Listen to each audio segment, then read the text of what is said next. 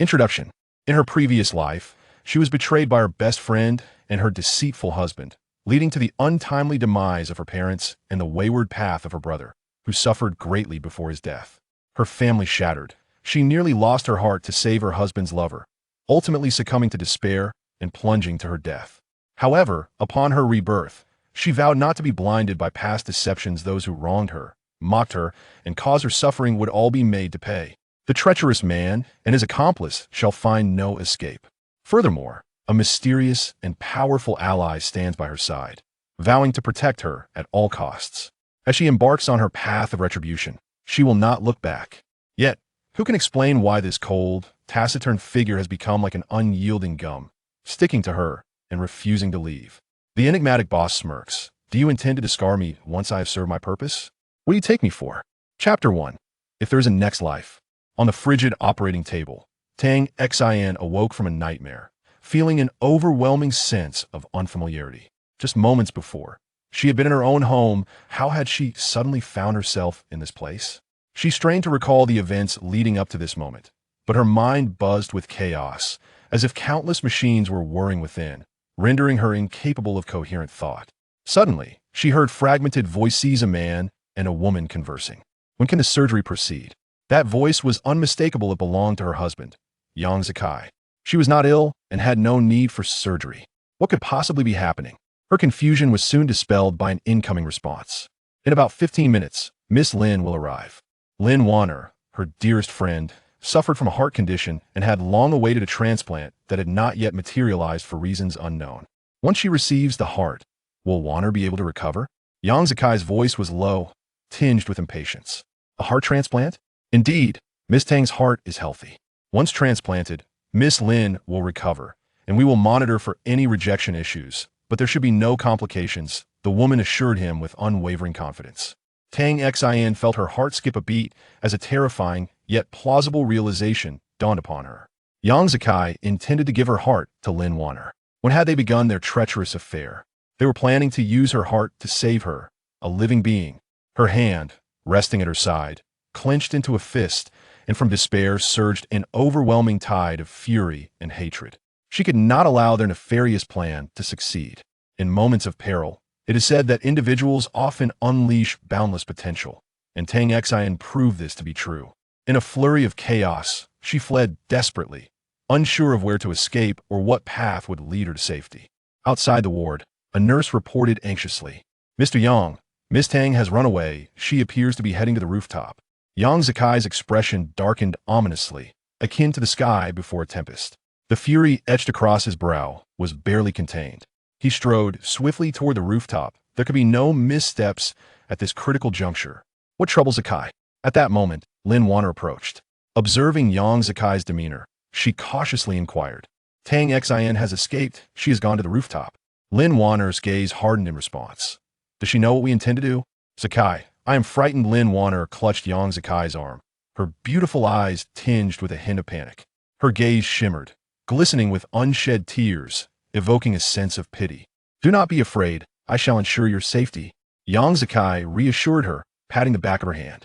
On the hospital rooftop, Tang Xin mustered her remaining strength to hold on. Although it was the sweltering heat of summer, she felt an icy chill seep through her bones, from her head to the soles of her feet. "Tang Xin, come down." A sharp reprimand pierced the air. It was her husband, Yang Zikai. Tang Xin gazed at Yang Zikai, who stood 3 meters away, embracing Lin Warner. It was evident their bond was strong, and in that moment, she realized how foolish she had been. "Come down. Do you wish for me to have my heart ripped from my chest?" "Yang Zikai, you are heartless." Even though she understood that her words held no weight now, she could not suppress her urge to vent. "Heartless? Heartless would be harboring a brainless beauty like you." A bittersweet smile twisted on Tang Xin's lips. Suddenly, clarity struck her. Throughout the year of her marriage to Yang Zikai, she had loved him like a fool. She was aware of his indifference towards her, yet she naively believed that love could be cultivated, that one day he would be moved and come to love her in return.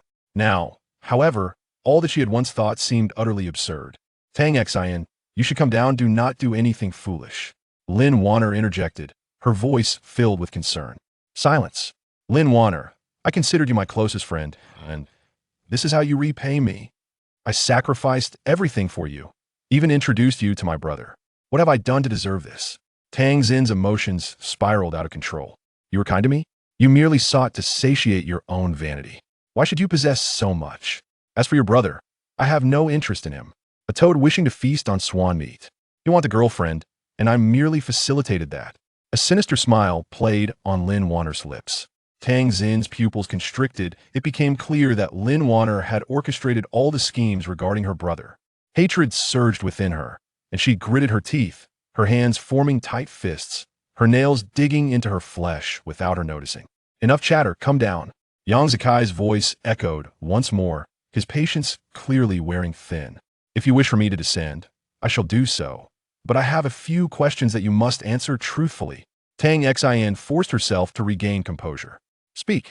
Yang Zikai displayed his irritation, reluctant to engage further.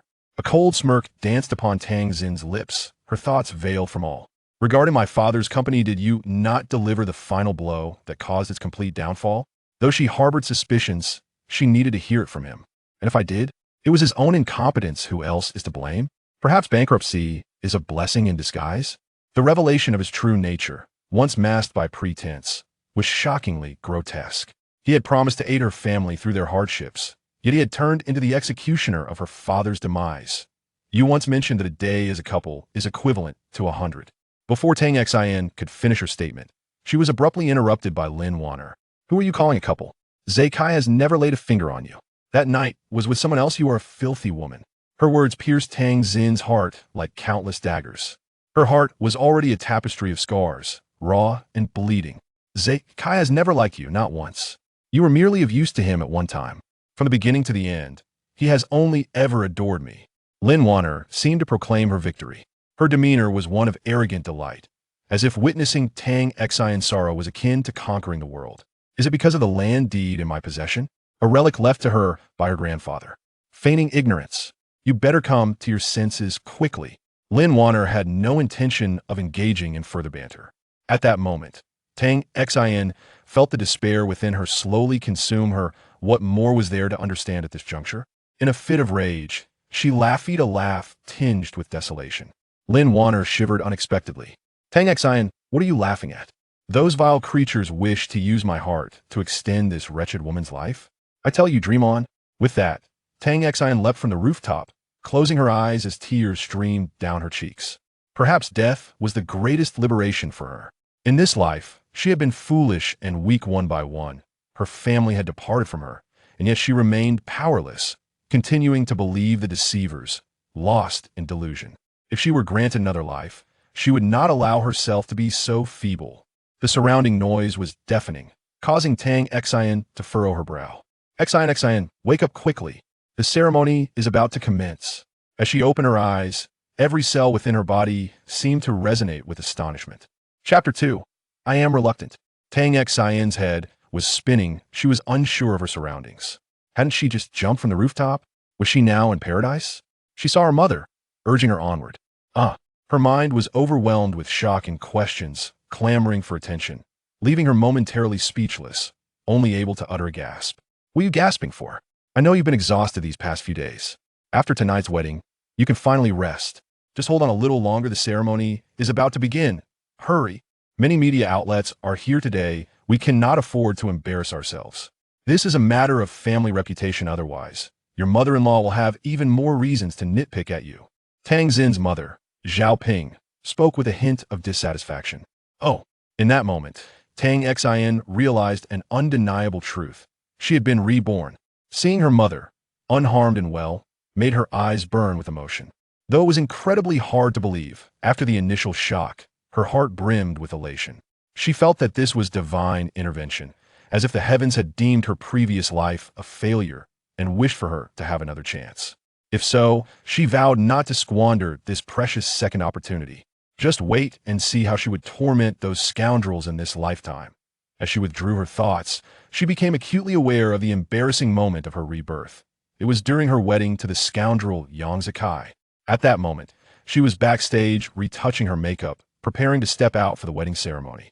Yang Zikai, her newlywed husband, was a prominent figure in City A, belonging to a family whose vast enterprise dominated half of the local business landscape.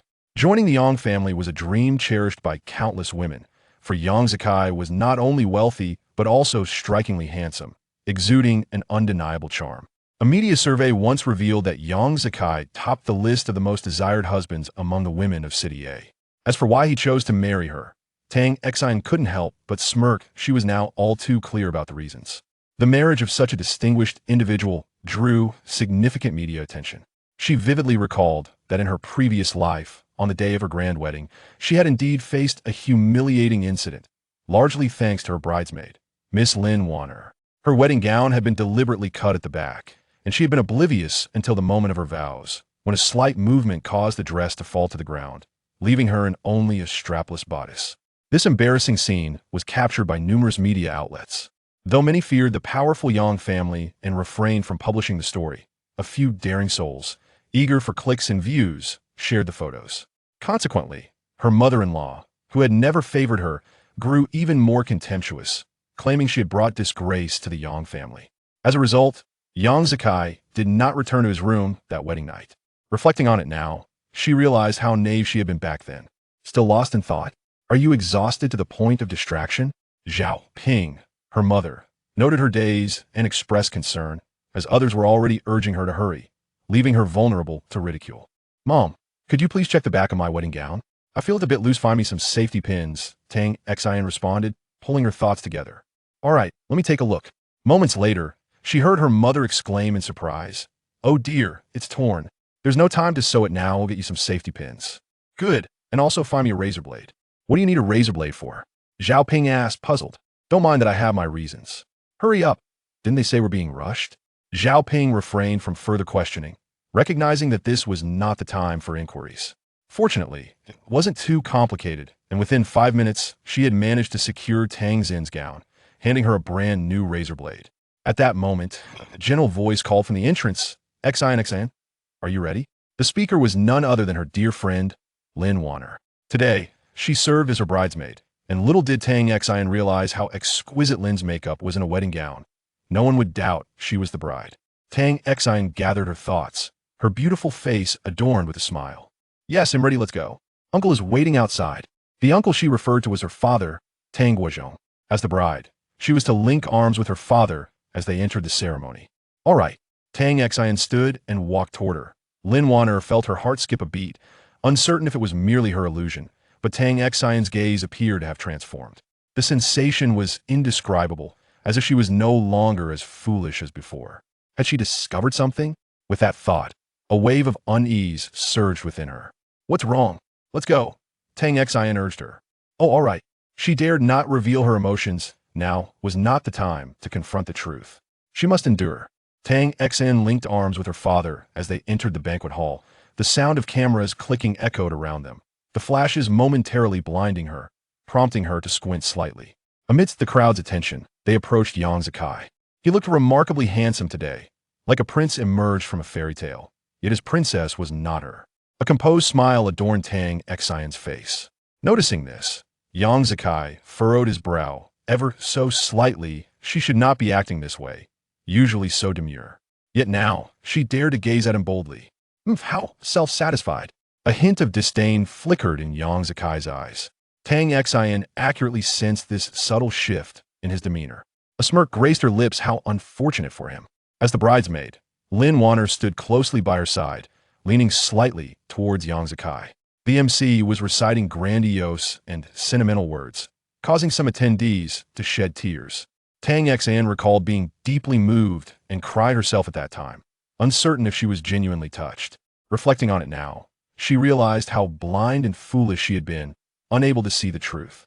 At this moment, regardless of what the MC said, she maintained a gentle smile, seemingly unaffected. Yang Zakai found the woman before him rather peculiar. Based on his understanding of her, she should have been overwhelmed with emotion by now, yet she remained so composed. He found himself unable to discern the reason. At that opportune moment, the MC posed a question. Mr. Yang, do you take Miss Tang as your wife, to cherish her in poverty and wealth, in health and sickness, never forsaking her? Yang Zakai cast a glance at Lin Warner, pausing for nearly a minute before coldly responding. I do. Miss Tang, do you take Mr. Yang as your husband, to cherish him in poverty and wealth, in health and sickness, never forsaking him? Tang Xin did not respond immediately. Instead, she regarded him with a cool gaze. Yang Zikai then realized her eyes held a chill, starkly contrasting the previous infatuation she had shown. After a minute of silence, as Tang Xin still did not reply, murmurs began to ripple through the audience, presuming her silence was due to overwhelming emotion. Xin, please say yes. Numerous voices reached her ears, yet Tang Xin remained oblivious. I do not. I am being coerced. I do not like him at all. Feigning hurt and desperation, her words echoed in the hall, eliciting a stir among the guests and media, who instinctively surged forward, sensing a significant story unfolding. Xin, what? What are you saying? Lin Wanner felt a tumult of emotions. This was precisely what she had hoped for, yet she could not allow herself to revel in it. Tang Xin turned her head to look at her.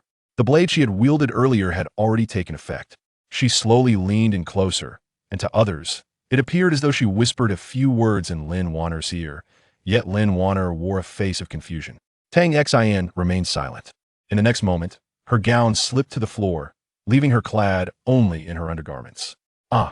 Lin Wanner gasped, instinctively covering her face with her hands. Tang Xin heard a stir among the guests below, evidently. This sudden scene was a tremendous visual shock for them. She instinctively moved closer to Yang Zikai. Caught off guard, Yang Zikai did not hesitate. He swiftly removed his suit jacket and draped it over Lin Wanner, holding her securely in his embrace. To an outsider, their closeness suggested a relationship that transcended mere friendship. The attendees of the wedding were not ordinary individuals, they were all prominent figures. Today, if even a single photograph of her is leaked, you can all prepare for ruin. He not only held her tightly, but also uttered threatening words, further confirming their suspicions.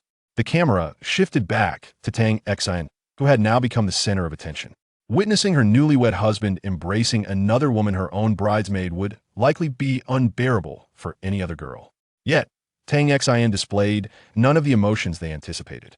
She coldly observed the unfolding events, as if they were entirely unrelated to her. That man was not her husband, and that woman was not her best friend. Her indifference surprised even her mother. Had she truly lost her composure?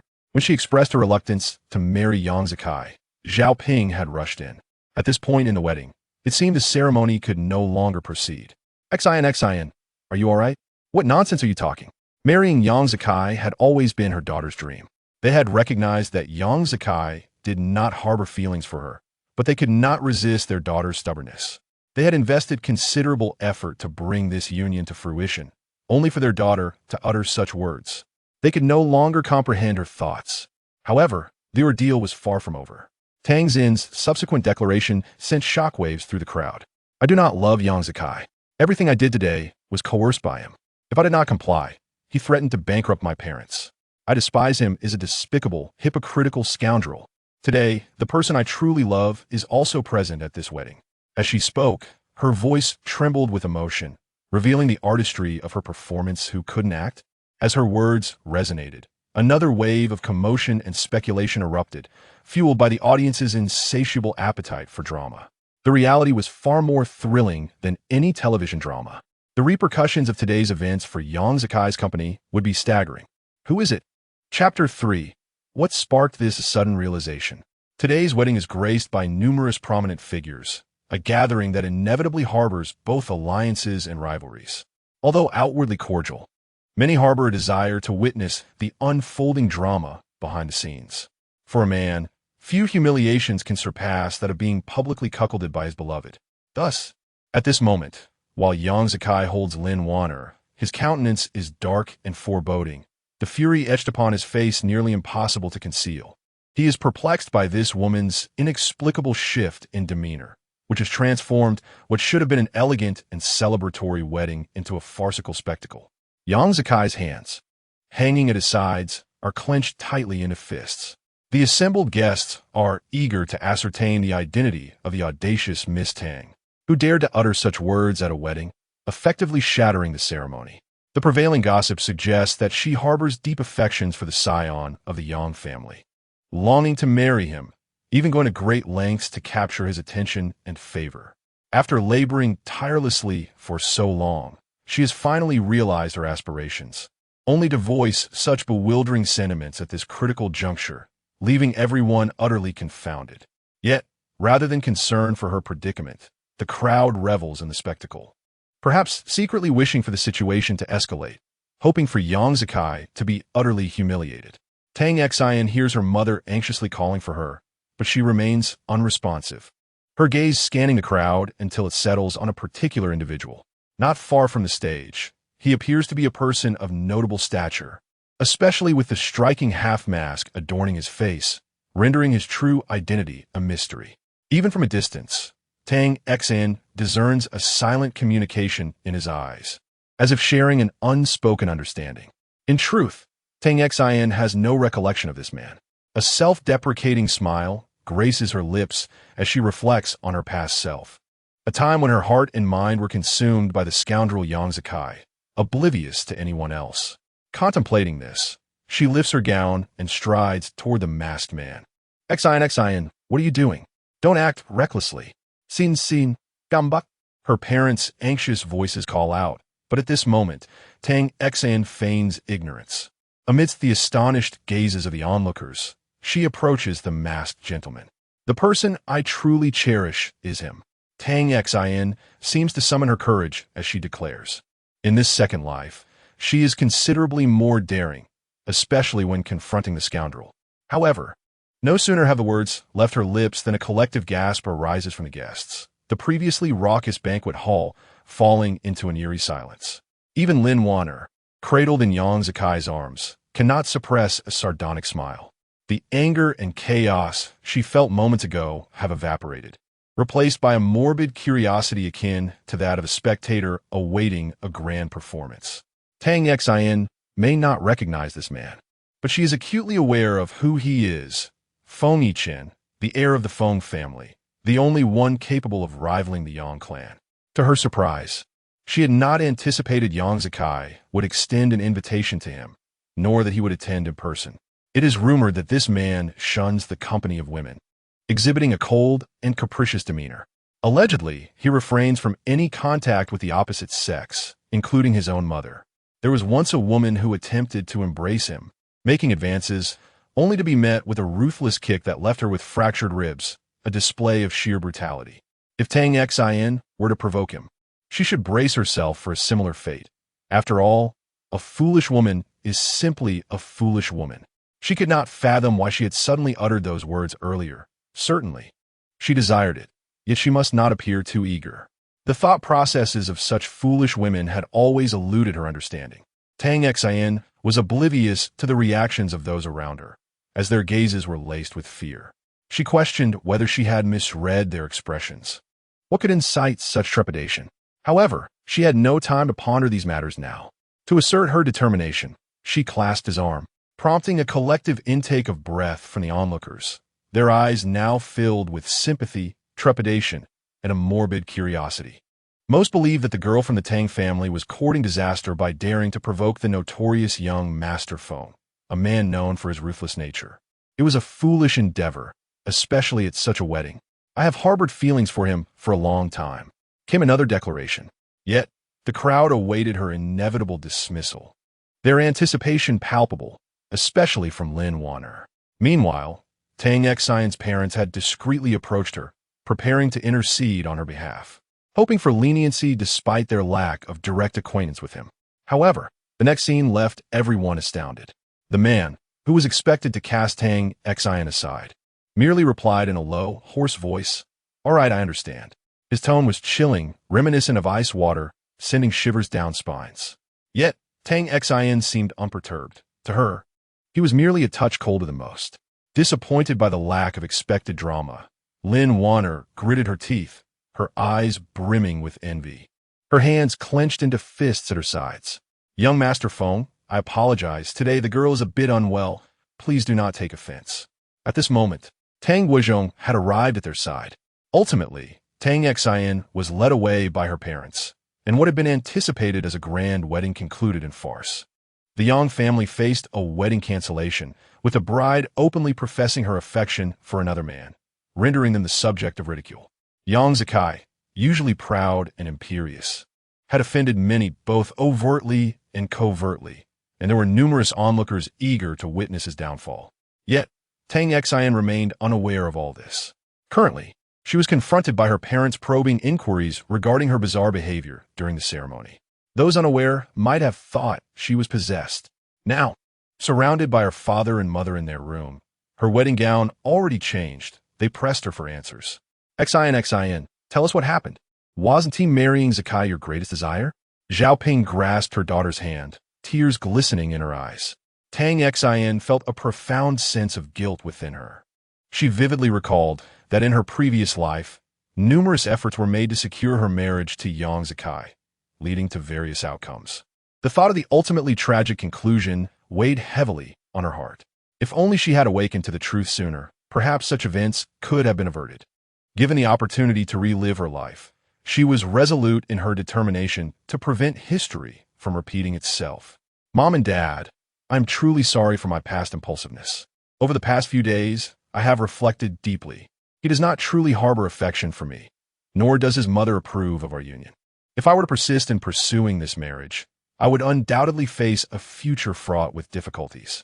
I wish for you not to worry about me any longer. The sudden clarity that dawned upon her brought immense relief to her parents, who had initially opposed her union with Yang Zakai, yet had been powerless against her feelings. Xin, do tell your mother what has led to this newfound understanding, they urged. Chapter 4. Her good friend in the past. She had exhausted every possible means to garner their support for her decision, even resorting to threats of self-harm. Quite headstrong indeed. At that time, she had been pushed into a corner, and despite her incessant protests, they remained unyielding.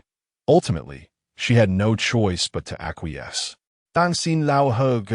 Her eyes flickering with uncertainty. She could not possibly reveal her true thoughts to them. It was simply a sudden epiphany. Tang Xin recalled her former self, so willful and only daring to throw tantrums at her parents, utterly oblivious to reason. In retrospect, it truly was foolishness. Upon hearing this rationale, Zhao Ping felt a throbbing headache. It was precisely the kind of thing she would say. Xin, are you certain you have no regrets? You must understand that after what you declare at the wedding today, there will be no turning back. If you wish to reconsider, we can still speak with Zakai. We have one final card to play. Zhao Ping, well aware of her daughter's temperament, felt compelled to remind her. Tang Xin bit her lower lip. She certainly knew what her mother referred to as their last card. Her heart felt as though it had been tightly gripped, a subtle ache forming within. Mom, I made up my mind, and I have no regrets. There is no need for you to plead with him.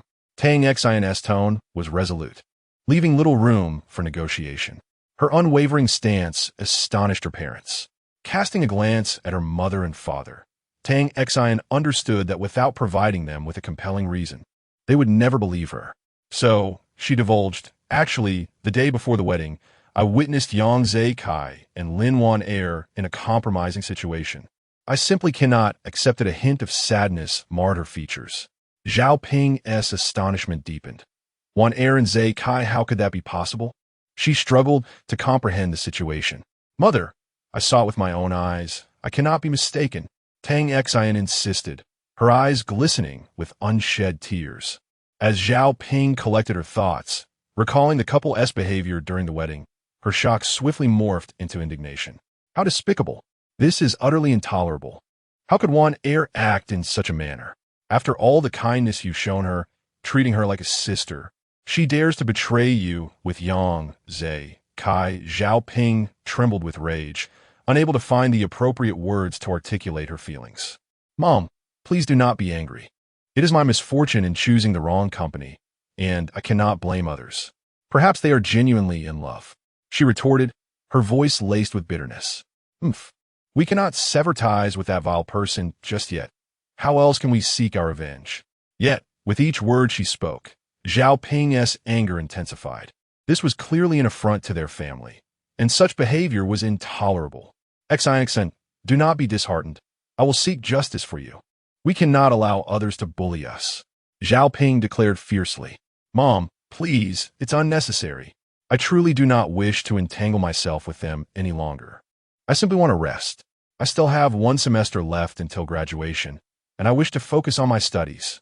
How ironic it was that the once headstrong Tang Xin was now preparing for a wedding, eagerly anticipating her union with Yang Zekai.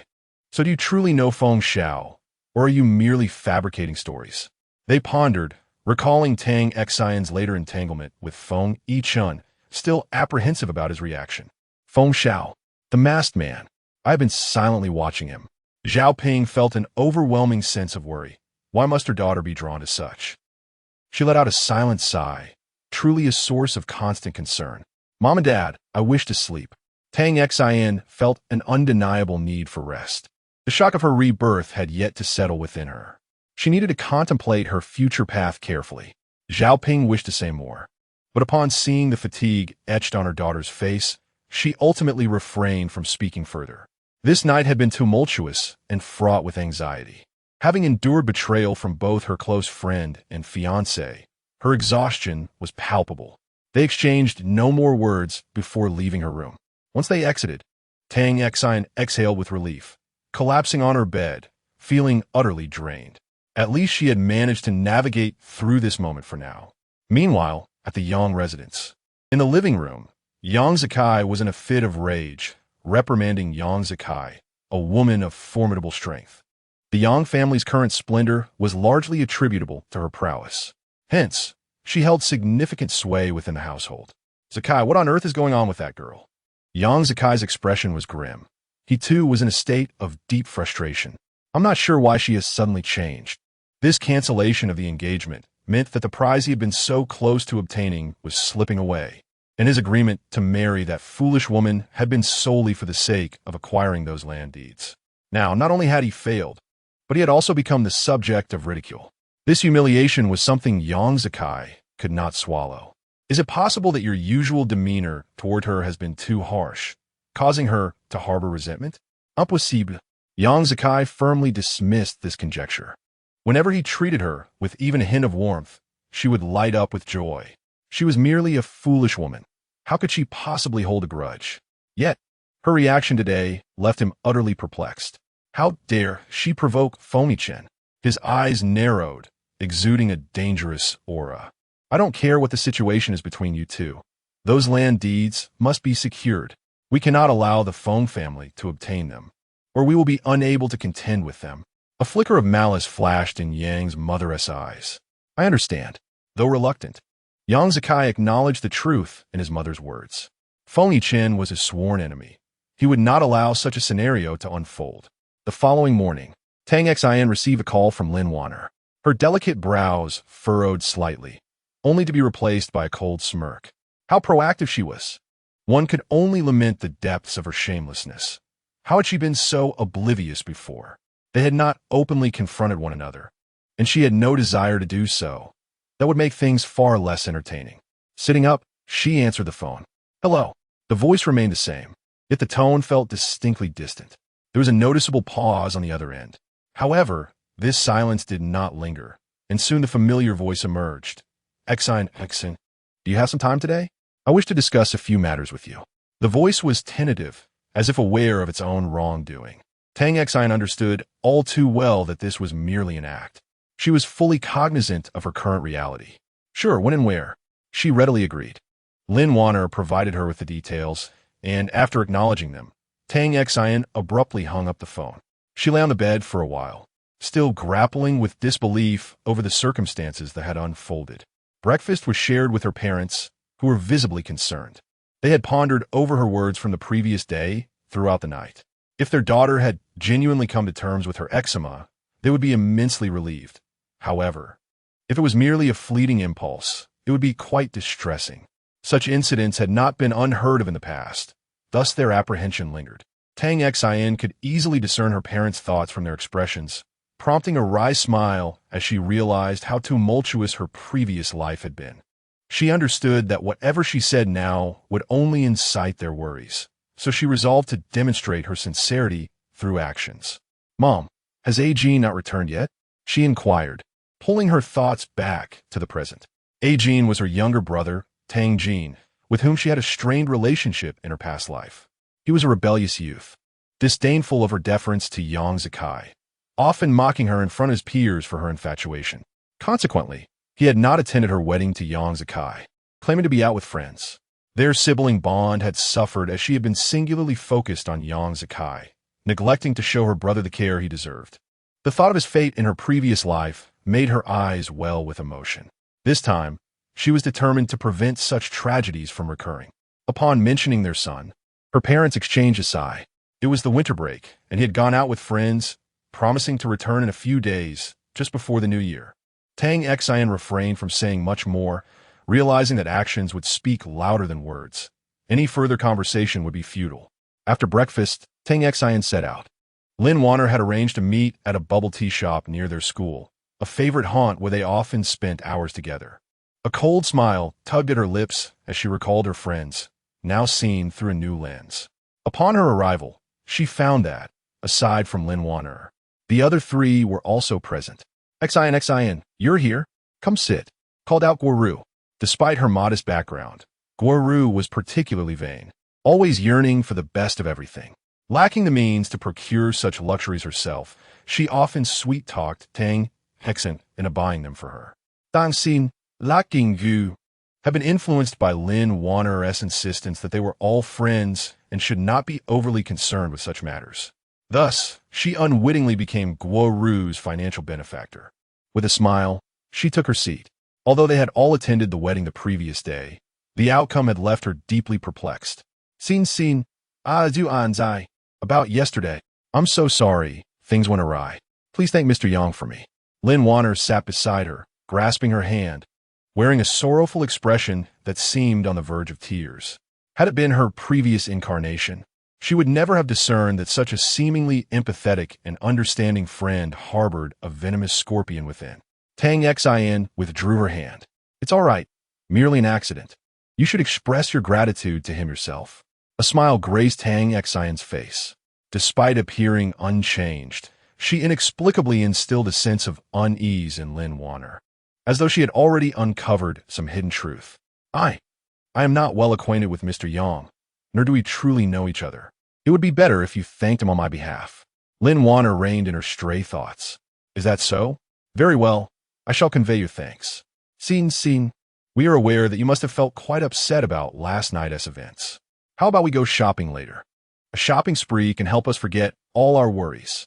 Guoru seized the opportunity to suggest, her eyes sparkling with excitement. Shopping?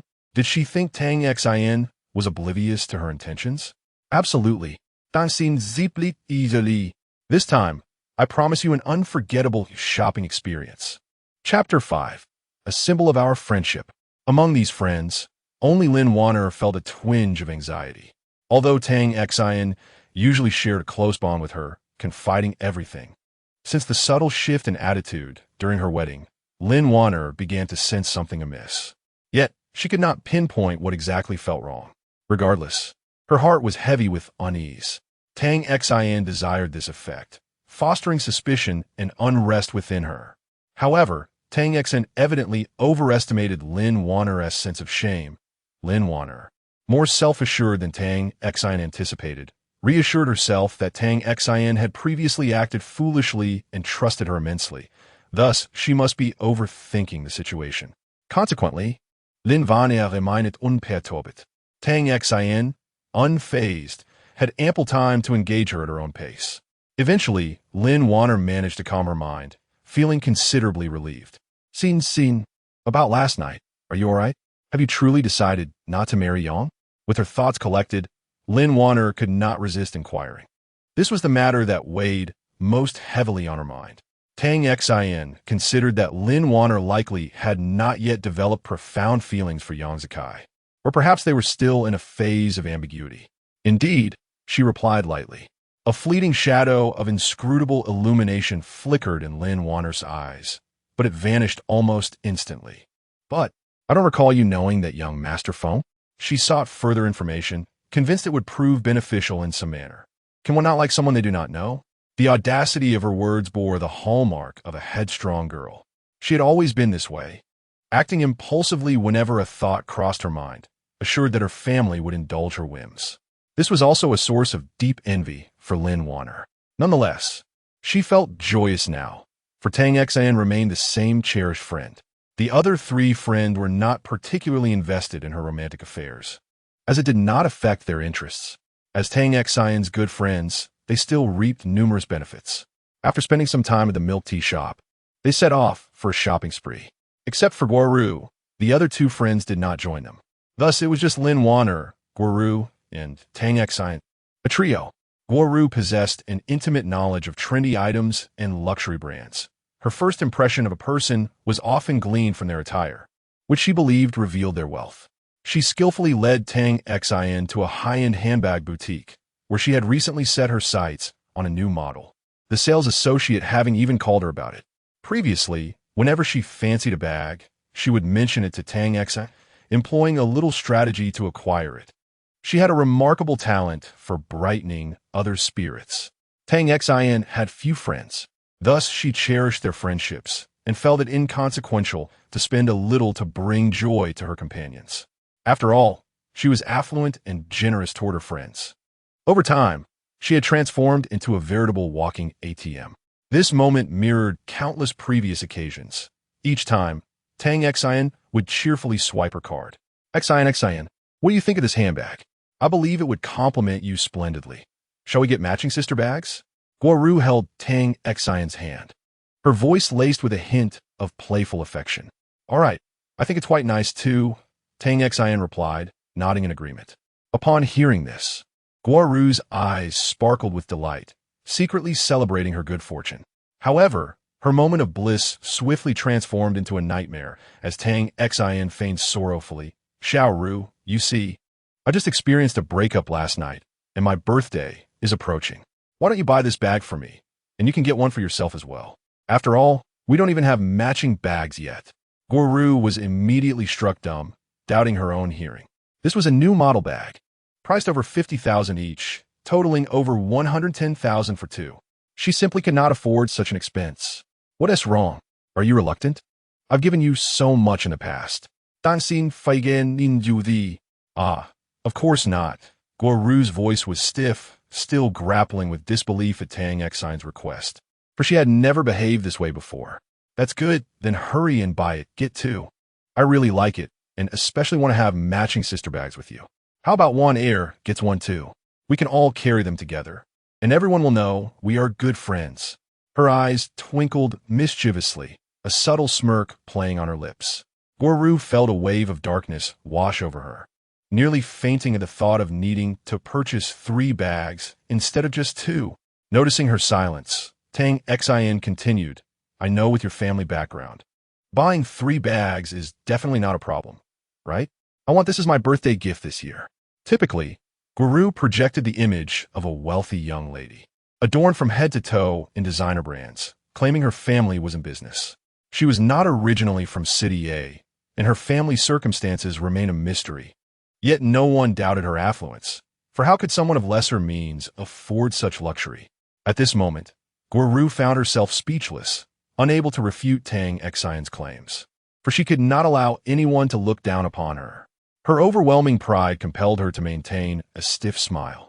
Yet, she instinctively cast a pleading glance at Lin Wan'er, hoping she might intervene on her behalf, as she shared a closer bond with her. Just as Lin Wan'er was about to speak, Tang Xian preemptively seized the moment. Wan'er, don't you think I'm right? I genuinely wish for us to have matching bags. It would symbolize our friendship. If Xiaoru buys us bags, she would surely be thrilled. With Tang Xian laying her cards on the table, Lin Wan'er felt it was inappropriate to counter her sentiment and could only smile in agreement. Guoru understood that Tang Xian had made her decision. If she did not express her willingness today, Tang Xian would undoubtedly believe she did not value their friendship, leaving her with no excuses. Miss Guo, would you like me to carry that for you? The sales assistant, recognizing them as valued customers, was eager to assist, not allowing Guoru any moment of hesitation. Guoru derives immense pleasure from such flattery on ordinary days. She often brings classmates along merely to bask in the salespeople's compliments and her peers' admiration. She revels in the sensation of being adored. Thus, she must not disgrace herself today. Come on, May. All right, wrap it up, she instructed, attempting to conjure a smile, yet what usually came so effortlessly now felt insurmountably challenging. Very well, please proceed to payment. She was led to the cash register, with Tang Xan trailing closely behind to ensure no trickery ensued. Guoru's steps were unsteady, her complexion slightly pale, appearing rather unwell. "Miss Guo, will you be paying by card or through the app?" The saleswoman's smile remained warm and inviting. "By card." Guoru gritted her teeth, reluctantly retrieving her credit card. "This card's balance is insufficient, lacking 90,000. Do you have another card?" Chapter 6. What am I supposed to do? Upon hearing those words, Guoru felt an overwhelming urge to faint. Fortunately, she had several credit cards at her disposal and managed to cobble together enough funds. As she exited the store, it was as if she had emerged from the depths of hell, now burdened with a mountain of credit card debt. The thought alone was enough to make her head spin.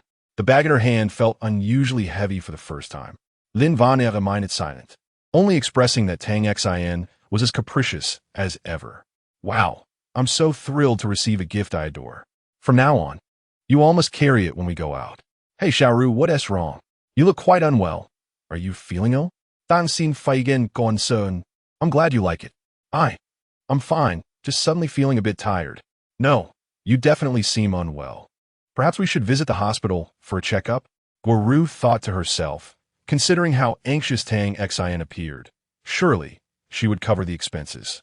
Thus, she acquiesced, feeling that her discomfort warranted medical attention. Consequently, Tang Xin drove them to a private hospital, Rena Hospital. It is well known as an upscale private facility, with exorbitant fees for both examinations and hospitalization, and no reimbursement available. Upon arriving, Guoru felt a twinge of trepidation. Such places were reserved for the affluent seeking medical care. "Xiaoru, hurry. Your complexion is deteriorating. Let us hope it's nothing serious." Tang Xin's anxious demeanor was palpable. Guoru contemplated asking if she would be the one to pay, but the words escaped her lips. "All right, don't worry. I'm here for you." Hearing this, Guoru felt a quiet sense of relief. Surely, this meant Tang Xin would handle the payment. Thus, she followed her inside. Tang Xin instructed the doctor to order a complete examination, with a list of 7 or 8 procedures. Naturally, the cost of these tests was also substantial, nearly equivalent to the price of the bag she had just purchased. Guoru thought, I must recoup some of my losses and take advantage of her at least a little, so I won't feel so despondent. However, reality dealt her another blow. "Xiaoru, I'll accompany you for the examination. You can have Warner handle the payment." What? Guoru felt as if she were experiencing auditory hallucinations. Her response became sluggish. "I said let Warner pay for you. Wasn't it supposed to be you who would pay?" The question lingered on her tongue, but Guoru couldn't bring herself to voice it. Her pride held her captive. Yet, she was utterly broke at this moment, yearning to declare, "I'm fine.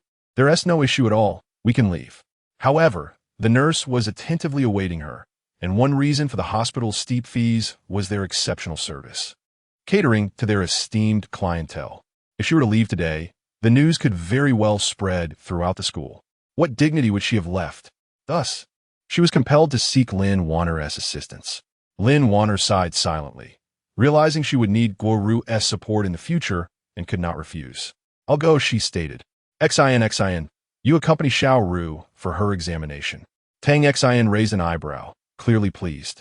She distinctly remembered how, during their last encounter, they had not spared any effort in conning her, making her the unwitting fool in their scheme. "Very well, you may go ahead. We shall await your return.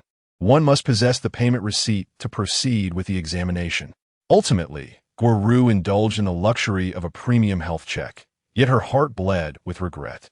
Nevertheless, this experience would provide her with ample material to boast about for a while. However, the looming specter of substantial debt cast a pall over her spirits. The results revealed that Guoru's health was commendable, with no anomalous indicators. Her pallor was likely a reflection of her emotional state. After a series of events, dusk began to envelop the sky, signaling mealtime. In the past, it was customary for Tang Xin to treat them all to dinner at such times. Thanks to Tang Xin's generosity, they had dined at numerous high-end restaurants across City A. As the saying goes, it is easy to slip from frugality to extravagance, yet challenging to descend from luxury to simplicity. Accustomed to the opulence of upscale dining, They now felt a sense of degradation at the thought of patronizing the ordinary eateries in the food alley behind the school. At this juncture, Guru anticipated Tang Xian's invitation for dinner, secretly hoping for a lavish feast to at least recuperate some of her losses. Yet, as they approached the school, Dan Xin Zimai Silen. Finally, the car halted at the school gate, and she spoke. "All right, you may go.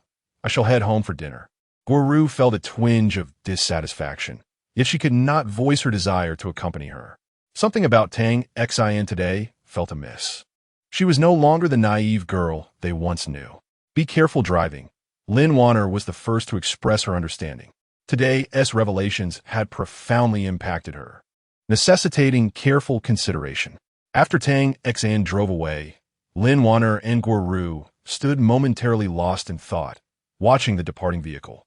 "Vanya, do you not sense that Tang Xian seems different today?" Lin Wanner furrowed her brow slightly, and even Guru discerned the change. She appeared unchanged, yet was undeniably transformed. "Let us observe for now. Put aside your previous schemes." Lin Wanner's gaze had turned chilly, starkly contrasting her earlier demeanor. Guru felt a flush of heat rise to her cheeks. While others may be oblivious, Lin Wanner was acutely aware of her vulnerabilities, leaving Guru reluctant to counter her words. "I understand," she muttered, somewhat crestfallen. "Let's return." Regarding the examination fees, today had undeniably dealt a significant blow to Guru, leaving her feeling as though she might bleed from the heart. "It is all right. You can repay me when you are able," Lin Wanner responded with generosity. Guru felt a small measure of relief. As Tang Xian drove, she received a call from Yang Zikai before reaching home. It was almost comical. In the past, she was always the one to initiate contact, while Yang Zikai had rarely called her first. Yet, she had not minded then. As long as he acknowledged her, she felt a surge of happiness, her humility reaching the depths. She could surmise Yang Zikai's intent for the call. He would not relinquish the opportunity until he had secured what he sought. Tang Xian remained unhurried, answering the call with a languid tone. "Is there something you need?" Her voice was so indifferent that Yang Zikai, upon hearing it, nearly questioned whether he had dialed the wrong number. It was a stark departure from their previous interactions. He paused momentarily. Xian, are you free? I have something to discuss with you. Let us dine together." Yang Zikai did not beat around the bush. He directly expressed his demands. In his view, if he were to extend an invitation, Tang Xian would undoubtedly accept without hesitation and would be quite pleased. At that moment, he was eagerly awaiting her to display a joyful demeanor. To his astonishment, however, Tang Xian promptly declined, saying, "I'm sorry, I have no time. I need to go home." Yang Zikai could scarcely believe his ears. She had actually refused him. "Impossible. Xian, are you angry with me for my previous behavior?" After much contemplation, he could only surmise this reason. For the sake of the greater good, he decided to endure it for now. He understood that aside from being foolish, this girl could be quite willful at home. Through the phone, Tang Xian could almost envision Yang Zikai's impatience. "You have done far more than just treat me poorly. I can tell that I have never truly existed in your eyes," she remarked lightly, her tone laced with indifference. "You are mistaken. If I had no regard for you, why would I consider marrying you?" His patience was wearing thin. "That is something only you know." Tang Xian shrugged nonchalantly. "You." Yang Zikai found himself at a loss for words, bewildered by how the woman who once devoted herself to him could change so swiftly. Was her prior affection merely a fade? The thought struck him with shock, only to be swiftly dismissed. It was impossible to feign such emotions. "If there is nothing else, I shall hang up," she stated, not waiting for Yang Zikai to respond before abruptly ending the call. On the other end, Yang Zikai was left listening to the busy signal, his fury boiling over as he hurled his phone to the ground, rendering it instantly unusable. A tempest of rage filled his heart, nearly overwhelming him. How dare she toy with him? Very well, once he obtained what he desired, he would see how to teach her a lesson. As Tang Xian drove back to her family's villa, her expression darkened upon spotting a familiar car. It was Yang Zikai's vehicle. She bitterly chuckled, thinking it utterly shameless of him to come to her home. However, having previously spoken to her parents, she believed he would not receive the same warm welcome as before. Just as she had anticipated, Zhao Ping and Tang Guozhong regarded Yang Zikai as if he were an enemy, their disdain palpable. To them, he was the heartless scoundrel who had hurt their daughter. At that moment, Yang Zikai stood by his car, smoking, visibly agitated. The stark contrast in how he was treated by them was jarring. Having been exalted for so long, to suddenly be cast down and trampled upon was a disparity that was hard to bear. Upon seeing Tang Xian return, his expression softened slightly. Yang Zikai, in certain aspects, was rather conceited, particularly regarding matters of the heart, especially regarding Tang Xian's affections for him. She had pursued him for over a year, and he had taken note of it all. The prospect of someone being able to maintain such an act for an extended period was indeed daunting. Xin, who halted in her tracks, regarding him coldly, as if he were a stranger. Such a gaze left Yang Zikai feeling profoundly uncomfortable. Xin, what must I do to earn your forgiveness? Even if you intend to punish me, is it not sufficient to humiliate me before so many people? Are you aware of how those outside are discussing me? Yang Zikai wore an expression of deep frustration. He was certain that Tang Xian would never wish to see him in distress. However, he miscalculated once more as he observed Tang Xian's nonchalant demeanor. I have no idea. What are they saying? Please enlighten me. Yang Zikai's face darkened. Within just a few hours, he felt as though this foolish woman might drive him to madness. She must be doing this on purpose, seeking revenge against him. Nevertheless, he did not believe the situation would persist if he remained steadfast. He was confident that within 5 days, Tang Xian would undoubtedly revert to her former self. What must I do to earn your forgiveness? Yang Zikai took a deep breath, reminding himself to remain composed. Is it that anything I say will meet your approval? Tang Xian's eyes sparkled momentarily, as if she had conceived a clever idea. Chapter 7. It is I. Feng Yichin. Upon hearing this phrase, Yang Zikai felt an inexplicable unease stirring within him. It seemed as though a pit awaited his plunge. Yet upon reflection, he considered that Tang Xian was not particularly devious. She was merely a truly foolish woman. With this thought, he dismissed his previous concerns. Realizing he was overthinking, you say that whatever I can achieve, I shall certainly comply. The land deeds held immense significance for him and, indeed, for the entire Yang Corporation. Thus, regardless of cost, he would pursue them with relentless determination. Quite simple, you will surely succeed. What is it? He lacked the patience to indulge in lengthy discourse with her. Did you not claim to hold feelings for me? Until now, I have always taken the initiative, but from this moment forth, you shall pursue me anew. Tang Xian blinked her beautiful eyes, sparkling like the shimmering waters. Previously, Yang Zikai had never truly regarded her now. He cannot discern whether it was his imagination, but she appeared even more enchanting than before. He was somewhat taken aback by her proposal, though fortunately, this unexpected state did not linger long. Very well, he acquiesced immediately. Tang Xian mused to herself, for those land deeds, he was indeed willing to go to great lengths. No matter how well he masked it, she could discern traces of both endurance and disdain in his gaze. He truly bore a heavy burden. Let us proceed thus. First and foremost, do not disturb my family. I disturb. Yang Zikai nearly shouted at her, incredulous at her audacity. However, the words caught in his throat. He must exercise restraint, even if this task proved challenging. Frustrated to the point of feeling ill, he found himself unable to express his anger, leaving him in a state of discomfort. Tang Xian reveled in witnessing his struggle. Though he harbored disdain for her and longed to admonish her, he was compelled to feign compliance and endearment. I am not here to disturb. I merely wish to clarify matters. However, my parents would be displeased to see you, and should they be angered, I too would be incensed. My ire can be quite severe. Yang Zikai was no fool. He easily recognized the veiled threat in her tone. I understand, he replied, albeit with no alternative but to acquiesce. It was rare to see someone so haughty now rendered so compliant. This irony brought a measure of satisfaction to Tang Xian. Understood. Then let us part ways. I must return as well. Yang Zikai found himself on the verge of shouting once more, yet the sharpness in her gaze silenced him. Tang Xian chose to disregard him and continued into the depths of the building. Wait. After only a few steps, Yang Zakai called out to her. Is there something else? His expression darkened, yet a question lingered in his mind. How did you come to know Feng Yichen? For more than a year, had she not focused all her attention on him? How could she find time to engage with Feng Yichen? This is my own affair. It requires no oversight from you. Yang Zakai has recently encountered a perplexing issue. This insufferable girl seems to pierce his heart with every word, rendering him utterly speechless. How could this be possible? What has provoked such a change? Or is it due to Feng Yichen? Lost in thought, his brows furrowed. A clear indication that this was not a promising sign. Xin, I feel compelled to caution you. Feng Yichen is far from a good person. Tang Xin found this notion laughable, questioning her own worth while daring to label others.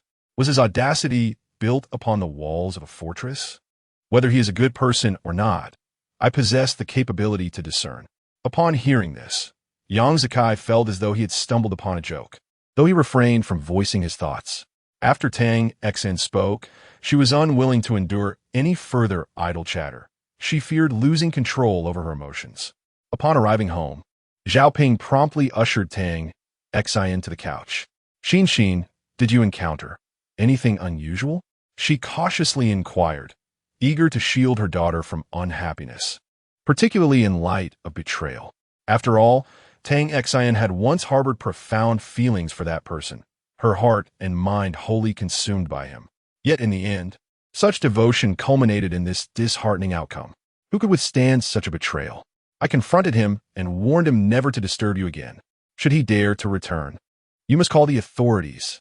Tang Xin, however, maintained an air of calmness.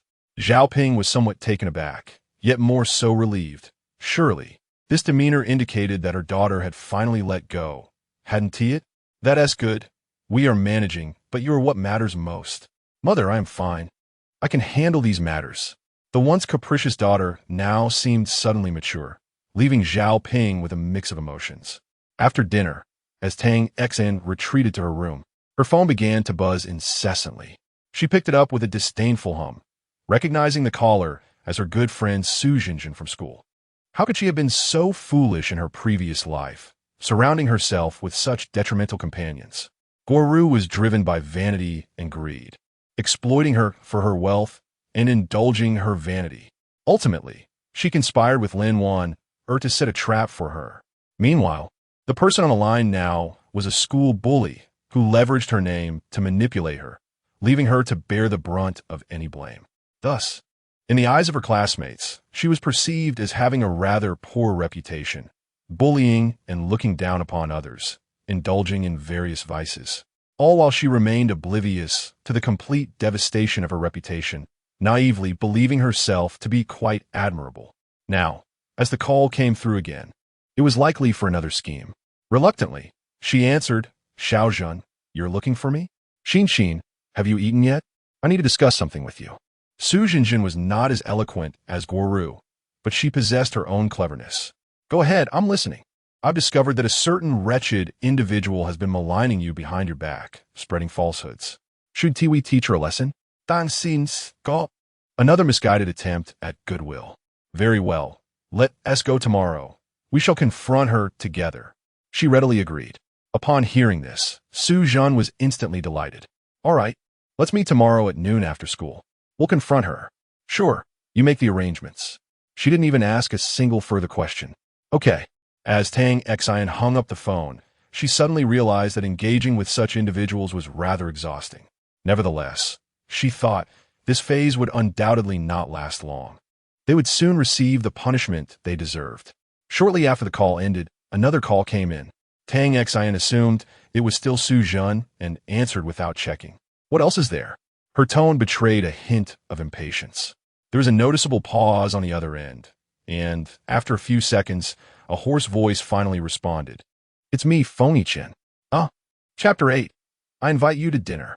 Upon hearing those words, Tang Xin gasped in surprise, her first instinct leading her to believe she was experiencing auditory hallucinations.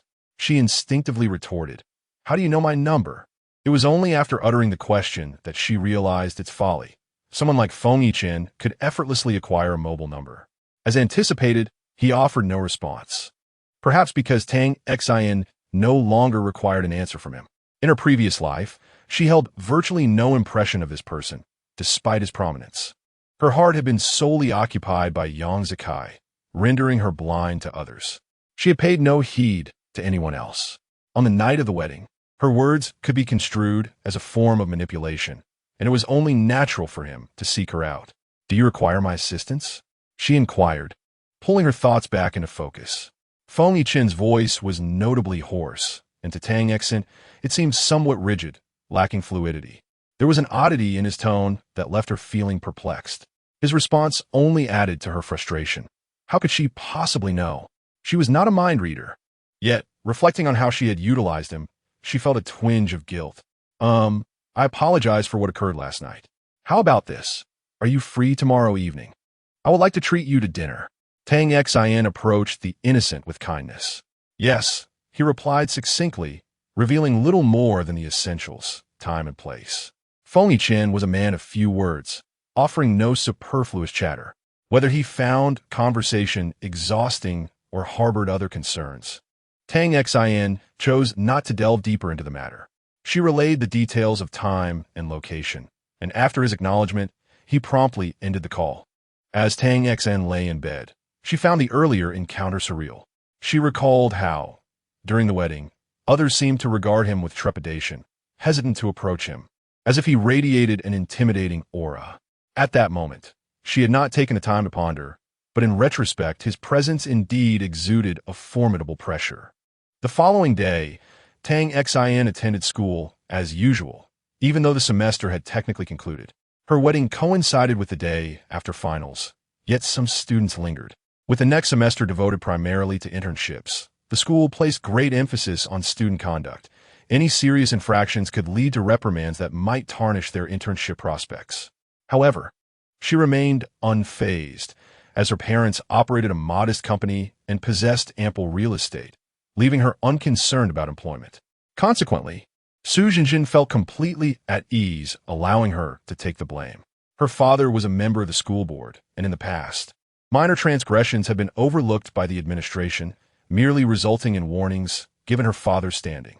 This leniency had emboldened Su Jinjin to act with impunity. Other classmates were not oblivious. They recognized Tang Xin's unwavering defense of the school bully, many feeling anger yet too intimidated to voice their discontent. Although the holiday had begun, the school remained populated, as they had grown accustomed to scheduling their time around the academic calendar. Last night, Su Jinjin called her, mentioning the time of dismissal at noon. Typically, at school, Tang Xin, Lin Wan'er, Guoru, and Su Jinjin are inseparable. However, today Guoru was noticeably absent. Tang Xin speculated that it was likely due to yesterday's events, assuming she had yet to recover. One could surmise that the burden of that money might weigh heavily on her soul. She feigned casual curiosity, inquiring of Lin Wan'er, "Why haven't I seen Xiao Ru?" Lin Wan'er's smile appeared somewhat strained. Her demeanor suggested she was not in high spirits, with dark circles under her eyes and a weary expression, indicative of a restless night. She was particularly concerned about her appearance, disallowing any signs of fatigue or blemishes. Her beauty, which any man would find appealing, gentle, lovely, and empathetic, belied a profoundly ugly inner self and soul that Tang Xin, having lived a second life, recognized all too well. "She's on her period and feeling unwell, so she's resting in the dormitory," Lin Wan'er casually offered as an excuse. Tang Xin nodded, feigning enlightenment. "Oh, I see. Be sure to drink plenty of warm water." She refrained from probing further, knowing they had other plans awaiting them. "Xin, let us take the small path by the back gate. That wretched girl will pass by there." Su Jinjin was evidently eager. "All right, let us go." Subsequently, Su Jinjin led Lin Wan'er and Tang Xin to the spot where they intended to confront the girl. Lin Wan'er felt a sense of unease, as if an ominous event loomed.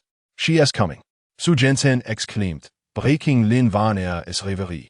Tang Xin looked up to see a girl with short hair clad in a black crop-down jacket, paired with denim jeans and ankle boots, tall and slender. With fair skin and a somewhat frosty demeanor, she exuded both beauty and charisma. Tang Xin raised an eyebrow. She recognized this classmate, who was not from their department, but from the Sports Institute. She was a figure of some notoriety at the school, someone no one dared to provoke, maintaining a philosophy of non-aggression unless threatened. Su Jinjin's disdain for her stemmed from the fact that this girl had never regarded her with any respect, which was a blow to Su Jinjin's pride as the school bully. She was determined to devise a way to teach her a lesson about who truly held power in the school, who dared to dismiss her. The path they occupied was sparsely populated, particularly now that school was out, and anyone who spotted Tang Xin and her friends would instinctively alter their route to avoid confrontation. Even when witnessing acts of bullying, most would feign ignorance, exhibiting a cold indifference. Should I go first? Tang Xin blinked her lovely eyes, glancing at Su Jinjin. Yes. Don't worry, I'll be there shortly. This was a familiar tactic for them. Tang Xin would initially approach to reprimand the other party, who would invariably respond poorly, prompting Su Jinjin to rush in to defend her, under the pretext of protecting Tang Xin. Should a classmate lodge a complaint, all blame would fall upon Tang Xin. And if the school leadership deemed the matter trivial, they would not pursue it further. Over time, those who were bullied simply learned to endure, rarely reporting to the school. After all, we are already in university, and often, one is reluctant to concern oneself with trivial matters. Let them resolve their differences privately. Tang Xin approached the short-haired girl, turning her back to Su Jinjin and the others, thus obscuring her expression from their view. It was unclear what Tang Xin had uttered, but soon the short-haired girl furrowed her brow, seemingly intent on leaving. However, Tang Xin spread her arms wide, blocking her path. The short-haired girl's face began to exhibit signs of impatience. In a mere 2 minutes, Su Jinjin rushed forward and slapped the short-haired girl, striking her with fists and kicks. Strangely, the short-haired girl, who would typically retaliate fiercely, refrained from defending herself this time. Su Jinjin landed 2 slaps and several punches, leaving the girl with a swollen face and bruised lips. What are you doing? Su Jinjin, why are you hitting her? A familiar reprimanding voice rang out. Su Jinjin hesitated momentarily, but felt no fear. The voice belonged to the academic director, a figure she knew all too well. With Tang Xin by her side, she felt justified in her actions, believing she was protecting a classmate. Thus, she stood her ground confidently. Turning to face the academic director, she noticed he was accompanied by 2 sharply dressed individuals whose faces seemed somewhat familiar. In a sudden realization, Su Jinjin recalled that these were officials from the education department who had come to inspect before the holidays. The school had been particularly strict in maintaining discipline lately, a fact she had momentarily forgotten. However, she exchanged a glance with Tang Xin and quickly regained her composure. Director, this student insulted Tang Xin without provocation, using particularly offensive language, and even attempted to strike her. I cannot stand by and watch my good friend be bullied. How righteous her words sounded. The academic director frowned. Under normal circumstances, he might have let the matter slide with a few words of reprimand. But today was different. An investigation was imperative, especially with the higher-ups watching closely. The term campus bullying could severely tarnish the school's reputation if it spread. Xinyu, are you injured? He inquired. Xinyu was the short-haired girl. Nothing serious, but it might affect tomorrow's competition, she replied. Upon hearing this, the expressions of the 3 officials, including the academic director, turned grim. Xinyu was not only a student-athlete, but also a member of the provincial swimming team. Major competitions impose stringent requirements on athletes, where even the slightest injury is intolerable. Injuries on the face are particularly conspicuous. Tang Xin recalled that a national swimming competition was set for tomorrow. Xinyu would undoubtedly represent the provincial team. Given her current condition, it seemed unlikely she would be able to compete. What was initially anticipated as a moment of school pride had devolved into this unfortunate incident. With this realization, the ire within the officials flared intensely. Su Jinjin only knew that Xinyu was an athlete, but lacked deeper insight into her background. Upon hearing the implications, unease stirred within her. Dan Xin, could you explain what transpired? The academic director inquired. Su Jinjin turned to her, feeling a sudden sense of relief. She was convinced that as long as Tang Xin was present, she would be safe. Tang Xin then remarked, I just told Shin that I admire her for bringing glory to the school and expressed my desire to befriend her, even offering to treat her to a meal. However, she seemed to be in a hurry, so I suggested she take her time to think it over. Suddenly, without warning, Jinjin rushed over and struck Shun, perhaps believing I was in danger. Jinjin is a good person. She has always been particularly apprehensive about me being bullied, often rushing in without hesitation to defend me. In truth, they have never harbored any ill intentions towards me. Ah, Jinjin, you must learn not to act so recklessly in the future. I understand your intentions are for my benefit, but your approach is quite irrational. Upon hearing Tang Xian's words, Su Jinjin was momentarily taken aback. Xian, how could you? Chapter 9. Not wanting him to pursue me again? Tang Xian's words, seemingly a defense for Su Jinjin, inadvertently revealed much beneath the surface. Su Jinjin was utterly taken aback, unsure whether Tang Xian was genuinely naive or deliberately obtuse. However, from her understanding of Tang Xian, she did not strike her as particularly astute. The expressions on the faces of the academic director and the two leaders had grown decidedly grim. An unsettling premonition began to gnaw at Su Jinjin. She had been unaware of the significant identity that Shun Yu possessed. Director, she attempted to offer an explanation. Yet in that moment, words eluded her. Before she could finish, the academic director's stern voice cut through the tension. There is no need for your explanation. We will investigate this matter thoroughly. Should any violations be discovered, the school will not hesitate to take action. In the presence of the leaders, the academic director had to assert his stance, as the repercussions for the school's reputation were far too grave to overlook. Student Shun Yu, please visit the hospital and strive to recover swiftly. With graduation looming, this was a critical juncture. Any misstep could prove disastrous. Yet, the current situation was such that no matter what Su Jinjin said, the academic director paid her no heed. Once everyone had departed, leaving only the three of them, Lin Warner regarded Tang Xian with an increasingly complex gaze. It seemed that after the wedding, Tang Xian had transformed into an enigma, becoming ever more inscrutable.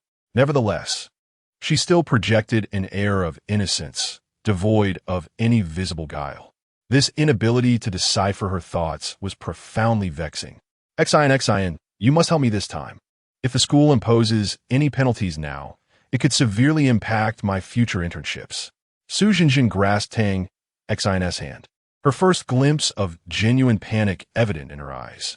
Tang Xian feigned concern, furrowing her brow. But the academic director appeared quite furious just now.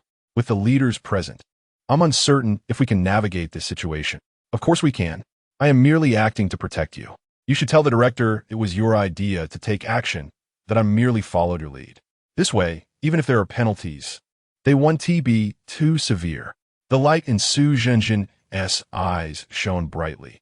At that moment, she clearly viewed Tang Xian as her sole lifeline. However, the urgency of her words sent a chill down the spine. She was shifting all responsibility onto Tang Xian, showing no consideration for a friend's well-being. It was utterly heartless. This is complicated. If it were just the academic director, perhaps it could be managed, but there were two high-ranking officials from the education department present. I fear this may not end well, Tang Xian remarked, her optimism waning. Don't worry. Speak to your father. He is a board member. If the academic director refuses to cooperate, have your father exert pressure on them, or threaten to withdraw funding in the future. Su Jinjin eagerly offered her counsel. Yet, Tang Xian's expression grew increasingly cold as she perceived the true nature of her so-called friend. Xiaozhen, my father is merely a modest school board member, not a deity wielding absolute power. This institution was not founded by him, and your words seem to unjustly implicate him. Everyone possesses the capacity for discernment. If my father were to act in such a manner, it would be detrimental to him as well. Su Jinjin appeared to realize that her words were somewhat excessive, yet they genuinely reflected her thoughts. I apologize, Xen. I was merely too anxious and spoke out of turn. Please do not take it to heart. She could only reluctantly offer an apology, as she might need to rely on her in the future and could not afford to sever ties. I understand your urgency, but this matter is serious. My father may not have much influence here, yet I shall inquire further. A slap followed by a sweet date. Tang Xin was quite astute, ensuring Su Jinjin would not overthink the situation. All right, Su Jinjin acquiesced, feeling quite vexed. Wanner, will you all be returning home this year? Dan Xin Yin Guit. The three friends were not locals. Lin Wan and Guo Ru hailed from the same hometown, while Su Jinjin came from another city. With the school already on break, most fourth-year students who were set to graduate in a year had already vacated their lodgings, as many would not return for the next semester.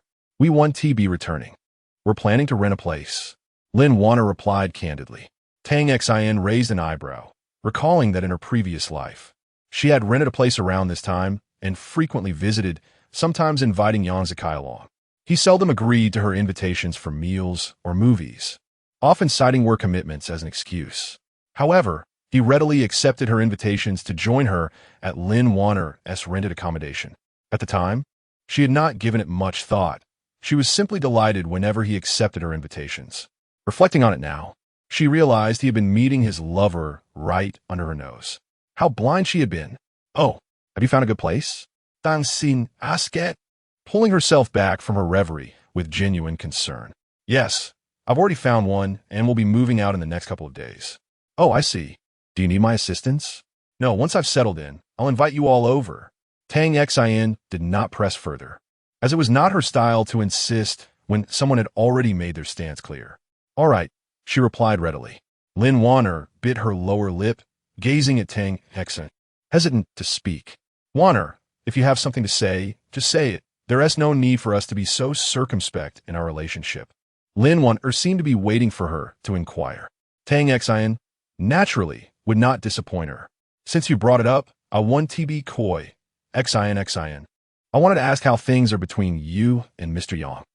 In the past few days, she had sensed Yang Zikai was quite troubled, and she hadn't dared to reach out to him, opting instead to gather information from Tang Xin. Tang Xin nearly blurted out that he hadn't informed her yet, but managed to stop herself just in time, avoiding giving anything away. He came to see me yesterday, apologized, and promised to pursue me again.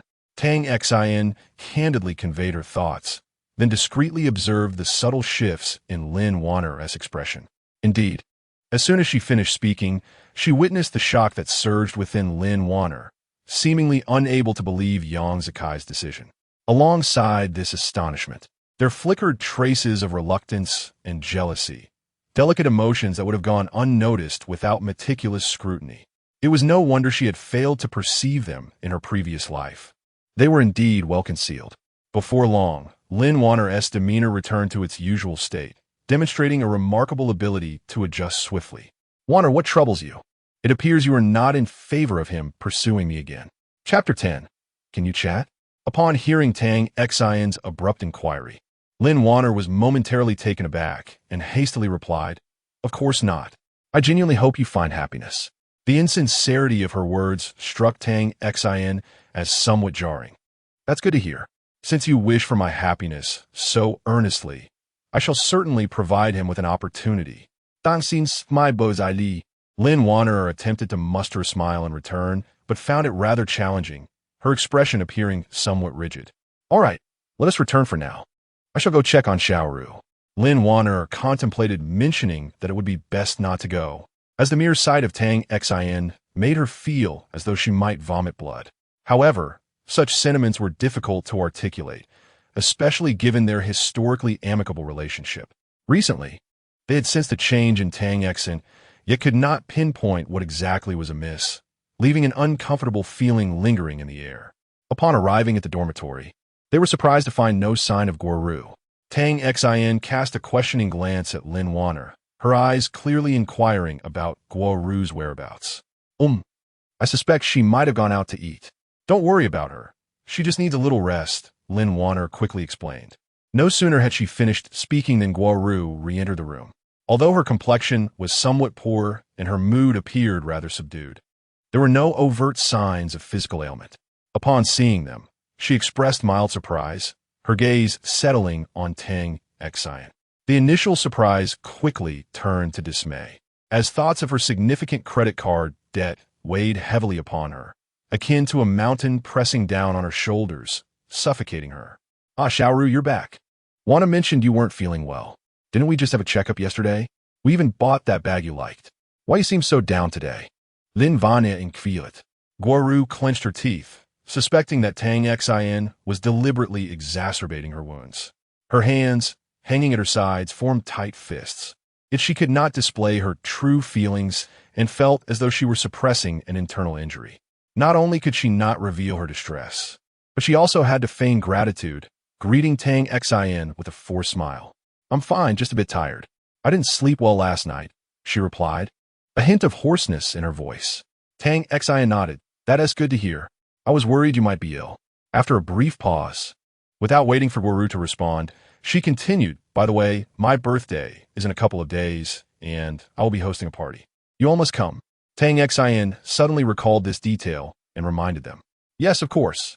We'll remember, Lin Wanner said, wrapping her arm around Tang Xin's shoulder, embodying the camaraderie of good friends. I know you all must be particularly excited about my birthday, and I have already received Xiao Ru's birthday gift in advance. ISNT that right, Xiao Ru?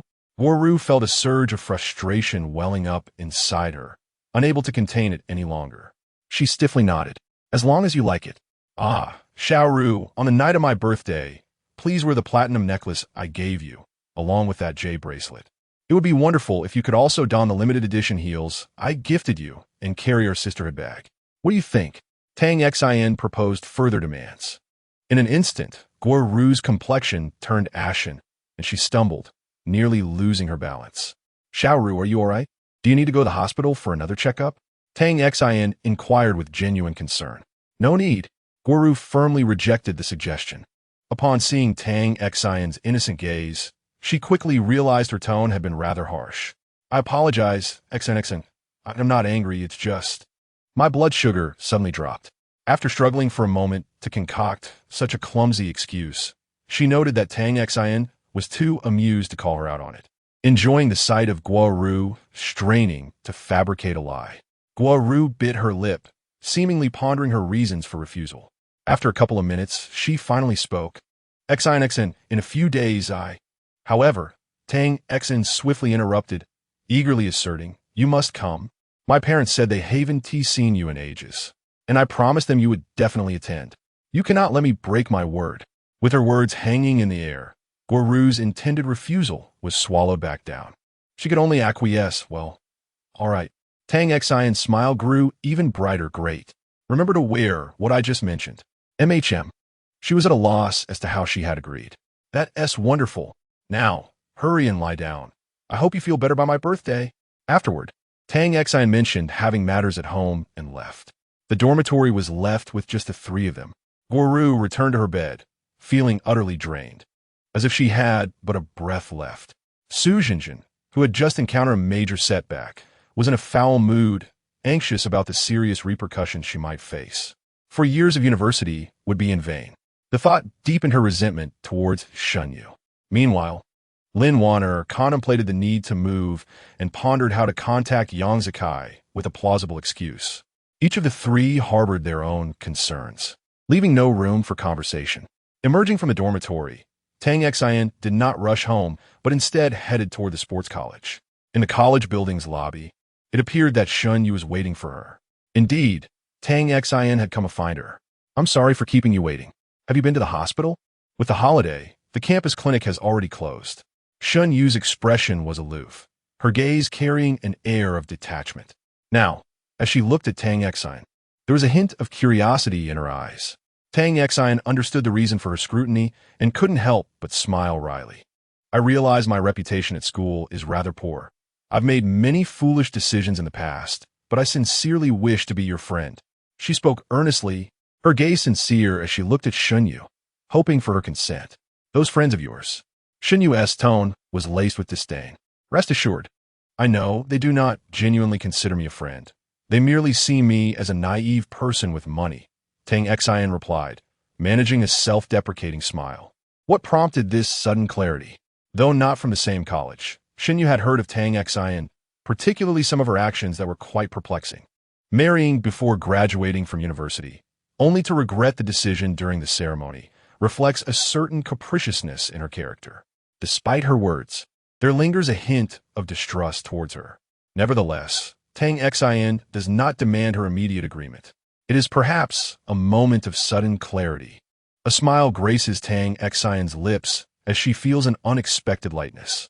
In her past life, she held a favorable impression of Shunyu, particularly because it was Shunyu who rescued her one fateful night when she was alone and melancholic, taunted by drunken ruffians after being ostracized by Guoru and others. Tragically, she later learned of Shun Yu's unfortunate fate, betrayed and forced to abandon her athletic career, ultimately encountering misfortune. Such tales evoke a poignant sense of sympathy. In this new life, Tang Xin resolves to strive for certain friendships, hoping to alter her destiny while also improving theirs. You need not hastily agree to my request. Rather, observe my future conduct and see if I meet your standards of friendship. Xinyu is not a hasty individual. Her expectations of friends are evidently high, and she does not easily bestow the title of friend upon others. At 6 in the evening, Tang Xin arranged to dine with Feng Yichen. Having already lived through death once, she should be indifferent to most matters and fear no one. Yet, upon encountering Feng Yichen, an unshakable sense of insecurity envelopes her. His commanding presence and penetrating gaze seem capable of discerning all deceit. Ideally, she would prefer to avoid entangling herself with such a person. It remains a mystery how she ended up seeking him that night, a thought that still strikes her as incredible. Tang Xin chose an upscale restaurant, accessible only to members, where the general public is not permitted. She had learned that Feng Yichen preferred less crowded venues. The rumors surrounding him are plentiful, some true, some false, and she finds it difficult to discern fact from fiction. However, should the need arise, she hopes to dispel one particular rumor, contrary to claims that he shuns physical contact with the opposite sex. He did not reject her when she linked her arm with his that day. Tang Xin is acutely aware of the power of rumors. Her own reputation at school is far from stellar. Many classmates whisper behind her back, labeling her as a school bully or delinquent, often going out of their way to avoid her. All of this can be attributed to Su Jinjin. She chides herself for her own foolishness. This thought causes her fists to clench involuntarily. Feng Yichen observes the girl before him. Bemused by her audacity to drift off in his presence, she is likely the only one bold enough to do so. Thankfully, Tang Xin quickly recognizes her lapse and refocuses her thoughts. She must endure this dinner with him before addressing any other matters. Although she dreads silence, they have now exchanged 5 minutes of awkwardness, the air thick with tension. Finally, she breaks the stillness, feeling suffocated by the silence, and realizing she must conjure a topic. Mr. Feng, I apologize for my unintended offense that night. I hope you can overlook my youthful indiscretion, she says, a smile gracing her face, her tone laced with genuine contrition. You've mentioned it 5 times already. His voice was somewhat rigid. A mere sentence required 2 pauses, flowing less smoothly than a child barely learning to speak. Pushing aside her curiosity, Tang Xin discerned the implied meaning behind his words. A slight twitch at the corner of her mouth revealed her realization. This individual was utterly inept at conversation, giving off the impression that dialogue could collapse at any moment. She chuckled softly. Well, then, I shall refrain from speaking further. By the way, what do you enjoy eating? This restaurant offers a variety of exquisite private dishes. Tang Xin deftly shifted the topic. You decide. Tang Xin thought to herself, exasperated. It was hard to determine whether he was cold or simply dull. So, is there anything you dislike eating? Tang Xin patiently continued her inquiry, pressing the menu in anticipation of his answer to guide her selection. Seafood, awful. Can you handle spicy food? No. Tang Xin internally lamented the missed opportunity for delightful cuisine.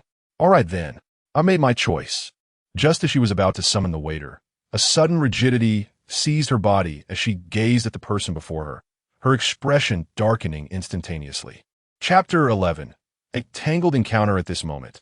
A singular phrase echoed in Tang Xin's mind. Fated adversaries. Before her stood none other than Yang Zikai, whom she had sought to avoid. Yet, to her dismay, he had also spotted her and was now approaching with purposeful strides. Dan Xin Thao Wen, feeling as if the specter of her past had returned to haunt her. Xin, are you here to dine as well? He inquired. The upscale restaurant was indeed impressive. Lacking private rooms, it featured cozy booths that shielded diners from disturbance, providing an exquisite ambience complemented by soothing music. The culinary offerings were exceptional, and the atmosphere was undeniably refined. Of course, I didn't come here merely for a chance encounter with you, Tang Xan retorted sharply, her previously buoyant mood thoroughly marred. I know how much you enjoy dining here. Yang Zikai's gaze deepened with an inscrutable intensity. I was unaware of that. Even if I had known, it would have slipped my mind. Tang Xin replied curtly. A glance revealed Feng Yichen, an unavoidable presence in the establishment, so conspicuous that one could hardly overlook him. Yang Zikai's expression darkened, a shadow of anger flickering in his brow. Why are you dining with him? He questioned, his irritation palpable. Tang Xin could hardly stifle a laugh. The absurdity of his inquiry struck her as comical. Why should it matter with whom I dine? Am I beholden to your preferences? Yang Zikai's complexion fluctuated between shades of pale and flushed, nearly choking on his indignation. This audacious girl had changed drastically, her demeanor far more combative than in the past, leading him to question whether he was conversing with the same person. Taking a deep breath, he endeavored to regain his composure. But you had promised me a chance to pursue you. He attempted to reason calmly, a sense of urgency creeping into his tone. The mere sight of Feng Yichen ignited an intense feeling of threat within him. Should those land deeds fall into Feng Yichen's hands, the consequences will be dire.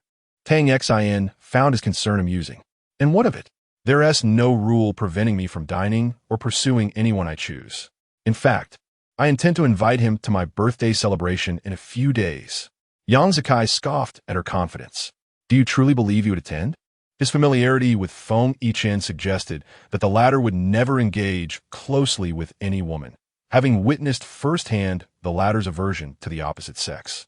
Moreover, he was certain that there had been no prior acquaintance between Tang Xin and Feng Yichen. Upon reflection, he deduced that her interest that night had been entirely spontaneous. How can you be so sure? You're not him. As she spoke, Tang Xin moved closer to Feng Yichen, and Yang Zikai followed suit. The sight of Yang Zikai's arrogance ignited a desire in Tang Xin to temper his overconfidence. She found his demeanor quite irksome. Mr. Feng, my birthday is in a couple of days, and I would like to invite you to celebrate with me. If that is acceptable, Tang Xin declared, her gaze fixed intently on Feng Yichen. In retrospect, she felt a pang of uncertainty. She had been so preoccupied with sparring with Yang Zikai that she had neglected the fact that this was only her second encounter with Feng Yichen. To put it plainly, they were still strangers, having only just engaged in an awkward conversation moments before. Regardless of the circumstances, she always felt compelled to take a gamble. If Feng Yichen declined, then she would seek alternative justifications. Yang Zikai regarded her with anticipation, eagerly awaiting a refusal. He was certain it would be a denial. To his astonishment, Feng Yichen stood up and confidently declared, "All right, I shall go." "I knew it. You would certainly agree," Tang Xin thought, her eyes glimmering with gratitude. There were some sentiments she preferred not to express in front of Yang Zikai. One thing, however, was indisputable. Yang Zikai was bound to be infuriated. As it turned out, Tang Xin's predictions were accurate. Yang Zikai was seething, his teeth clenched, rendered speechless for a considerable time. The reality of the situation shocked him. His hands balled into tight fists at his sides. Observing his discomfort brought Tang Xin immense delight. She was determined to make him experience the scorn and humiliation she had endured in her past life. This was merely the beginning. "Did you hear that? He said he would attend my birthday banquet. Do you think I would deceive you?" Tang Xin felt emboldened. Yang Zikai scoffed and stormed away, convinced that remaining in the presence of this insufferable girl would drive him to madness. Watching him in a state of vexation filled Tang Xin with joy. However, once seated, she noticed that Feng Yichen's expression was less than favorable. A pang of guilt struck her. It seemed she had once again taken advantage of him. Feeling somewhat uneasy, she chuckled awkwardly and said, "I apologize, Mr. Feng. I simply cannot tolerate that scoundrel, and I had to ensure he was unsettled." Speaking of Yang Zakai ignited her ire, overwhelming her emotions. This declaration, however, only served to pique Feng Yichen's curiosity. You have a fondness for him, he asserted, his tone definitive. Tang Xan felt a flush of embarrassment. She had not anticipated that her past foolishness would reach his ears, and it was mortifying. She forced a couple of dry laughs, then lowered her gaze, murmuring, "Those are merely rumors from the community. They cannot all be taken at face value. I did indeed have feelings for him. But later I realized I was blinded by his appearance, unaware of his true nature. I blame my youth for my inability to discern between good and bad. I assure you, I will be more discerning in the future and will see each person clearly." These words were not only directed at Feng Yichen, but also served as a self-reassurance.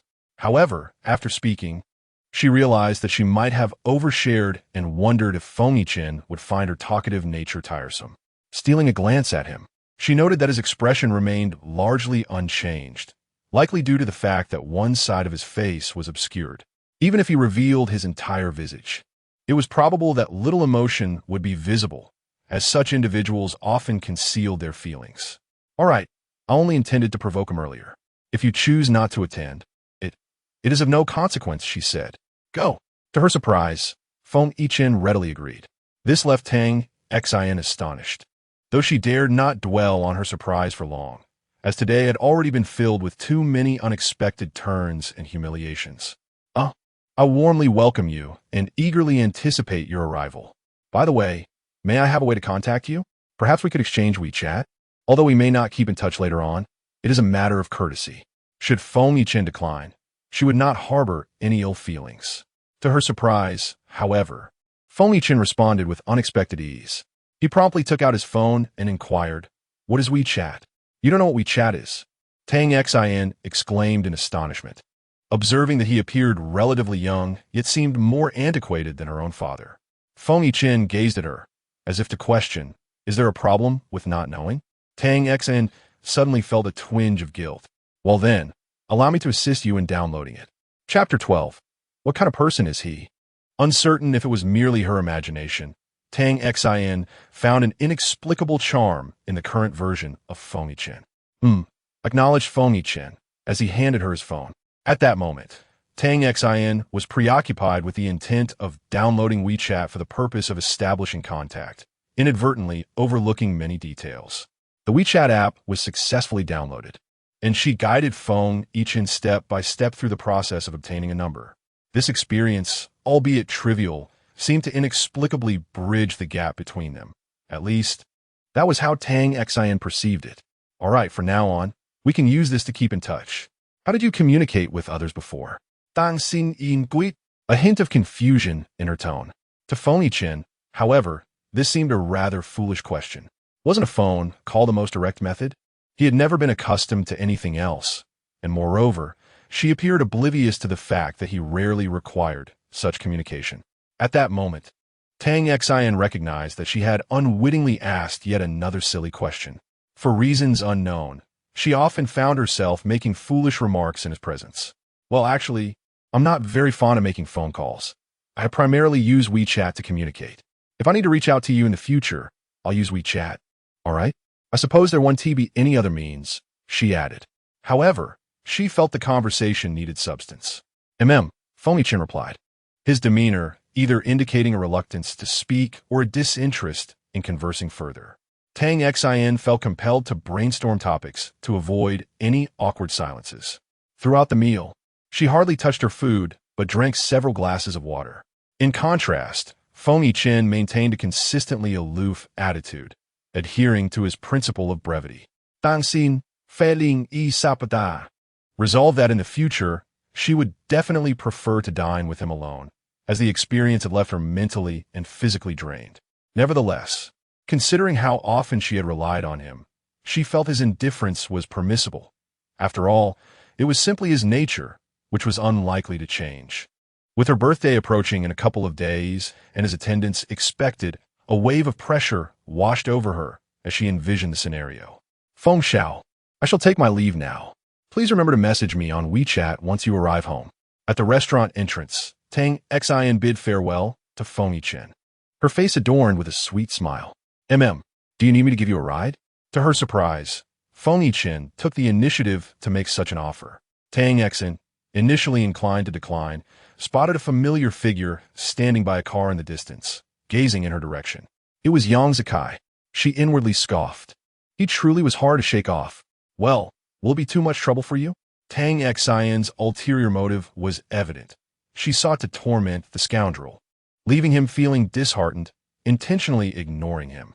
For someone with a self-inflated sense of importance, this would surely deliver a significant blow. It won't be. Let us go. Feng Chen replied. He was somewhat surprised by her acceptance, having prepared himself for a refusal.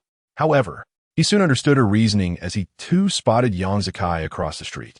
He pressed his lips together, choosing not to expose her intentions, and entered the car first, with Tang Xian settling into the passenger seat.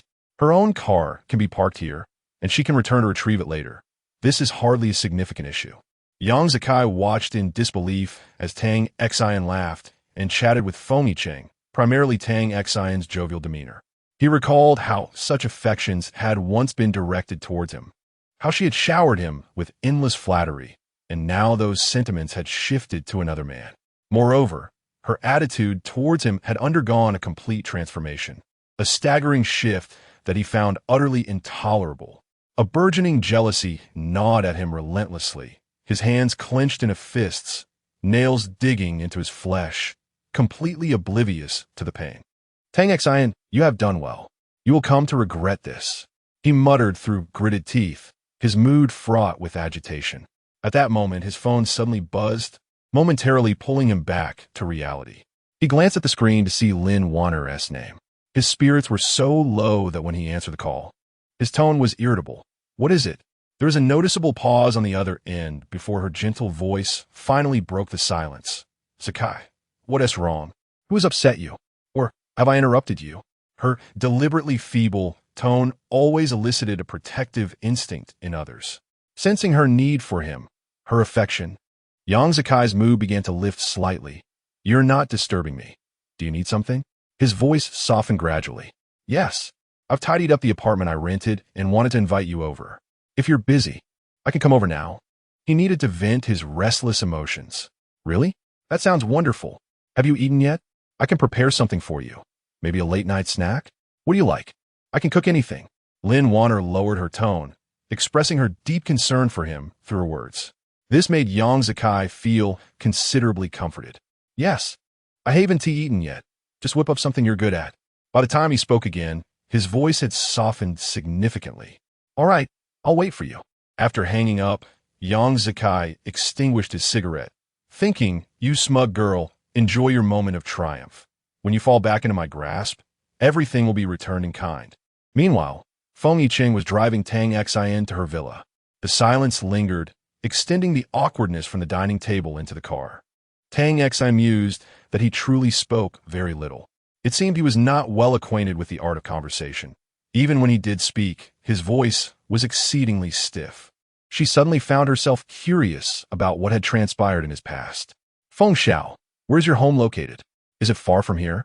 Tang Xian prompted. North Riverside City. Oh, that is quite far. It would take nearly an hour to drive there from my place, right? Tang Xian contemplated, considering that as a local, she rarely ventured to North City, not for any particular reason, but because it was somewhat remote, closer to the suburbs. However, one could not deny that the environment was particularly pleasant, ideal for retirement. It's no problem, Feng Yiqing replied dismissively. Tang Xian glanced at the time, 8:30 p.m. Thankfully, it wasn't too late. He returned home at a reasonable hour. My birthday celebration will not be held at home. Instead, it will take place at a club in the city center. Once everything is prepared, I will share the location with you. You must be quite busy, I presume. I hope it does not interfere with your work. It is said that his group is quite substantial, able to rival the Yang Corporation, which she could somewhat infer. Not busy. It does not affect him, came the stiff reply. Tang Xian felt a sense of helplessness. The conversation seemed poised to collapse at any moment. He was the ultimate conversation killer. Oh, that is good. Fortunately, I have finally arrived home. Tang Xian felt a glimmer of hope. Thank you for today. I will take my leave now. Please drive carefully and send me a message when you arrive home. If you feel uncomfortable, a phone call will suffice. Tang Xin did not forget to offer her reminders. All right, Fengmichin replied.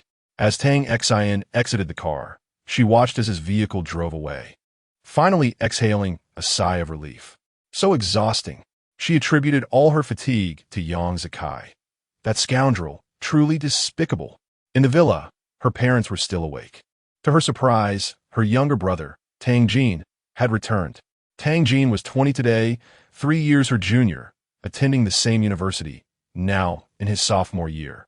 At this age, he should have outgrown the rebellious phase, yet their little ancestor seemed to extend his defiance. He had not shown any signs of maturity, much to their parents' distress. Remembering his past misfortunes, the sorrow of her parents losing a child resonated vividly in her mind, causing her eyes to sting. Upon seeing Tang Xin return, her brother's expression was not one of joy, but rather one of disdain. Tang Xin understood the reasons behind it and chose not to hold it against him, instead seeking to make amends. Zhao Ping and Tang Guizhong, completely unaware, felt a sense of worry. The siblings had always been at odds, often clashing whenever they were home, a spectacle they had grown accustomed to yet still wished to avoid. Wow, little Jean is back. Tang Xin pulled herself from her thoughts, smiling as she approached and sat beside Tang Jin. The entire family, including Tang Jin, looked at her in astonishment, as if gazing at a stranger. Tang Xin smiled wryly, realizing how unsuccessful her previous life had been. Have you taken the wrong medicine? As expected, Tang Jin's opening remark was far from pleasant. In her past life, such a greeting would have been enough to spark an argument. No, I had the right meal today. How was your outing? Tang Xin remained unperturbed by his brusque tone, engaging him calmly. However, the gulf between them was profound, not easily bridged in a day. This has nothing to do with you. Mind your own business. I'm going upstairs. With that, she turned elegantly and ascended the stairs. Zhao Ping observed her son's retreating figure, her expression tinged with concern. Mom, it's fine, don't worry. Little Jean and I will make amends in the future. As the elder sister, I will accommodate him. Sensing her mother's worries, Tang Xin offered a reassurance. Zhao Ping felt that after experiencing the event of breaking off her engagement, her daughter had truly matured significantly, as if she had grown up overnight. This transformation brought them both comfort and a sense of sorrow. The sorrow stemmed from the fact that this growth came at the cost of their daughter's emotional pain. Although she appeared to be fine on the surface, it was evident that she was struggling internally. There was no need for restraint. If he were unreasonable, she could simply act as she always had. Zhao Ping held her daughter in deep affection. However, Tang Xin truly had no time to dwell on her sadness. She was well aware of her mother's sentiments and felt deeply touched. All right, I will listen to you, Mom. With that, she moved back to her father's side, wrapping her arms around his. Hey, Dad, may I ask you a question? What question? Do you know what kind of person Fengmichin is? Do you have any understanding of him? Chapter 13. Are you not optimistic about him? Tang Guizhong was clearly taken aback by his daughter's inquiry regarding Fengmichin. But recalling the events at the wedding, he managed to regain his composure. It appeared that his daughter's affection for Fengmichin was not merely a fleeting fancy. She genuinely harbored such sentiments. However, he believed that Fengmichin was not significantly superior to Yang Zikai, and he even found him somewhat intimidating. Noticing her father's furrowed brow, Tang Xion's heart skipped a beat. Could it be that the rumors surrounding Feng Xiao were indeed only negative? Father, please share your thoughts with me. It's all right. I wish to know the truth, irrespective of whether it is good or bad. I'm not interested in hearsay, only in facts, Tang Xion emphasized. If she sought rumors, she could easily find a plethora online. Yet, those rumors were often exaggerated, distorted, and sometimes maliciously fabricated by those with ulterior motives. She had no desire to entertain such tales. Well, we do not have any business dealings with the Feng family, but we know individuals who collaborate with their company. They report that he is quite reclusive and avoids social engagements, leaving those to their executive president. He is the decision-maker behind the scenes. The Feng group is entirely controlled by Feng Yichen, who has only one biological son and an adopted daughter.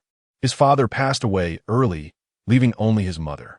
This individual possesses a capricious temperament, is cold and detached, and lacks social skills, Tang Guozhong replied after a lengthy pause, acknowledging that his knowledge was limited. The status of the Feng family was not one they could easily access. Tang Xian nodded thoughtfully, recognizing the scarcity of information. Xian, tell me, do you genuinely like him? You have had no prior interactions, have you? Tang Guozhong's brow was etched with concern. She did not wish for her parents to discern her peculiar sentiments, so she adjusted herself before meeting her father's eyes. Yes, I find his aura quite captivating. It compels me to delve deeper. He may not be adept at socializing, yet he gives off a dependable impression.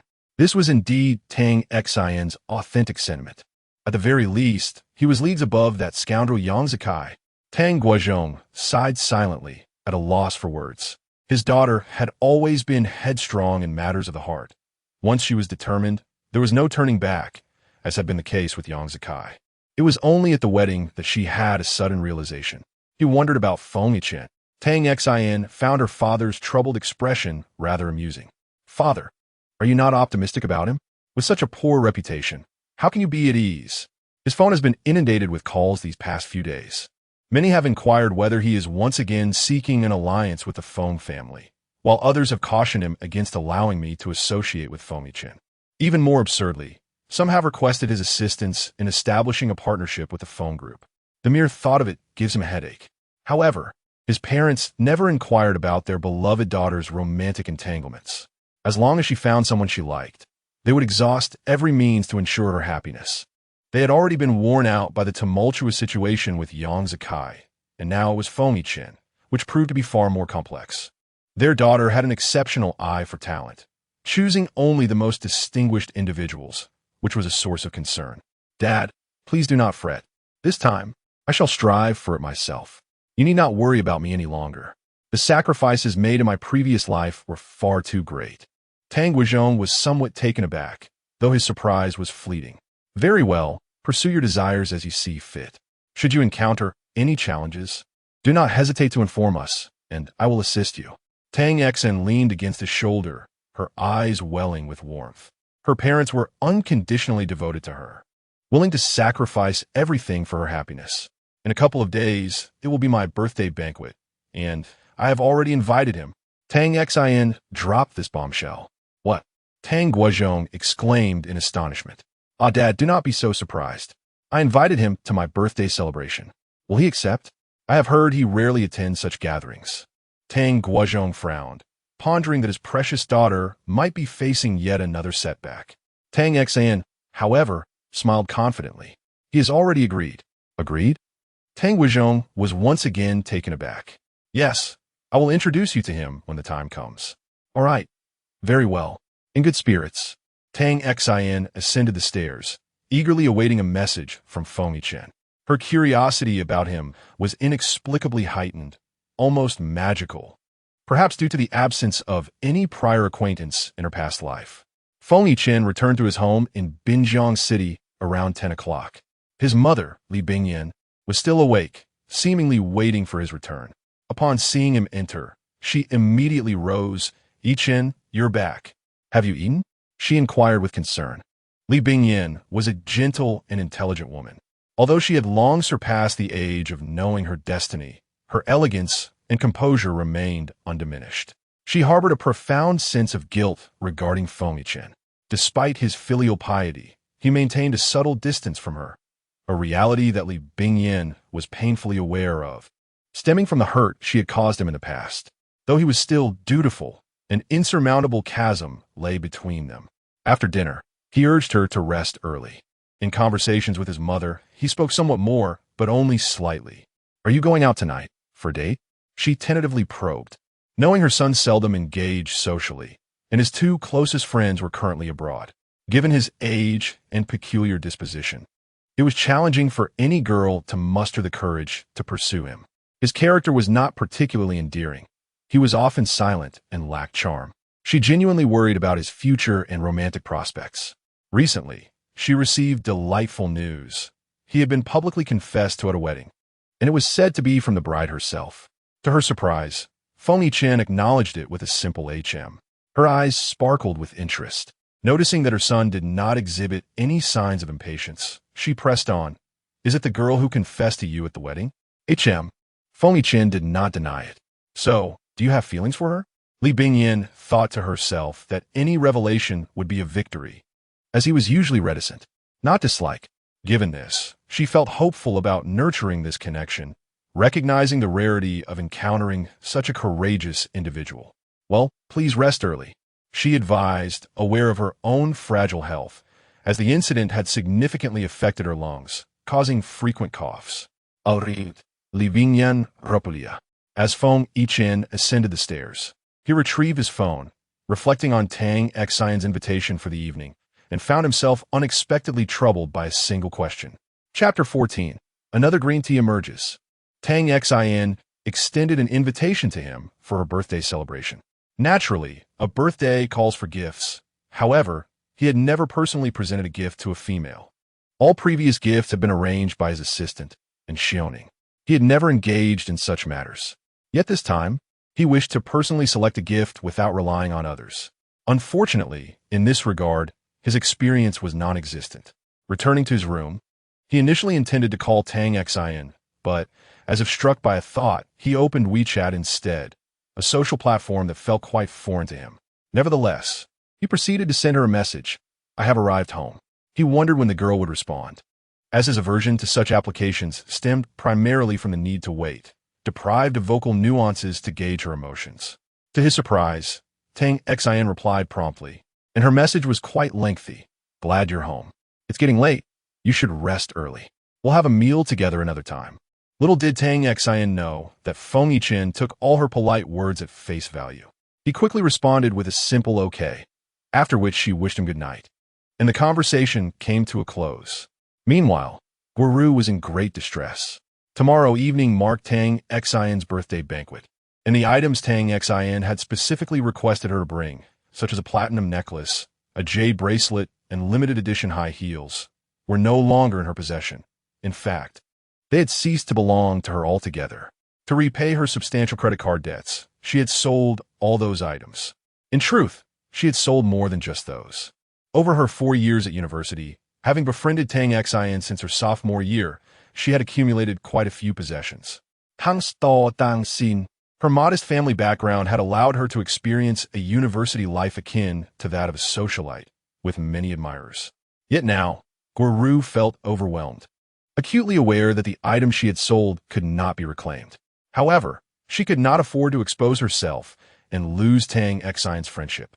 Still, she sensed that her friend was no longer as easily deceived as before.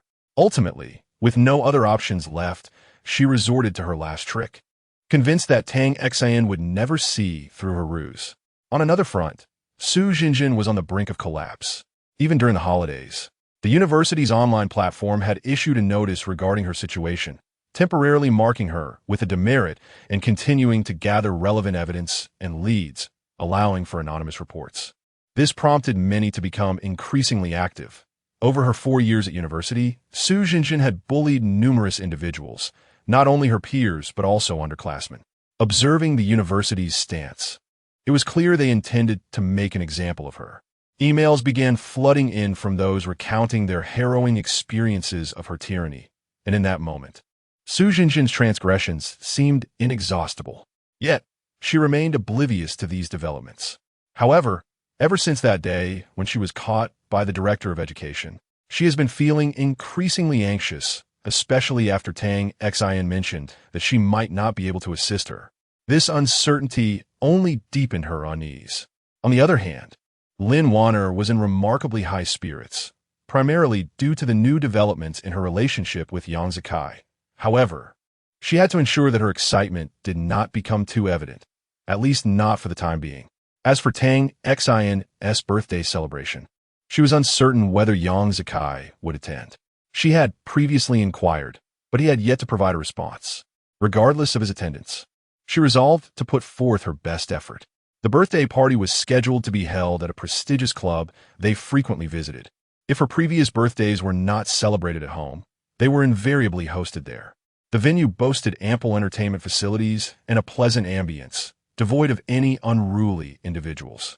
Coincidentally, Tang Xian's birthday coincided with a holiday, leading most classmates to return home. Fortunately, a few close friends remained, and with the addition of her parents, the guest list totaled just 11 people. Besides her 3 close friends, she had also invited her cousin and older cousin, along with their parents, concluding with Fomi Chen. Among the guests, Tang Xian had a particular individual to keep an eye on, her cousin Zhao Jia. This scheming individual was not to be underestimated. Zhao Jia was nearly her age, being half a year younger, and they were in the same grade. Due to her less affluent background, Zhao Jia harbored jealousy towards Tang Xian and had previously assisted Lin Wan'er and the scoundrel in their schemes. Reflecting on those past events, Tang Xian realized just how cunning she had been. Since her reincarnation, she had gradually reviewed the trajectory of her previous life. She meticulously recorded the names of those who harbored ill intentions or had plotted against her, ensuring that none would escape her notice. At 4 o'clock in the afternoon, she sent a message to Fomi Chen, as he was the person she looked forward to the most. His presence would undoubtedly create a stark contrast with the others. However, she was determined to ensure he felt welcomed. Her father, too, was eagerly anticipating the event, though his excitement was tinged with anxiety. A figure of such stature, Tang Guozhong had never imagined he would one day meet the living Fomi Chen, let alone have any interaction with him. Tang Xian could easily discern her father's nervousness and found it somewhat amusing. "Dad, are you feeling anxious? One might think you were about to be received by a national leader," she teased, attempting to reassure him. "There's no need to be nervous. He isn't as terrifying as you think." Tang Xian playfully draped her arm over her father's shoulder, trying to console him. "But he is indeed more influential than a national leader. You have no idea of his standing in the business world," Tang Guozhong replied with a grave expression. Noticing his demeanor, Tang Xian chose to refrain from further attempts at comforting him, believing that everything would turn out well in the end. They prepared to set off for the club when her mother, Zhao Ping, approached with a somewhat conflicted expression. Tang Xian instinctively guessed what the matter was. "Mom, do you have something to say?" she asked gently, leaning against her mother's shoulder. "Well, your brother said he has something to attend to and won't be coming to your birthday party," Zhao Ping replied. The moment the words left her lips, Tang Guozhong's expression darkened. "Nonsense. How can he, as a brother, miss his sister's birthday celebration? I will go speak with him." As she spoke, she began to ascend the stairs, but just after a couple of steps, she was halted by Tang Xian. "Oh, father, please don't go. If he doesn't wish to attend, there's no need to force him. Otherwise, it would be pointless. There will be other opportunities." In truth, she yearned to remind her father that he had not even attended the wedding, let alone a mere birthday celebration. Tang Guozhong let out a cold snort, his mood decidedly sour. "All right, let us depart," Feng Xiao interjected, indicating that he too needed to prepare for the occasion. Seizing the moment, Tang Xian deftly shifted the topic.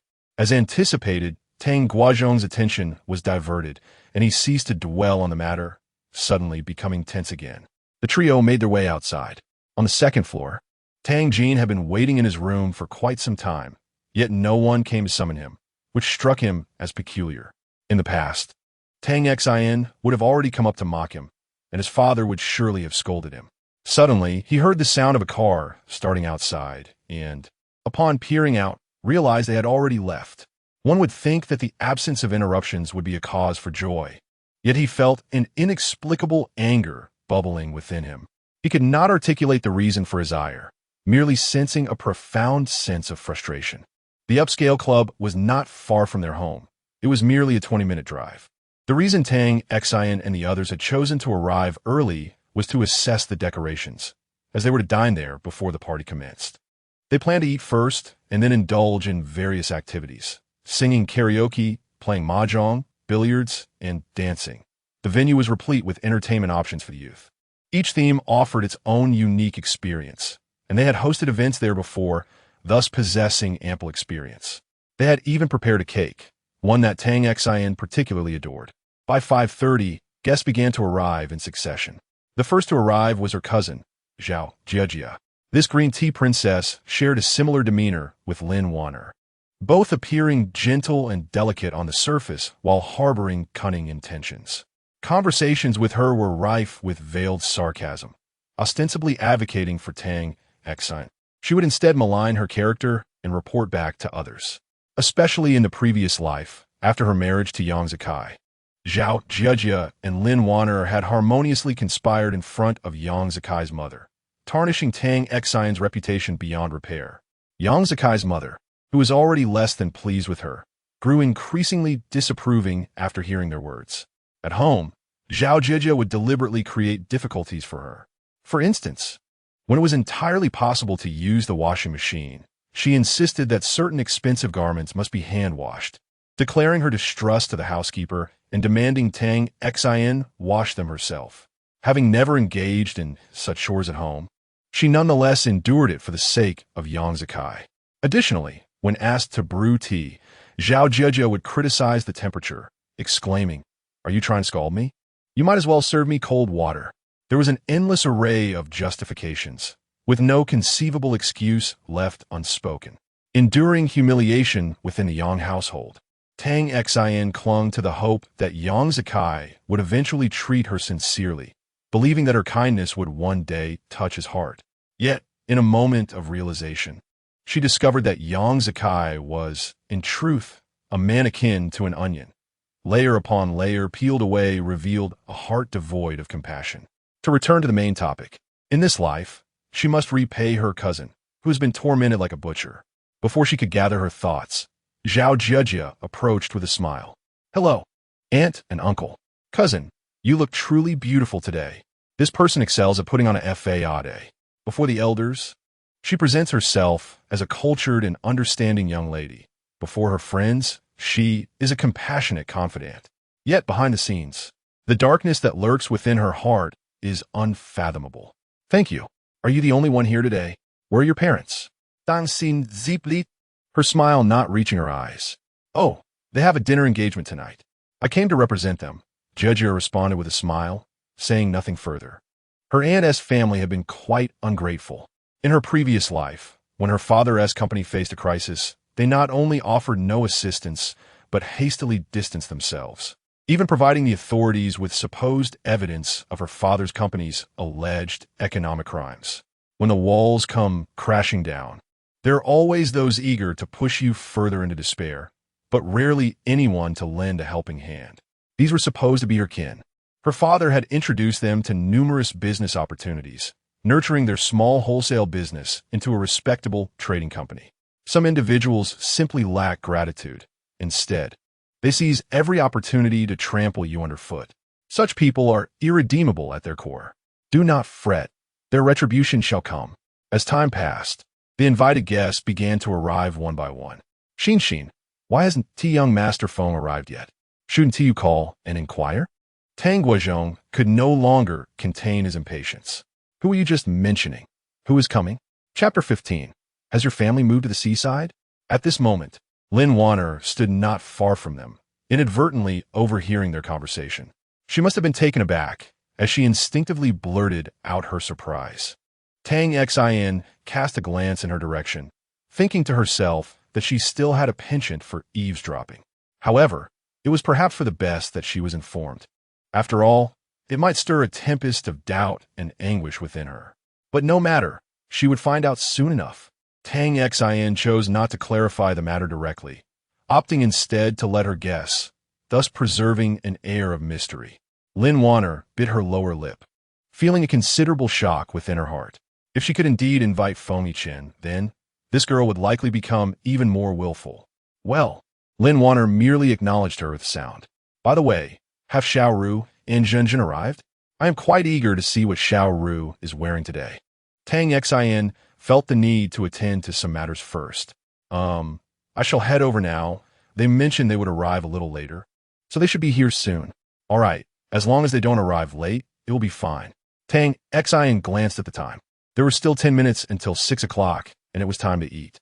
Most of the other invited guests had already arrived when suddenly, she heard gasps of surprise from those around her, followed by hushed whispers directed towards the entrance. Looking over, she realized it was Yang Zikai. Previously, she had casually remarked that he could come if he wished, but he would not be welcomed. For someone who was typically proud and arrogant, this was somewhat of a humbling experience. Accustomed to being the center of attention, being overlooked was indeed a significant blow to his ego. Tang Xin had initially thought that with his personality, he would refrain from embarrassing himself by coming. To her surprise, he brazenly approached, seemingly willing to endure humiliation for the sake of the land contracts. Indeed, when Tang Guozhong spotted him, his expression darkened immediately. "What are you doing here?" he demanded. As for the scoundrel who had harmed his precious daughter, he had no intention of greeting him warmly, regardless of any business ties they might share. In truth, he had been cold towards Lin Wanner as well, though she remained unaware of this. Had it not been for Tang Xion's request to her parents to refrain from exposing them for the time being, since they had no evidence, it would have been wise to maintain the facade of peace, especially after the embarrassment caused at the wedding. As for Lin Wanner, she understood her own boundaries. Subsequently, the couple did not press her further, trusting that their daughter would handle the situation adeptly. After all, everyone engages in a bit of pretense now and then. Tang Xian tugged at her father's sleeve, signaling him to remain composed. "Oof." Tang Guozhong scoffed softly and stepped aside, waiting for Feng Yichen to arrive. He glanced at his watch. It was almost 6 o'clock, and he wondered if Feng Yichen would indeed show up. Xian, happy birthday." Yang Zikai's expression softened slightly. "Hangdu, dang xin zipli," her smile present, yet lacking warmth in her eyes. "Still no sign of Feng Yichen? I doubt he will come. He never attends such gatherings."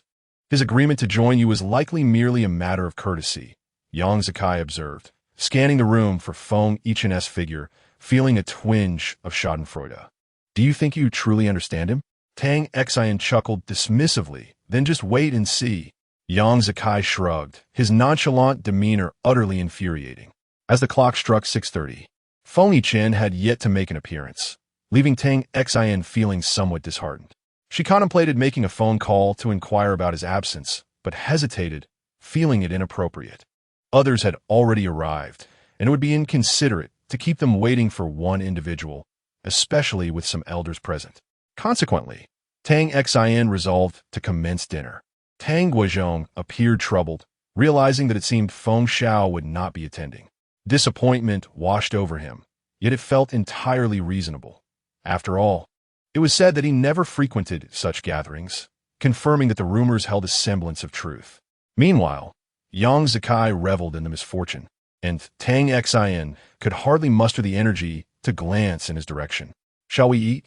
Tang Xian finally suggested, unable to suppress her voice. At that moment, some individuals grew restless. Zhao Jie interjected, "Oh, cousin, I thought I heard there would be a significant figure attending today. Is that merely a ruse?" "Here, the only prominent figure seems to be Brother Yang. You can't possibly mean him, can you?" Tang Xian cast her a frosty glance. "Brother Yang? How audacious. Who even knows you?" "You are mistaken. I have a dear friend who has yet to arrive. He must have been delayed. He promised to come, and I have faith that he will." Her tone was resolute, not only for their benefit, but also for her own assurance. She possessed an inexplicable trust in Feng Yichen. "That's hard to say. If he doesn't show, try not to be too disheartened. We are here for you." Zhao Jie feigned concern. Tang Xian clearly perceived the hint of sarcasm in her gaze and rolled her eyes in response, eliciting an awkward smile from Zhao Jie. Unbeknownst to whether it was intentional or not, Lin Wanner took a seat beside Yang Zikai, a choice subtly encouraged by Tang Xian. She had initially intended to sit next to Tang Xian, but the latter had insisted that space beside her was reserved for another.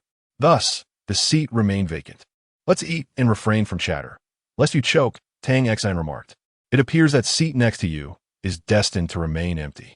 Zhao Jie, unperturbed, smiled as she spoke, her words undeniably irksome.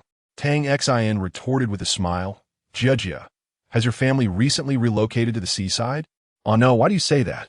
Zhao Jie seemed momentarily taken aback, foolishly pressing for clarification. "Perhaps you meddle too much. I can reserve the seat beside me as I please. Even if my friend doesn't arrive, it is no matter. Perhaps he genuinely has pressing matters to attend to. Is that not a perfectly normal occurrence? In life, it is better to be magnanimous rather than overly calculating." The implication of her words was clear, insinuating that Zhao Jia was petty and overly meticulous. Zhao Jia gritted her teeth, feeling a surge of indignation, and was about to retort when Lin Wanner discreetly grasped her arm, likely urging her to remain silent. "Let us eat," Tang Xian reiterated, her heart heavy with unspoken frustration. Especially upon witnessing Yang Zikai's gleeful expression, she was strongly tempted to confront him. Perhaps sensing the tension in the air, the others fell into a contemplative silence. Under ordinary circumstances, Guru would undoubtedly be quite the chatterbox, especially at Tang Xian's birthday celebration, where her exuberance would manifest in a flurry of flattering words, delighting everyone around her and reaping numerous advantages in return, often sending her WeChat red envelopes. However, today, she was unusually quiet, enveloped in a veil of self-doubt, striving to minimize her presence, fearful that Tang Xian's attention might inadvertently fall upon her. Unbeknownst to her, Tang Xian was merely biding her time, not yet inclined to confront her. Just as Tang Xian was ensnared in a rather melancholic mood, the door to the private room was suddenly pushed open, drawing the collective gaze of the crowd. "Oh!" someone gasped in surprise. Chapter 16. Counterfeit. Busting the tranquility of the private room was abruptly shattered by the arrival of a newcomer. Tang Xian stood up and approached, her heart fluttering with excitement, her gaze sparkling with an unexpected delight. She had never anticipated that she would eagerly await his arrival, even more than she had imagined. Feng Yichen sauntered in, clad in a meticulously tailored high-fashion suit, with a striking silver mask adorning one side of his face.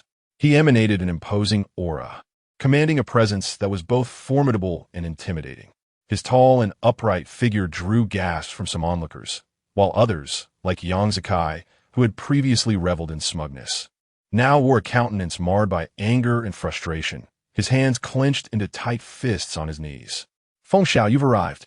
Dang Xin et Galim, her eyes gleaming with enthusiasm, as if illuminated from within. "My apologies for the tardiness," he replied, though the reason for his delay remained unspoken, his apology sincere nonetheless. At that moment, Tang Guozhong also stepped forward, his demeanor exceedingly respectful. Feng Yichen possessed a unique power that made others feel diminished in his presence. "Not at all. I am genuinely pleased that you could come. By the way, this is my father, Tang Guozhong." "Mr. Feng, it is an honor to finally meet you," Tang Guozhong said, extending his hand. Feng Yichen pursed his lips, evidently uncomfortable in such a setting, casting a glance at Tang Xian that seemed to seek assistance. She understood his unspoken plea. "Oh, father, please do not be so formal. He is not accustomed to this." With her gentle reminder, Tang Guozhong suddenly recalled the various rumors surrounding Feng Yichen, and a bead of cold sweat trickled down his back. "Very well, it was my oversight. Let us eat." Tang Guozhong retracted his hand, slightly flustered. "Not a problem at all," Feng Yichen surprisingly replied. Tang Xian's gaze fell upon a small gift box that he held. "Is this a present for me?"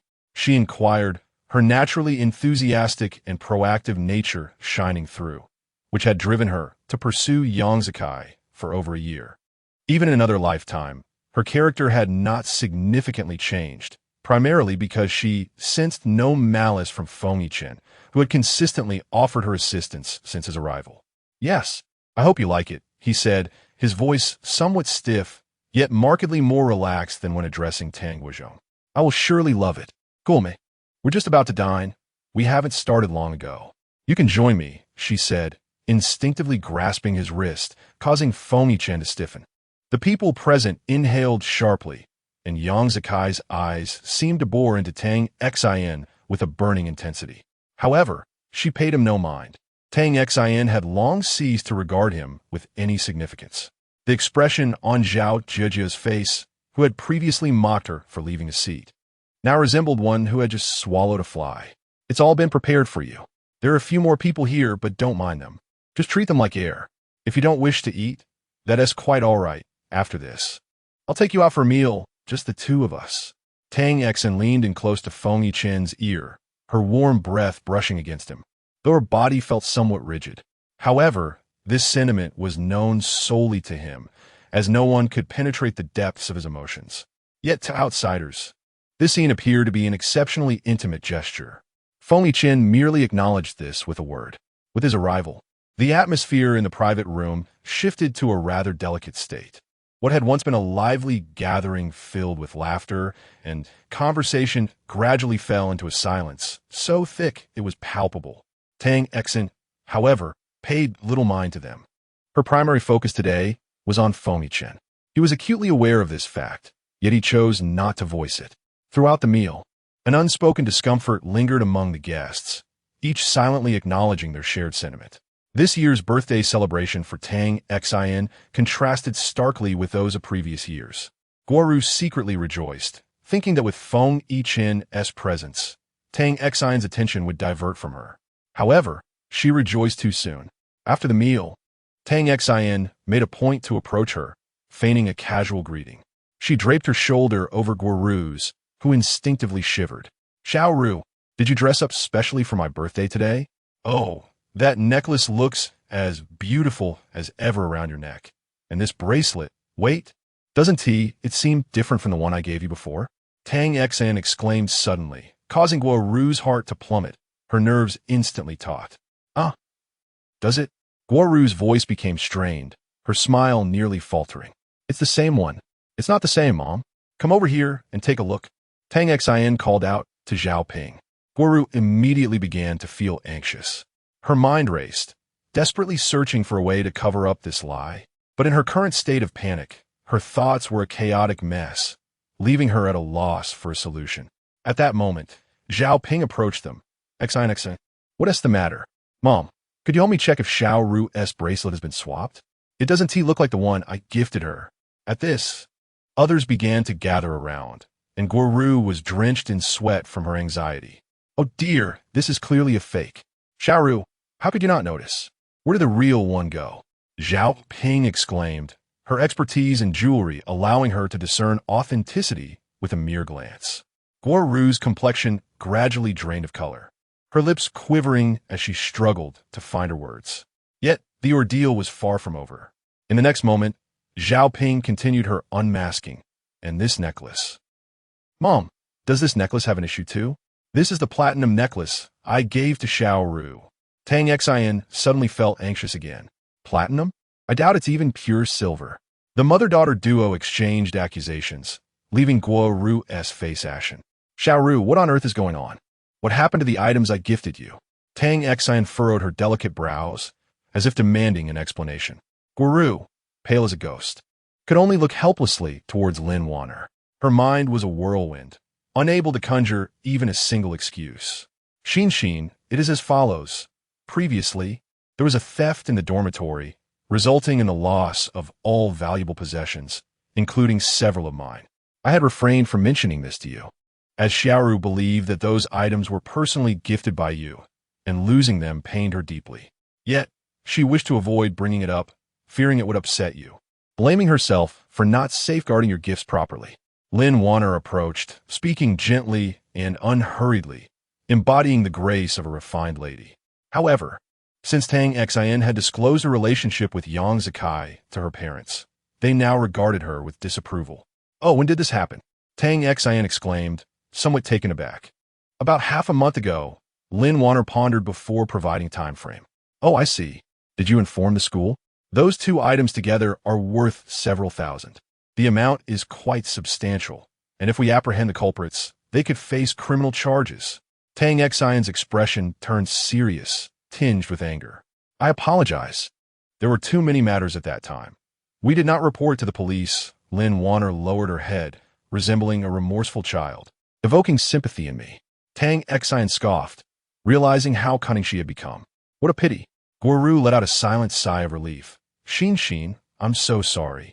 You won't hold this against me, will you?" "Oh, not at all. You had no intention of this. Just be more cautious in the future." As she finished speaking, her gaze fell upon Guoru's handbag. "Oh, this bag seems different. Look at mine. Did your new bag also get stolen?" Guoru's complexion turned pale once more. Biting her lip, the fleeting sense of relief vanished, instinctively directing her gaze towards Lin Wanner. While Lin Wanner maintained a neutral expression, internally, she harbored intense resentment towards Guoru, deeming her a foolish ally. Xin, The bag that Xiaoru is holding was originally meant for me. My sister desired it, so I sent it to her. You know how spoiled she is. My parents dote on her." As she spoke, a hint of sadness crept in her voice. Lin Wanner's thoughts were indeed quite agile. Tang Xian was not surprised.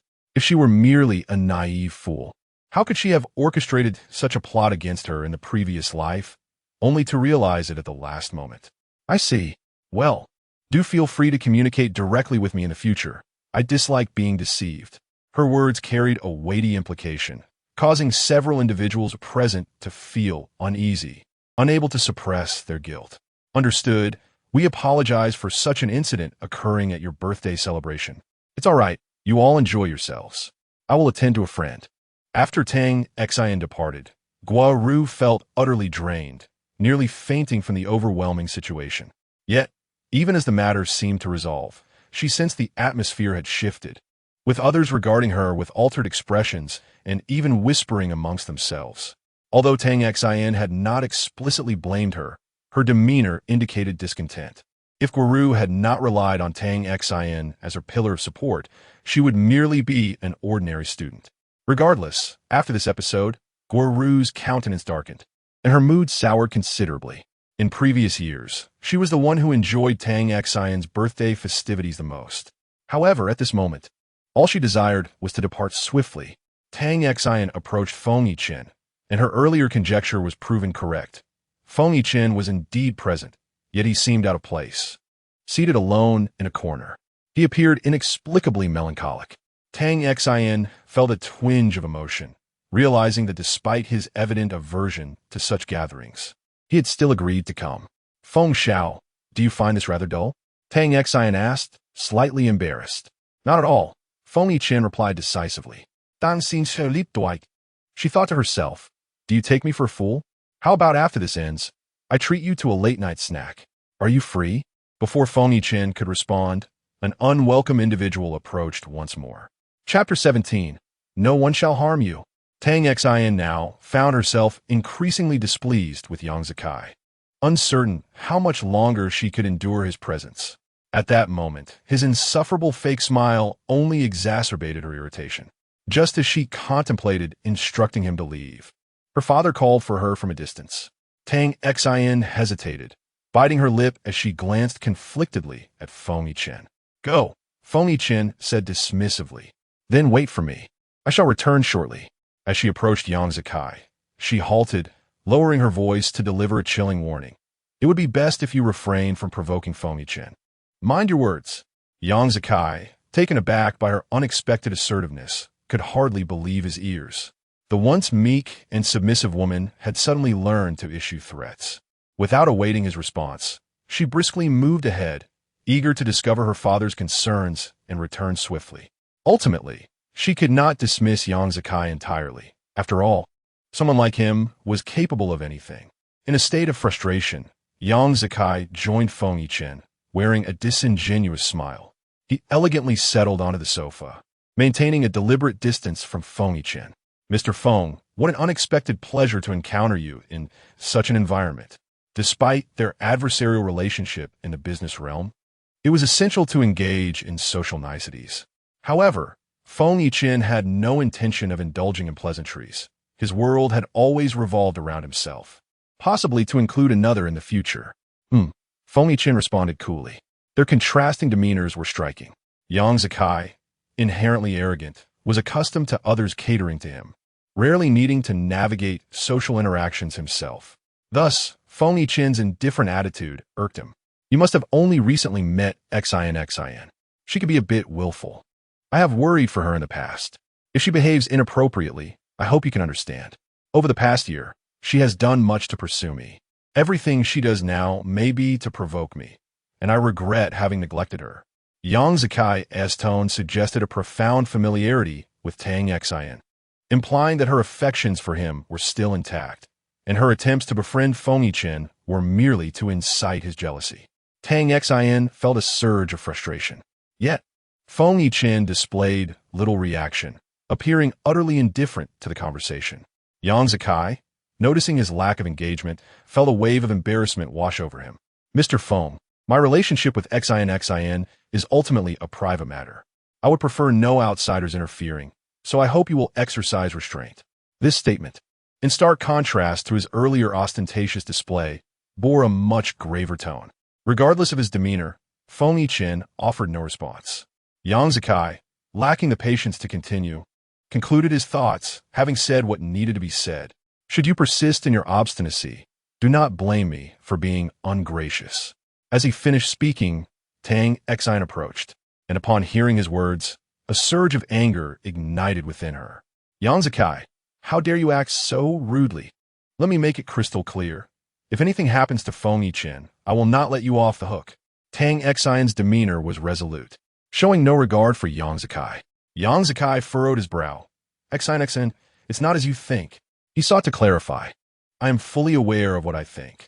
I have ears, she retorted firmly. Feng Yiqin is the one I hold dear, and I will not permit any harm to come to him. Should anyone attempt to, I shall not be courteous. Her declaration was undeniably formidable. Not only Yang Zikai, but even Feng Yiqin, who sat nearby, was taken aback. Ultimately, Yang Zikai stormed off in frustration, realizing that if he remained, he might explode with anger. He kept reminding himself to endure, for the sake of those land deeds. He had already swallowed his pride. Much would have to wait until he succeeded.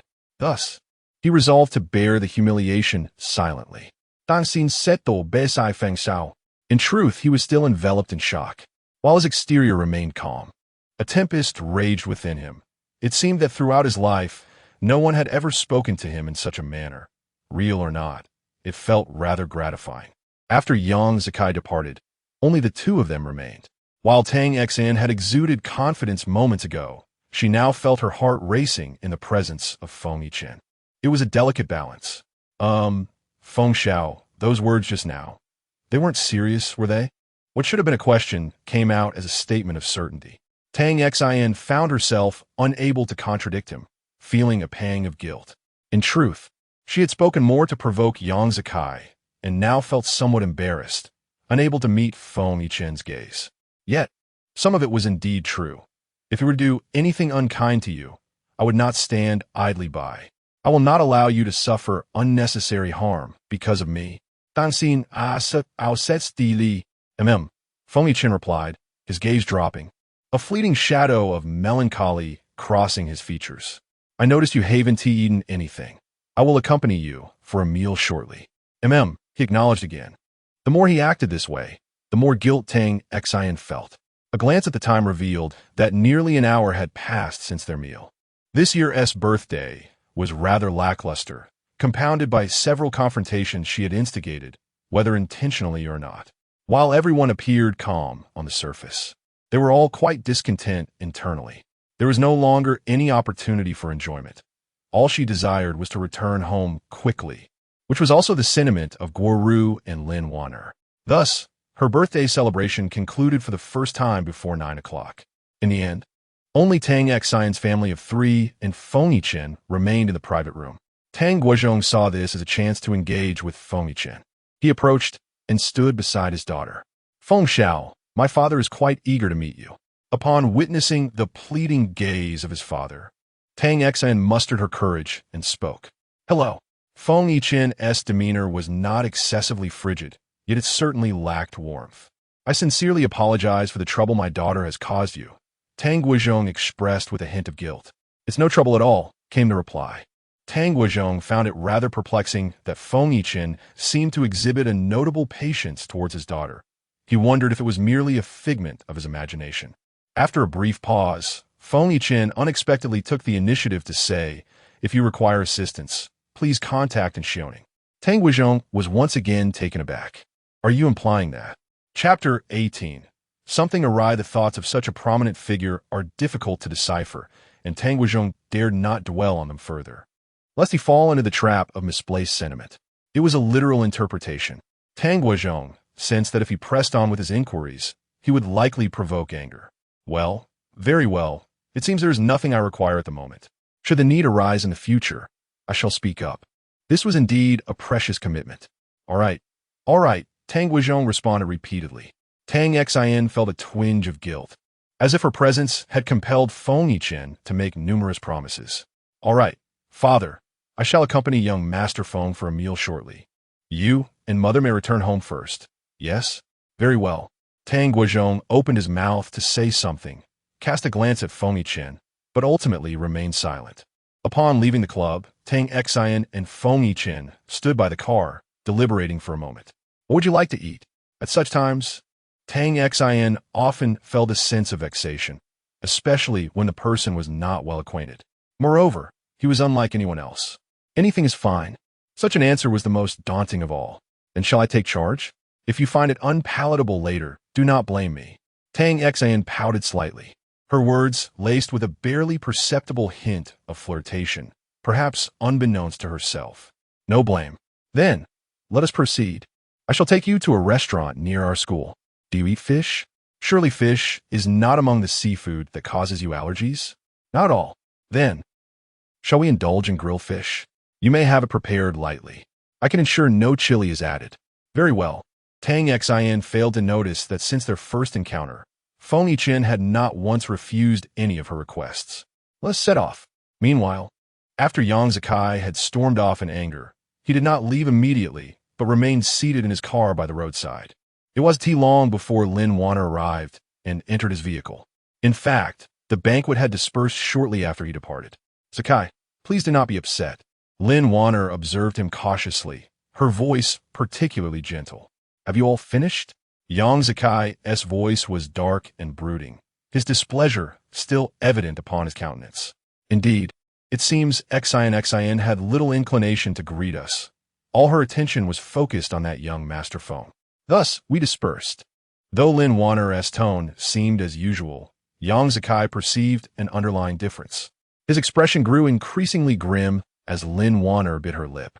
Does she truly believe she can ascend to the Feng family? Such arrogance. Yang Zikai expressed his indignation.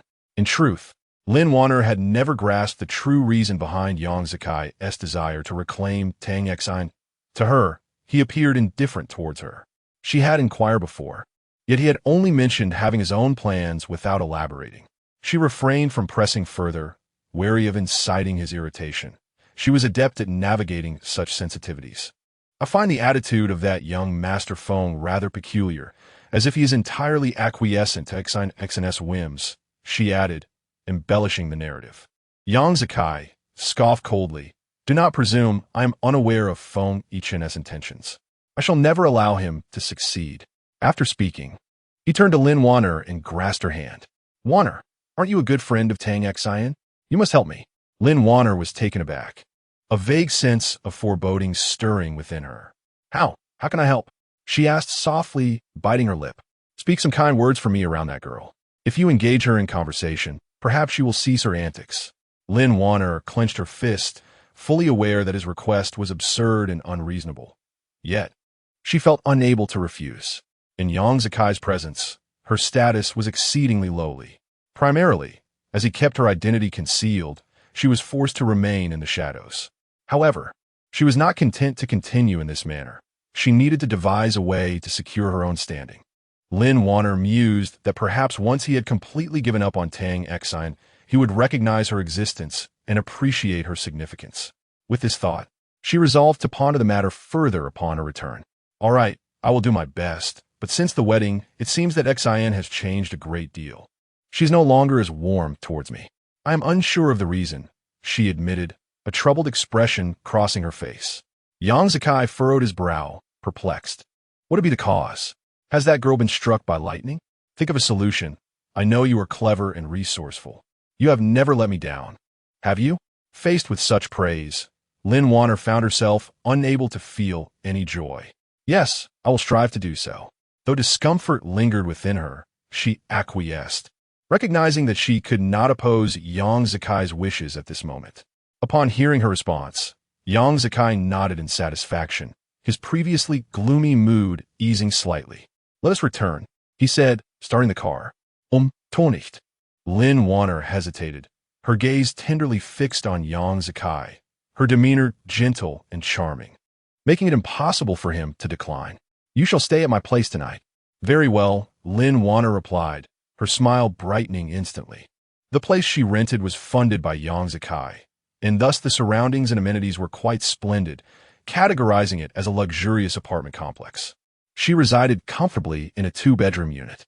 Given her frail health, suffering from a heart condition, Tang Xin had once been considerate of her needs during their previous lives. It was precisely due to her illness that she appeared more delicate than others, evoking sympathy and care. Yang Zikai drove her back to the apartment, both lost in their thoughts and silent. Meanwhile, on another front, Feng Yiqin followed Tang Xin's directions to the grilled fish restaurant she had mentioned. It was the hour for late-night snacks, and with the school on break, the winter night was quite chilly. Nevertheless, the restaurant buzzed with activity, filled with satisfied patrons. The establishment enjoyed an excellent reputation for its delectable offerings. Although the group rarely dined there, it remained one of their favorite spots due to its elevated ambience. With private dining rooms available, it was indeed a remarkable experience whenever they were able to secure one. While others struggle to secure a single table, they have reserved a private room, which is simply infuriating. "Miss Tang, you have arrived, and this is..." The attentive waiter promptly approached upon seeing Tang Xin, greeting her with warmth. The reason for this attention is that Tang Xin is a VIP here, known for her generous orders and high spending every time she visits. "This is my friend. Is there still a private room available?" In such a setting, Tang Xin would never allow Feng Yiqin to remain outside. They wouldn't even sit in the main hall when they came alone, let alone with such an important guest. The waiter glanced at Feng Yiqin and was startled by his cold demeanor and half-mask. The aura he exuded was chilling. Could he be the legendary figure everyone speaks of? With little time to ponder, he led Tang Xin to the private room. The room was quite spacious, and, since it was just the two of them, there was a sense of openness. Tang Xin placed her order with the waiter, who then departed, leaving just the two of them. Remarkably, this was only their third meeting, and Tang Xin felt a slight unease, a pressure weighing on her. She could not interact as casually as she would with others. "By the way, what did Yang Zikai say to you tonight?" She suddenly recalled this matter, something she had intended to ask earlier. It was a perfect opportunity to spark a conversation. Perhaps her words would be somewhat fragmented, but that was fine as long as the silence was broken. In truth, she held a great deal of curiosity about him. Yet, given their still nascent relationship, she hesitated to ask anything too forward, deciding to wait until their bond was more established. Perhaps unbeknownst to Tang Xin herself, she found herself contemplating the future of her relationship with Feng Yiqin. She had previously stated that their interactions would be minimal, yet, caught in the moment, she had not thought deeply about it. "Nothing much," he said, unable to articulate the words any further. Tang Xin anticipated he would not speak much, but she did not expect him to be so succinct, fully embodying the role of a conversation ender. This made it nearly impossible to maintain a dialogue. Their exchanges devolved into a question-and-answer format, which felt rather monotonous. Yang Zikai is rather petty, holds grudges, and his character leaves much to be desired. Your company likely has no dealings with him, right? You know him quite well? Feng Yiqin did not respond to her question, but instead posed another. "Well, he's not too bad, considering all the foolish things I did before. I suppose I've come to my senses now." Tang Xin managed a self-deprecating smile. Feng Yiqin pressed his lips together, choosing not to pursue the topic further. And then, there was silence. Tang Xin sighed, feeling somewhat defeated. She couldn't help but speculate that someone like Feng Yiqin probably had no friends at all. Fortunately, after tonight they likely wouldn't have any further interactions. In merely 3 days, it would be New Year's Eve. Everyone would be quite busy. With this thought, Tang Xin inexplicably felt a wave of relief wash over her. Since she had called off her wedding, the trajectory of her life had been irrevocably altered. She retained a vague awareness of this. In the ensuing 6 months, Lin Wanner and Yang Zikai's relationship is poised for remarkable progress. However, with obstacles looming in between, the outcome remains uncertain. Lin Wanner has long aspired to marry into a wealthy family, and in her previous life, she meticulously devised plans to ascend the social ladder. In this life, she is curious to see how she will navigate her ambitions. She must not be granted an easy path. Afflicted with a heart condition, she knows that heart transplantation has become a relatively manageable procedure. Yet, she insists that Yang Zikai should extract her heart for her, revealing her malicious intent. Reflecting on her past experiences, Tang Xin clenched her fist discreetly. "What are you thinking?" Feng Yichen's voice suddenly pierced the silence. "Oh, nothing much, just contemplating some family matters." Feng Yichen chose not to press further. He is not one to pursue inquiries into such matters. Soon, the grilled fish arrived, accompanied by a selection of side dishes, all of which Tang Xin relished, including a dessert she had ordered. "Come, let us eat. The grilled fish isn't spicy. You should be able to enjoy it." Their meal proceeded in an orderly fashion, and by the time they finished, it was already 10:30. As they exited the grilled fish restaurant, Tang Xin suddenly sensed something amiss with Feng Yichen. Chapter 19. Gastroenteritis. Though Feng Yichen revealed only half of his face, Tang Xin's attention was primarily directed towards him, frequently stealing glances that ultimately led her to discern something amiss. She noticed his complexion suddenly pallor, his brows slightly furrowed, seemingly enduring some form of discomfort, with beads of sweat dotting his forehead. If one did not scrutinize closely, it would be difficult to detect. Yet, Tang Xin perceived it clearly. Her heart sank momentarily. "Feng Yichen, are you all right? Is something wrong?" Her voice was taut with concern. "I'm fine," Feng Yichen replied stiffly, uttering but 2 words. Under normal circumstances, this would suffice, but at this moment, Tang Xin felt an inexplicable surge of anger. Why did he disregard his own well-being? "Do you think I'm blind? I can see very clearly that you are not well. If something is amiss, tell me. I won't ridicule you. Or do you wish to see me fret and feel guilty?" Her expression was grave, a stark contrast to her usual gentle demeanor. Upon hearing her words, Feng Yichen's gaze flickered, his lips pressed together slightly. "You would worry?" In the past, he would never have posed such a question, deeming it foolish. "Of course I would worry," Tang Xin replied almost without hesitation. "I came here with you to eat. If anything happens to you, I will take responsibility. Otherwise, seeing you unwell will only lead me to overthink, to worry, to feel guilty. So please don't hide it from me, all right? Just tell me." As she spoke, she instinctively grasped his wrist, a gesture that had become so natural to her, as if they were long acquainted. Furthermore, her tone had softened significantly, tinged with a hint of endearment. Faced with her earnest gaze, Feng Yichen found himself unable to utter a word of refusal. "My stomach feels a bit uncomfortable," he finally confessed. Tang Xin froze, her heart skipping a beat. Suddenly enlightened, she realized it must be due to the grilled fish. His stomach was likely unaccustomed to it.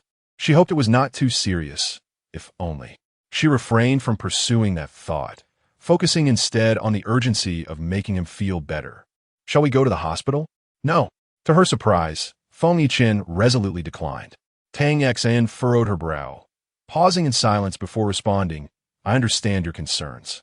However, I have a family doctor, and the hospital where he practices is currently devoid of patients. Rest assured, no one will know." How could she not be aware? Ever since the wedding fiasco and her confession to Feng Yichen, both had found themselves under the scrutiny of the public eye, with countless media outlets covertly seeking stories about them. Feng Yichen typically dismissed such external noise, remaining indifferent to public opinion. Yet, indifference did not equate to allowing others to write freely about them. Tang Xin was acutely aware of the repercussions of public opinion, having lived a life marred by it. She did not want Feng Yichen to be ensnared in that predicament. Fine.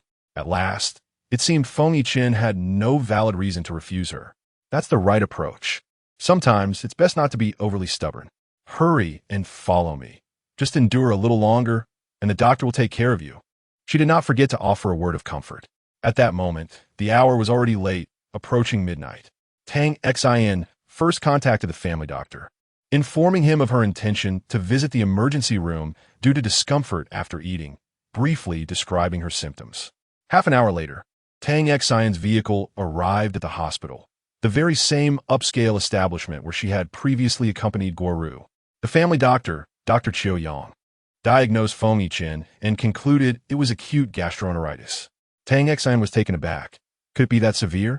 She had experienced acute gastroenteritis before and knew how distressing it could be. This foolish boy had kept silent and endured all this time. Tang Xin felt a surge of anger, but it was overshadowed by guilt. Subsequently, Dr. Chiu administered an intravenous infusion to Feng Yichen, confirming that he would not be returning home that night. Tang Xian managed a bitter smile. This year's birthday was indeed unforgettable. Sitting by the bedside, she observed the discomfort etched on Feng Yichen's face, and her mood soured. Feng Yichen, would you like to call your family? Perhaps it's better not to go home tonight. We can wait until you feel better tomorrow. I've already informed my mother that I won't be returning tonight. Tang Xian expressed her stance first. Okay, Feng Yichen replied reluctantly. Are you feeling very unwell? No, he answered decisively. He had never shared his discomfort with anyone. It seemed unnecessary and futile. You're still being stubborn. I've already said I won't laugh at you. You're just an ordinary person, not a robot. Everyone gets sick and feels unwell at times. Feng Yichen bit his lip, listening as if no one had ever spoken such words to him before. He was at a loss for how to respond and fell into silence. Tang Xian assumed his silence stemmed from his discomfort and did not press him further. You should rest. I'll keep watch by your side. She noticed how truly unwell he seemed. Feng Yichen did not insist on continuing the conversation. He closed his eyes and remained silent. Initially, he hadn't thought much of being alone, believing he could endure it and perhaps take some medication when he returned home. However, the pain now felt far more intense than usual. His consciousness began to wane, and before long, he truly drifted off to sleep. Feng Yichen felt as if he had slept for quite a long time, experiencing a sense of peace he had never known before. Upon opening his eyes, he momentarily found himself bewildered about his surroundings. He attempted to raise his hand to pinch the bridge of his nose, only to discover that his arm felt heavy and slightly numb. Lowering his gaze, he noticed a head of hair before him. The events of the previous night gradually resurfaced in his mind. He stared blankly at the hair, uncertain of what to think.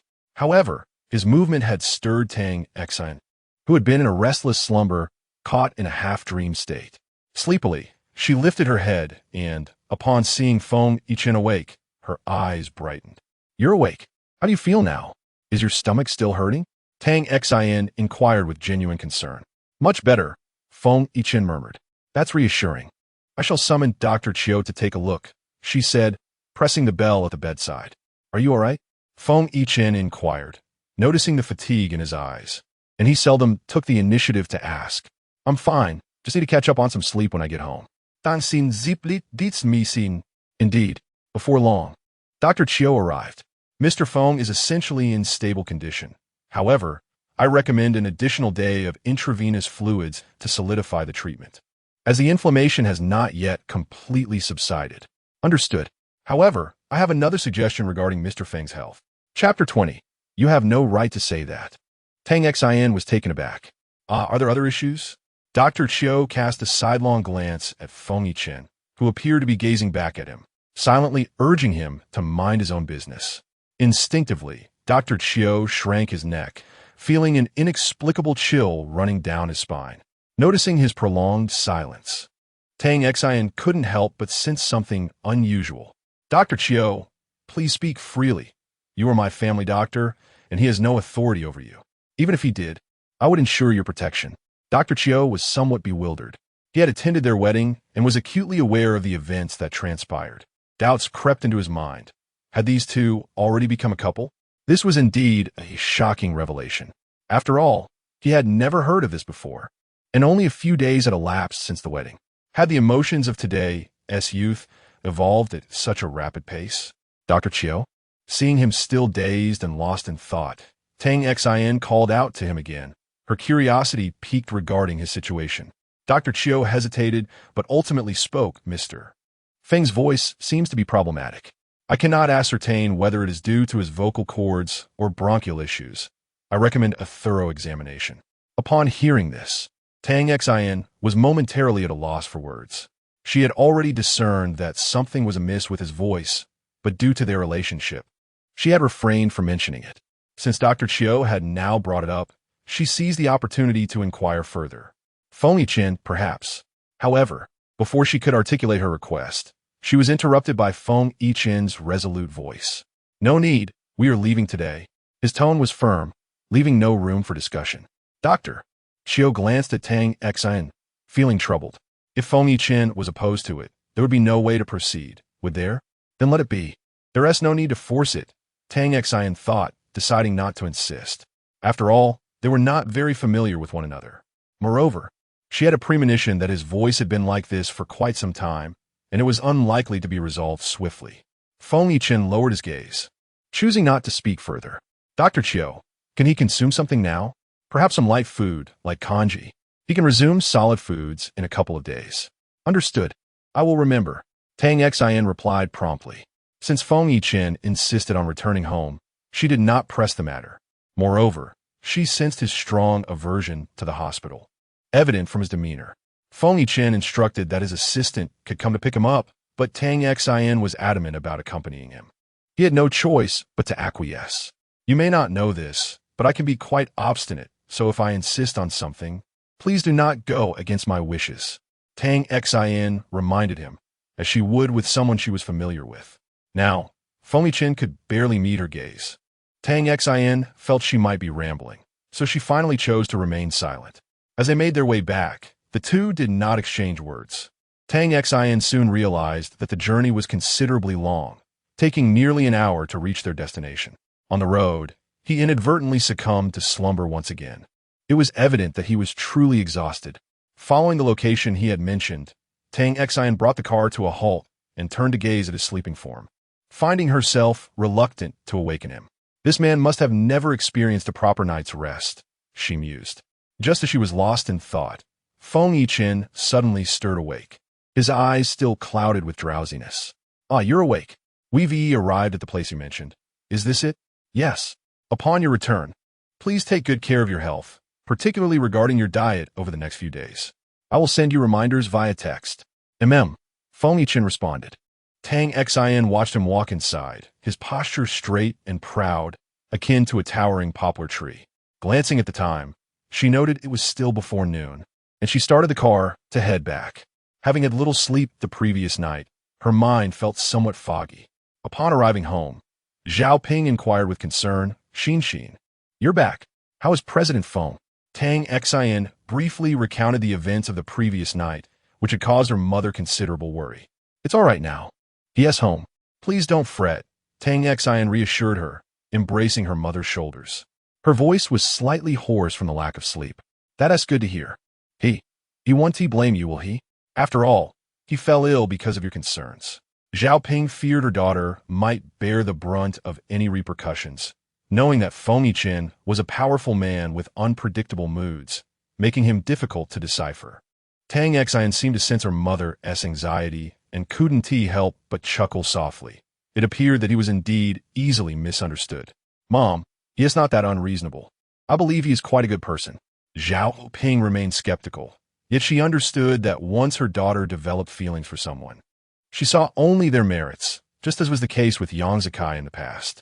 Observing her mother's expression, Tang Xian recognized her disbelief and chose not to elaborate further. I'll head to my room now. I didn't sleep well last night. I plan to catch up on sleep. I've already eaten, so I should be awake for dinner. No need to call me. She couldn't help but add this last remark, fearing she might be disturbed. All right, the gifts I received last night have been placed in your room. Tang Xian acknowledged her mother and ascended the stairs. Just as she was about to enter her room, she encountered Tang Jin in the second-floor corridor. It appeared he was about to head out. Are you going out? She casually inquired. None of your business, Tang Jin retorted, his demeanor still less than cordial. In the past, such a moment would have prompted an argument, but this time, Tang Xian simply smiled calmly. Don't stay out too late. It would worry Mom and Dad. She maintained her composure. Tang Jin was momentarily taken aback, but soon scoffed. You have no right to say that. With that, he turned and departed. Tang Xian couldn't help but wear a bittersweet smile. Indeed, in her previous life, she had caused her parents considerable worry. Back then, Tang Jin had always believed that their parents cared only for Tang Xian, neglecting him, which fueled his resentment and jealousy. Now that fate had granted him another chance, she vowed not to let such a tragedy occur again. Her younger brother, though somewhat headstrong and a touch naive, is fundamentally pure and kind-hearted. Otherwise, he would not have been so easily manipulated in his previous life. Upon returning to her room, Tang Xian's gaze was immediately drawn to the gifts adorning her bay window, which had accumulated into a small mountain. Some individuals may not have come in person, yet they ensured their presents were delivered. Approaching the bay window, she quickly spotted a gift from Feng Yichen amidst the pile. Tang Xin couldn't help but raise an eyebrow, curious about what such a person would choose to give her. A sense of anticipation welled up within her. Thus, she settled onto the bay window and began to unwrap his gift. Chapter 21. Do you like her that much? The gift bag was not particularly large, yet the packaging was exquisitely done, suggesting a considerable expense. Tang Xin carefully unwrapped it, revealing a jewelry box. Upon opening the small box, she discovered a set of jewelry, a necklace and earrings, both fashioned in the shape of hearts, likely symbolizing her name. A smile graced her lips. It was indeed a thoughtful gesture. She was familiar with the brand, having previously acquired their limited edition bracelets and bangles, all of substantial value. To her knowledge, this particular series did not exist, indicating it was likely a bespoke creation. Such craftsmanship could be accomplished in just a few days, an endeavor beyond the reach of most. How extravagant! Tang Xin murmured softly to the necklace, her smile unwavering. She adorned herself with the necklace, finding it quite delightful. With this thought, she picked up her phone and sent a WeChat message to Feng Yichen. The gift is beautiful. I really like it. Thank you. After sending the message, she took a photograph of the jewelry. Uncertain when he would respond, she decided to take a shower. Upon her return, she found 2 messages awaiting her. Very beautiful. I'm glad you like it. Though concise, the words brought an inexplicable warmth to her heart. Once you're home, make sure to rest well.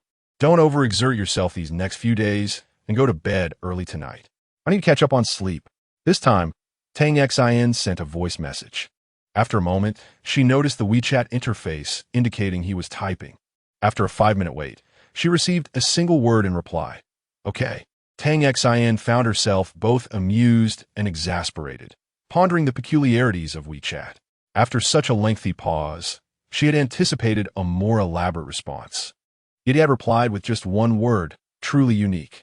Was this the demeanor of someone who would be a challenge for a more vivacious girl to connect with? Yet, such considerations hardly seemed her concern. Lying in bed, she drew the curtains, plunging the room into darkness, and soon succumbed to sleep. At Feng Yichen's villa, upon his return, Li Bingyan hurried to his side. The previous night, he had called to inform her he would not be coming home, omitting the detail of his hospitalization due to gastroenteritis. He deemed it unnecessary to cause her needless worry. Yichen, how are you feeling? Is your health deteriorating? Anxiety shimmered in Li Bingyan's gaze. I'm fine. Feng Yichen replied tersely. That's good. If you feel unwell, please tell your mother. Otherwise, she will only fret and imagine the worst. Li Bingyan's voice was gentle, filled with concern for him. I'm fine, he reiterated. This was a rare occurrence for him. Li Bingyan felt a slight relief. She had always harbored guilt towards him.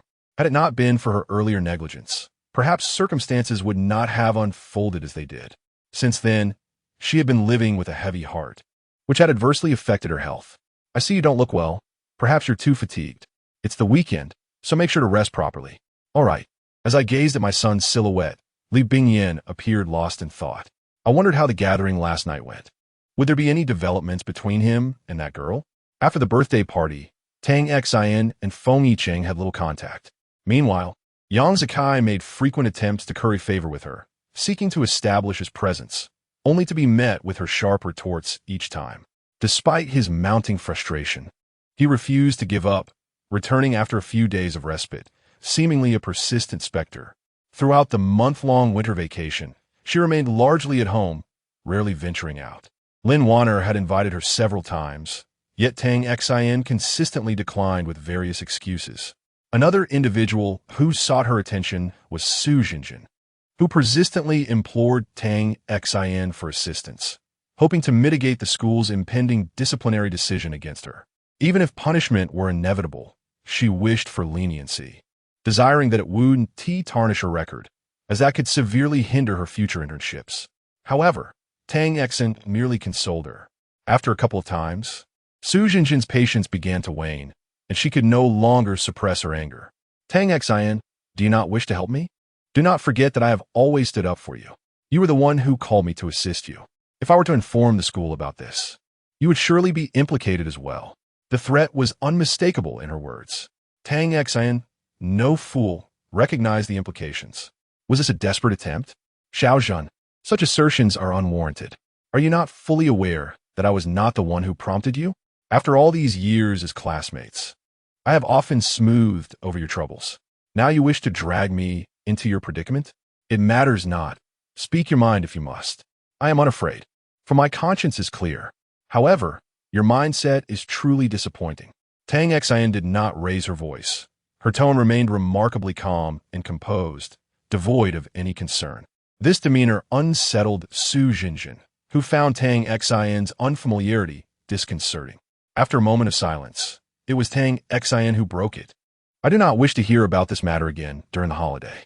I seek a peaceful respite. I hope you understand. With that, she hung up before Su Jinjin could respond. Tang Xian's reluctance to venture out during the holiday surprised her parents and even Tang Jin. Previously, she had never spent a day at home during breaks, always engaging in various activities with friends. One could only wonder what was so captivating about those outings. During dinner one day, Zhao Ping could not help but inquire, Xian, why aren't you going out to play during the holidays? Tang Guizhong looked on, his gaze reflecting a similar curiosity. Over the past 6 months, their daughter had undergone remarkable changes, all for the better, leaving them astounded. Tang Xian shrugged.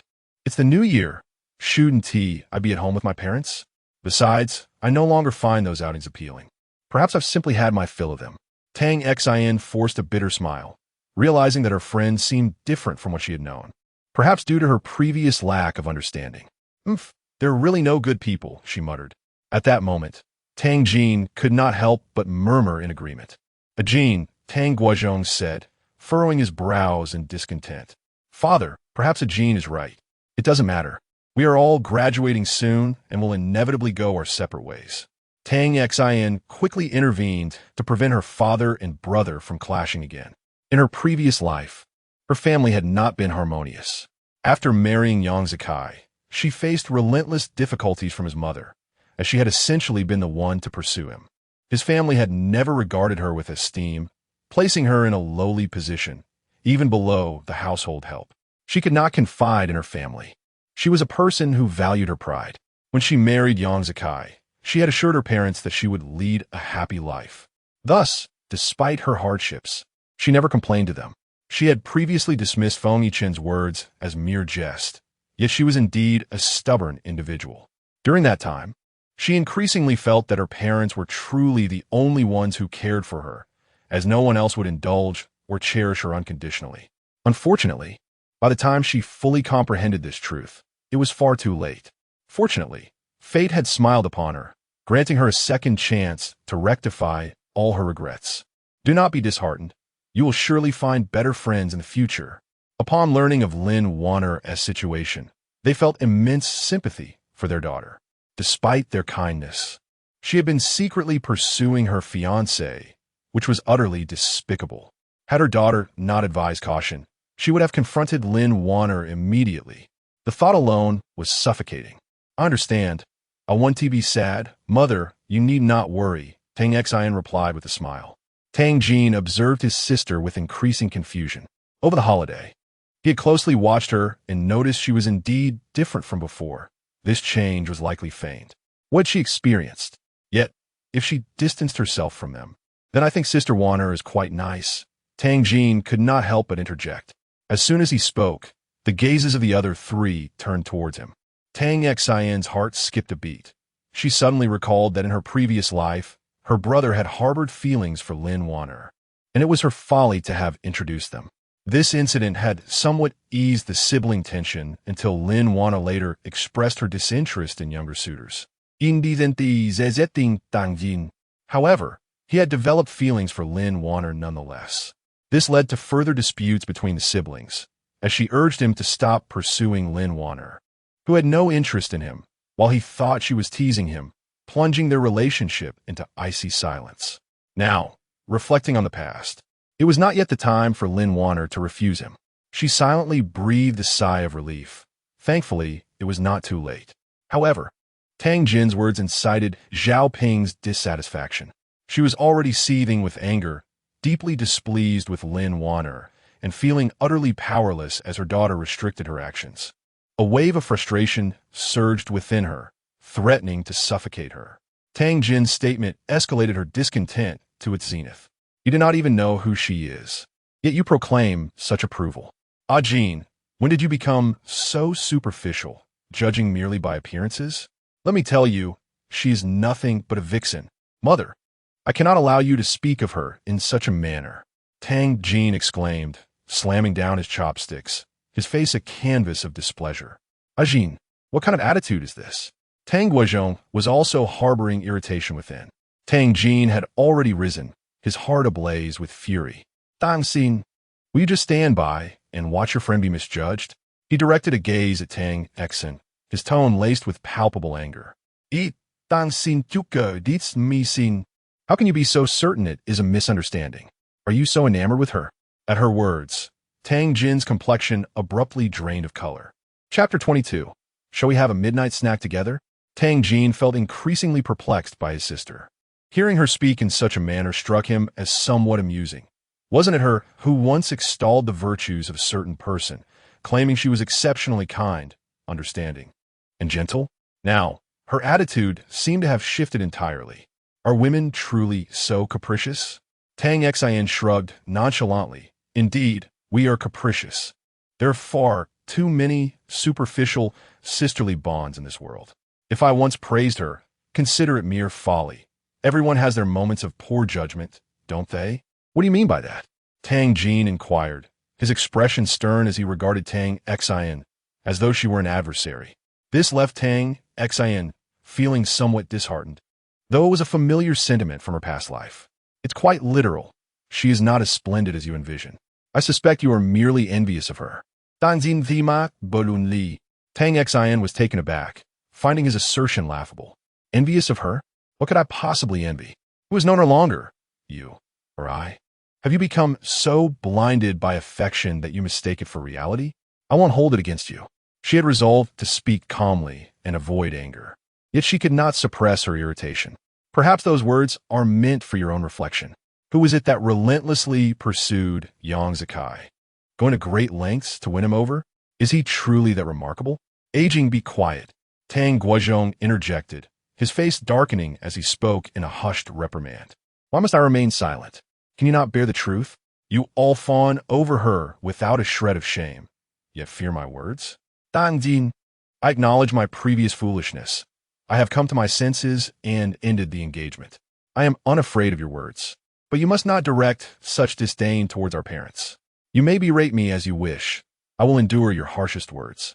But when it comes to our parents, you must not. Tang Xian's voice grew louder, recalling the anguish their parents endured because of his actions. They had never experienced a moment's peace. Though they were ungrateful, she could not allow the past to repeat itself. Her eyes reddened, shimmering with unshed tears, and her voice trembled as she spoke the final words. Previously, their sibling quarrels had been numerous, yet Tang Jin had never witnessed her on the verge of tears. This revelation left him momentarily astonished. At that moment, Zhao Ping approached Tang Xian, her heart aching upon seeing the tears glistening in her daughter's eyes. Aging, do you not realize that Lin Wanner? Zhao Ping began, but was abruptly interrupted by Tang Xian. Mother, please do not say it. She understood that Lin Wanner must be questioning her behavior, should her mother speak. Tang Jin would undoubtedly inquire further, leading to revelations she wished to avoid. Such disclosures could jeopardize her carefully laid plans. Xian, why do you prevent me from speaking? Oh, never mind. I shall exercise discretion, Zhao Ping whispered, patting her mother's hand. With no other recourse, Zhao Ping sat down, letting out a heavy sigh. What a charade. Tang Jin cast aside a few words, abandoning his half-finished meal, and ascended the stairs without a second thought. Xian, look at him. This child is utterly thoughtless. Zhao Ping lamented with a sorrowful expression. He is at that rebellious age, undoubtedly a bit headstrong. It is of no concern. Do not fret. I shall communicate with him gradually. However, Zhao Ping could not bear to be too hard on her daughter, especially since she had just been betrayed by a scoundrel. Furthermore, she had her own plans and feared it might affect her father's company. Tang Weizhong's firm was currently engaged in numerous collaborations with the Yang family group. Yang Zikai still harbored intentions towards her, thus maintaining a facade of civility. However, should her father confront him directly or provoke him into rash actions, his demeanor could swiftly change. How could Zhao Ping overlook this? Don't worry, Mom. I know my limits. Just trust me and Dad, all right? Please do not worry too much. Tang Xin grasped her hand. Faced with her daughter's earnest gaze, Zhao Ping found herself unable to utter a word of refusal. Just believe in me, will you? She implored, her tone tinged with a hint of playfulness. It had been long since Zhao Ping had witnessed her daughter exhibit such endearing charm, and she could hardly bring herself to deny her. At that moment, her father interjected, since Xin has expressed herself so, let us not oppose her. I have faith that our precious daughter will act with discretion. Ultimately, they resolved to refrain from discussing the matter with their daughter and to allow her to proceed as she wished. That's settled then. Let's continue our meal. As for Ajin, I shall find a suitable time to speak with him. Tang Xin thought, resolved to be accommodating to those she cherished in this lifetime. After dinner, when her parents went out for a stroll, she ascended the stairs to seek out her rebellious younger brother. She knocked twice on the door, but Tang Jin offered no reply, seemingly unwilling to engage. In the past, she would have immediately ceased her pursuit, adopting an indifferent attitude, yet now she possessed ample patience. She persistently knocked, the sound likely grating on Tang Jin's nerves. Finally, the door swung open, revealing a fuming Tang Jin. Yet, Tang Xin wore a smile. For as the saying goes, one should not strike a smiling face. Tang Jin found himself in a state of vexation, caught between emotions. What do you want? He asked. Though without resorting to insults, his tone remained brusque. Let's go out for a late-night snack together, Tang Xin cheerfully proposed. Tang Jin gazed at her in astonishment, as if he had not anticipated such an invitation. Who would want to have a late-night snack with you? He scoffed, maintaining an air of pride, though his tone seemed considerably softened compared to before. I'm inviting you. I wonder if young Master Tang would deign to accept? Tang Xin continued to smile, her sincerity evident. Do not think I am unaware of your intentions. Tang Jin remained hesitant to acquiesce. Their previous grievances ran too deep. The chasm between them could not be bridged by mere words. However, Tang Xin was in no rush. Then tell me, what do you think my intentions are? If you guess correctly, there will be a reward. Observing her commendable demeanor, Tang Jin found it impossible to express his irritation. Before he could respond, Tang Xin seized the moment once more. Hey, are you going or not? Can't you be a bit more straightforward for once? She could discern that Tang Jin's expression had noticeably softened. After all, he was still quite young, merely 20, and retained the innocence of youth. In this prime of life, he had suffered a tragic demise in his previous existence due to Lin Wanner, a thought that still pierced his heart with pain. Yet, here he stood before her, and even if he displayed annoyance or vented his frustrations, she would not mind. If you wish to go, then let's go. Am I truly intimidated by you? Now that's more like it. But it's still early. Let us depart in an hour or two. You mustn't change your mind. I would never waver. The petulance in her tone was unmistakable. I shall return to rest for a while. Do call for me when it's time. Wait for me. With that, she turned to head back to her room. However, just as she pivoted, Tang Jin called out to her. Chapter 23, His Scheme. Tang Xin halted her steps, turning around with a smile still gracing her face. What is this? Are you having second thoughts? Upon hearing this, Tang Jin furrowed his brow. I am not. Then what is it? Her voice remained gentle. Had it been in the past, such a tone would have been unimaginable. Their conversations were laden with barbs, each sibling determined to outdo the other in bitterness. What's been going on with you lately? Tang Jin asked, averting his gaze, his expression somewhat flustered. Do you think I seem strange? Perhaps I've been possessed? Tang Xin began to mock herself. Who knows? Tang Xiaoya let out a huff, still maintaining his pride. Well, if you truly cannot fathom it, just assume I was stimulated into a sudden epiphany, or, if you prefer to believe in the possession theory, you are free to think so. Tang Xin was unconcerned, merely eager to see if he could accept it. Do you even realize what you're saying? For reasons unknown, he felt a flicker of anger, though he couldn't pinpoint its source. Of course I do. Ajin, Do you know why I publicly called off the wedding? I once adored him so deeply. If he hadn't betrayed me and shattered my heart, how could I have made such a decision? As she spoke, her voice grew choked, her eyes once again glistening with tears. In truth, her emotions were quite stable. However, for the sake of her beloved little brother, she was willing to add a touch of drama for effect. This was a question Tang Jin had undoubtedly pondered, yet he could not fathom the reasoning. Why? Why is that? Tang Jin rarely witnessed his sister in such a state, and thus was taken aback. Well, standing here talking is quite exhausting. Won't you let me sit in your room? Instead of answering his question immediately, Tang Xin shifted the topic. Didn't you say you would never enter my room? You even said if you did, you'd be a pig. Tang Xin facepalmed, recalling how foolish she had been in her past life, digging herself so many pits. Then let us just assume I'm a pig, shall we? Tang Xin resolved to embrace the absurdity. He scoffed lightly before turning to enter his room, which implied he no longer opposed her. So prideful. Yet, for some inexplicable reason, Tang Xin found him rather endearing. Do you ever tidy your room? Or is it still a mess? Tang Xin couldn't help but voice her disdain. What does that have to do with you? Sit down, stop rambling. His tone remained curt, yet compared to before, it had improved significantly. Tang Xin shrugged. Young people should not be so hasty. Now, tell me the reason. Don't think you can spout nonsense in front of me. I won't be deceived. Tang Jin set his attitude firmly. Do you know why Mom was so angry when you mentioned Lin Wanner earlier? Tang Xin stated directly, without waiting for his reply, fully aware that her younger brother lacked patience. Teasing him occasionally was acceptable, but prolonging it for serious matters was unwise. On the eve of my wedding, I felt compelled to seek out Wanner, whose abode I had access to, as I possessed a key. I refrained from contacting her, opting instead to surprise her with my visit. To my horror, I unwittingly stumbled upon her in a clandestine affair with Yang Zikai. Perhaps they were so engrossed in their illicit rendezvous that they failed to notice my presence.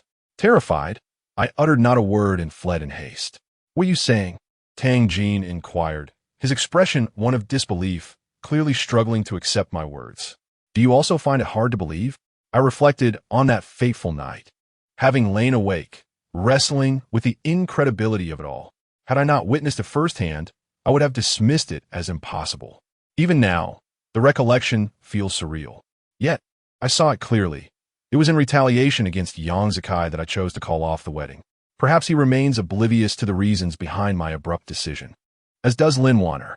After I finished speaking, Tang Jin remained silent for an extended period, seemingly ensnared in a state of profound shock. I did not rush him, granting him the time he needed to process the revelation. Eventually, he regained his voice. Are you telling the truth? His incredulity was palpable. Indeed, you know how deeply I once cared for Yang Zikai and the foolish lengths I went to for him. Had there been even a hint of possibility for reconciliation, I would not have resorted to such an extreme measure. I paused momentarily before adding, do you still not believe me? Tang Jin shook his head, not out of disbelief, but rather from lingering astonishment. The weight of the revelation was difficult to articulate. After a brief silence, he queried, then why not confront them? I have my own plans. I replied, I refuse to let this matter rest. The reason I asked my mother not to inform you was to prevent you from confronting Lin Wanner in a fit of anger, which would jeopardize my intentions. Promise me you will keep this a secret, will you? Tang Jin's lips pressed into a thin line, a clear indication of his discontent.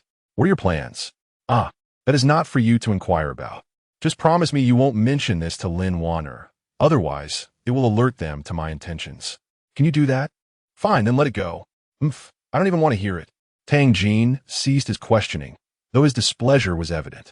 I chose not to pursue the matter further. Rising from my seat, I announced, I shall return to my room now. I will seek you out shortly. Tang Jin remained silent, seemingly preoccupied with some unresolved thoughts. 2 hours later, as the couple in the living room continued to watch television, they noticed the siblings descending the stairs together. Their unexpected appearance raised eyebrows, especially considering the earlier tension between them. Why did they now appear so much more at ease? It seemed that the daughter had worked her magic. Are you heading out? Zhao Ping was the first to speak. Yes, we're going out for a late-night snack. Mother, father, would you care to join us? Zhao Ping was taken aback. You're going out for a late-night snack after everything? What on earth transpired? Well, never mind. We want to join you. You two go ahead, she replied. That night, the siblings ventured out for their late-night meal, returning with a hint of alcohol on their breath, clearly having indulged. However, they appeared to have reconciled considerably. No one knew what the brother and sister discussed that night, but after that day, their relationship improved significantly, no longer fraught with tension. The couple felt a profound sense of relief upon witnessing this change. Time swiftly passed, and before long, the new school term approached. During the break, Tang Xin had scarcely contacted her close friends. Some, like Su Jinjin, were apprehensive about returning to school, while others, such as Guru, eagerly anticipated it, as they would soon be free from the confines of school life. In truth, they had all secured rental accommodations, merely wishing to reunite once the semester commenced. Upon the start of school, Su Jinjin's disciplinary action was announced, a serious penalty of a major demerit and probation. This sanction was quite severe. Any further transgressions would jeopardize her graduation. Upon learning of her fate, Su Jinjin felt utterly hollow. In a fit of desperation, she approached the school authorities to accuse Tang Xin, asserting that she was the mastermind behind her troubles, that everything was orchestrated by her. However, her claims failed to convince the school officials, who accused her of slandering her classmate and issued her a warning. Emerging from the office, Su Jinjin trembled with fury, blaming Tang Xin for her plight. If it were not for her refusal to assist, she would not be facing such consequences. She silently vowed that one day she would seek revenge. Meanwhile, Su Jinjin had completely severed ties with Tang Xin. As for Lin Wanner and Guru, their situation remained unchanged. That morning, Lin Wanner sought out Tang Xin to inform her that it was her birthday and that she was hosting a party that evening, inviting Tang Xin to attend. After some contemplation, Tang Xin agreed, recalling that this was a significant moment from her previous life. On this very day, she had been celebrating 6 months with Yang Zikai, and it was that night, in a drunken stupor, that she had engaged in an intimate encounter with a man she had believed to be him. Only on the day of her demise did she discover that it was all part of a scheme. Tonight, she contemplated how to leverage this situation. Lost in thought, she barely registered her surroundings. Tang Xin, are you listening to me? Tang Jin's voice was tinged with irritation. I heard you, but I'm busy tonight. Let's make it tomorrow evening. It was a classmate's birthday, likely a junior who harbored a crush on Tang Xin. Tang Jin's mouth twitched. Tomorrow night is not his birthday. I already promised him. Well, I also made a commitment to someone else. How about this? What time is your classmates gathering? I'll see if I can arrive a bit earlier. At 10 in the evening. To show your face, after all. He asked the birthday boy, and I've already made a promise. This is a matter of face, and Tang Jin naturally valued it highly. Being young, he understood. Tang Xin conceded, all right, I'll drop by tonight. Lin Wanner's gathering was at 8. She wouldn't need to stay long. Lin Wanner was well liked at school, having many good friends aside from Tang Xin. In her previous life, she had accompanied Yang Zikai. In this life, they had not married, and she was uncertain whether he would come. Contemplating this matter, she felt somewhat foolish. He would undoubtedly arrive. The only uncertainty lay in the reason for his visit. However, this question was soon resolved. Not long after the party commenced, Tang Xin caught sight of that detestable face. After a quiet winter break, he had emerged once more. Xin, I didn't expect to find you here. He approached, feigning surprise. Tang Xin chose to remain aloof. I happened to be here, socializing, and thought I caught a glimpse of someone who resembled you. So I came over. Shortly thereafter, Lin Wanner approached to greet them. She looked stunning today, as the birthday girl naturally commanded the spotlight. Even Yang Zikai was taken aback by her beauty, though he did not display his admiration overtly. Yet, it was not lost on Tang Xin, who caught his subtle reaction and let out a cold laugh. Xin, I am truly delighted that you could come.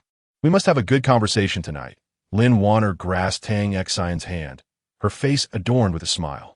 However, the thought of Yang Zikai's plans tightened her heart with pain. Chapter 24. Outrageous Yang Zikai had called her the previous night, urging her to create opportunities for him today.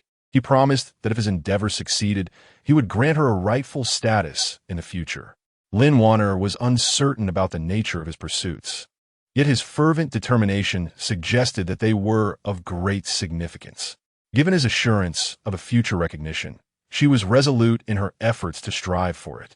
All grievances she would endure for now, anticipating the day she would reclaim her due. Presently, observing Tang Xian's demeanor, she maintained a smile, feigning enthusiasm with remarkable finesse. Acting was her forte.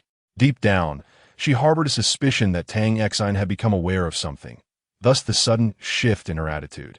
However, she perceived that it mattered little whether Tang Xian discerned her intentions. She had already contemplated her course of action. She found Lin Wanner's smile somewhat irksome. Well, feel free to discuss whatever you wish. She responded, her smile unwavering. Is it only you who can feign a smile? I can too.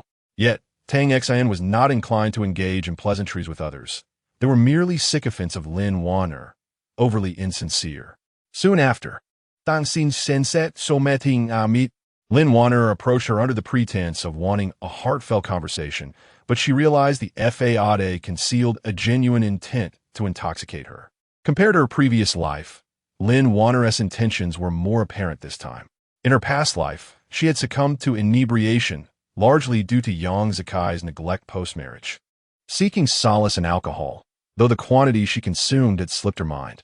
Now, it appeared Lin Wanner was deliberately encouraging her to drink, with undisclosed motives. One thing was certain, no good could come of it.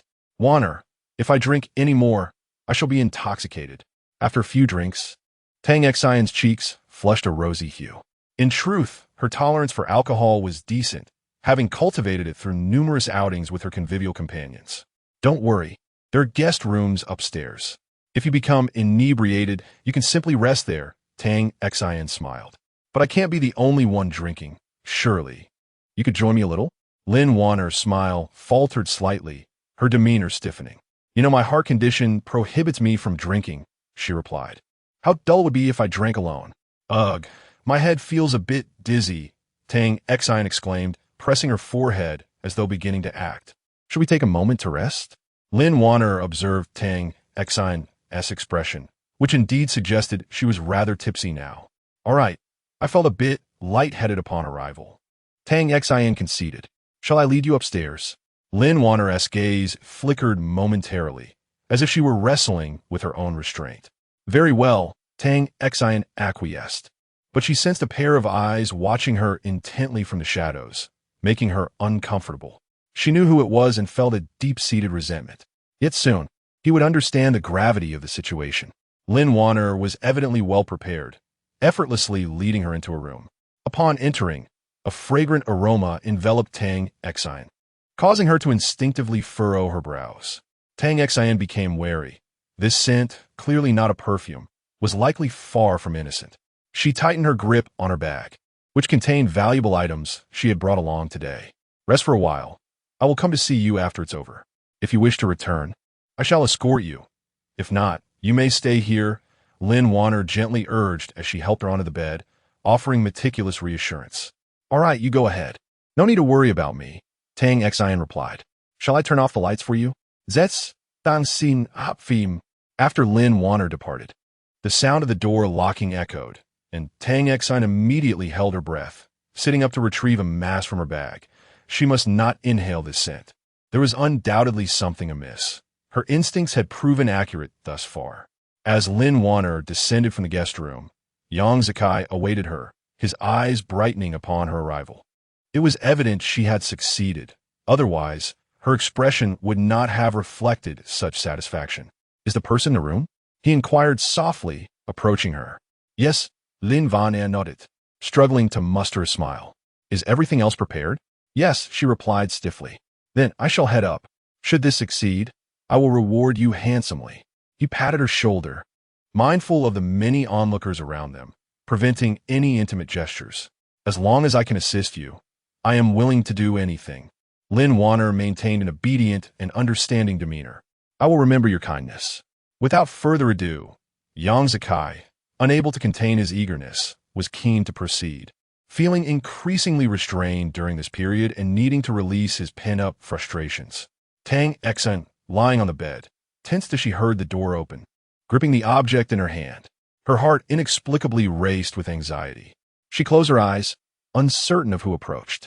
Yang Zikai switched on the light and approached the bedside. Upon detecting the incense, he felt satisfied. Such aromas were designed to incite passion, enhancing fervor and abandon. He had experienced its effects before. Just as he reached out to unfasten Tang Xian's clothing, a severe tingling sensation coursed through his waist, followed by darkness enveloping him as he succumbed to unconsciousness. Tang Xian sat up, glancing at the taser in her hand, a triumphant smile crossing her face. Upon recognizing Yang Zikai, and recalling the hidden camera she had discovered in the room, everything fell into place. Her teeth clenched in indignation. This was utterly despicable. A scheme to record their encounter and subsequently use it to coerce her into submission. Despite her prior awareness of Yang Zikai's character, the revelation of his intentions left her trembling with rage. Such ignoble actions shattered her previous perceptions of him. Since you're so eager to capture scandalous photographs, I shall oblige your desires. Subsequently, she retrieved Yang Zikai's mobile phone, unlocked it with her fingerprint, and sent a message to Lin Wanner, inviting her to come upstairs. She turned off the room's lights and awaited Lin Wanner's arrival in silence. Lin Wanner, unsuspecting, ascended a few minutes later, although uncertain of capturing the moment. She felt compelled to tempt fate, believing that fortune had favored her thus far, and perhaps this time would yield unforeseen delights. As Lin Wanner swiped her card and entered the room, a tingling sensation enveloped her, plunging her into darkness. Tang Xian, employing a similar tactic, orchestrated the two onto a single bed, and with the addition of the aromatic ambience, they were destined for a splendid evening, possibly filled with lasting memories. Tang Xian had already relocated the camera. Otherwise, it would have been in vain when Yang Zikai discovered it. The room remained shrouded in darkness as Tang Xian discreetly departed. As for the outcome, only time would reveal it. Upon reaching the first floor and exiting the elevator, she was halted by a familiar voice. Chapter 25. A chance encounter. Tang Xian was uncertain whether it was truly him. Her heart largely inclined towards denial, for she believed that he would not appear in this place. She shook her head, preparing to walk on, when suddenly she heard a voice call out. It was only then that she turned around, and there, not far behind her, stood a familiar figure, tall and elegant, exuding an extraordinary aura, destined to become the center of attention wherever he went. With a gasp, Tang Xian instinctively covered her mouth, her eyes wide with disbelief, clearly astonished to encounter him in such a locale. He was not one to engage in social gatherings, dine out, or frequent crowded places. Feng Yicheng, how would you be here? She mused. Since the last time he had suffered from gastroenteritis and she had taken him home, they had not seen each other again. Their communication via WeChat had been sporadic, mostly initiated by Tang Xian, and had gradually dwindled, for there was little to converse about. Feng Yicheng was notoriously reticent, making it difficult to maintain dialogue. It had been over a month since their last interaction. Now, upon seeing him again, Tang Xian did not feel estranged. Rather, there was an inexplicable sense of familiarity. Just passing by, Feng Yicheng replied, offering a remarkably candid answer. Tang Xian shrugged, her eyes unmistakably conveying skepticism. Where are you headed? She asked, surprised that he was taking the initiative to engage in conversation. I'm off to my brother's classmate's birthday party. What about you? She replied, glancing at her watch. After her earlier commotion, it was already 9:30. Previously, Tang Jin had informed her that the festivities would commence at 10, and her presence was merely required for a brief appearance. I have no plans, Feng Yicheng responded. Without overthinking, Tang Xian suggested, would you like to join me? I won't stay long. Perhaps we could indulge in some desserts afterward? Nothing too elaborate, but I believe the sweets should be fine. I recall asking Dr. Chiu about it. Anything that doesn't irritate the stomach is acceptable. All right, Feng Yicheng agreed readily. Then, let us go.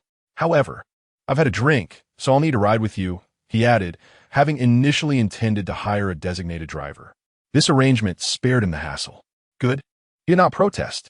Tang Xian, having consumed several glasses of wine, still bore a rosy flush on her cheeks. With her fair, porcelain-like skin, The blush made her appear alluringly radiant. Her eyes sparkled with a glimmering light, undeniably captivating. In her presence, Feng Yicheng found impossible to utter a word of refusal.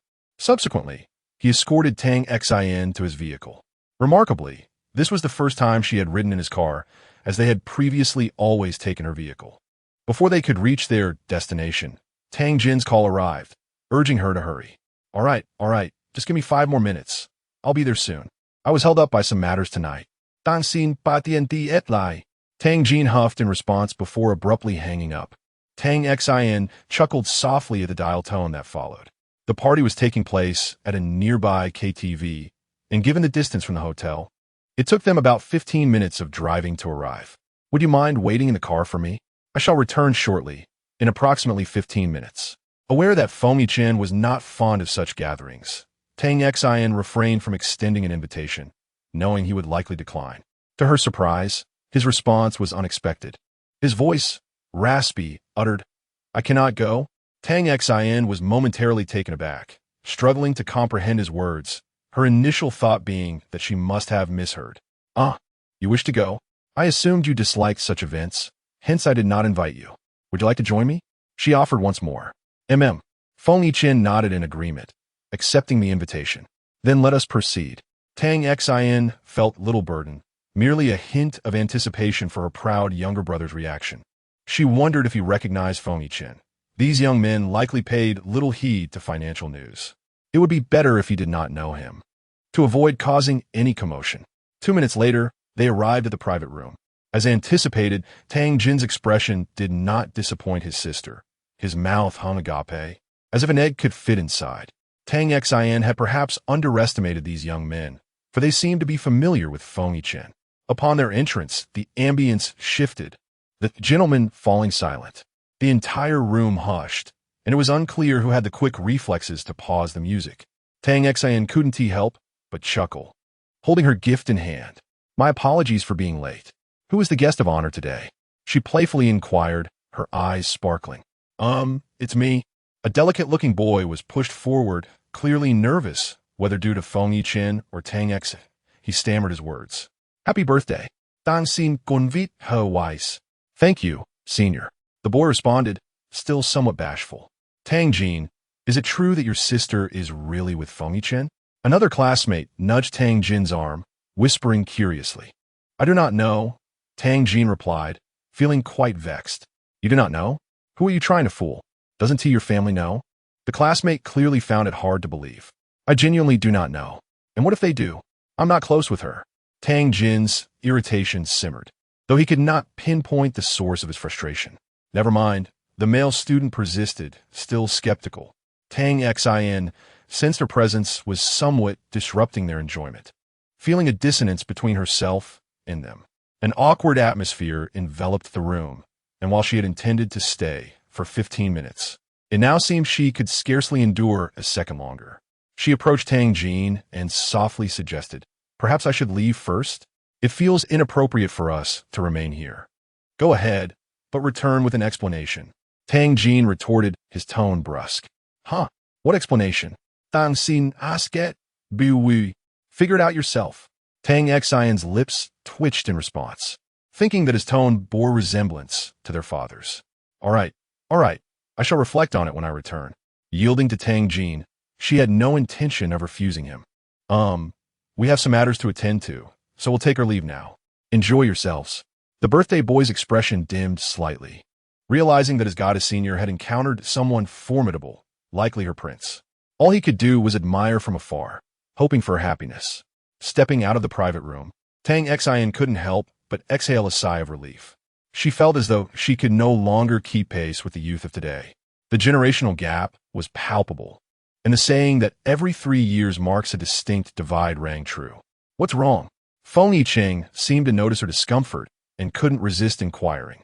Tang Xian had made an observation. It appeared that since their last meeting, Feng Yicheng had become more proactive than before. She couldn't tell if it was merely her imagination. Shaking her head to dispel her thoughts, she replied, It's nothing. I just feel like I can't relate to them anymore. Shall we go have some dessert? Do you like sweets? Ido, Feng Yicheng nodded. That's good. If you didn't, you must tell me. There's no need to accommodate my preferences, Tang Xin reiterated. All right. Subsequently, Tang Xin led him to a renowned dessert shop. Along the way, she couldn't help but engage him in conversation. Have you been busy lately? Not really. Tang Xin's lips curled in skepticism. She found it hard to believe his words. With his status, how could he possibly be unoccupied? Did he think her easily deceived? Choosing not to pursue the topic further, they acknowledged that since their last farewell, a significant amount of time had passed, creating an unspoken tension that was subtly brewing. What do you like to eat? Tang Xin inquired habitually as she glanced at the menu. You decide.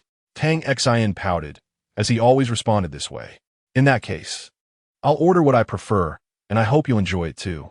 I will. That's good to hear. Tang Xin ordered her favorite desserts: mango pancakes, fresh taro sago, a floral tea, and several other sweets. Much more than two people could reasonably consume. Feng Yicheng watched, a flicker of surprise evident in his eyes. Noticing his astonishment, Tang Xin awkwardly touched her nose. Hee, I actually haven't eaten anything since dinner. You can have a main course. No, I just want to indulge in some desserts right now. I have no appetite for anything else. Understood. Feng Yicheng did not press her further. They were in no rush, savoring their treats while chatting intermittently. Although Feng Yicheng remained somewhat reticent, the atmosphere was far less awkward than during their initial interactions. Meanwhile, on the other side, the effects of the stun gun would not last long. After approximately half an hour, Yang Zikai began to regain consciousness, feeling feverish due to the excessive inhalation of the aromatic scent. His desires, already ignited, were now heightened.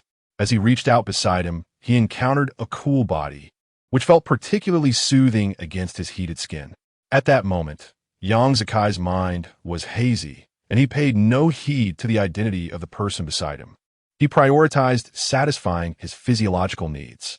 However, midway through, he began to recognize the familiarity of the situation. Lin Wanner had also awakened, letting out a soft sound.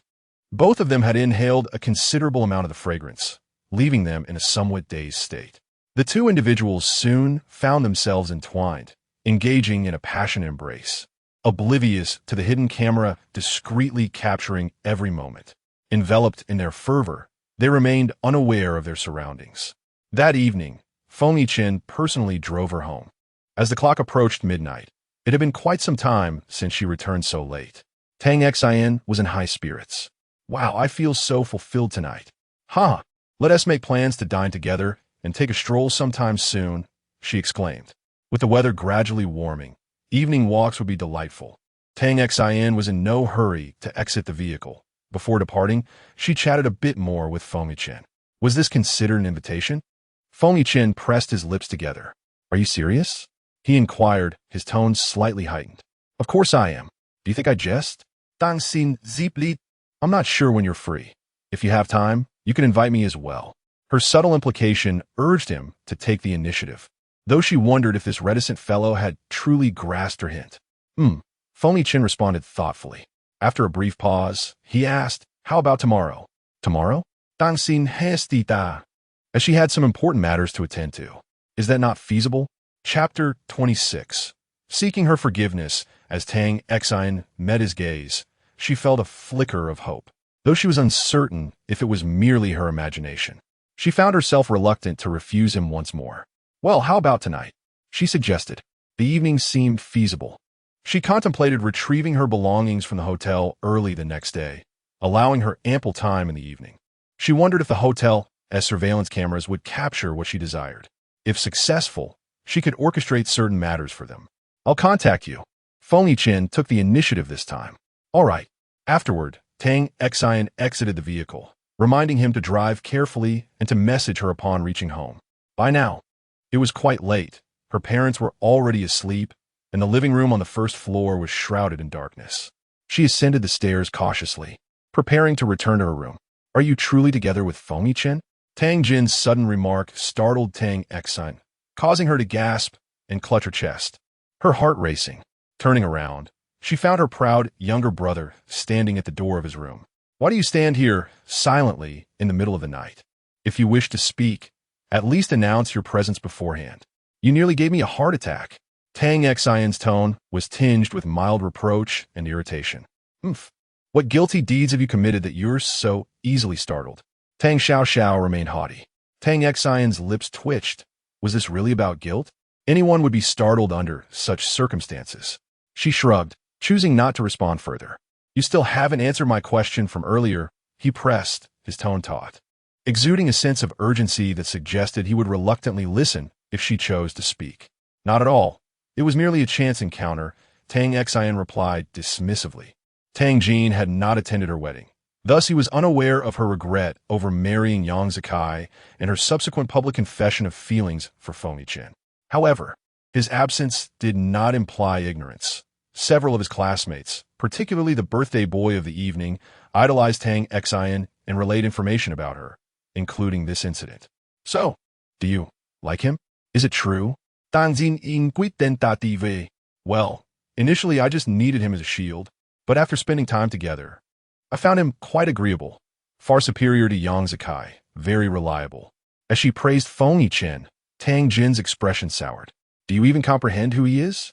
Is he someone you can afford to provoke? Tang Jin's voice rose, laced with unmistakable indignation. Oh, please don't be angry.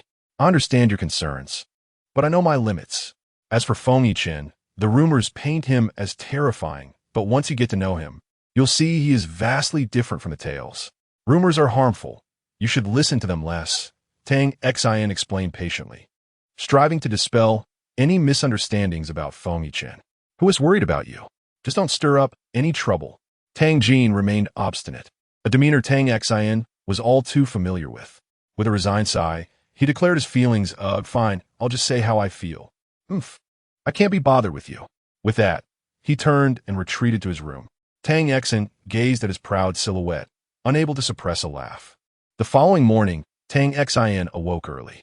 With classes now a thing of the past, she no longer needed to attend school. She intended to seek an internship in the coming days. In her previous life, she had devoted herself entirely to her feelings for Yang Zikai, completely losing her sense of self. In this life, she vowed not to be so blind or consumed by love. Romance could only occupy a small part of her existence. She aimed to invest more time in other pursuits, engaging in endeavors of significance. Meanwhile, in the hotel, Lin Wanner felt the toll of the previous night's escapades. Her back ached, and she felt utterly exhausted. Upon waking, both of them were taken aback upon recognizing each other. Yet, they felt a sense of relief, as this was not their first night spent together. As they sorted through their thoughts, a silence enveloped them. Yang Zikai's expression was dark. He surmised that Tang Xian must suspect them. No wonder she had called off the wedding. Lin Wanner, while outwardly maintaining composure, felt a surge of joy within. Whether or not Tang Xian knew the truth, she was weary of the charade. This meant she could pursue her desires openly with Yang Zikai. However, her jubilation was premature. Yang Zikai's words shattered her reverie. Wanner, did you accidentally let her know? I didn't. I've been careful to hide it. If you didn't mention it, how would I dare? Lin Wanner's voice dropped, laced with disappointment. Yang Zikai's demeanor remained grim. It's best that way. Some women enjoy playing the clever game. I won. If you believe I am that kind of person, then I shall leave, Lin Wanner replied, her expression one of hurt. Yang Zikai seemed to realize his words had crossed a line. He quickly embraced her, murmuring, I never doubted you. I know who you are. I was merely speaking thoughtlessly. Please don't be angry. Lin Wanner bit her lip, her eyes glistening with unshed tears, her expression of grievance stirring guilt in Yang Zikai. She averted her gaze, stating, Zikai, I truly care about you, and hearing you say that makes me feel so disheartened. It was wrong of me to react this way. Yang Zikai held her close, offering gentle comfort. Lin Wanner understood the need to recognize when to withdraw. Yes, I might have overthought. But what should we do about this situation? She felt a surge of exhilaration. Given their current circumstances, surely they could declare their relationship now. Who could have predicted that Yang Zikai would once again shatter her dreams? He declared, Here's the plan. You will apologize to her, claiming it was an accident, and from now on, pretend to have no contact with me. We must keep her calm. I will explain it to her as well. At these words, Din Vena is body Stephenil, disbelief washing oya. How could he utter such a thing? Zikai, she began, but before she could finish, Yang Zikai interrupted her. Vanya, I understand that you may feel somewhat aggrieved, but for the sake of my significant matters, could you please endure a little? I know you are the most understanding person. You will undoubtedly not let me down. Lin Warner felt a chill envelop her heart. She realized that in Yang Zakai's mind, she could never rival his so-called important affairs. It truly is laughable. Yet, she could not refuse. Very well, but I am uncertain if she will believe me. Her attitude towards me has changed significantly during this period. Earlier, I could not comprehend the situation, but now I have come to terms with it. I fear. No, that will not happen. Just adopt a more sincere demeanor. Given your current attitude, it is likely she is upset. That woman is rather naive, and a few kind words from you should suffice. Yang Zakai offered her advice. Lin Warner gripped the blanket tightly, nearly digging a hole in it with her nails. All right, I can only do my best. Yet, there was no alternative. She could only acquiesce. I knew you were the best. You would never let me down. As he spoke, he kissed her lips once more. They departed from the hotel at 10 in the morning. Just as they left, Tang Xian arrived, nearly crossing paths with them. She donned a mask and a baseball cap as she approached the front desk, directly requesting to check into that particular room. The receptionist, wearing a sweet smile, responded, "You arrived just in time. The previous guest has just departed." Quite fortuitous. The receptionist proceeded with her check-in. Once inside the room, Tang Xian began searching for the concealed camera she had hidden the previous night, wondering if it had been discovered. Indeed, luck was on her side. Upon locating the camera, a cold smile crept across her lips. She removed the camera and extracted the SD card from within. Having brought her laptop along, she immediately began to review the footage. Surely, the two of them must have confirmed certain matters, yet she remained unhurried. She knew Yang Zakai would not easily relinquish his pursuit. Without obtaining those land deeds, he would undoubtedly haunt her relentlessly. She was merely curious about the depths of his shamelessness. His level of audacity was beyond her imagination. Yet this incident offered a glimpse into it. As the video loaded, she clicked to view it, revealing quite the scandalous affair, more scandalous than any adult film. Tang Xian watched with a cold demeanor and finally murmured, "Wretched couple." However, her emotions remained composed. Such hatred would not easily surface. She rested her chin in her hand, contemplating how to exploit this scandal. Earlier, Tang Xian had checked into a short-stay room for 3 hours. After spending an hour, she decided to leave. Thus, the morning passed in a blur. At noon, she received a call from Lin Warner. Upon seeing the caller ID, a cold smile graced Tang Xian's lips. She did not hesitate and answered the call to hear what Lin Warner had to say. "Xin, where are you? It seems there was a misunderstanding regarding last night. I would like to invite you out to talk and explain things privately." Lin Warner's tone carried an air of apology. Tang Xian could vividly imagine her expression at that moment. So this was Yang Zakai's strategy. Indeed, one must never underestimate them. "Certainly. I am equally eager to hear your thoughts."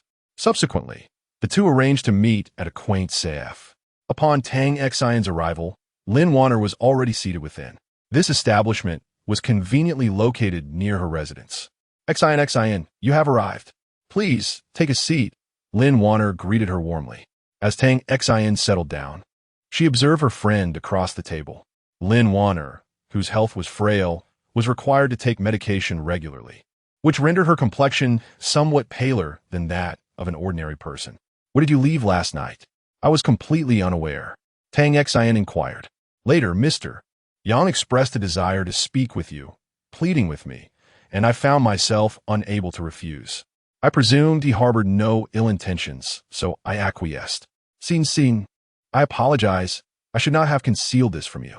I had prior contact with Mr. Yang. Tang Xian raised an eyebrow, a semblance of a smirk gracing her lips. This reaction made Lin Warner feel somewhat uncomfortable, yet she felt compelled to endure it. Is it merely a trivial matter? Warner, given the gravity of the situation, do you still wish to deceive me? I have always regarded you as my closest friend. Lin Warner clenched her teeth. Yes, I was wrong. I should not have developed feelings for Mr. Yang. However, matters of the heart are truly beyond my control. Are you fervently wishing to marry Yang Zakai? I can assist you with that. What? What did you just say? Chapter 27. I can help you marry him. Lin Warner initially reacted in disbelief, questioning how Tang Xian could possibly assist her. Noticing the expression on her face, Tang Xian's smile became more pronounced. I mean it. If you truly have feelings for Yang Zikai, I can lend my support. Dang xin zai that patien di. Lin Wanner remained incredulous, slightly bewildered. Why would you do that? She recalled how Tang Xian had once been quite enamored with Yang Zikai, almost to the point of numbness. Why would she now willingly step aside? Lin Wanner found it hard to believe. Tang Xian shrugged nonchalantly. Well, because you are my good friend, she replied dismissively. In truth, Tang Xian's thoughts were quite straightforward. Lin Wanner had been scheming to elevate her status, her ambitions running deep. However, the formidable matriarch of the Yang family was far from easy to handle. In her previous life, she had caused quite a stir. Currently, Yang Zikai was fixated on acquiring the deed in Lin Wanner's possession, and his mother surely shared that desire. Therefore, Lin Wanner would not find favor in their eyes, especially being an outsider with no wealth. Given her condescending attitude, it was unlikely she would receive any kindness from them. Tang Xian would relish the prospect of a dog-eat-dog scenario.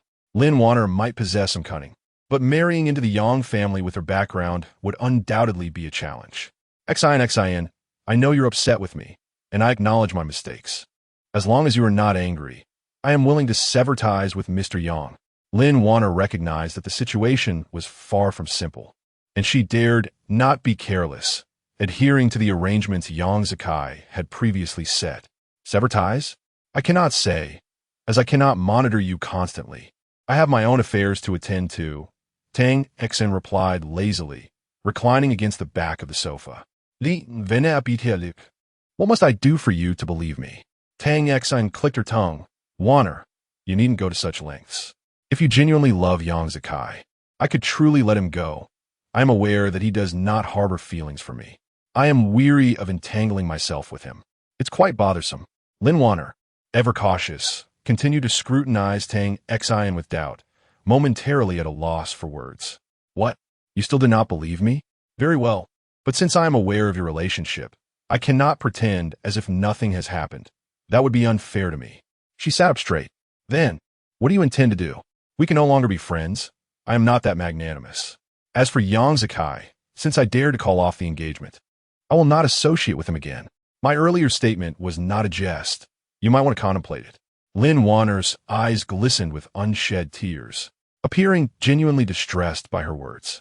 Xian, can't you find it in your heart to forgive me just once more? She implored, her voice tinged with desperation. No. Wanner, please try to understand my position. I am merely an ordinary person, she said, feigning sincerity. Very well, I shall not press further. Should you ever require my assistance in the future, do not hesitate to ask. I assure you, I will not help. Well, do you really not wish to marry Yang Zikai? Tang Xian deftly redirected the conversation. He would never marry me. Reflecting on his previous words, she was not an ignorant girl. How could she not realize that he often deceived her? Yang Zikai was currently preoccupied with something of great significance, entirely indifferent to her feelings, and she felt a pang of resentment. What if I told you I have a solution? You truly have a way? Lin Wanner inquired cautiously, her heart undeniably stirred. She yearned for something, his affection, the status of a wealthy wife, and boundless riches. Of course, otherwise I wouldn't mention it. What method? Lin Vanna presset fortier. Tang Xian merely pouted. I cannot disclose that. You must trust me, and I shall take care of it. Li Venna beat her lip, struggling to trust her. To be honest, she found it difficult to place her faith in her, having never truly believed before. I'm not in a hurry for your answer. If you choose not to, that is your prerogative. Then, what must I offer in exchange? Surely, there could be no assistance without ulterior motives. She couldn't help but ask. Tang Xian stroked her chin, seemingly contemplating, before she finally spoke. Well, I haven't quite figured that out yet. I will let you know when I do. All right. It was Tang Xian who left first, while Lin Wanner remained seated, her mind replaying the words exchanged moments ago.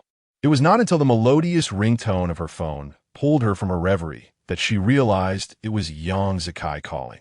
If she was not mistaken, he was likely inquiring about her intention to apologize to Tang Xian. Initially, she had planned to approach Tang Xian the following day, But Yang Zakai was far too impatient, persistently urging her. She felt a wave of frustration simmering within, yet she could not unleash it upon him. The feeling was truly dreadful. Taking a deep breath, Lin Wanner steadied her emotions before answering the call. Zakai, she spoke gently. Her restraint was admirable. Wanner, have you spoken to Tang Xian? What did she say? Yang Zakai's tone was somewhat irritable, tinged with impatience. Her stance is unwavering. She told me it is impossible for us to be friends again. As for you, she didn't express any particular opinion. Some matters were certainly not meant for him to know. On the other end, Yang Zakai fell into a noticeable silence. Was there truly no room for negotiation? Was it a lack of sincerity on your part? Several minutes later, his voice returned. Upon hearing this, an unexplainable anger surged within Lin Wanner. I have said much, yet her position remains firm. Should I really kneel and beg her? Her voice carried a hint of indignation. If she could forgive, would that not be acceptable? He murmured softly. Lin Wanner could hardly believe her ears. Zakai, what did you just say? You truly expect me to kneel? At last, her patience began to wane. She nearly succumbed to her emotions, her voice quivering, followed by soft sobs. Yang Zakai understood that she was undoubtedly in tears. That's not what I meant. All right, I shall say no more. I will find another way. At that moment, Yang Zakai felt a lingering affection for Lin Wanner, perhaps 3 or 4 parts of his heart still tethered to her. I am truly sorry. I cannot assist you. Xin will no longer befriend me, and I feel quite disheartened as well. Lin Wanner continued to berate herself. Her words rendered Yang Zakai somewhat uncomfortable. All right, please rest well. I will check on you later. After hanging up the phone, Lin Wanner clutched her device tightly, gritting her teeth. A resolution had quietly begun to take root in her heart. Chapter 28. My greatest regret is knowing you. After conversing with Lin Wanner, Tang Xian felt quite pleased, eagerly awaiting her to take the bait. She was confident that Lin Wanner would acquiesce, even if there were doubts and an awareness of the associated risks. The allure of the identity of Mrs. Yang was simply too compelling for her to resist. In her previous life, after merely a year of marriage to Yang Zakai, she had allowed him to dig into her heart, frequently visiting her home with blatant disregard. It was unfortunate that at that time, she had been blind to the signs. Perceiving him as a close confidant, glancing at the time, she realized it was still early before her evening appointment with Fengyi Chen. Initially intending to take a nap, she was interrupted by a call from the scoundrel. It was evident he wished to explain the events of the previous night. Tang Xian pursed her lips, lost in thought. As she pondered, the first ring ceased, missed call. Yet, within a minute, the phone rang again, persistent and annoying. This time, Tang Xian answered, curious about his explanation. Witnessing him act desperately to achieve his aims, suppressing his disdain for her, was undeniably satisfying. Her heart swelled with pleasure. In her previous life, his indifference in various schemes had left her in despair, feeling as though life was unlivable. This time, she intended to make him repay every ounce of that suffering. What was he doing? Shaking off her thoughts, Tang Xian answered the phone, her tone curt. There was a noticeable pause on the other end. After a few seconds, he composed himself and said, Xian, where are you now? I need to discuss something with you. Buisi, dansin ziplit de liboten. What do you plan to do later? What I do is of no concern to you. I intend to take a nap. Her tone was nonchalant, almost suffocating in its indifference. Napping? Yang Zakai stammered, a surge of anger rising within him, yet he could not lash out at her. Is there a problem? Tang Xian, are you truly giving me no chance at all? Yang Zakai's voice turned dark. Compared to the past year, Tang Xian's attitude had shifted dramatically, leaving him in disbelief.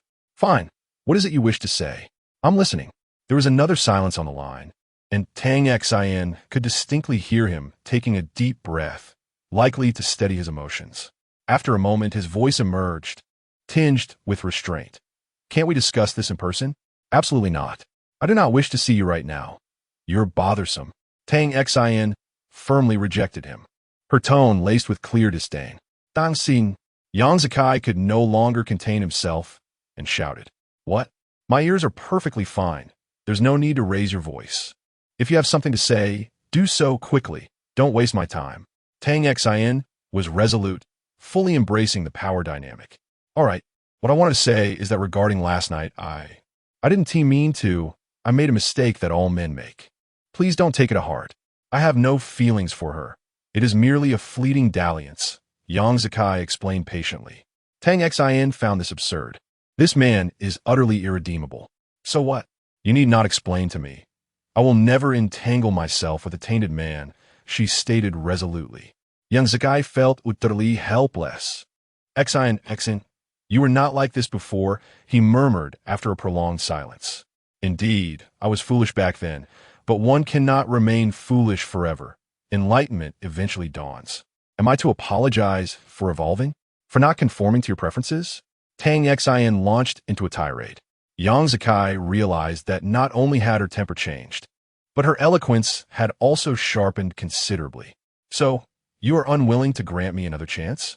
Unlike her previous forbearance, Yang Zikai seemed determined not to endure any longer. His tone had transformed entirely. Well, I truly do not wish to, Tang Xin acknowledged, sensing that his patience had been exhausted. Sure enough, Yang Zikai let out a cold laugh. Humph, I see you're deliberately toying with me. Are you enjoying yourself? Quite so, I am indeed having fun. Tang Xin replied with a light-hearted tone. Tang Xin, you will come to regret this. Once the mask was torn off, Yang Zikai no longer felt the need to maintain pretenses.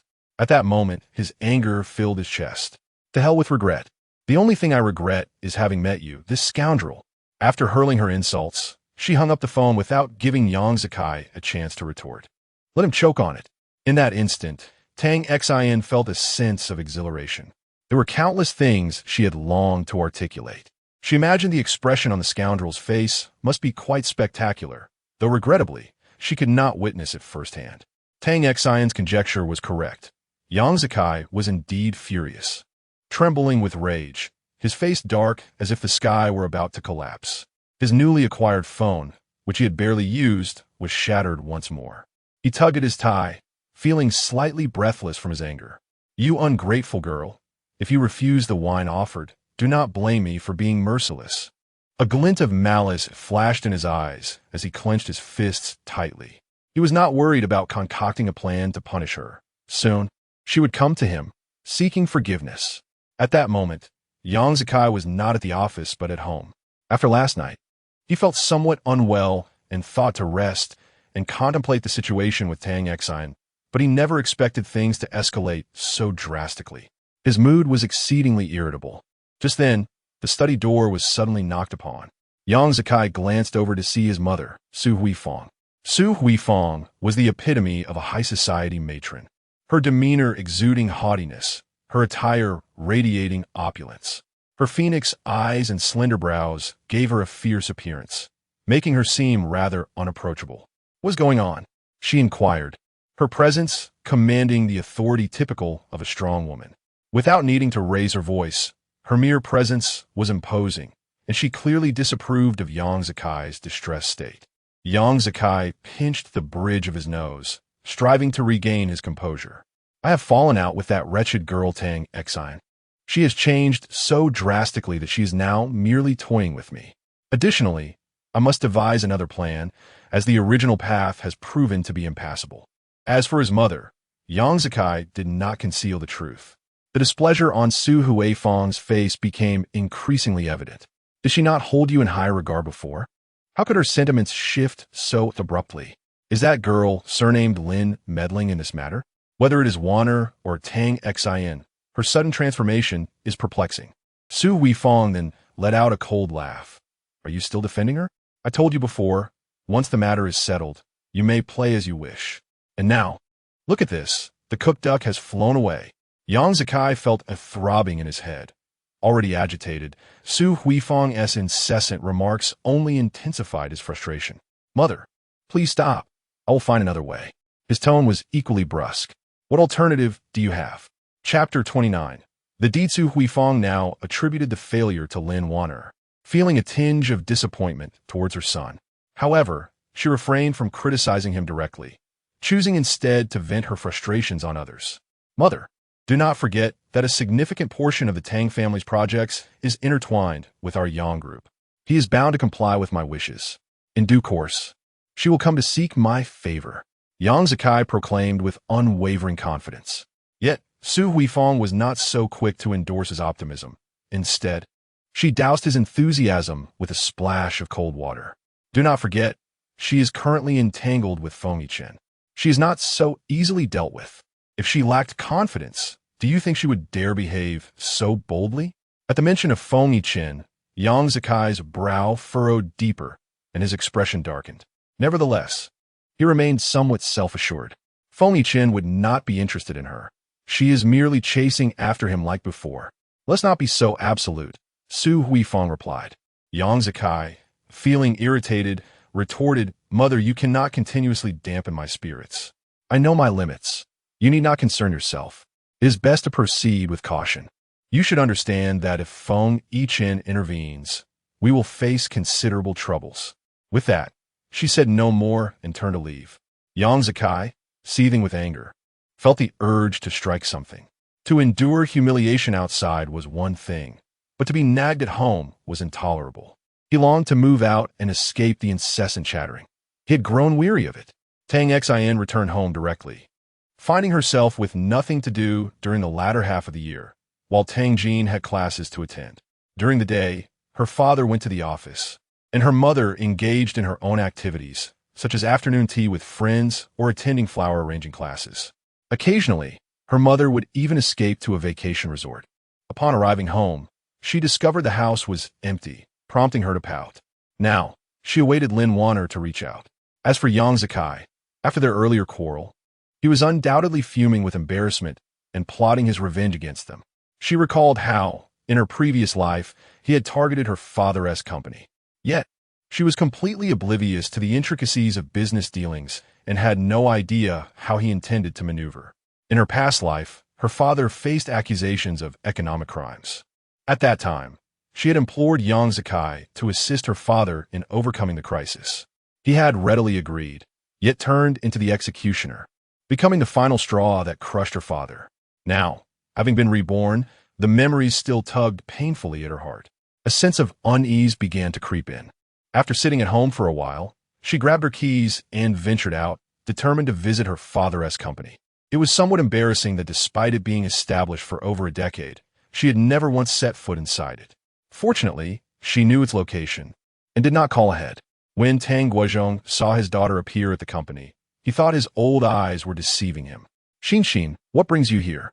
He exclaimed, astonished and incredulous. Seeing her father's reaction, Tang Xin felt a pang of sorrow. I had nothing to do at home, so I decided to come over. Tang Xin wore a radiant smile, her eyes glistening with warmth. Why did she not inform her father? Naturally, she wished to surprise him. With a playful twinkle in her eyes, she replied, Indeed, it is rather surprising. Father, are you busy? At that moment, they were in Tang Guozhong's office. Although his company was not excessively large, it was by no means small, employing over 500 individuals in the realm of construction and real estate brokerage. Primarily, they undertook the construction of properties and facilitated their sale. The Yang Group predominantly operated within the real estate sector, catering to the restaurant industry, among other ventures, although she was not completely aware of the specifics. Of course, they did not solely assist her father's company in selling properties. It was just that they constituted a significant portion of their business. Fortunately, he was not particularly busy at the moment, having just concluded a meeting that morning. After a brief pause, Tang Guozhong inquired, Xin, did you come to see your father for another reason? Tang Xin bit her lip, realizing she could not conceal anything from her father. She decided to voice her concerns. Father, does our family have many collaborations with the Yang family? Tang Guozhong's expression grew grave. Yes, there are quite a few. We currently have over a dozen ongoing projects. Tang Xin was somewhat taken aback, clearly not anticipating such a number. Then, if we need to withdraw, would that be troublesome? She truly knew nothing about business matters. As a design major, she had not dedicated herself to her studies over the past 3 to 4 years, as she had been preoccupied with pursuits of an unsuitable partner, squandering precious time and ultimately achieving nothing, even losing a part of herself in the process. Well, since contracts have already been signed, any abrupt termination would incur substantial penalties, Tang Guozhong stated. He had initially wished to shield his daughter from such burdensome realities, hoping to preserve her as a carefree princess, albeit one with occasional whims. However, observing her current demeanor, he felt compelled to address her inquiries. After a moment of silence, before Tang Xian could speak, he asked, "Xian, please tell your father honestly. Has something happened?" At this juncture, Tang Xian deemed it unnecessary to withhold the truth from her father. "Dad, I had a quarrel with Yang Zikai today, and we are now at odds. I believe he will find a way to confront you, so please be cautious." Upon hearing this, Tang Guozhong's expression darkened further. "Humph. I had already begun to prepare for such a person, even without your warning. However, truly withdrawing will require time. It cannot be accomplished swiftly. I am considering various strategies."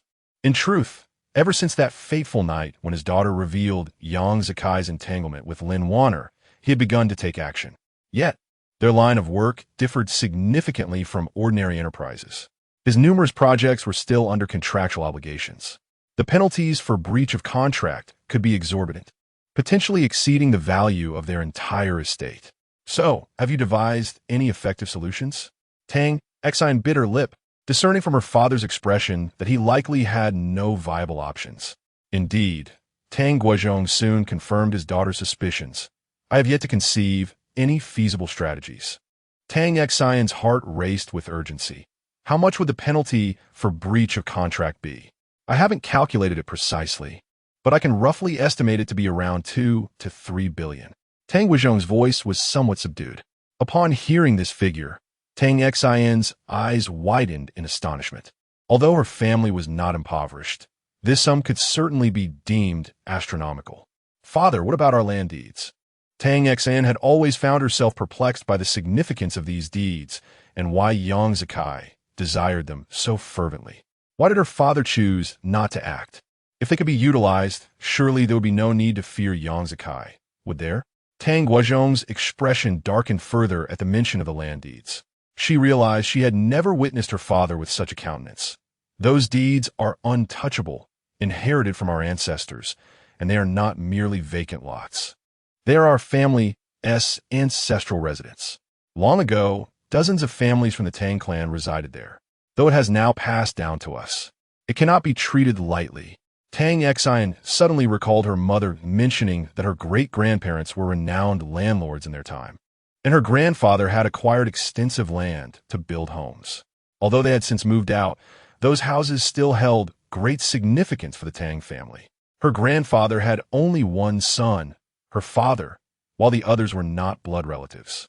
In her previous life, she had promised Yang Zikai she would procure those land deeds for him, which was why he agreed to marry her. She remembered her father's furious reaction when she first mentioned it, deeming her request preposterous.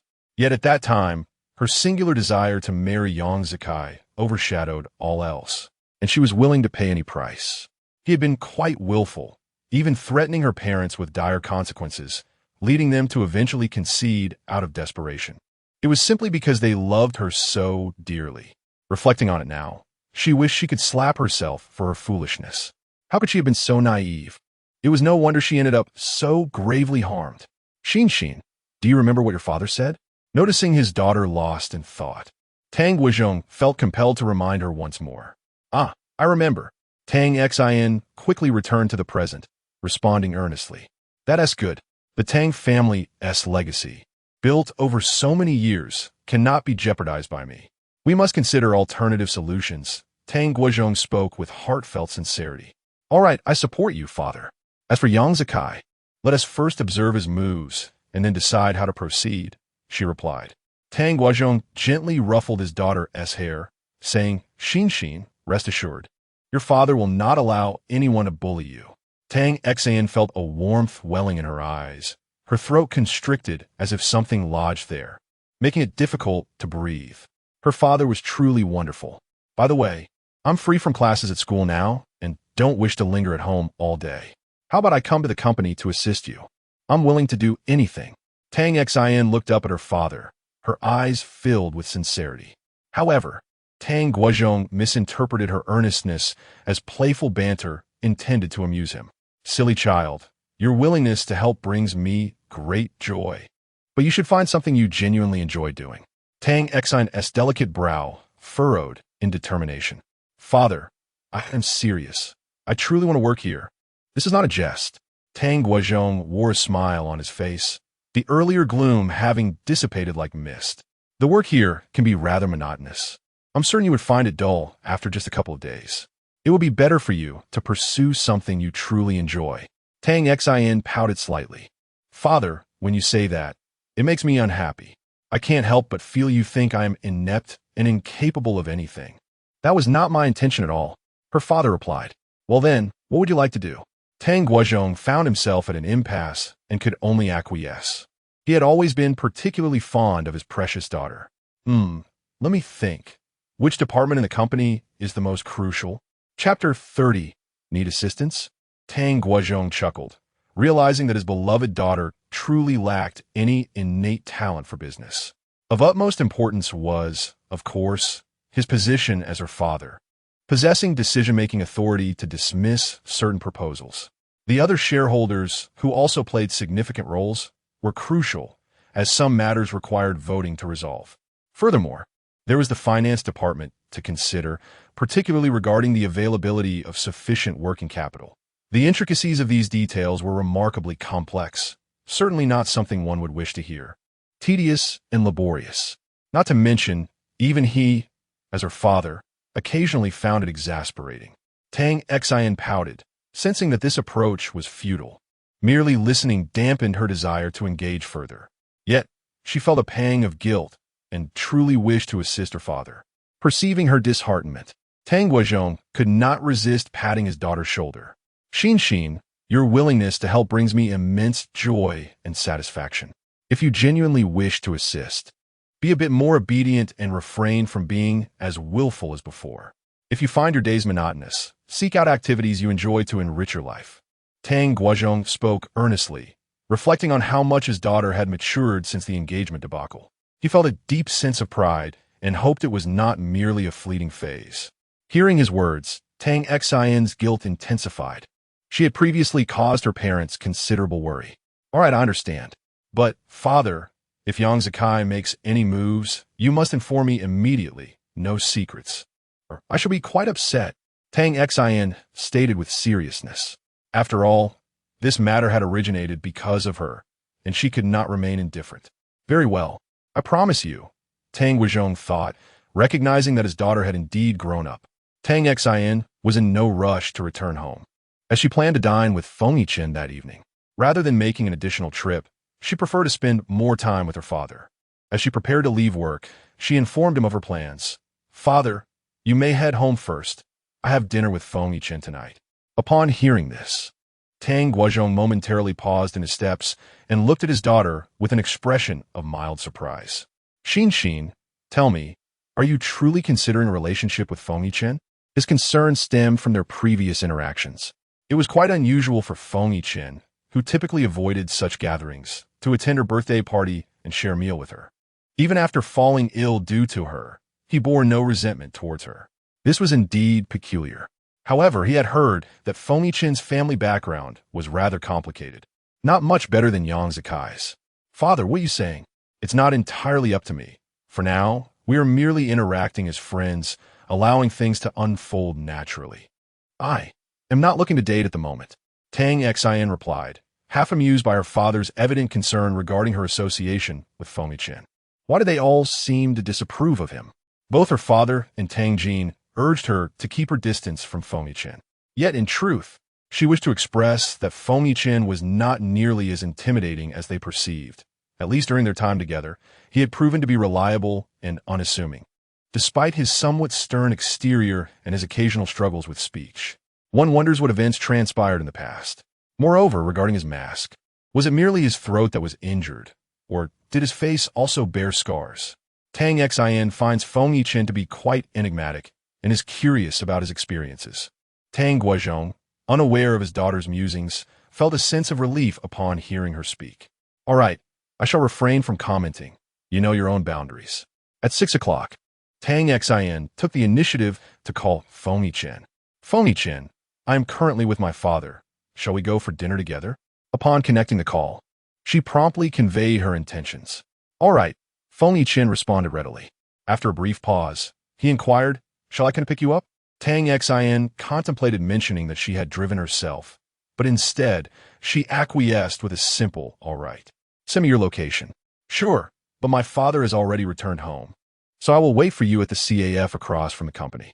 I will arrive in 15 minutes. Feng Yichen remained succinct, choosing his words carefully. Yet Tang Xin had grown accustomed to this and found it rather agreeable. In contrast to the flowery words Yang Zikai once used to charm her into relinquishing the land deed, which now seemed utterly repugnant. 15 minutes can feel either brief or prolonged, but just as Tang Xin settled into her seat at the CF, a call from Lin Wanner interrupted her thoughts. She raised an eyebrow at the caller ID, surprised it was earlier than she anticipated. She had expected the earliest to be tomorrow. Xin, could you assist me? I wish to be with him, but he appears uninterested in pursuing a relationship with me. Lin Wanner's voice carried a hint of despondency. Fear not, I have a plan. Since I have promised you, I shall ensure its execution, regardless of the means employed. Thank you, but how long will it take? Lin Wanner expressed impatience, as ideas, once conceived, tend to proliferate like wild grass. 2 to 3 days perhaps. Are you anxious? Not really, just curious. Lin Wanner could not confess her eagerness. I can understand your urgency. You two have been secretly together for quite some time, haven't you? That is not the case. Lin Wanner immediately refuted, her voice rising involuntarily. It matters not. I am indifferent now. Just await my news, and for the sake of the greater picture, refrain from speaking out, no matter what occurs. Remember my words. Failure shall not be on my conscience. Tang Xin issued a cautionary note. Is something significant about to happen? A wave of unease washed over Lin Wanner. Not exactly. Just wait and see. Tang Xin replied, her confidence evident. Very well. I entrust this to you. After ending the call, a cold smile crept across Tang Xin's lips. It seemed she would need to devise a thorough plan for the evening. As she pondered her next steps, she noticed a familiar vehicle parked by the roadside outside. Tang Xin withdrew her thoughts, rose to settle the bill, and exited the establishment without needing Feng Yichen to call her from the car. She was determined to spare him any inconvenience. You've arrived? Truly punctual, exactly 15 minutes. Tang Xin glanced at her watch, finding his precision somewhat excessive. Have you been waiting long? Not at all. I had a cup of coffee. 15 minutes isn't a long wait. Compared to the time she had waited for Yang Zikai, this duration felt trivial. Subsequently, Feng Yichen drove them to the dining location, a choice he had proactively made, and naturally he was treating her. He had consulted assistant and for recommendations, who had provided several options. Ultimately, they settled on a music-themed restaurant, which assistant and noted was ideal for a date due to its pleasant ambience, intimate setting, and the soothing sounds of a piano.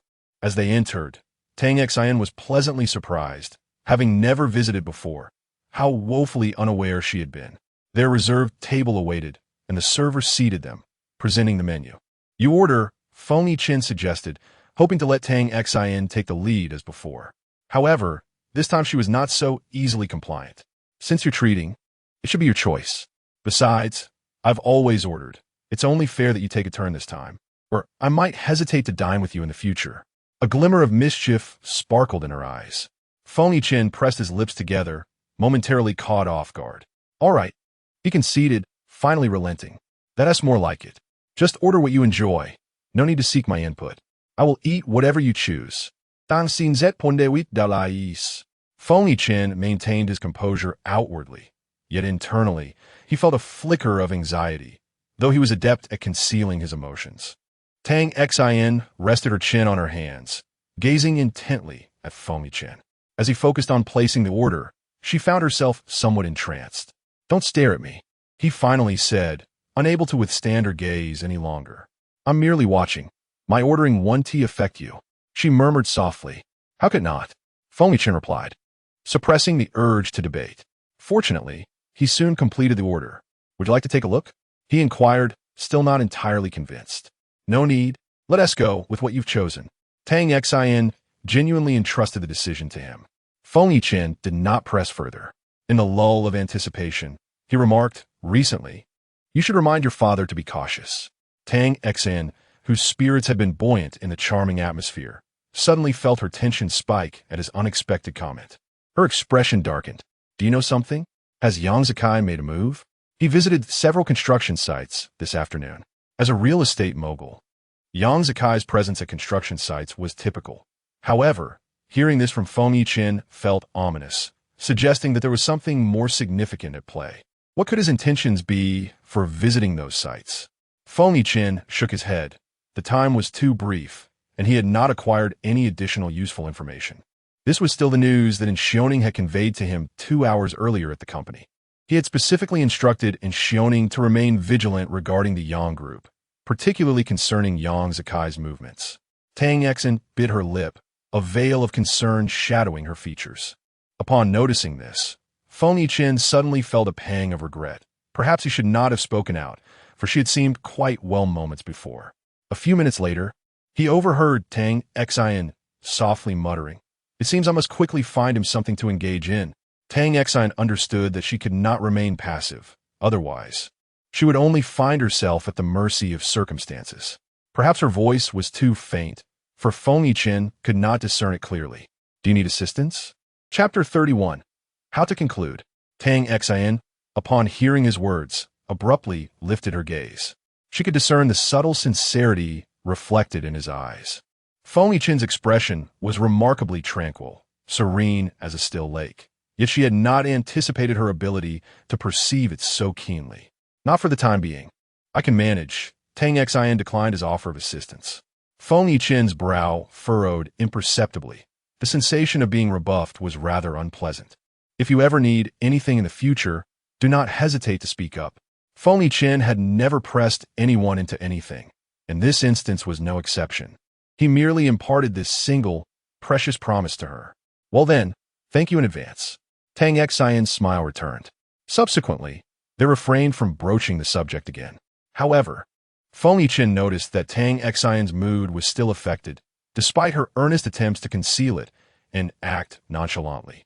The concern that inadvertently flickered in her eyes did not elude his perceptive gaze. Since she was not yet ready to confide in him, he resolved to wait patiently, confident that a time would come when she would need him. After their meal, the two meandered along the seaside promenade, allowing Tang Exan to temporarily forget her troubles. By this time, it was April, and in the southern region, the days were characterized by capricious warmth, particularly by the sea where the occasional gust of wind could still be chillingly cold. Clad only in a light spring dress, Tang Exan instinctively rubbed her arms for warmth. In the next moment, she felt an additional weight enveloping her. Realizing it was Feng Yiqin's suit jacket, she looked up at him, a touch bewildered. Yet, Feng Yiqin's gaze remained fixed on the distant horizon as he simply stated, "Don't catch a cold." Upon closer inspection, there seemed to be an awkwardness to his tone. Tang Exan lowered her eyes, unable to suppress a smile. This taciturn man was so endearingly awkward even in moments of concern. However, a warmth blossomed within her heart. The jacket still bore his body warmth, along with his distinctive masculine scent, which inexplicably provided a sense of solace. He was quite tall, to the extent that when she donned his jacket, it reached down to her thighs. It wasn't until 10 o'clock in the evening that Feng Yiqin escorted her home. Throughout the night, both felt remarkably at ease. This so-called date was indeed a pleasant experience. Tang Exan mused that perhaps they could continue this in the future. I had a wonderful time tonight. Thank you. If you have time, let us meet again, she said earnestly at her doorstep. Of course, Feng Yiqin replied readily. Well then, I'm heading home now. Drive safely, and message me when you arrive. This was a customary parting phrase for Tang Exan, which Feng Yiqin found quite gratifying, as it evoked a sense of being remembered. All right, good night. Once back at her home, Tang Exan realized that she was still wearing his jacket. She must have found it too comfortable to remove. It was not particularly late. Her parents were still awake, but preparing for bed. Exan is back. I made sweet soup. Would you like a bowl? Zhao Ping inquired. Sure. Xin. Whose jacket are you wearing? Tang Guozhong reclined on the sofa, his gaze fixated on the black suit adorning his daughter. Though he had already formed a rough conjecture, he remained hopeful, yearning to hear the truth directly from her lips. It belongs to Feng Yiqin. We took a stroll by the seaside earlier, and feeling cold, he graciously offered it to me. Tang Xian replied dismissively. Her father's eyes widened in astonishment, leaving her momentarily at a loss for words. Was such a reaction truly necessary? Dad, I need to discuss something with you. Suddenly, she recalled Feng Yichen's earlier words, reminding herself that she ought to alert her father to exercise caution. What is it? Tang Wuzhong's attention was piqued. During dinner with Feng Yichen tonight, I learned that Yang Zikai visited several construction sites this afternoon. He mentioned that there might be some movement soon. I don't know what he intends to do, but please be careful, Dad, Tang Xian stated earnestly. Is that so? Tang Guozhong's expression darkened, his brows knitting together in concern. Yes, Feng Yichen informed me. He would not deceive me. We were just discussing individuals like Yang Zikai, who are certainly capable of anything. Tang Xian's voice grew somber. I understand. I will be cautious. Please extend my thanks to General Feng, Tang Guozhong replied thoughtfully, lost in contemplation. Okay, Tang Xian nodded, confident that her father would not remain passive. Zhao Ping entered with a bowl of sweet soup. Come and eat. It's your favorite, bird's nest, silver fungus, and lotus seed soup. Thank you, Mom. Tang Xian accepted it, a smile gracing her face. Xian, about that Feng Yichen. Zhao Ping hesitated, unsure how to broach the subject. What about us? We're just ordinary friends, Mom. Don't overthink it. If there's any further development, I will inform you. She replied playfully, exuding youthful charm and beauty. You mustn't deceive your mother. You must tell me. I promise, right in front of Dad. After finishing her sweet soup, Tang Xian ascended the stairs. Tang Jin occasionally resided at school, only returning home on weekends. She sat cross-legged on her bed, a laptop resting on her lap. Her serious endeavors for the evening were just beginning. Since Yang Zikai intended to stir trouble, she had no qualms about striking first. She first reached out to several marketing accounts and hired online influencers. For the right price, they could accomplish anything. Tang Xian understood the power of public opinion all too well. She edited a particular video, selecting crucial segments that showcased what they had said upon awakening. Tang Xian recognized Yang Zikai as a greedy individual, driven solely by the desire to acquire those land deeds. As for Lin Wanner, he undoubtedly harbored some feelings for her, yet he would not hesitate to sacrifice her to achieve his goals. In essence, she was merely a pawn, albeit a rather special one. Tang Xian decided to release this explosive revelation at 2 in the morning. This timing ensured that many would already be asleep, leaving little room for crisis management, while providing ample time for the situation to escalate. Nevertheless, a group of night owls would eagerly indulge in the unfolding drama. Yang Zikai would not receive the news until the following morning. However, by this time, it was evidently too late. The situation had already escalated significantly. In an instant, Yang Zikai and the entire Yang family conglomerate found themselves thrust into the spotlight. Certain marketing accounts deliberately fanned the flames, revealing that the two individuals shared a close relationship and were purportedly on the verge of marriage. Others dredged up the incident where Tang Xian had called off her wedding, boldly speculating that the young lady from the Tang family had uncovered their illicit affair, prompting her decision to cancel the nuptials. In any case, Yang Zikai was subjected to a barrage of negative conjectures, portrayed as sanctimonious, sinister, and hypocritical. His reputation crumbled, inevitably inflicting substantial damage on the company's standing. As a new day dawned and the stock market opened, shares of the Yang family plummeted, nearing a complete halt in trading. Yang Zikai, upon witnessing the myriad trending topics on Weibo, wore a dark expression, remaining silent for an extended period. Meanwhile, Su Huifeng was seething with rage. Look at the chaos you've caused. How will this end? Chapter 32. Crisis Public Relations. At this moment, Yang Zikai was already feeling quite vexed, and Su Huifeng's sharp reprimands acted as fuel to the fire, pushing his irritation to its zenith. Under normal circumstances, he would never dare to defy his mother. He had always been a dutiful son. However, Su Huifeng's attitude over the past few days had filled him with profound discontent, especially now as she continued to interrogate him. Enough. Please stop your incessant shouting. I will find a way to resolve this. Yang Zikai bellowed, his pent-up anger emanating an overwhelming intensity that momentarily rendered Su Huifeng speechless. Clearly taken aback, she had never witnessed her son in such a state. Without granting her a chance to retort, he stormed out, slamming the door behind him. Watching her son's resolute departure, Su Huifeng was consumed by fury, directing all her resentment towards Lin Wanner. Were it not for her, her son would never have spoken to her in such a manner. He had shown a complete disregard for decorum. That uncultured girl, who aspired to marry into the Yang family. It was nothing short of a delusion. Yet, Su Huifeng began to underestimate the gravity of the situation. The events unfolded with a severity far beyond their imagination. Within the span of a mere morning, the company's market value plummeted by billions. Yang Zikai found himself in a quagmire. He sought the assistance of a public relations firm, but it was too late. The damaging video had already gone viral across the internet. Everyone who needed to see it had seen it. Although they attempted to take the video down, screenshots had already circulated. This incident proved to be a catastrophic loss.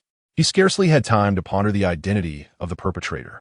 The immediate priority was to devise a solution to address the issue.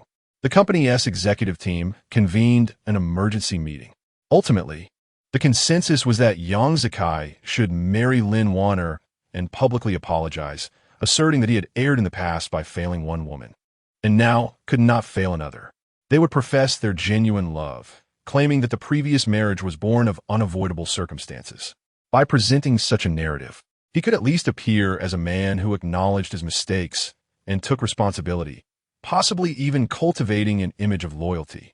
With some charitable endeavors, the scandal could be swiftly quelled. After much contemplation, Yang Zikai concluded that this was indeed the most prudent course of action. Moreover, he bore no animosity towards Lin Wanner. Ultimately, marrying her seemed to be a pragmatic solution. Thus, he acquiesced. Lin Wanner was certainly aware of the unfolding events, having become the focal point of the controversial video, which inadvertently thrust her into the limelight. Enraged, she gritted her teeth, realizing how cunningly Tang Xin had plotted against her, all under the guise of offering assistance. It was utterly despicable. Now, she feared venturing outside, apprehensive of being pointed at and ridiculed, perhaps even having objects hurled in her direction. Just that morning, she had been oblivious to the chaos, only to discover the harsh reality while out procuring breakfast. Women derided her for her perceived shamelessness, while men lewdly commented on her physique. A sense of foreboding surged within her, prompting her to retreat hastily back to her apartment. She retrieved her phone, revealing a plethora of messages and several missed calls. Previously, Tang Xin had cautioned her against using her phone today, as it might jeopardize her chances of marrying into the Yang family. Although Lin Wanner felt a twinge of doubt, her overwhelming desire to enter high society and attain wealth and status compelled her to acquiesce. After glancing at her phone, dizziness washed over her, nearly causing her to faint. She hastily took a couple of pills and pressed her hand against her chest, managing to stave off an impending episode. Her hands were clenched into fists, her nails digging into her flesh without her noticing. What a schemer Tang Xin was, underestimating her in such a manner. Lin Wanner still could not believe that Tang Xin would resort to such treachery. Even if she were to join the Yang family, it would be a case of harming 1,000 while injuring herself 800. She watched as Yang Zikai's company suffered immense losses due to this scandal, facing considerable repercussions. Whether Yang Zikai would marry her was one matter. His formidable mother would certainly not let her off the hook. Lin Wanner glittet hier Titen Anga. Just then, her phone buzzed, startling her. She felt akin to a startled bird, a sense of dread swirling within her. Upon glancing down, she saw it was a call from Yang Zikai. Her emotions were tumultuous, leaving her uncertain of how to proceed. Should she answer? Would he suspect her involvement in this affair? It seemed inescapable. Had she not sought out Tang Xin, perhaps this opportunity would not have arisen. In her state of trepidation, Yang Zikai's call turned into a missed call. He promptly called again, and this time Lin Wanner quickly answered. She reminded herself to remain composed, convincing herself that she could portray an image of innocence, that none of this pertained to her. Zikai, I wasn't paying attention just now, she said, her voice already tinged with emotion, revealing a hint of fear. Did you see the news? Yang Zikai's voice was heavy with concern, and even through the phone, she could sense his agitation. Zikai, have I implicated you? If it weren't for my birthday party, none of this chaos would have ensued. I'm so sorry. Lin Wanner expressed her guilt and remorse, which Yang Zikai could perceive clearly. Before he could respond, she quickly continued, perhaps I should tell everyone that I orchestrated everything, that I am the mastermind. As long as you are unharmed, I will bear any consequences. Had this been the initial approach, it might have worked. However, so much time had passed that it was all in vain now. Yang Zikai pressed his fingers against his temples. The executive suggestions were now the most prudent course of action. Yet, hearing her words, Yang Zikai felt deeply touched. He realized that Lin Wanner genuinely cared for him, sincerely depending on him, and this sense of being needed brought him comfort. Consequently, his tone softened. No need for that. This is not your fault. Someone has been sabotaging us, and I will not let her get away with it. However, the immediate priority is to resolve this situation. How do we resolve it? Lin Wanner breathed a sigh of relief at his words. As long as she was not implicated. We shall marry, and then I will send an apology letter. I must preserve my image. There is little point in elaborating further, as you would not comprehend it anyway. For now, let us proceed with the marriage. At this moment, Yang Zikai lacked the patience to explain extensively. This news was undoubtedly a tremendous surprise for Lin Wanner, akin to a serendipitous gift from the heavens. The happiness arrived so swiftly that it left her somewhat dazed, rendering her momentarily speechless. Wanner, are you listening to me? Yang Zikai inquired, unable to contain his curiosity after receiving no response for an extended period, his patience waning. Zikai, are you being serious? This isn't a dream, is it? After a prolonged silence, Lin Wanner finally regained her voice, still struggling to believe the reality of the situation. Of course it is true. I would never jest about such matters. Allow me to inform you that for the next couple of days, you should remain indoors and await my message. Once I have arranged everything, I will come to take you home. All right, I will wait for you. After hanging up the phone, Lin Wanner remained enveloped in the overwhelming joy and astonishment. She had not anticipated that it would unfold so effortlessly. Suddenly, she recalled what Tang Xin had mentioned earlier about the possibility of unfortunate events. So this was what she meant. The elation of her dreams, materializing, even dulled her anger slightly. Yet, she still harbored resentment towards Tang Xin, feeling that she was clearly seeking revenge by causing her to be vilified online, subjected to scorn and derision. Especially considering the future attitude of Yang Zikai's mother, Su Huifeng, would surely not be favorable. Lin Wanner had previously encountered that fierce woman on several occasions. She was haughty and had never deigned to regard her as an equal, perceiving her as someone of lesser standing. Taking a deep breath, Lin Wanner resolved to disregard her. After marrying Yang Zikai, she would undoubtedly find a way to assert herself. She would become the matriarch of the Yang family, and no one could usurp that position. With this thought, she felt invigorated, envisioning a bright future ahead. The affair between Yang Zikai and Lin Wanner stirred considerable commotion, which did not go unnoticed by Zhao Ping and Tang Guizhong. In the living room of the Tang household, despite their initial anger when their daughter had disclosed the news, witnessing the concrete evidence transformed their feelings into a heightened fury. Fortunately, Tang Xin had discovered the truth early. Marrying such a man would surely lead to her suffering in the future. Such a scoundrel, Tang Guizhong seethed, usually not one to curse, yet unable to contain his frustration at this moment. In the past, when Tang Guizhong was upset, his wife Zhao Ping would comfort him, but today was different. She shared in his indignation. Indeed, one could not have imagined such a repugnant character hidden beneath that handsome facade. Who would have thought his heart was so vile? A despicable wretch. Tang Xin sat in the living room, observing her parents' outrage with a mixture of amusement and disbelief. She had thought she had become accustomed to such matters, yet it still evoked such strong emotions. All right, Mom and Dad, please do not be angry. If you strain yourselves, it is I who will suffer. It is not worth it for such a scoundrel. Look at me, I am perfectly fine now. I was blind in the past to have ever taken a liking to such a person. As she spoke, Tang Xin lowered her gaze, her voice softening as she attempted to divert her parents' attention from their ire. Indeed, this strategy proved to be remarkably effective. Zhao Ping promptly seated herself beside her daughter, reassuringly saying, It's all right, it's all in the past now. Thankfully, we have come to our senses just in time. It is not too late. Let's no longer dwell on those two despicable individuals. They only dampen our spirits. XIN. Today, I will cook for you and prepare something delicious.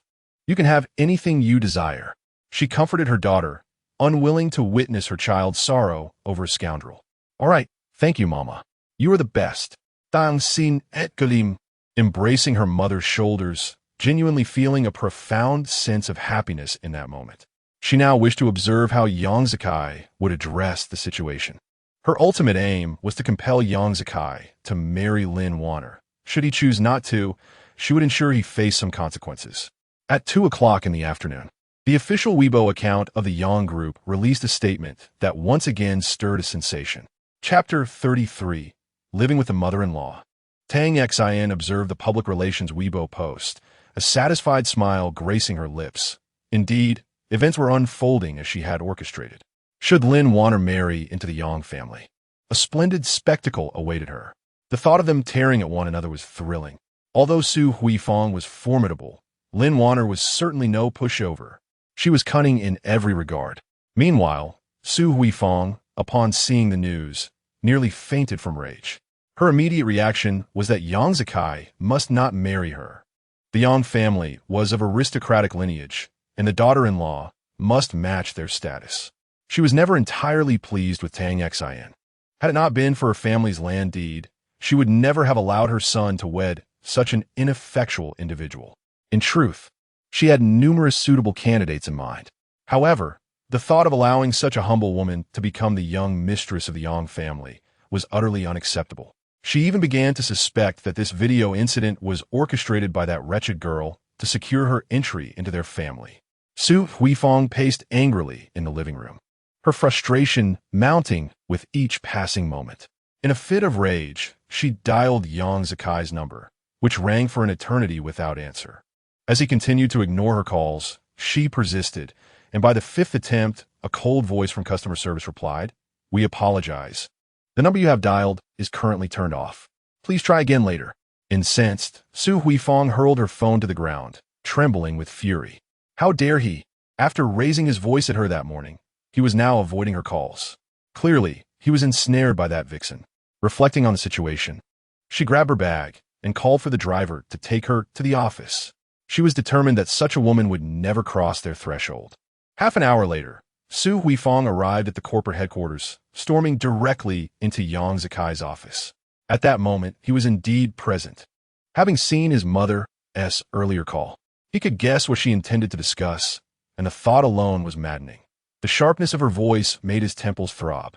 He was already overwhelmed, having devised a solution, yet numerous subsequent matters demanded his attention. He truly did not wish to be further troubled by his mother's antics. However, he did not anticipate her arrival at the office. When Su Huifang appeared before him, Yang Zikai's expression darkened. "Mother, what brings you here?" His tone was chilly, laced with evident displeasure. Su Huifang scoffed. "What? You don't wish to see me? Ignore my calls now? Have you grown wings, refusing to heed my words? Do not forget, without me, could you occupy this position? I have no desire to argue with you. It would be best if you returned home promptly," Yang Zikai replied, his irritation palpable. "Do you think I wish to quarrel with you?" "Yang Zikai, I shall be clear. My purpose today is simple. You are not to marry that contemptible woman, and I do not consent." Su Huifang has always been an assertive woman. Even after stepping down from her position in the company, the air of authority surrounding her remains unshaken. Her tone is resolute, imbued with an unmistakable sense of finality. In the past, had she spoken in such a manner, he would have undoubtedly acquiesced to her wishes. However, now he senses a burgeoning defiance within himself, perhaps a consequence of his weariness of her domineering nature. This matter was resolved by the board's deliberations, and your dissent holds no weight. The announcement has already been disseminated. Yang Corporation is not known for its fickleness. Yang Zikai, however, remains remarkably composed. Su Huifang's expression subtly shifts, clearly still in disbelief. Before she can utter a word, Yang Zikai's deep voice cuts through the tension once more. "Should you harbor doubts, feel free to consult Secretary Liu. She was present at today's meeting, and the announcement was issued by the PR department, not solely at my behest. Su Huifeng is taken aback, her frustration palpable. If it is indeed a board decision, there is little room for discussion. The matter is settled and will not be altered. You need not persist. Please return swiftly. Yang Zikai, feeling exasperated, wishes to see her depart. Su Huifeng grits her teeth, her hands clenched tightly at her sides. Taking a deep breath, she strives to regain her composure. I will consent, but only if you agree to one condition. After considerable reflection, Su Huifeng finally finds her voice again. Speak your mind. At this juncture, Yang Zikai is willing to concede to any request that would expedite her exit. After your marriage, you must reside with me in the Yang residence. Su Huifeng articulates her demand. Living together, she has ample means to discipline her, ensuring that Yang's daughter-in-law learns that such a role is not easily attained. Ultimately, she will find a way to have her retreat in recognition of her limitations. Yang Zikai can surmise the reasoning behind his mother's insistence, yet he prefers not to dwell on it, eager to see her depart swiftly. Very well, I can acquiesce to that. Yang Zikai readily agrees. So we find nuts, finding this arrangement somewhat satisfactory. Subsequently, the driver escorts her back home. Su Huifeng muses, upon arriving at the Yang household, she has numerous strategies to deal with you. Shameless little vixen. The video incident lingers for several days, culminating in Yang Zikai's marriage to Lin Wanner. However, the public perception of Yang Zikai has soured significantly. Although a resolution has been reached, the repercussions are substantial. The most immediate consequence is the sluggish state of Yang Corporation's stock market, with its value dwindling considerably. Yang Zikai faces scrutiny from the board, who admonish him to prevent such occurrences in the future. Heath and Lin Wanner forego a wedding ceremony, opting instead to register their marriage and acquire a certificate. Lin Wanner feels a twinge of resentment and injustice, but resigns herself to the situation. After all, securing their formal status is paramount. She will find ways to compensate herself later. When Yang Zikai informs her that they will be living with his mother post-marriage, Lin Wanner is not entirely surprised. She anticipated this outcome, aware that the formidable matriarch would not easily relent. Nevertheless, she remains undeterred. Yet, in Yang Zikai's presence, she must project a facade of calm. Lin Wanner felt a wave of anxiety wash over her, her brows furrowing with concern. Zikai, do you think your mother will dislike me? Will she be dissatisfied with me? After all, I cannot assist you in your career, she murmured, lowering her head like a child who had committed a wrongdoing. Yang Zikai, upon witnessing her distress, was filled with compassion. That is not the case. You are my wife, and your affection is what matters most. As long as you act rightly, she will not make things difficult for you. My mother can be rather temperamental. Thus, it would be wise to show her some leniency, as she is, after all, an elder. I have faith that, given time, she will come to cherish you. I wish for our family to remain harmonious, so, if possible, please indulge my mother's wishes. Strive not to refuse her requests or oppose her intentions, for she is the one who nurtured me into who I am today. I trust that you will not let me down, will you? Chapter 34. The daughter-in-law of a noble family. If Lin Wanner had a bit more confidence and was not in such a humble position, she would undoubtedly have countered him, questioning what nonsense he was spouting. His words clearly implied that even if that old woman intended to make things difficult for him, she would have to endure it and placate her. Lin Wanner felt a pang of discomfort in her heart, yet in this moment, she could only choose to swallow her pride and refrain from showing any signs of defiance. Nevertheless, she silently resolved that she would not allow such a situation to persist for long. Returning to her thoughts, Lin Wanner replied softly, "I understand." Yang Zikai and Lin Wanner's marriage certificate was photographed and posted on Weibo, serving as an explanation to the public. After all, as the president of the Yang Group, he was indeed a public figure. The fervor surrounding the matter gradually subsided. Although people occasionally teased them, it was nowhere near as intense as before.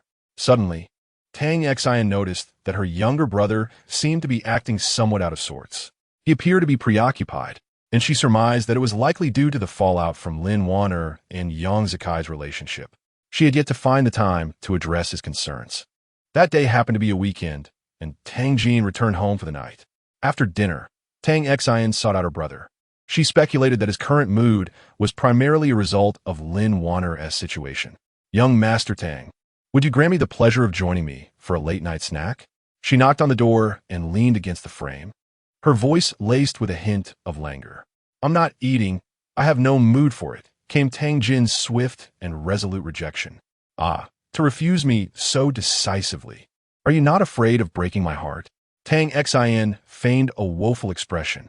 Tang Jin cast a glance at his sister, feeling increasingly agitated. It seemed less about anger and more about a sense of self-despair. "Come on, it's rare for me to personally invite you. Just agree for my sake. Otherwise, I won't dare to ask you for late-night snacks in the future." Tang Xin pouted, displaying a touch of dejection that made her appear somewhat pitiable. "Why are you so annoying?" Tang Jin muttered under his breath in complaint. "Well, since that's the case, I won't force you. I shall take my leave."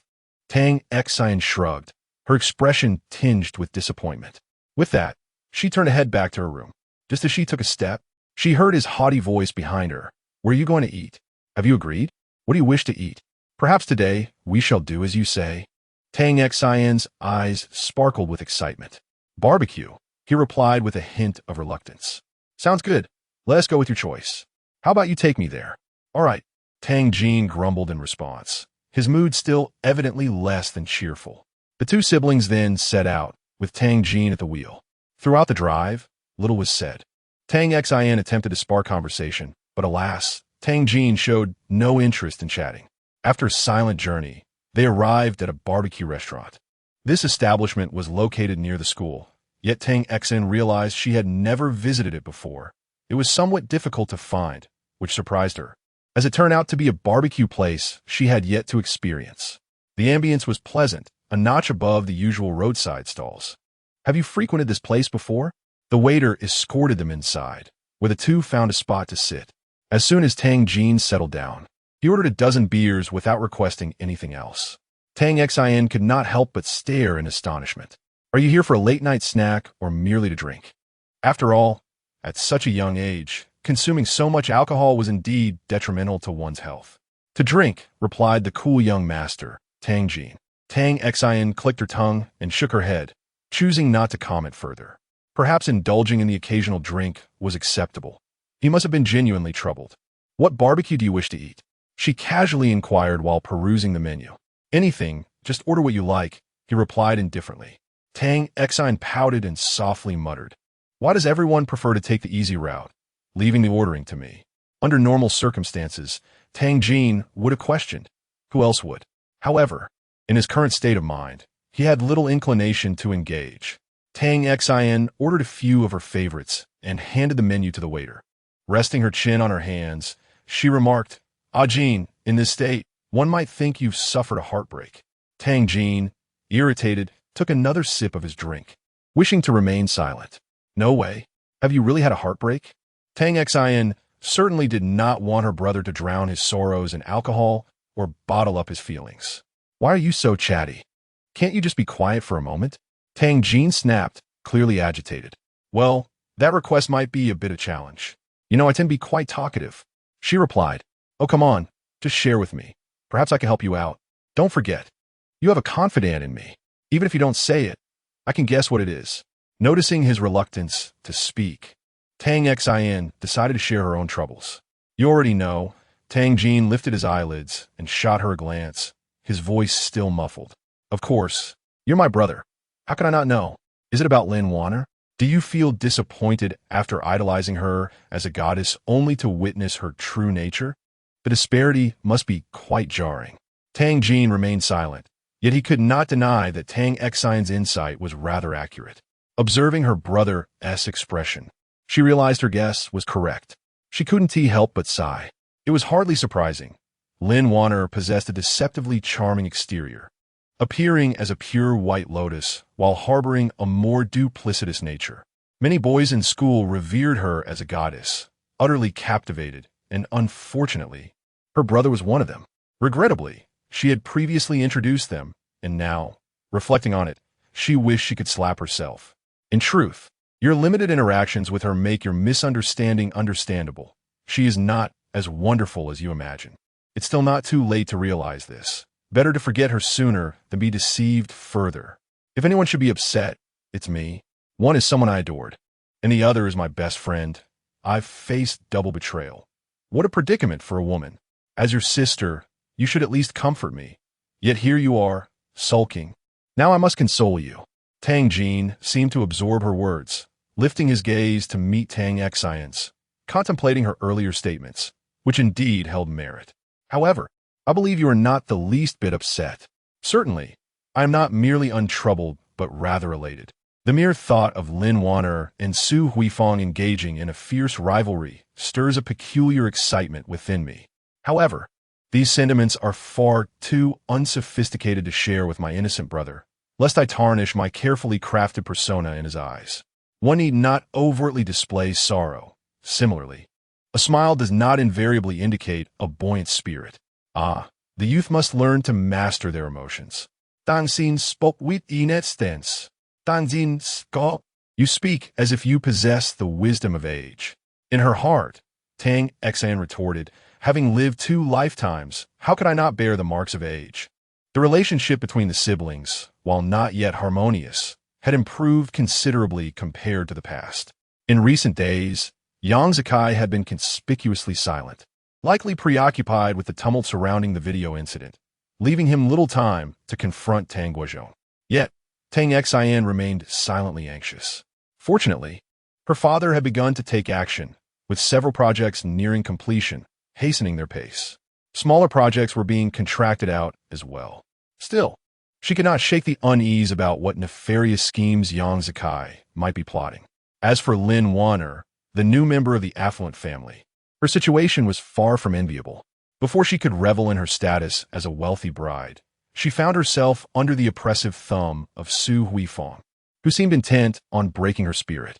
Su Huifang had allowed her entry solely to make her aware of the challenges she would face, compelling her to retreat in defeat.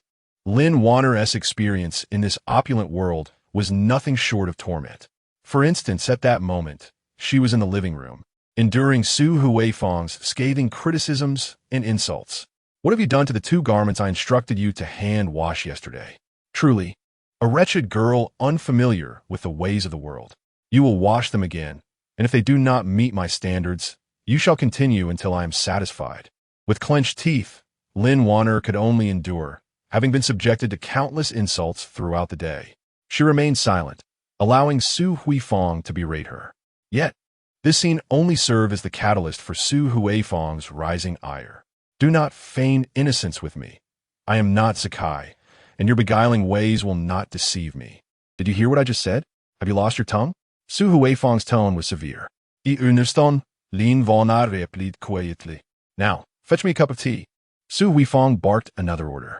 Obediently, Lin Wan'er complied, feeling as though, just 5 days into her marriage into the Yang family, her life was nothing like she had envisioned. It felt as if she were a mere servant. Discontent brewed within her, and she silently plotted her course of action against this tyrannical matriarch. Lost in thought, she prepared the tea and presented it to Su Huifang. After taking a sip, Su Huifang flung the cup at her, splashing scalding water against her arm. Is it your intention to scald me? It is apparent that you regard me, your mother-in-law, with utter disdain. Get out and kneel, reflecting on your behavior. If you cannot comprehend, do not bother returning. Zhang Ai, supervise her closely. Ensure she does not slack off. She has no sense of decorum, and if I cannot instill proper manners in her for Zakai, she will surely bring shame upon our Yang family in the future. Aunt Zhang, a middle-aged woman in her 40s, embodies the role reminiscent of an ancient handmaiden, often exerting her authority with an air of superiority. She harbors an inexplicable animosity towards Lin Wan'er, particularly due to her beauty. Lin Wan'er bit her lip, desiring to refuse and resist. Yet the current circumstances rendered such an act seemingly impossible. Observing her hesitation, Su Huifang's ire intensified. What are you dawdling for? Hurry up. Do not think to complain to Zakai. Let me assure you, I am the one who makes the decisions in this household. He will not intervene. Lin Wan'er finally spoke.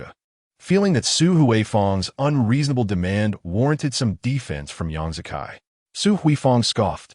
Don't believe me? Then go ahead and call him. Lin Vania, resolute, retrieved her phone and dialed Yang Zakai. Chapter 35. I am here for the interview.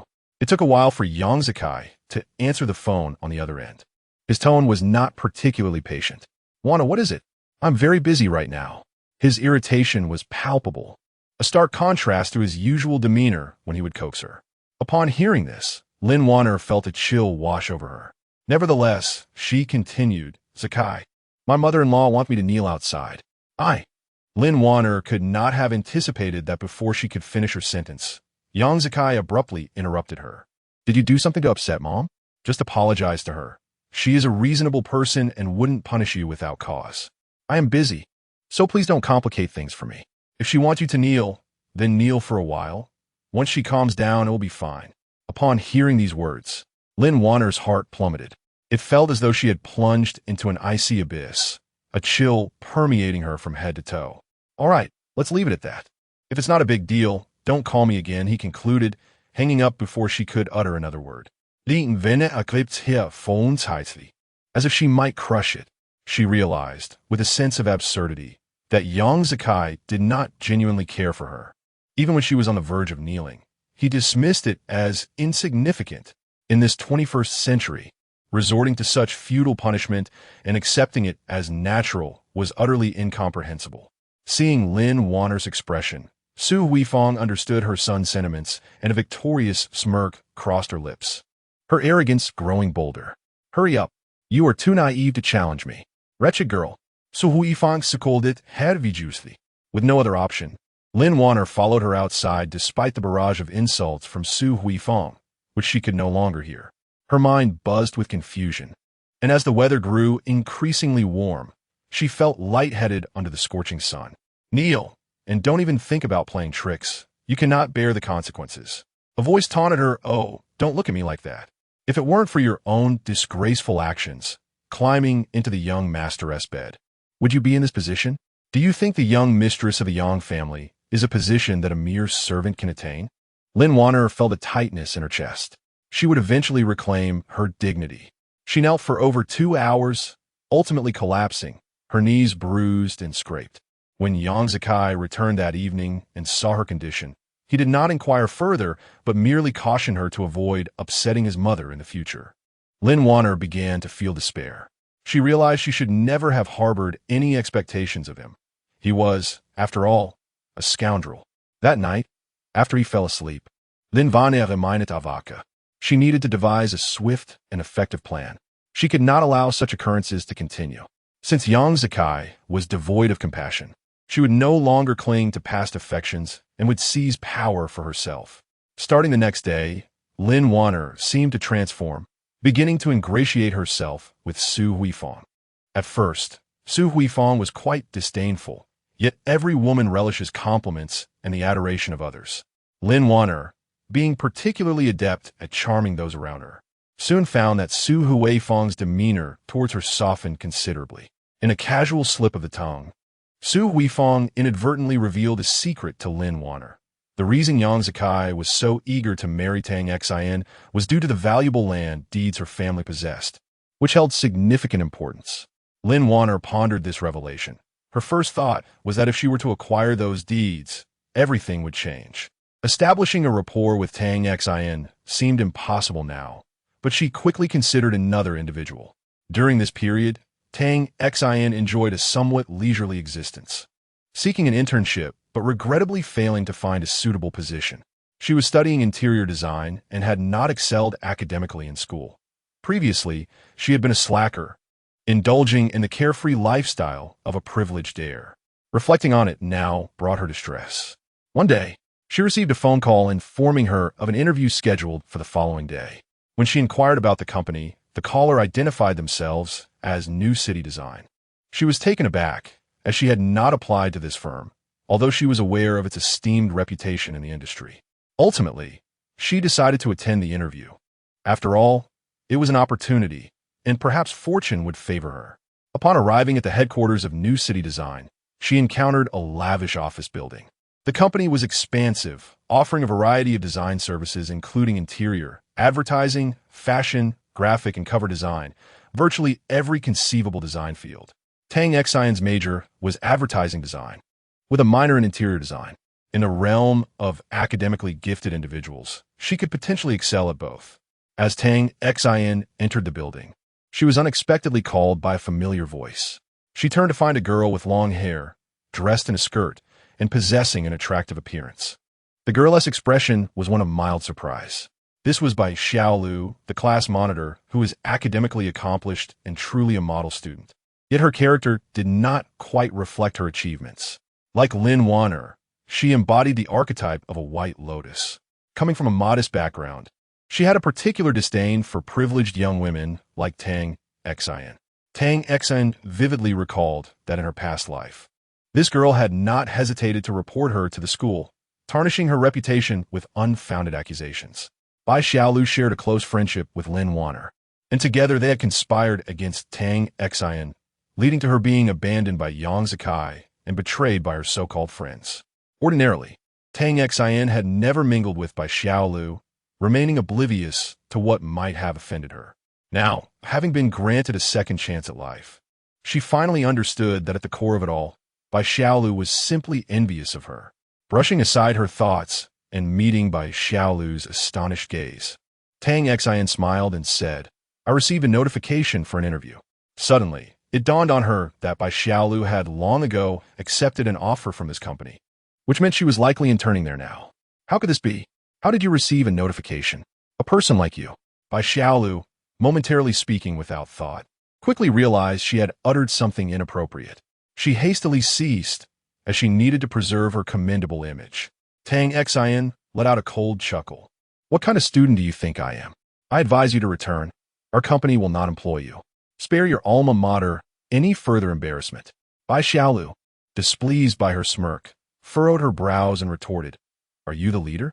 How can you be so certain that I will not be hired?" "Dang xin vi mai un fa," responding with calm composure. Just as her words faded, her phone rang. Upon seeing the number that had summoned her for an interview, her expression shifted subtly. There was still over 20 minutes until the scheduled time, as she had arrived early. Could it be that there was a change in circumstances? Chapter 36. Ineligible for employment, Tang Xian swiftly answered the phone. "Hello, this is Tang Xian." Although she maintained a calm exterior, a sense of apprehension gnawed at her. Fearing a blunder, that they might have contacted the wrong person, which would undoubtedly lead to Bai Xiaolu mocking her. "Miss Tang, have you arrived?" "Yes. I am in the lobby on the first floor." "Good." The voice on the other end responded and promptly hung up. Tang Xian was left with a perplexed expression. "Well, are they asking you to return?" Bai Xiaolu regarded her with disdain. "Not at all. You must be disappointed." Still putting up a front, Bai Xiaolu was resolute in her disbelief that such a prestigious company would consider someone as inept as Tang Xian. New City Design was no ordinary firm. Connections alone would not suffice for entry. "I have no time to waste on you. I must go for my interview." Tang Xian was unwilling to engage in further conflict with her. "Hold on. As a member of this company, I have the authority to dissuade someone devoid of any genuine talent like you." Bai Xiaolu remained haughty, perpetually looking down on individuals like Tang Xian, who she believed relied solely on their family background, lacking any other merit. Tang Xian chose to ignore her, perceiving her as merely a source of unreasonable provocation. After a brief altercation, Bai Xiaolu's expression suddenly brightened, tinged with excitement. Following her gaze, Tang Xian beheld a tall, distinguished man, exuding an air of exceptional elegance. He was clearly no ordinary individual. Judging by Bai Xiaolu's infatuated demeanor, his status was evidently considerable. Bai Xiaolu, who typically held herself in high esteem, would never have deigned to acknowledge an ordinary man, yet here she was, utterly captivated, revealing the extent of her admiration. Tang Xian bit her lip, seizing the opportunity to slip away. Their previous altercation had consumed 10 precious minutes, and the interview time was drawing near. A last-minute arrival was never ideal. Just as she prepared to discreetly depart, she was unexpectedly called by the man's voice. "Are you Miss Tang Xian?" The man, exuding gentlemanly charm with a warm smile, appeared refined and graceful. Yes, I am. And you are?" Tang Xian felt somewhat flustered, observing Bai Xiaolu's face, which was now a canvas of shock. As if she could scarcely believe her eyes. "I am Mu Xinqing. It's a pleasure to meet you." He extended his hand in greeting. You are the president of New City?" Tang Xin was equally astonished. "Indeed. Aren't you here for an interview today? Shall we?" Tang Xin exclaimed once more. Was such a grand gesture truly necessary? She had merely come for an interview. Why would the president personally come to greet her? Surely there was some mistake. Is there a problem? Mu Xinqing chuckled lightly at Tang Xin's astonishment. Thus, Tang Xin found herself dazedly walking alongside him. However, Bai Xiaolu could not allow such an occurrence to transpire. Jealousy consumed her. Since her entry into the company, she had consistently demonstrated excellence. Yet Mu Xinqing had never once acknowledged her presence. Yet now, Tang Xin was merely here for an interview, and he had chosen to greet her personally. How could this be? "President Mu, you cannot hire her," she suddenly exclaimed. Mu Xinqing halted his steps, turning to gaze at her with a semblance of a smile. Yet his eyes radiated an air of peril. Bai Xiaolu's heart raced uncontrollably, overwhelmed with anxiety. This was the first time Mr. Mu had looked at her in such a manner. She felt exhilarated, yet could not yield to Tang Xinru's desires. "Do I need your approval on whom I choose to employ?" Bai Xiaolu's complexion instantly drained of color, and she shook her head vehemently. "No, that is not what I meant, Mr. Mu. She is utterly unqualified to enter." "Enough. If I hear such words again, you needn't bother showing up for work." With that, Mu Xinqing turned and departed. Bai Xiaolu was petrified, trembling with rage. She had never expected him to be so protective of Tang Xinru, who had only just arrived today. Why was this so? She bit her lip tightly until she tasted blood before releasing it. Tang Xinru had not been nearby. She stood 2 meters away, observing Mu Xinqing's apparent anger, which contrasted starkly with his demeanor during their earlier introductions. This must have been the true visage of a leader embodying authority. "Let us go." Upon returning to her side, he transformed into a figure of gentle warmth once more, exhibiting remarkable emotional control. Tang Xinru remained silent, simply ascending the stairs alongside him. She felt quite bewildered, certain she did not know this man. Previously, she had only heard of him. His reputation was stellar, and he was well-liked within the industry. Now, seeing him in person, he was indeed deserving of his acclaim. "Have you heard of our company before?" Ultimately, it was Mu Xinqing who broke the silence, steering the conversation. His authority was palpable, yet it carried a more approachable essence than that of Feng Yichen. "Your esteemed company is renowned. I have undoubtedly heard of it. It has long been a benchmark in the industry and a dream company for design students." Tang Xinru expressed her high regard for Xinqing design, without exaggeration. "Then you must be eager to join our company?" Mu Xinqing inquired. Tang Xinru answered without hesitation, "Of course.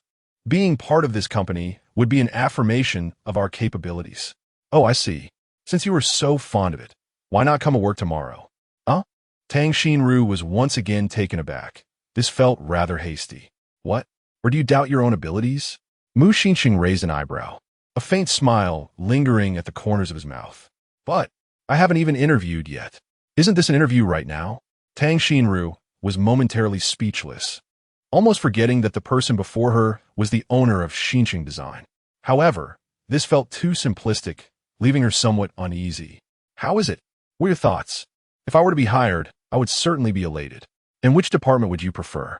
Mu Xinqing continued to inquire.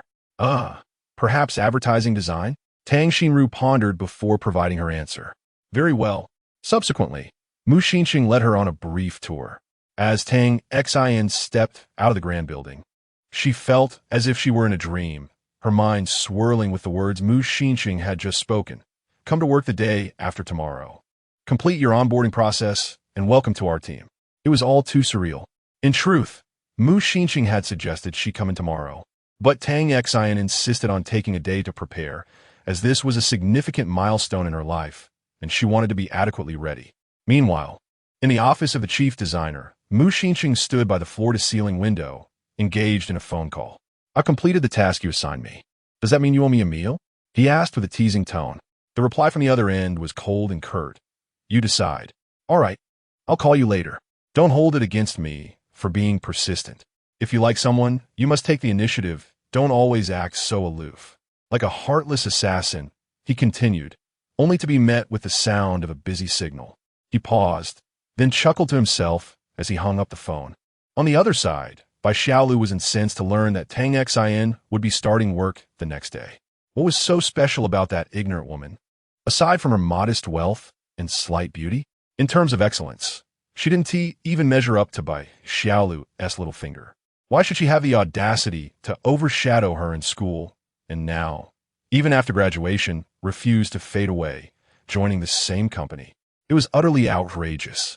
The more she thought about it, the more her resentment festered, nearly consuming her with jealousy. She would not allow Tang Xin to remain there, no matter the cost. She must be made to leave. Tang Xin was in high spirits. Upon reaching home, she finally regained her composure and shared the news of her employment with her parents. They were overjoyed. Yet, as she lay down to sleep that night, she calmed her thoughts and realized something was amiss. Everything had unfolded too smoothly. It felt as though Mu Xinxing had been waiting for her to interview. It couldn't even be called an interview. He had merely asked a few casual questions before hiring her outright. It was all too easy, as if orchestrated by someone. This thought unsettled her. Having been granted a second chance at life, she knew she must exercise greater caution. If this truly was a deliberate arrangement, what could be the motive behind it? Tang Xin scratched her head, recalling the saying that while one can evade a direct attack, it is often the hidden dangers that prove most treacherous. With numerous adversaries harboring ill will towards her, she needed to tread carefully and avoid falling victim to the schemes of those with ulterior motives. From her memories, she was certain that Mu Xinxing and Yang Zikai were not acquainted. They belonged to entirely different circles. As the thought of starting work loomed closer, a wave of melancholy washed over Tang Xin. What should have been a joyous occasion felt overshadowed by anxiety.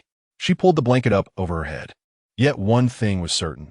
As long as Bai Xiaolu was around, she would not have peace. Bai Xiaolu would undoubtedly devise ways to force her out.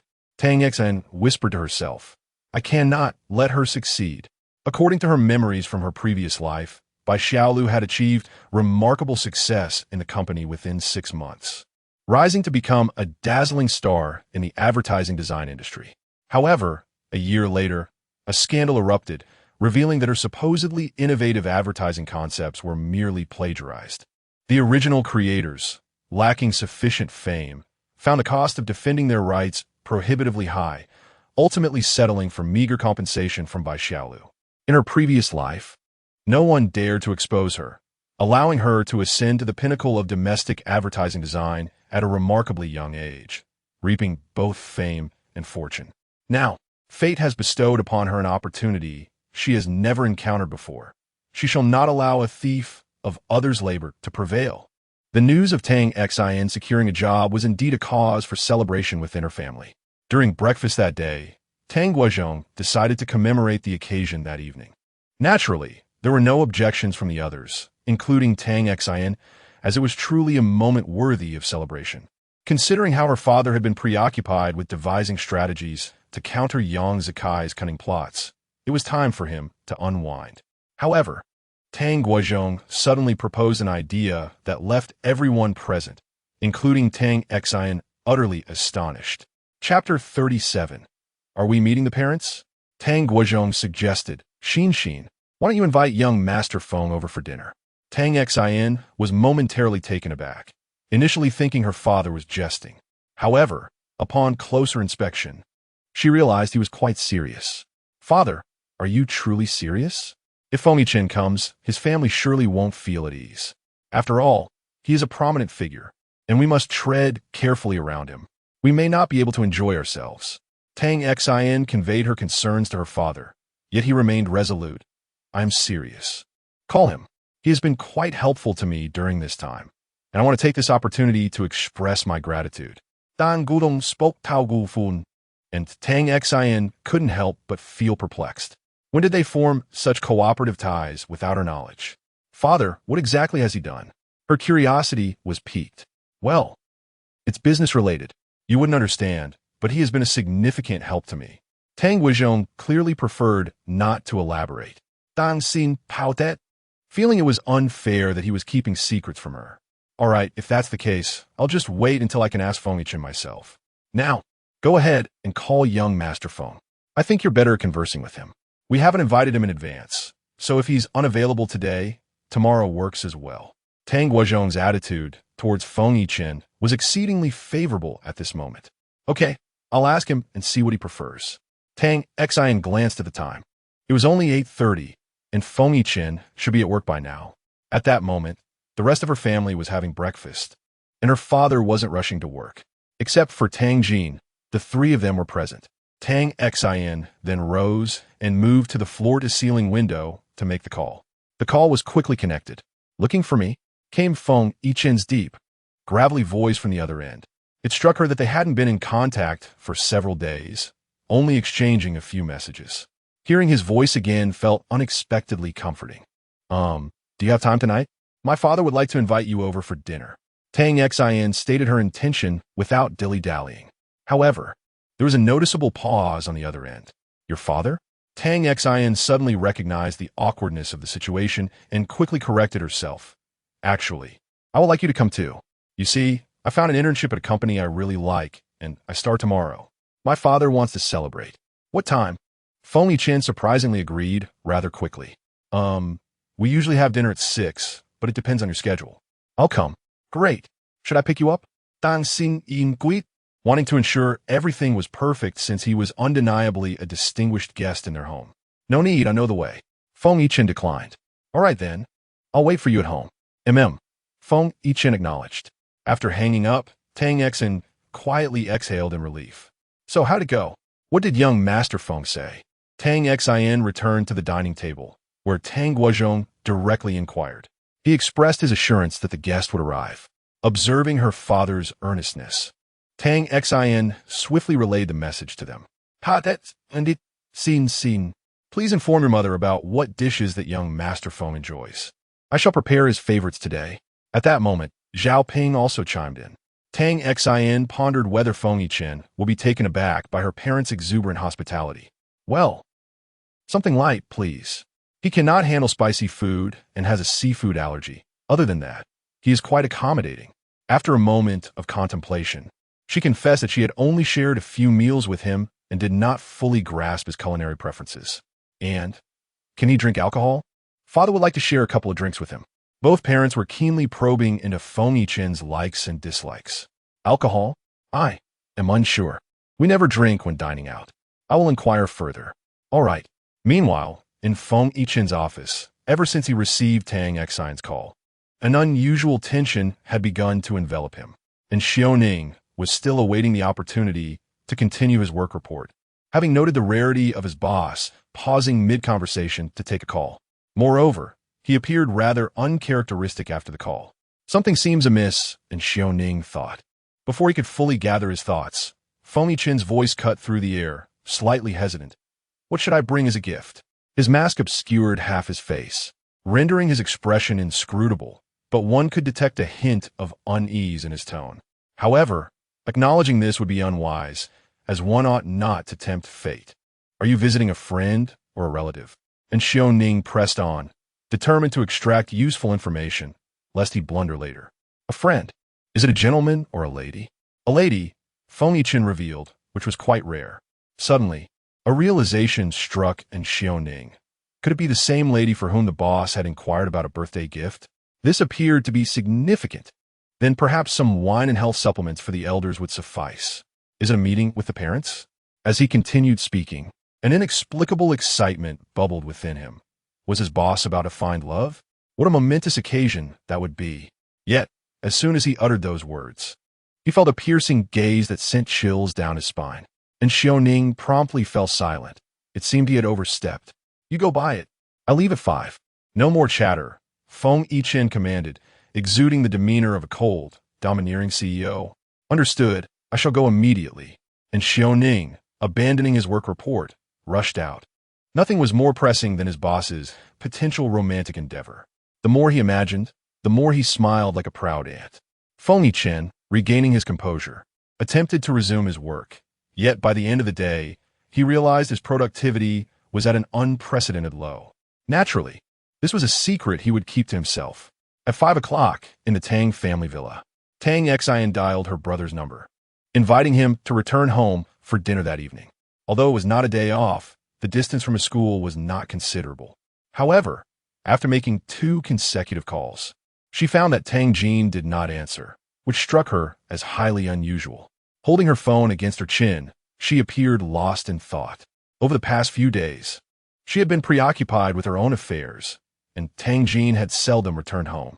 As she reflected on this, she suddenly realized the time and felt a wave of concern wash over her.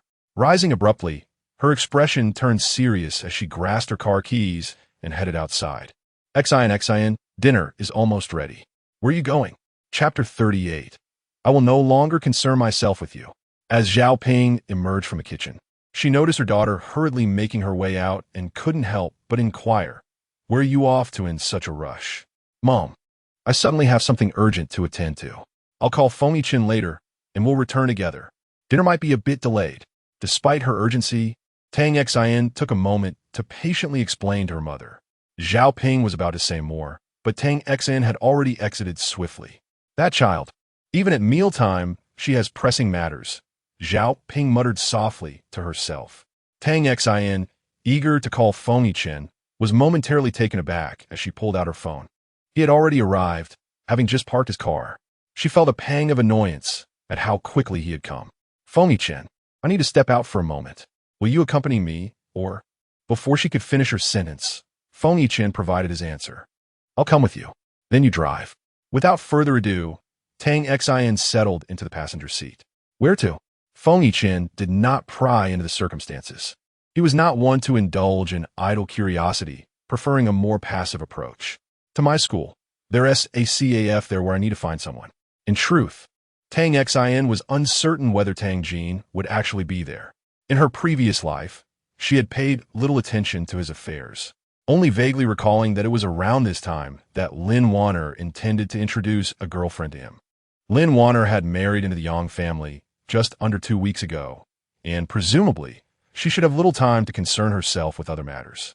Moreover, Tang Jin had seen that video, which should have disheartened him. However, she quickly dismissed her speculation, thinking it unwise. It was hard to say. Her brother, while proud, was inherently simple and kind-hearted, and Lin Warner, with her cunning ways, surely could not best him.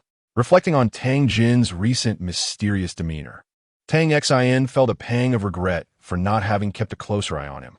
If the events of her previous life were to repeat themselves, what significance would her second chance hold? She wouldn't even be able to save her brother. "Is something troubling you?" Feng Chin, despite his aversion to prying into others' matters, sensed that since Tang Xin had entered the car, she had been preoccupied with heavy thoughts, indicating that something significant was amiss. Tang Xin hesitated, uncertain how to articulate her grievances with Lin Warner, which seemed unrelated to him. Thus, she merely acknowledged him with a nod, saying nothing further.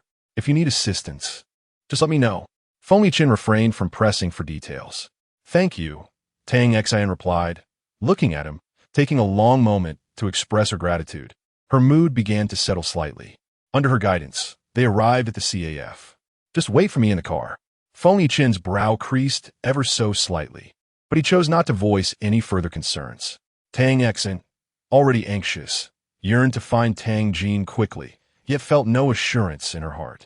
Feng Chin observed her as she dashed inside, her silhouette filled with urgency and worry, oblivious to what was transpiring.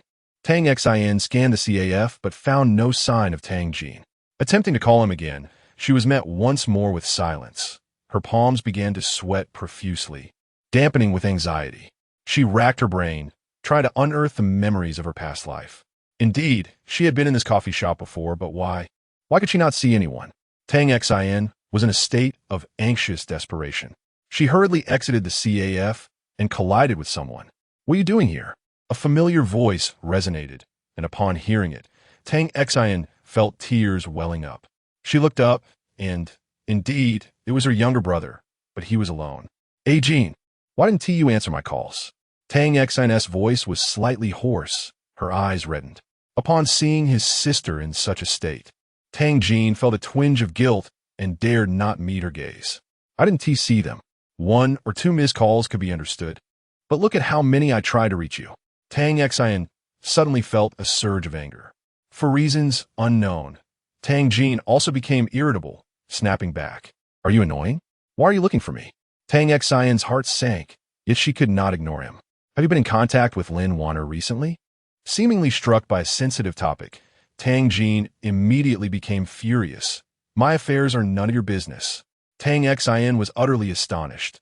Lin Wanner was indeed formidable. In such a short span, she had managed to revert their previously mended relationship back to its former state. How can you not see what kind of person she is? Used to listen to her sweet nothings. Hey, Jean, you're 20 now. When will you mature a little? So we won't have to worry so much. Meanwhile, Tang Jin was at the peak of his irritation. He could hardly hear a word she said, particularly since his relationship with Ning Xin was already strained. At this point, their sibling bond felt incredibly fragile, unable to withstand any trials. Enough. Why do you have to criticize me? Have you forgotten your past actions? Tang Jin's voice was laced with anger. Tang Xin gazed at her brother in disbelief, struggling to comprehend how he could utter such words. Her heart plummeted. For a scheming woman, he was glaring at his own sister with such fury. Tang Xin laughed in rage. If you don't want me to care, fine. I will no longer concern myself with you. Some individuals remain obstinately ignorant and must inevitably face setbacks and hardships before they can awaken. Otherwise, all the words of others are in vain, a truth she had understood in her previous life. Only through pain can one learn to let go. After speaking, Tang Xin turned and left, her back resolute. Tang Jin watched her retreating figure, a sense of loss enveloping him, as if something precious was slipping away. Back in the car, Tang Xin was seething with anger, tears streaming down her face, though she did not wish for Feng Chen to see. She turned her face toward the window, discreetly wiping away her tears. Do you need help? Remarkably, Feng Chen even asked a second time. This was a rare occurrence. He typically refrained from imposing on others. Tang Xin turned to him.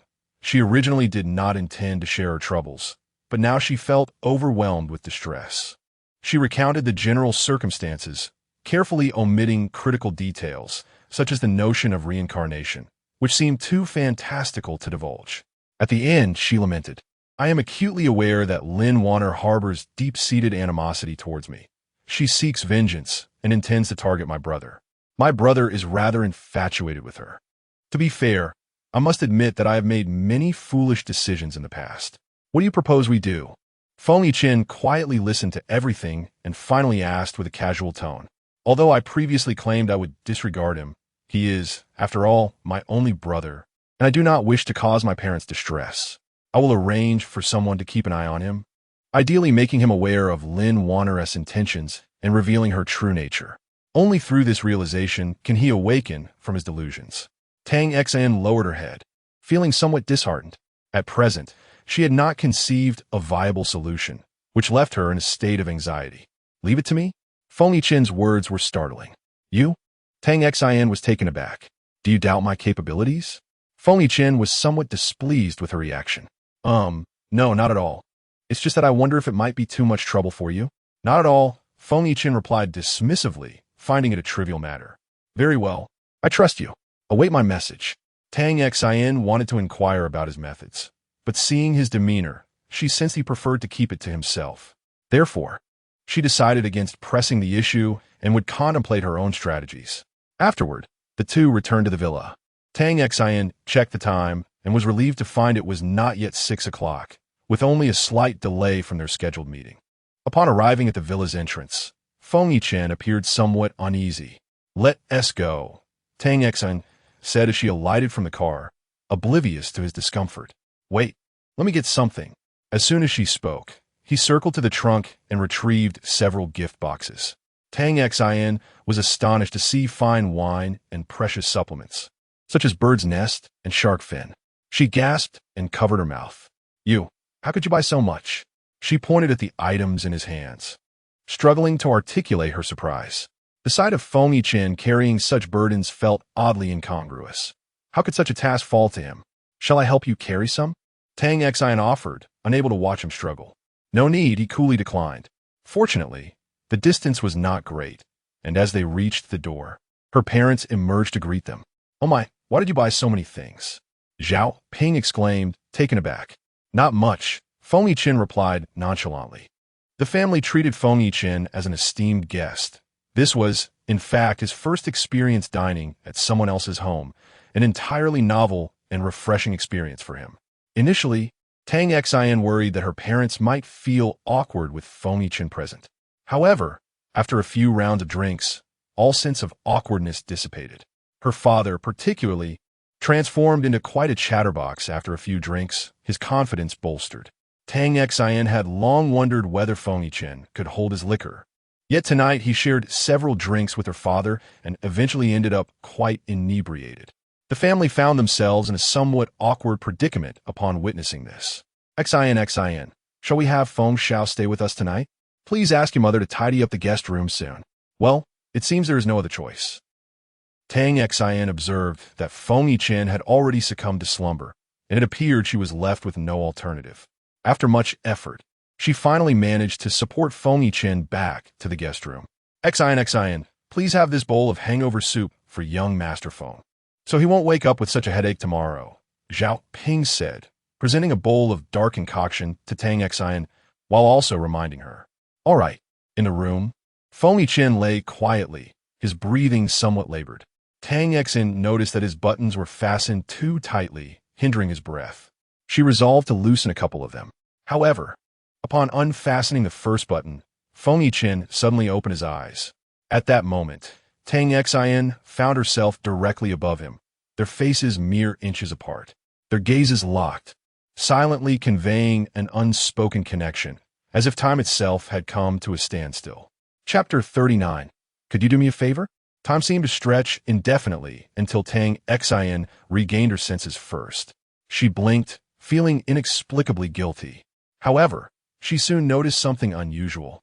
His gaze was not as sharp as usual, appearing somewhat vacant and dazed, likely a consequence of intoxication.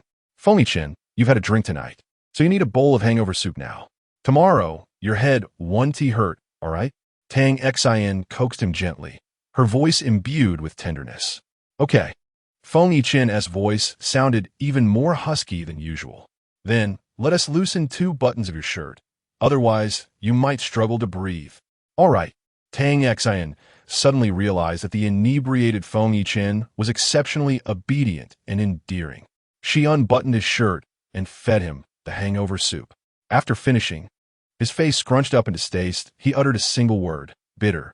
Tang Xin chuckled, finding him increasingly adorable. Such a delightful contrast. Feng Yiqin, why do you wear a mask? Isn't it exhausting to wear it every day? She suddenly felt a playful urge to tease him. Ugly. Not at all. May I take a look? No.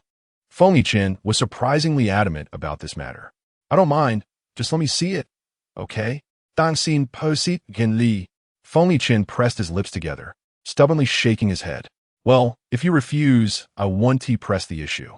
She feigned a look of disappointment. Are you angry? Tang Xin thought to herself. Hasn't he had too much to drink? How could he still perceive her emotions? No, she replied, shaking her head. As night deepened, only a bedside lamp illuminated the guest room with a soft, warm glow. One sat while the other lay. You will be frightened. After a prolonged silence, the voice of the one lying down rasped once more. Upon hearing those words, Tang Xin felt as if her heart had been struck forcefully, inexplicably pained. She could perceive the loneliness woven into his words. Though they comprised merely 4 characters, they seemed laden with profound emotion. Compelled by an inexplicable force, Tang Xin's hand gently brushed against his mask. The mask felt cold, yet the warmth of his skin, ignited by alcohol, transmitted through. As soon as she initiated this action, Feng Yiqin became entirely rigid. I want to be afraid, she declared. She had witnessed far too many grotesque sights. The ugliest were the hearts of those she had encountered. Her words seemed to carry a certain enchantment, disarming Feng Yiqin completely. Slowly, she began to lift the mask. Feng Yiqin offered no resistance. Tang Xin, too, was bewildered by her own emotions. This night had transformed into one of unexpected sensitivity and insistence. as though she were peering into his most intimate realm. She noticed that as the mask was removed, Feng Yichen's body seemed to tremble slightly, an unnoticed detail for most. Yet Tang Xin was particularly attuned to his every subtle movement. Feng Yichen closed his eyes, wishing to avoid seeing any fear or disgust reflected in her gaze. But to his surprise, he felt a cool, comforting touch on his left cheek. Slowly, he opened his eyes and met Tang Xin's gaze. Gone were the emotions he had anticipated. Instead, he found a profound tenderness in her eyes. Indeed, it is a tender affection, her gaze shimmering with unshed tears. Her smooth hand rests gently against his face. A knowing smile graces her lips as she leans closer, whispering softly into his ear, not at all unattractive. In the blink of an eye, Tang Xin feels the world spin around her. When she regains her senses, she discovers herself pinned beneath Feng Yichen, their proximity almost intoxicating. The warmth of his breath, laced with the remnants of alcohol, envelopes her, leading her to believe she too is slightly inebriated. The mask lies discarded, revealing Feng Yichen in his most authentic form. He slowly descends, capturing her lips in a kiss. Tang Xin's eyes widen, her body trembling as though electrified. Yet, instead of pushing him away, she closes her eyes and wraps her arms around his neck. Tang Xin finds herself in a state of despair. She has never witnessed anyone fall asleep mid-kiss. Feng Yichen remains atop her, his face nestled in the crook of her neck. She covers her face, her rationality gradually returning, filled with quiet self-reproach. What have I just done? She murmurs softly, her hand instinctively brushing her lips. To her astonishment, she realizes she holds no disdain for his kiss. Rather, her heart races with exhilaration. Could this be what they call a heart-stirring moment? At this juncture, Tang Xin fervently hopes that when he awakens the following day, he will have forgotten. Afterward, she gently nudges Feng Yichen away and retrieves a towel to cleanse his face and hands, attending to him with meticulous care. Since her rebirth, this man has been her greatest support, often silent yet quietly diligent in his actions. To encounter such a person is indeed a stroke of fortune. However, she is still burdened with many unresolved matters and has yet to witness the downfall of those who have wronged her. Thus, she dares not invest her emotions elsewhere. Now, Tang Xin can only pray that Feng Yichen will forget upon waking. Once she has tidied him up, she returns to her own room. As she passes by Tang Jin's door, she halts, deep in thought, noting that he too has not returned this evening. She lets out a silent sigh, recognizing that he must endure some hardships. Meanwhile, Tang Jin is also feeling quite troubled. Following an argument with Tang Xin, he returned to school, replaying her earlier words in his mind. I will no longer take care of you. A sense of discomfort lingers within him. Their relationship had seen significant improvement recently, yet he had not anticipated. Tang Xin's intuition was correct. Lin Wanner had indeed sought him out in the past few days, persistently attempting to contact him. Initially, he had preferred to ignore her, given their prior encounters. However, she refused to relent, even visiting the school. Eventually, with no other choice, he agreed to meet her. As they sat down, she began to weep uncontrollably, recounting her recent experiences amid tears. He could hardly bear to see a girl cry, especially one who appeared genuinely remorseful.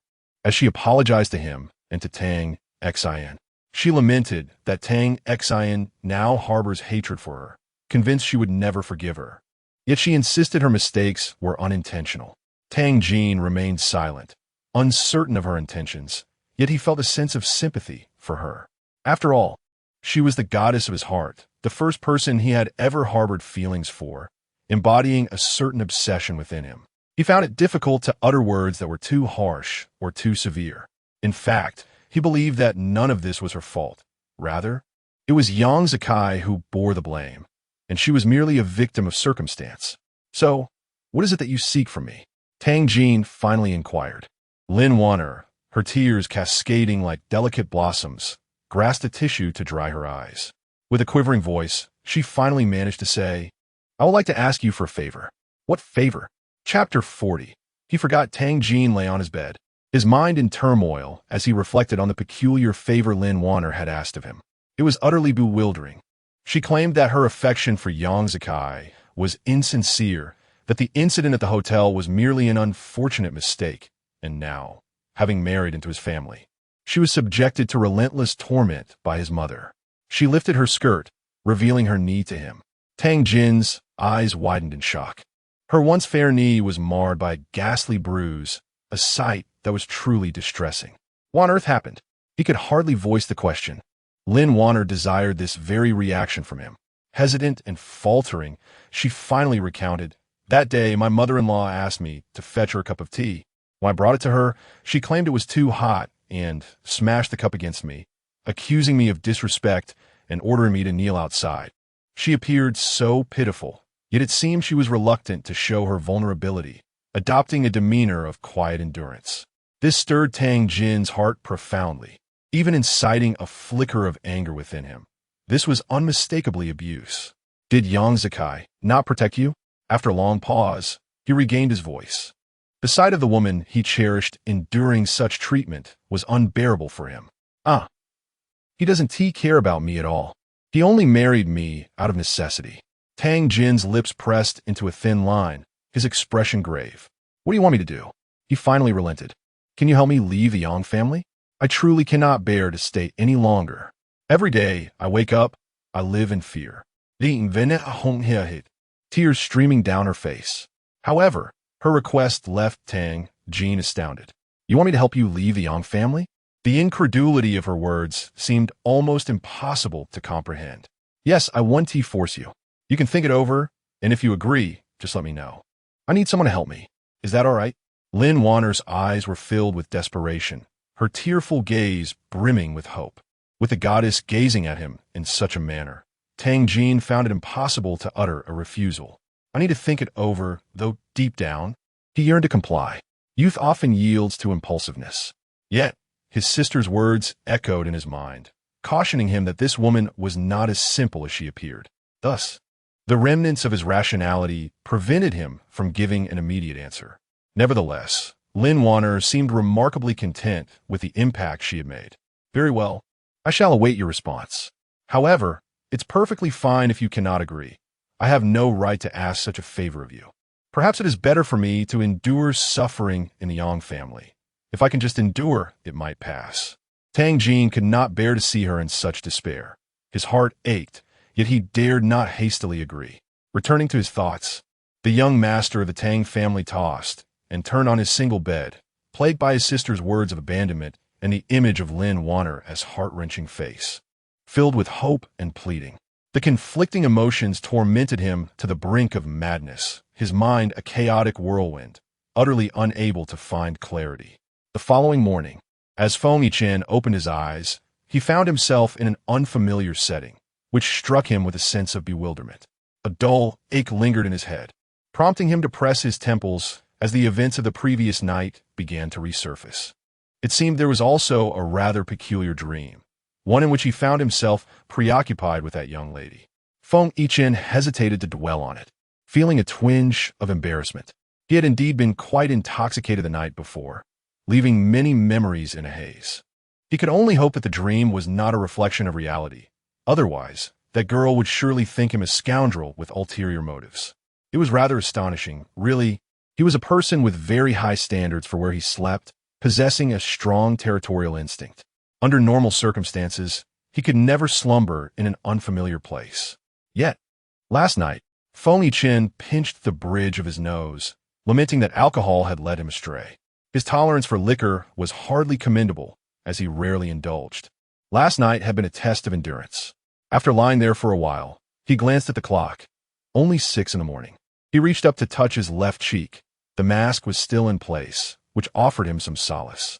Thus, everything that felt hazy and confusing from the previous night must have merely been a dream. At that moment, he suddenly noticed the door creaking open. A soft sound of footsteps made him inexplicably anxious. The person entering was Tang Xian, who had started her first day at work. She was brimming with excitement. Yet her thoughts lingered on Feng Yichen due to the events of the prior evening. She had not slept well, feeling restless and uncertain if she had even managed to doze off at all. At 6 o'clock, she decided against further sleep and came to check on Feng Yichen. curious about how he had fared overnight.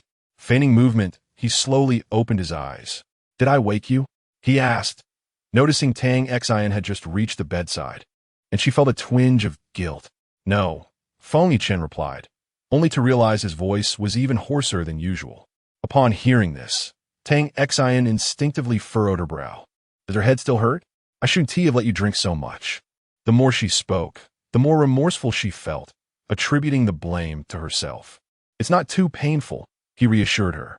Then about last night, Tang Xian bit her lip, hesitating to continue. She wanted to inquire if he remembered what had transpired, but before she could voice her thoughts, Feng Yichen, unusually perceptive, interrupted her. "Did I offend you last night?" His tone was somewhat tense. Upon hearing his words, Tang Xian understood that he likely had no recollection of the events. She exhaled silently in relief. "Oh, not all. Why do you ask that?" She feigned a look of confusion. Feng Yichen felt reassured. "That's good." Yet, a sense of unrecognized disappointment lingered within him. That dream had been truly delightful. Today is my first day at work, so I woke up rather early. Would you like to sleep a bit longer?" "No need," he replied. After a brief pause, he inquired, "What time do you start work?" "9 o'clock. It was a 9-to-5 job, and outside of those hours, she had the freedom to manage her time as she pleased, whether to work overtime or return home, as long as her tasks were completed. It was quite a humane arrangement. "There's still plenty of time," he remarked. "Indeed. You could actually afford to sleep for an additional 2 hours, enjoy breakfast together, and then head to work. Or do you wish to return home for a while?" "I will return home for a bit." Subsequently, Feng Yichen also rose, and together they had breakfast. Noticing that time was approaching, he accompanied Tang Xian to her workplace before returning home to the villa. Tang Guizhong had also indulged excessively the previous day and planned to go to the office later in the afternoon. After bidding farewell to Feng Yichen, the couple settled on the sofa for a conversation. It was Zhao Ping who initiated the dialogue. "I perceive that this young Master Feng is not as fearsome as rumored. He merely possesses a touch of introversion and aloofness. It seems he and Xian complement each other quite well." Tang Guizhong nodded thoughtfully. Rumors should never be taken at face value. "So, do you think there's a possibility for him and Xian to be together?" "It appears he has quite an affection for her." Tang Guizhong expressed a hint of concern. "Ultimately, it depends on the children's own feelings. We should refrain from meddling too much." Zhao Ping felt somewhat disheartened, but did not contest this. Their daughter had always been a person of strong opinions, especially after her separation from Yang Zikai. She had matured significantly, handling situations with much more composure, which brought them great satisfaction. On her first day at work, Tang Xian was not in the best condition. She had trouble sleeping and felt quite fatigued. However, her spirits remained relatively high, primarily sustained by her passion for the job. Mu Xinqing personally escorted her to her department, the advertising design department. In truth, Tang Xian was reluctant to be accompanied, as it would reveal to the company that she might have a connection with the boss, potentially labeling her as a favored associate in the eyes of others. Such visibility could inadvertently cultivate numerous adversaries. Not to mention, the first among them would be Bai Xiaolu, her colleague in the same department. From the moment she arrived, Bai's resentful gaze had not left her. It seemed her future days would be fraught with challenges, constantly wary of potential sabotage. Afterward, Mu Xinqing introduced her to the manager of the advertising design department, Zheng Yunfan, a refined gentleman in his early 30s, sporting gold-rimmed glasses. Once Mu Xinqing departed, Tang Xian silently exhaled, feeling the burden of pressure lift somewhat. "Miss Tang, do you know President Mu?" Even manager Zheng couldn't resist inquiring. "No, I don't." Tang Xian candidly shook her head in denial. It appeared that everyone in leadership shared this assumption, which weighed heavily on her. Although Tang Xian denied it, Zheng Yunfan perceived her reluctance to admit the truth. If they were not acquainted, how could the big boss have personally escorted her? And it was rumored that he conducted her interview himself? Such an occurrence was unprecedented. Declaring ignorance would hardly convince anyone, but as long as they understood the underlying reality, it sufficed. "You are currently in your internship period. Let us first familiarize you with the operational aspects of our department. Once you are somewhat acquainted, we shall assign you tasks. We receive numerous advertisements daily. Our philosophy is to provide innovative yet accessible advertising solutions for their products. The goal is for clients to praise our work and for consumers to feel compelled to make a purchase. All right, I understand, Tang Xin humbly replied. He did not linger for long before escorting Tang Xin to her seat, which was quite similar to the others. By a stroke of coincidence, Bai Xiaolu sat directly in front of her. She too was likely in her internship period, having arrived merely a month or two earlier. However, she appeared rather familiar with the people around her. After taking her seat, Bai Xiaolu turned around and shot Tang Xin a fierce glare. Dang Xin Stu. Having had a restless night, she lacked the energy to engage in a confrontation today. The first day at work was not as comfortable as she had envisioned. Fatigue weighed heavily upon her, leaving her in a state of drowsiness. The morning had been bearable, but by afternoon, she found herself yawning incessantly, bordering on a haze of confusion. She could only hope for an early departure to return home and catch up on sleep. At last, the end of the workday arrived, and just as she prepared to head home, a phone call interrupted her. It was from Guoru, which took Tang Xin by surprise. She raised an eyebrow. Guoru had been quiet for quite some time, and yet she still had unresolved matters with her.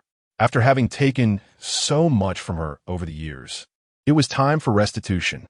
With that thought in mind, she answered the call. Xiaoru, you're looking for me? Chapter 41. What do you want? Tang Xin's tone remained consistent with her usual demeanor. Guoru paused for a moment, seemingly gathering her thoughts. After a brief interlude, she finally spoke. Xin, I have something important to give you. Could you come over to my place? Oh, what is it? Dang Xin Yin Guit. I'm quite exhausted today and just want to go home and sleep. She contemplated for a moment, hesitating to agree. It's something you bought for me in the past. Upon reflection, it feels too precious for me to keep. Please come over. It won't take long. You can leave as soon as I hand it to you. Guoru's tone was unmistakably earnest. Tang Xin raised an eyebrow, skeptical of such generosity. She feared there might be ulterior motives, perhaps a request for a loan. This was not the first time she encountered such a situation. In the past, she had been too naive, complying with every demand made of her. Her father had always been rather generous with her pocket money. All right then, send me your location, Tang Xin decided, curious to see what tricks Guoru was up to.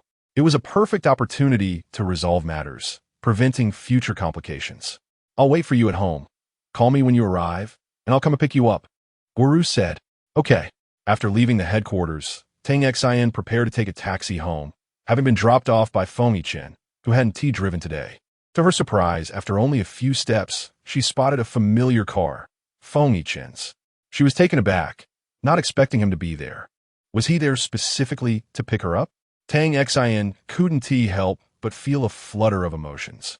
Taking a deep breath, she felt more alert, recalling the electrifying kiss from the previous night, which left her feeling inexplicably nervous. What brings you here? Do you have friends around? She asked, feigning ignorance as she stood by the car. Feng Yichen's gaze flickered momentarily, but it was fleeting. She missed it. No, he quickly denied. Then you're here to pick me up? Tang Xin pressed, taking the initiative. Yes, he affirmed.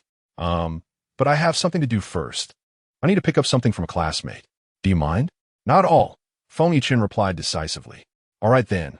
Shall we have dinner together tonight? Sure. As Tang Xin settled into the passenger seat, she felt as though she were experiencing the throes of romance, a sensation entirely different from when she was with Yang Zikai.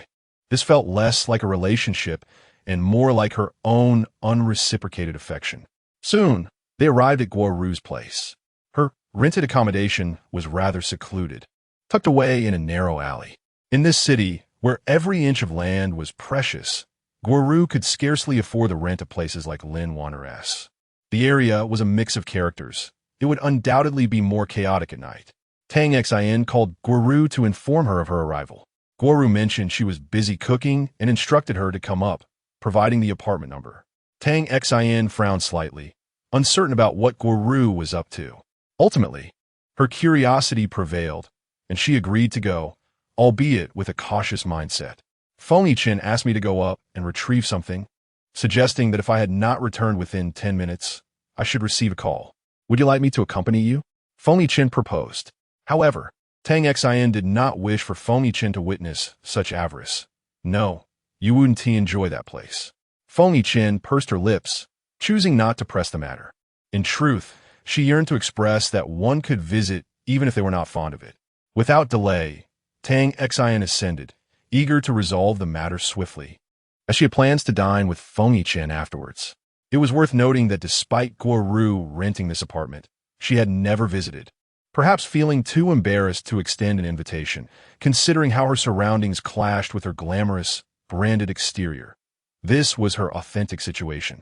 After knocking, the door opened after 2 raps. Guo Ru greeted her with a smile, yet Tang Xian sensed a hint of forced cheerfulness. Xin, you welcome. Quickly, step inside, Guo Ru urged, pulling her in. Tang Xian raised an eyebrow. Didn't you say you had something to return to me? Let us get on with it. I have other matters to attend to. Guo Ru's smile faltered, clearly caught off guard by Tang Xian's forthrightness. She had not anticipated such a change in her friend, a transformation that was undeniable. Alricht. Just wait for me a moment. With no other option, Guo Ru retreated to her room. Tang Xian took a moment to survey the rental space, which was not particularly spacious, approximately 40 square meters, a 1-bedroom unit, and somewhat disheveled. A minute later, Guo Ru returned, but her hands were empty. Didn't you say you had something to return? Tang Xian inquired with a smile that did not reach her eyes. Xian, you must help me this time. My father was in a car accident and urgently needs money. Could you lend me 200,000? I promise to repay you as soon as I can. Guo Ru implored, her voice tinged with desperation as she grasped Tang Xian's hands. Tang Xian feigned concern. Is that so? Your father must be in grave condition. Is he even alive? Shall I call the check? Upon hearing this, Guo Ru's eyes brightened, believing that the 200,000 might be attainable. She grew somewhat animated. No, just give me the money. Would you transfer it to me, or shall we go withdraw cash together? A cold smile crept across Tang Xian's lips. Guo Ru was far too eager, already contemplating how to receive the funds. It was as if she did not regard Tang Xian as anything but a source of money. Apologies, Xiao Ru, but I too have been short on funds lately. Even my father has ceased giving me an allowance. Guo Ru's expression soured instantly, her patience wearing thin. Tang Xian, will you help me or not? You've taken so many valuable items from me in the past. Don't you think 200,000 is trivial compared to the total, which must exceed 1 million? Now you ask for money. Do you see me as an ATM? Tang Xian felt a surge of irritation. After all, your family is wealthy. 200,000 is but a mere drop in the bucket for you. Tang Xian found the situation to be nothing short of a grand jest. You overestimate me greatly. Enough. If you have nothing to offer, I shall take my leave. Return everything you deceived me with, and I shall grant you 2 days. Should you fail to comply, do not expect my forbearance. With these fierce words, Tang Xian prepared to depart. However, just as she turned, a cold blade pressed against her throat. Uncivilized towards me? Huh. Let's see if you can leave here alive today, came the ominous and frenzied voice of Guo Ru from behind. What do you intend to do, Guo Ru? Tang Xian exclaimed in astonishment, never anticipating such audacity from this woman. What do I intend to do? You will find out soon enough. In the next moment, she shouted into the room, come out. Tang Xian realized that the situation was far more complicated than she had imagined. Chapter 42. No one shall depart indeed. As Guo Ru's words faded, Tang Xian beheld 3 individuals emerge from her room, one of whom was her old acquaintance, Su Jinjin. The other 2 were men, one adorned with a tattooed arm, the other sporting an extravagant hairstyle, both exuding a rough and menacing demeanor, unmistakably affiliated with unsavory circles. Su Jinjin, harboring resentment towards Tang Xian due to prior incidents at school, seemed to have conspired with the 2 men, presumably intending to enact some form of retribution. So this was a premeditated scheme. How could you, once a dear friend, treat me in such a manner? Tang Xian endeavored to remain composed amidst the unfolding chaos. What audacity to claim friendship. It is you who stood idle as I faced peril. Were it not for your actions, I would be interning at a respectable establishment rather than in this predicament. This is all you're doing. Su Jinjin advanced, reprimanding Tang Xian, her eyes brimming with malice. Tang Xian understood that confronting them head-on was not an option. She needed to buy herself some time. Phony Chin was still waiting for her downstairs. So, what are your intentions? Do you plan to kidnap me? Hurry and make the call. Stop wasting time. You must secure the ransom today, or none of you shall leave. The tattooed man exhibited a violent temperament, evidently lacking the patience for idle threats. Just then, Tang Xian's phone vibrated, causing her heart to skip a beat. Surely it was Phony Chin, and it appeared that 10 minutes had already elapsed. With a knife pressed against her neck, she dared not make a sudden move. Take out the phone and see who it is, commanded the tattooed man. Now, assuming the role of the leader in this dire situation, Guoru obediently retrieved the phone, revealing a hidden number. She glanced at the tattooed man with a hint of trepidation. In the call, then have your father bring the money for the ransom, or we'll carry out our threats. Tang Xian found his reasoning utterly flawed. To attempt a kidnapping within a residential complex and demand money from her family was both naive and presumptuous. Wishing to spare her parents from worry, she spoke up, "You need not contact my father. Simply tell me the amount you desire, and I shall procure it for you. Wouldn't it be better to settle this promptly? 50 million. Transfer it now," the tattooed man declared, making a staggering demand. Wasn't it just 200,000 earlier? 200,000 wouldn't even suffice for our troubles. She owes us that much. The explosive hair man sneered, referring to Guoru. Tang Xian's brow furrowed slightly at this turn of events. After a brief moment of contemplation, she replied, "I did not come alone today. My family steward is waiting for me downstairs. May I summon him? My other phone, along with the money, is in the car. Let her go fetch it." He gestured towards Guoru. "However, I must make the call. Otherwise, the steward will not comply." Tang Xian's stance was resolute. The two men, driven by their desperate need for money, did not deliberate for long before acquiescing, albeit with a warning. "Do not attempt any tricks, or you shall regret it. Rest assured, I would not jest with my own life," Tang Xian assured them. Subsequently, she seized her phone and dialed Phony Chin. The call was answered almost instantaneously, indicating that he had been awaiting her communication. Before he could speak, Tang Xian took the initiative to say, "Butler, shortly. Xiaoru will go downstairs to retrieve the phone with the bound bank card from my bag. Please hand it to her. There are two imposing figures watching me, and I cannot go down. Do not leave. Once I complete the transfer, you will escort me back." The response came promptly. "Enough with the unnecessary chatter. Do not attempt any tricks." The burly man was intimidating. "Of course, Xiaoru, you may go down." A faint smile lingered on Tang Xian's face as she feigned composure. Guoru hesitated, sensing that matters were not as straightforward as they seemed, but the burly man offered no time for her doubts. "Why are you still dawdling? Hurry." With no alternative, Guoru descended. In a building without an elevator, the trek to the 6th floor would take some time. On the other end, Phony Chin, having hung up, discerned the underlying meaning in Tang Xian's words. She was likely being coerced and needed money. He swiftly dialed the police. Before long, he noticed a girl approaching his vehicle. From the outside, it was impossible to see who was inside. It was not until she tapped on the window that Guoru recognized the occupant, and her face drained of color, realizing Tang Xian had no intention of complying with their demands. Phony Chin's gaze was terrifying, instilling fear. "If you wish to live, bring me upstairs." His voice echoed like that of a demon from the abyss. Okay. Guoru, having never encountered such peril, was easily intimidated, especially by someone like Phony Chin, nearly frightened to the point of collapse. Phony Chin exited the vehicle, wielding a stun baton, which he had discovered in Tang Xian's bag. It was not very long, approximately 20 centimeters, and he wondered why she carried such an item. It appeared to be intended for emergencies. Following this, Guoru led Phony Chin to her rented apartment. She knocked on the door, while Phony Chin concealed himself nearby. He had already inquired about the interior, determining that handling two individuals should pose no challenge for him. When the door was opened by a man with a frizzy hairstyle, he found Guoru alone, indeed holding a phone. Seeing the opportunity, Phony Chin swiftly entered, quickly subduing the frizzy-haired man. The burly man was likely the leader, so caution was paramount. He needed to react swiftly. He shielded Tang Xian behind him. "Do not move. If you come any closer, I will kill her." The sharp blade pressed against Tang Xian's neck, drawing forth crimson droplets. "Release her, and I shall spare your life." Phony Chin's voice was chilling, as if steeped in icy waters, causing shivers to run through all present. Do you think I'm a fool? Stand azide. Let me leave. The burly man held Tang Xian hostage, seeking to escape. Guoru and Su Jinjin dared not breathe, fully aware they had stumbled into a grave situation. They exchanged glances, understanding that if they were to survive this ordeal, they must leave immediately.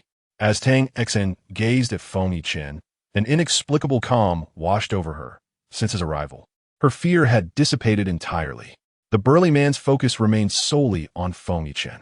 At this moment, Tang Xian cast a meaningful glance at Feng Yichen, who understood her intent but remained somewhat unconvinced. Nevertheless, Tang Xian's gaze was resolute. Feng Yichen found himself with no alternative. You stay back. They fear you. But I do not. In truth, the heavily tattooed man was already feeling apprehensive, merely putting on a brave front. Seizing the opportunity, Tang Xian lifted her foot and forcefully stepped down, causing the man to wince in pain and release her. Feng Yichen swiftly moved to pull Tang Xian to safety. Yet the tattooed man, undeterred, swung his dagger at them. Feng Yichen shielded Tang Xian in his embrace, but his back was grazed by the blade. Hearing him stifle a grunt, Tang Xian's heart skipped a beat, realizing he must be injured. Feng Yichen gritted his teeth, concealing his pain, and kicked the tattooed man down the stairs, sending him tumbling. The narrow staircase of the residential building was steep, and the tattooed man crashed down, disoriented. At that moment, the police, summoned by Feng Yichen, arrived to apprehend him. Feng Yichen, are you all right? Why are you so reckless? Tang Xian clutched his hand, tears glimmering in her eyes, her voice trembling with emotion. I'm fine, Feng Yichen replied dismissively. I'm fine, he insisted, though blood trickled down his shirt. You've lost so much blood. Let us go to the hospital, shall we? Dan Xin Uget? Feng Yichen, dressed in a black suit, appeared less than forthright. When Tang Xian touched his back, her fingers became sticky with blood, and his complexion had turned pale. I want to go to the hospital. Let us just go home. Then, I'll have Dr. Chiu come over to treat you, she suggested. All right, Feng Yichen nodded reluctantly.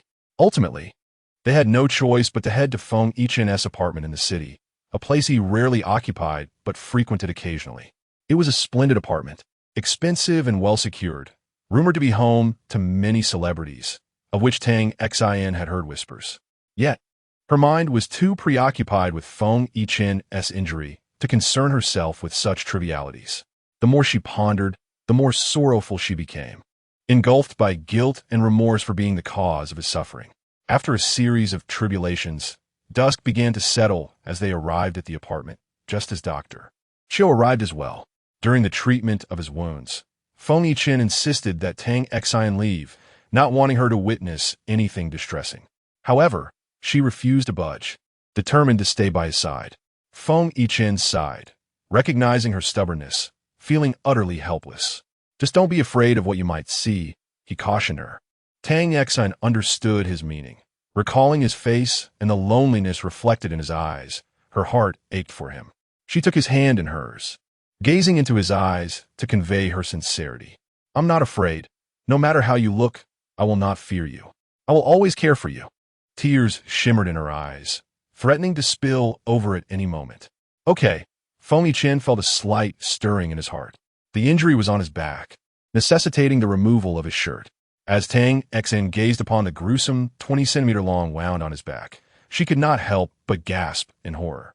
The tattooed arm had evidently sought to bring Feng Yichen to his demise, inflicting a brutal injury that revealed the raw flesh beneath. It was a sight that struck terror in her heart. She instinctively covered her mouth with one hand, fearing that a cry of anguish might escape her lips. Tears cascaded down her cheeks uncontrollably. Dr. Chiu meticulously disinfected the wound, ensuring it was cleansed thoroughly. Feng Yichen, does it hurt terribly? I am so sorry. Tang Xian clutched his hand tightly. It doesn't hurt. Please don't cry, Feng Yichen replied, unable to bear seeing her in distress. How could it not hurt? Why pretend to be strong in front of me? If you say it hurts, I won't mock you. It must be excruciating. Tang Xian was particularly sensitive to pain. Even a small prick would leave her in agony, let alone such a long and deep gash on Feng Yichen. At that moment, his hand gently caressed her face, leaving her momentarily stunned. Chapter 43. Your truly kind Feng Yichen found himself inexplicably drawn to caress her face, instinctively wiping away her tears, unable to bear the sight of her sorrow. The action surprised even him, yet now that it had occurred, he felt no need for pretense. As long as she did not shy away, he would not retreat. The pain was not particularly intense. He had endured far worse, rendering this discomfort trivial in comparison. Tang Xian sniffled, striving to regain her composure, feeling embarrassed before him once more, yet she found it impossible to suppress her emotions. Deep within, she was astounded. She had never anticipated that after such a brief acquaintance of merely 2 or 3 months, he would risk his life to save her. Reflecting on the events of the previous night and their interactions, she bit her lip and pondered, Feng Yichen, do you perhaps harbor feelings for me? Yet, the question remained unvoiced, especially with Dr. Chiu present. Feng Yichen, somewhat dazed, felt the ache in his back and his head throb slightly. You are truly kind. Tang Xian had no choice but to shift the conversation. Feng Yichen was taken aback. Was he being praised? This was indeed a novelty, though he was not particularly interested in such accolades. Meanwhile, Dr. Chiu had completed tending to the wound and had applied the necessary bandages. He patiently and meticulously instructed them that the wound should not be exposed to water for the next few days, and that she should simply wipe down his body at night. He cautioned that there was a possibility of infection, which could lead to a fever, and advised a light diet during this period. Tang Xian absorbed every word with utmost seriousness, as if receiving a royal decree. Understood. I shall take my leave now. I will return tomorrow for a dressing change. If you need anything, feel free to call me, she said. All right, Dr. Chiu replied as Tang Xian escorted him out. Moments later, Tang Xian returned to the room. Are you hungry? Shall I have someone bring us something to eat? She glanced at the clock, realizing it was already 7 o'clock. She sat at the edge of the bed, while Feng Yichen lay prone, his upper body bare. It was then that she noticed faint scars on his back, resembling wounds from a beating or perhaps burns. The passage of time had blurred their details. Unable to restrain herself, she reached out to touch his back, causing him to shudder and tense up. Feng Yichen, do these injuries still hurt? After a long pause, she finally found her voice. They are in the past, he replied, his tone heavy, seemingly reluctant to delve into bygone matters. Tang Xian respected his privacy, believing that if he wished to share, he would do so in his own time. I will make a quick call to have food sent over. Please wait a moment. That's fine, he replied. After Tang Xian finished her call and stepped back inside, she found Feng Yichen attempting to rise. She quickly intervened. What are you doing? Lie down immediately. What if you strain your wounds? Her tone was grave, completely unaware of her own maternal demeanor. It's uncomfortable to lie flat, he protested. Feng Yichen could only express his thoughts, and in truth, everything was well bandaged. There was not much to worry about. She was merely overly anxious, yet he felt a sense of comfort within. Tang Xian furrowed her brows, seemingly acknowledging this truth. Well, you must be careful. If it hurts, do let me know. Do not be stubborn. All right. After a pause, Tang Xian added, I will call my mother. I won't be going home for the next few days until you recover. The next few days? Feng Yichen perceptively caught the pivotal words. Yes, he nodded, maintaining an outward calm while inwardly feeling elated. Would you like to call your family and inform them? It's best not to let the elders worry. I will. Tang Xian refrained from mentioning Feng Yichen's injury to her mother, fearing it would cause her unnecessary concern and lead to wild speculations. Instead, she simply stated that she would be staying in the city for company training and would not return home. Zhao Ping asked a couple of questions, but said nothing more, only advising her to take care of herself. Seizing this opportunity, Tang Xian inquired about the situation's developments. Feng Yichen had reported the incident to the police, and the case was now largely clear. When Tang Xian called to ask, she learned that, as involved parties, they were also required to provide statements. But due to Feng Yichen's injury and his unique circumstances, it was decided that they would complete their statements later. It turned out that everything stemmed from Guoru. She currently had no income, but had become accustomed to living extravagantly, having sold most of the valuable items Tang Xian had previously gifted her as second-hand goods. Eventually, Unable to sustain her expenses, she resorted to borrowing from campus loans. These loans were notorious traps, specifically ensnaring vain young women. Guru initially borrowed $50,000, but with accumulating interest, it swelled to $200,000. The debt collectors were not to be trifled with. In desperation, Guru placed all her hopes on Tang Xin. Little did she know that Tang Xin had changed. She would not provide her with money any longer. Left with no alternatives, Guru resorted to colluding with others. Su Jinjin was also drawn into this scheme, harboring resentment towards Tang Xin after their prior fallout. This matter would not be resolved quickly, and Tang Xin was determined not to let them off easily.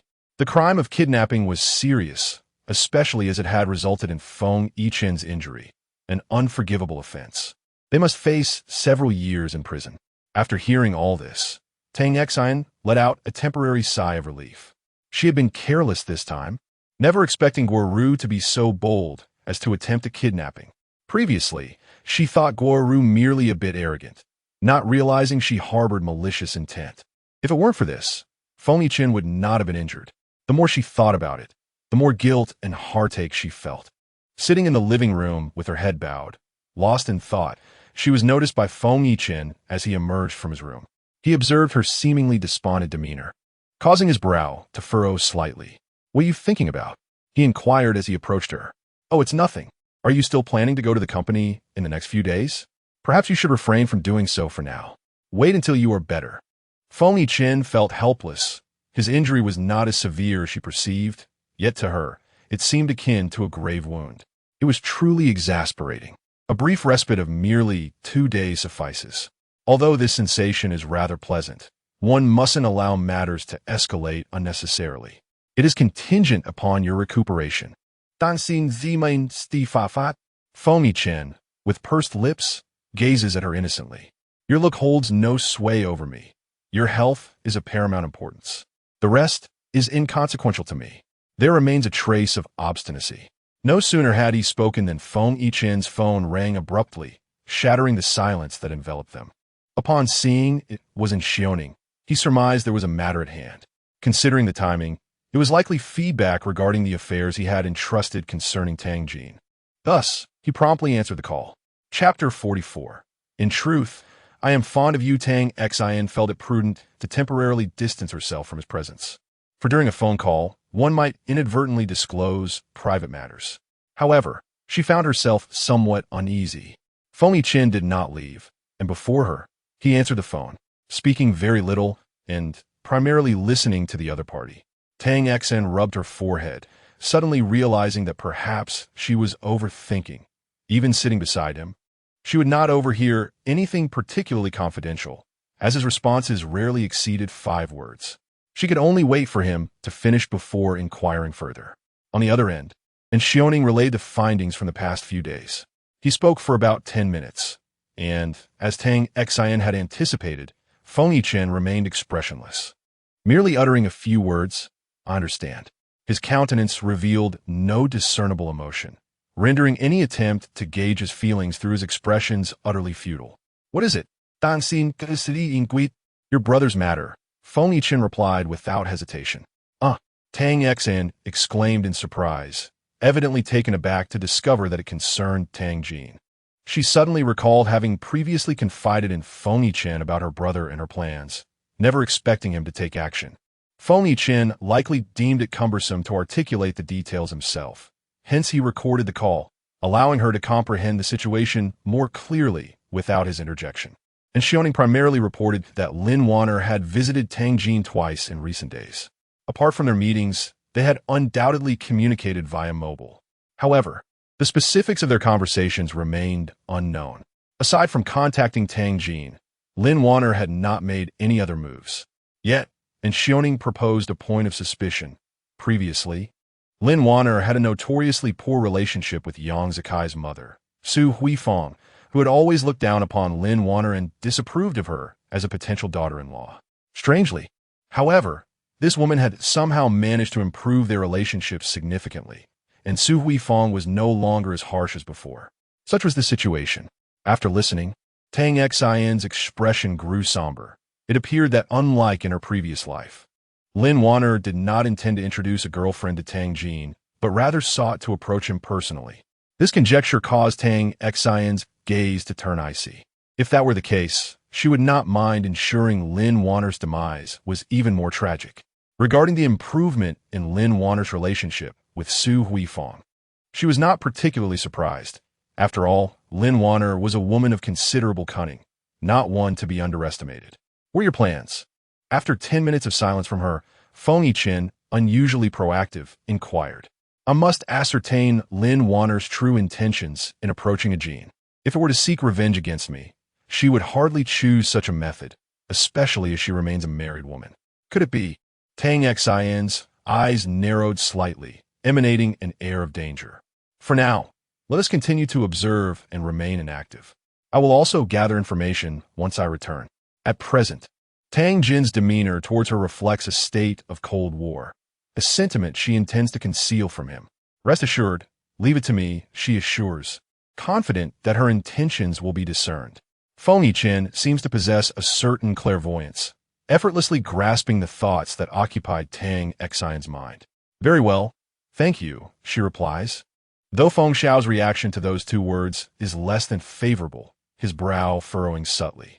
The evening unfolds with a peculiar tranquility. However, Tang Xian remains unable to shake her concern for Feng Yiqin. She insists on relocating the chaise lounge from the living room to her bedroom, feeling compelled to keep a watchful eye on him. Feng Yiqin finds this burden somewhat overwhelming, and he struggles to find restful sleep. He can distinctly sense that she, too, has hardly closed her eyes throughout the night, frequently checking on him, feeling his forehead to ascertain if he has developed a fever. Her attentiveness is undeniable. Feng Yiqin's emotions are complex. In all his memories, even his mother has never shown him such care. The last time Tang Xian looked in on him was at 4 in the morning, hopeful that the night would pass peacefully. However, when she checked again at 5, unforeseen complications arose.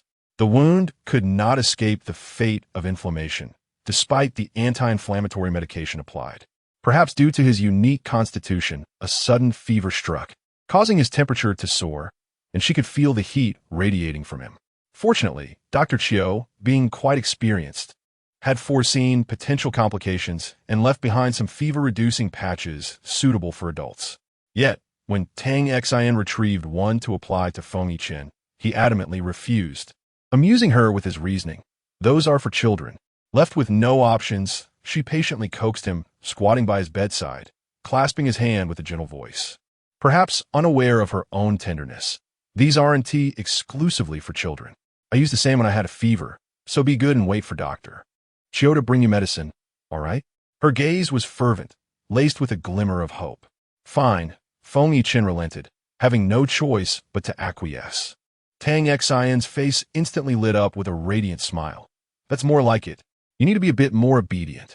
As she spoke, her hand brushed against his face, a gesture that bordered on intimacy, yet she chose not to dwell on its implications. Would you like some water? It might make you feel a bit better. He replied, looking up at her with an almost endearing innocence. Tang Xian's heart melted at the sight. She increasingly regarded Feng Yiqin as a truly remarkable person, a hidden gem. Half an hour later, Dr. Chiu finally arrived at the apartment as dawn began to break.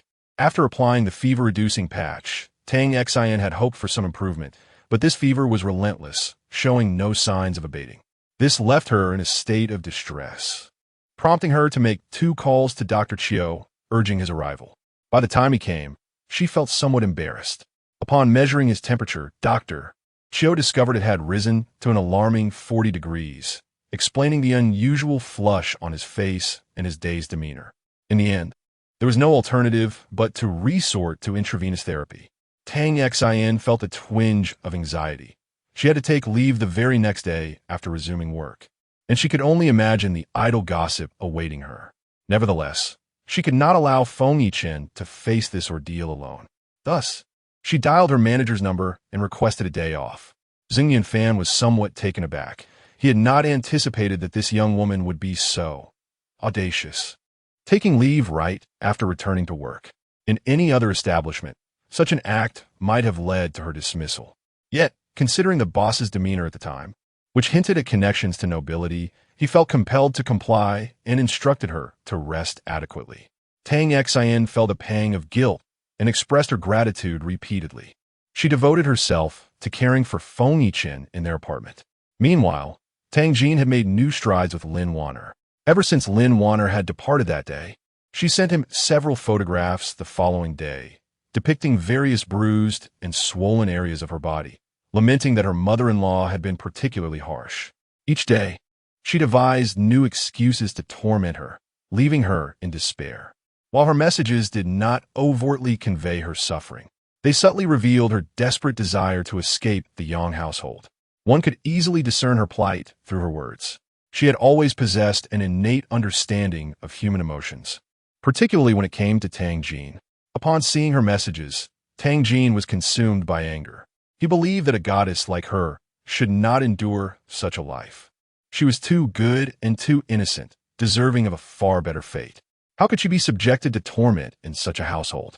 After several exchanges, Tang Jin found himself unable to maintain his resolve. Thus, on the third day after they met, when he contemplated aiding her, he finally replied to her. Lin Wanner was quite pleased with the timing, as everything unfolded according to her plan. Immediately after Tang Jin's agreement, she eagerly arranged to meet him, impatient to set her scheme into motion. The two rendezvoused at a CAF, the very same establishment they had previously visited. Lin van Evas Cautius, appearing fully equipped and nearly unrecognizable, with makeup skillfully applied. During their conversations, she kept her phone on the table, concealed beneath a cover.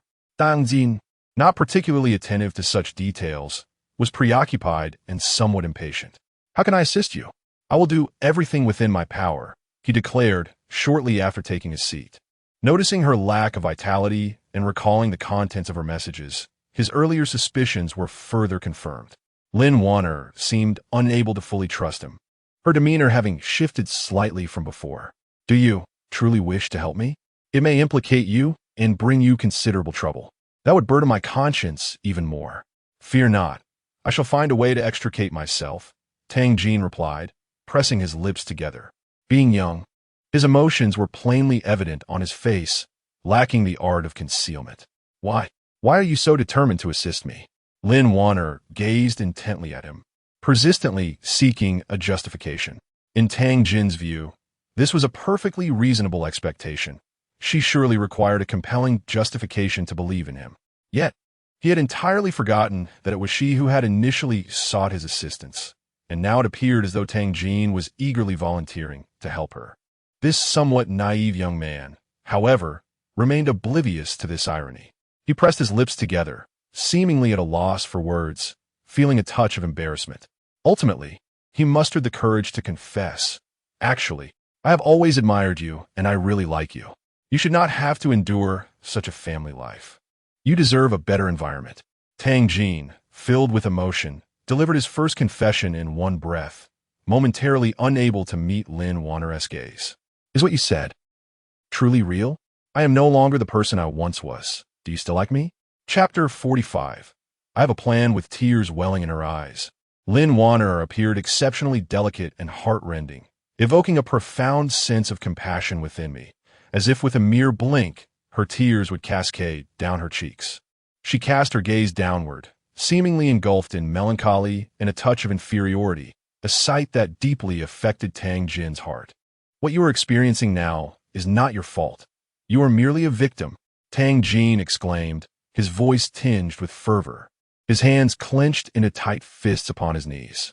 "Thank you, Tang Jin. Just hearing those words from you brings me immense solace," she replied, her voice quavering with emotion. "Please do not say that. What can I do for you now? Just tell me." At that moment, Tang Jin's intellect seemed to falter, his mind solely focused on aiding Lin Wanner, devoid of any rational thought. "I have a cousin in B City with whom I share a close bond. She is set to relocate to F country in a week, and I plan to accompany her for a year or two. Once the period of separation concludes, I can proceed with filing for divorce in court." Lin Wanner disclosed her intentions to Tang Jin.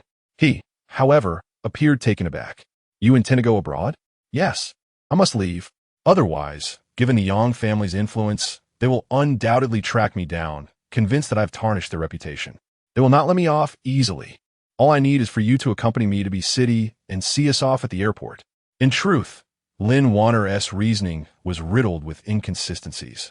Yet Tang Jin remained oblivious to them. Isn't that a bit burdensome? I understand it's quite difficult, and if you are unwilling, I am willing. Before she could finish her sentence, Tang Jin interrupted her. Having committed to the decision, he felt it would be too embarrassing to retract, especially after confessing his feelings. Knowing that the woman he adored was aware of his affections filled him with a sense of fulfillment. Very well, prepare yourself, and we shall depart tomorrow. I have informed Yang Zikai that the school is organizing a graduation event, allowing us 6 days away.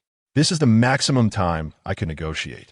And if I cannot leave during this window, future opportunities may prove elusive. Therefore, Lin Warner, my future hinges upon you. I can only place my trust in you. Lin Warner grasped his hand, her eyes glistening with tears, her voice choked with emotion. Tang Jin felt a sudden stiffness. He had not anticipated her to take his hand. This touch ignited a surge of emotions within him, instilling a sense of strength, a feeling of being needed that was both prideful and fulfilling. Especially to be the one she relied upon, to be the sole person she could trust, was utterly enchanting. All right, I will prepare tonight and come to find you tomorrow. Tang Jin inhaled deeply, as if making an immense decision. Yes, I will wait for you. That night, although it was not a weekend, Tang Jin chose to return home. His sister, Tang Xian, was absent, tending to Feng Chen at his apartment. Ever since Tang Jin resolved to assist Lin Warner, he had been in a state of daze. His emotions tangled. He wished to confide in Tang Xian, but upon discovering her absence, he felt a wave of disappointment wash over him. He tidied up several sets of clean clothes in a room and then booked a ticket. By the time he finished everything, it was nearly 10 o'clock. He lay in bed, tossing and turning, unable to find sleep. Tomorrow loomed as perhaps the most significant event of his life thus far. Uncertain of success, unsure if he could rescue her from her plight, he felt no regret, at least not at this moment. Meanwhile, in Feng Chen's villa, he had not gone to the office all day, plagued by a persistent fever that left Tang Xian deeply worried.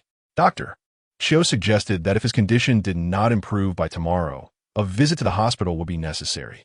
Furthermore, he disclosed to Tang Xian a matter of grave importance. Feng Chen's susceptibility to fevers might be linked to a past injury, a rather unusual condition. He had previously inquired about this with Feng Chen, who confirmed his tendency to fall ill easily, a highly abnormal phenomenon. Dr. Qiu recommended a thorough examination at the hospital, yet to Tang Xian's dismay, he had yet to agree. He was far more resistant to the idea of a hospital than she had anticipated, harboring too many secrets that compelled her to delve deeper. It was not until after dinner that he seemed somewhat stabilized. At 11 o'clock, and Xioning's call came through again, indicating something of significance. Otherwise, he would not have called at such an hour. By then, Feng Chen had completed his treatment and was leaning against the headboard with little to occupy his time, while Tang Xian tended to his hand. The four had caused his hand to swell and redden, a sight that distressed Tang Xian greatly. He answered the phone and learned it concerned Tang Jin, prompting him to call Tang Xian directly. Tang Xian felt a bit bewildered. It's about your brother. Feng Chen's voice was hoarse, nearly inaudible after the fever. Tang Xian quickly took the phone, contemplating, and switched it to speaker mode. Hello, Secretarian, this is Tang Xian. Hello, Miss Tang. We discovered tonight that Miss Lin has booked a flight to City B with Mr. Tang and secured a hotel as well. Tang Xian's expression shifted dramatically. Finally, they were taking action. Was this an elopement? Or perhaps a scheme to entrap him? To obtain leverage and threaten him? Most likely, given that this was a tactic she had employed in her previous life. Miss Tang, should we stop them? Let me think. This was a serious matter. There could be no room for error. Otherwise, her brother might end up ruined, just as in her past life. All right, please call me whenever you've made a decision, and I will take care of it. Thank you very much. Tang Xian expressed her gratitude sincerely. No need for thanks, it is my duty. After hanging up, Tang Xian began to mull over the situation, her expression grave. Feng Chen had heard everything. What are you thinking? I believe this time Tang Jin must face some consequences. A profound lesson that would spur his growth, yet I do not wish for Lin Warner to succeed. Not only should she be thwarted, but she must also find her schemes backfiring against her. Tang Xin felt that her mental capacity was indeed limited. Or perhaps her inherent kindness prevented her from conjuring up particularly vicious schemes. After speaking, she glanced at Feng Yichen, who was regarding her with a curious gaze. A self-deprecating smile curved her lips as she declared, "I am not the innocent girl you perceive me to be. I possess my own cunning, if you find me frightening." Before she could finish her thought, she was interrupted by Feng Yichen. "Not frightening at all, quite the opposite. I like it." The final part of his sentiment remained unspoken. Apologetically, Tang Xin bit her lip, clearly sensing the sincerity in his eyes, and a wave of emotion surged within her. This man was drawing ever closer to her heart, soon to reside within it entirely. "I have a plan. Would you care to hear it?" Chapter 46. A sudden realization at this moment. Tang Xion's mind was in disarray. The more anxious she became, the more muddled her thoughts became. In such a time, Feng Yichen's suggestion felt like a timely boon to her. Her eyes sparkled with curiosity. "What do you propose? Come closer, let me share my thoughts." Leaning in, Tang Xian listened intently as Feng Yichen elaborated. Upon hearing his plan, her eyes widened in disbelief. This method demands a high level of precision. Is it truly feasible? A slight misstep could lead to dire consequences for my brother. "It's possible. Trust me," Feng Yichen replied with unwavering confidence, his resolute gaze brooking no argument. For reasons she could not fathom, Tang Xian placed her trust in him unconditionally. "All right," she said, meeting his eyes before agreeing.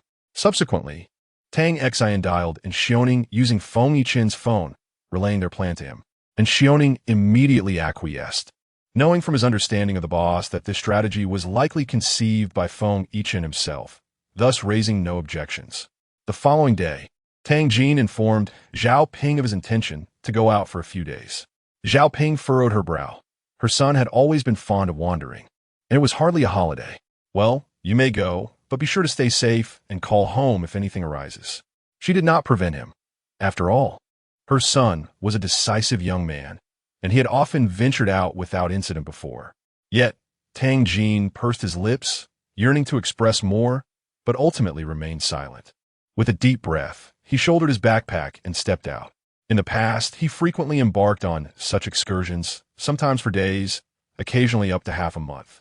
Yet, never before had he felt such a complex swirl of emotions, as if this departure might mark a point of no return.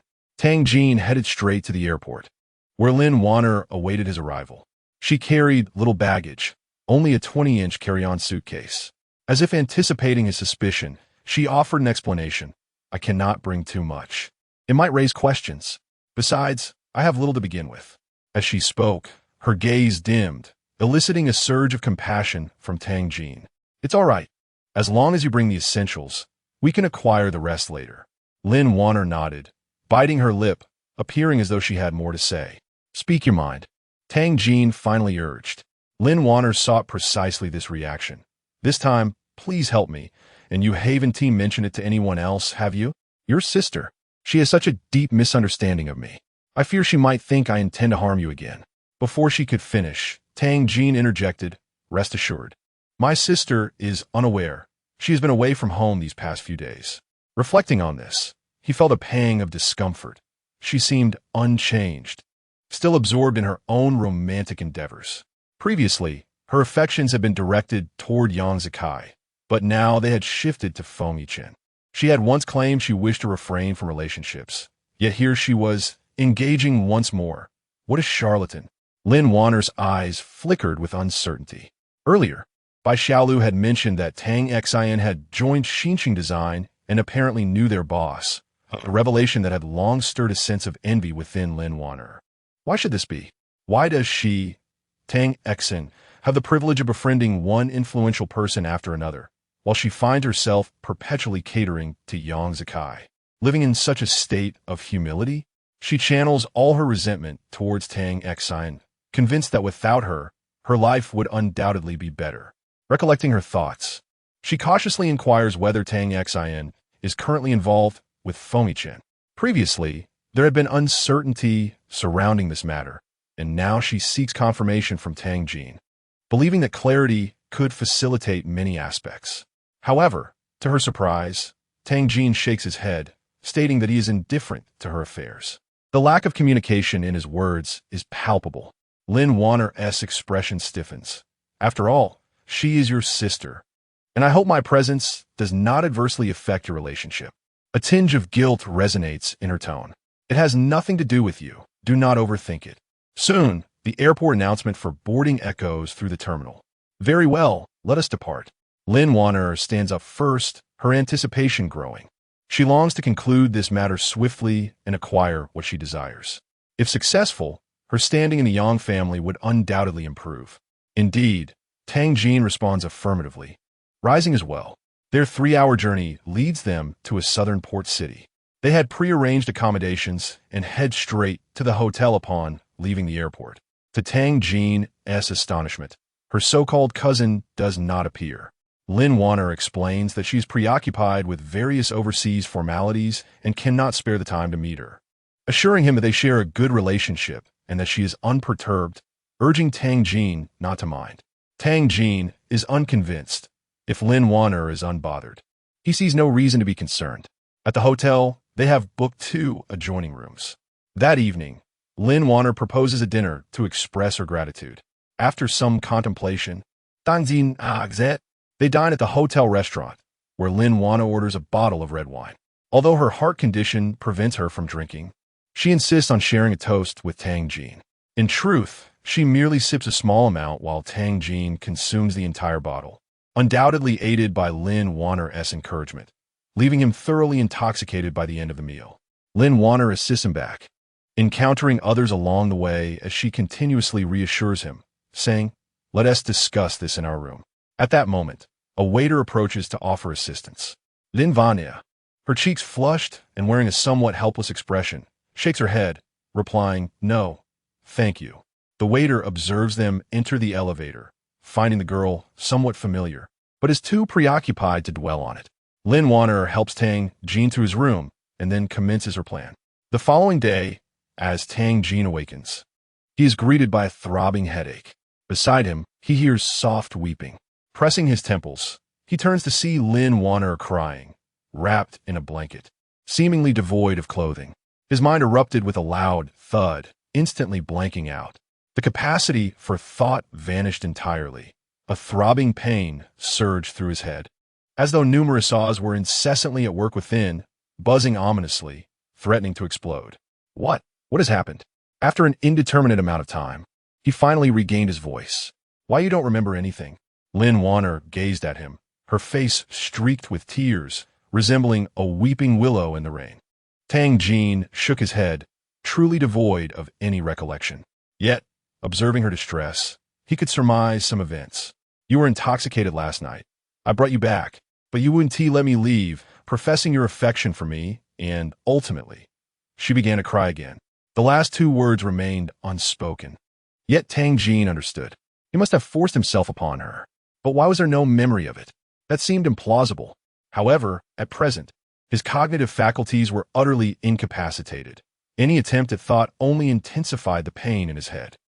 Sorry. He wished to express that it was unintentional, yet the words eluded him. Some actions were irrevocable. What was the point in apologizing? "I will take responsibility for you." You, a mere student, what could you offer in terms of responsibility? Din venena quisint tying hertius. Tang Jin found himself speechless. "Dan Jin, I do not require you to take responsibility. I only ask for one thing from you, and I shall act as if nothing has occurred, remaining silent to anyone." At this moment, Lin Warner's patience had waned. She was eager to achieve her objective. Tang Jin, taken aback, gazed at her in surprise. "What do you want?" He stammered. "Doesn't your family possess some land deeds? I want those." Lin Warner straightforwardly articulated her desires without any obfuscation. "What deeds? I have never heard of them." Tang Jin responded, utterly bewildered. There were indeed matters he was oblivious to. "How could you not know?" Tang Jin, having committed such an act, do you intend to deny it? "Whatever I desire, you should unconditionally provide." Lin Warner's previously silent weeping transformed into a vehement accusation. Tang Jin's countenance darkened. "I genuinely do not know anything about those deeds," he replied with resolute clarity. Suddenly, he found this version of Lin Wanner somewhat unfamiliar. The more he asserted his ignorance, the more Lin Wanner became convinced of his unwillingness to comply, and she was overtaken by indignation. If you refuse to give it, do not blame me for being ungracious. No sooner had Lin Wanner spoken than the door was forcefully breached. Yang Zikai stormed in, accompanied by 2 or 3 individuals wielding cameras, exuding an air reminiscent of catching someone in the act. Zikai, you finally arrived? I cannot face you anymore. Lin Vania, covering her face with her hands, began to weep anew. Yang Zikai maintained a stern expression, unmistakably filled with anger. He approached the bedside, wrapping Lin Wanner in his clothing. Do not cry. I will ensure you receive justice.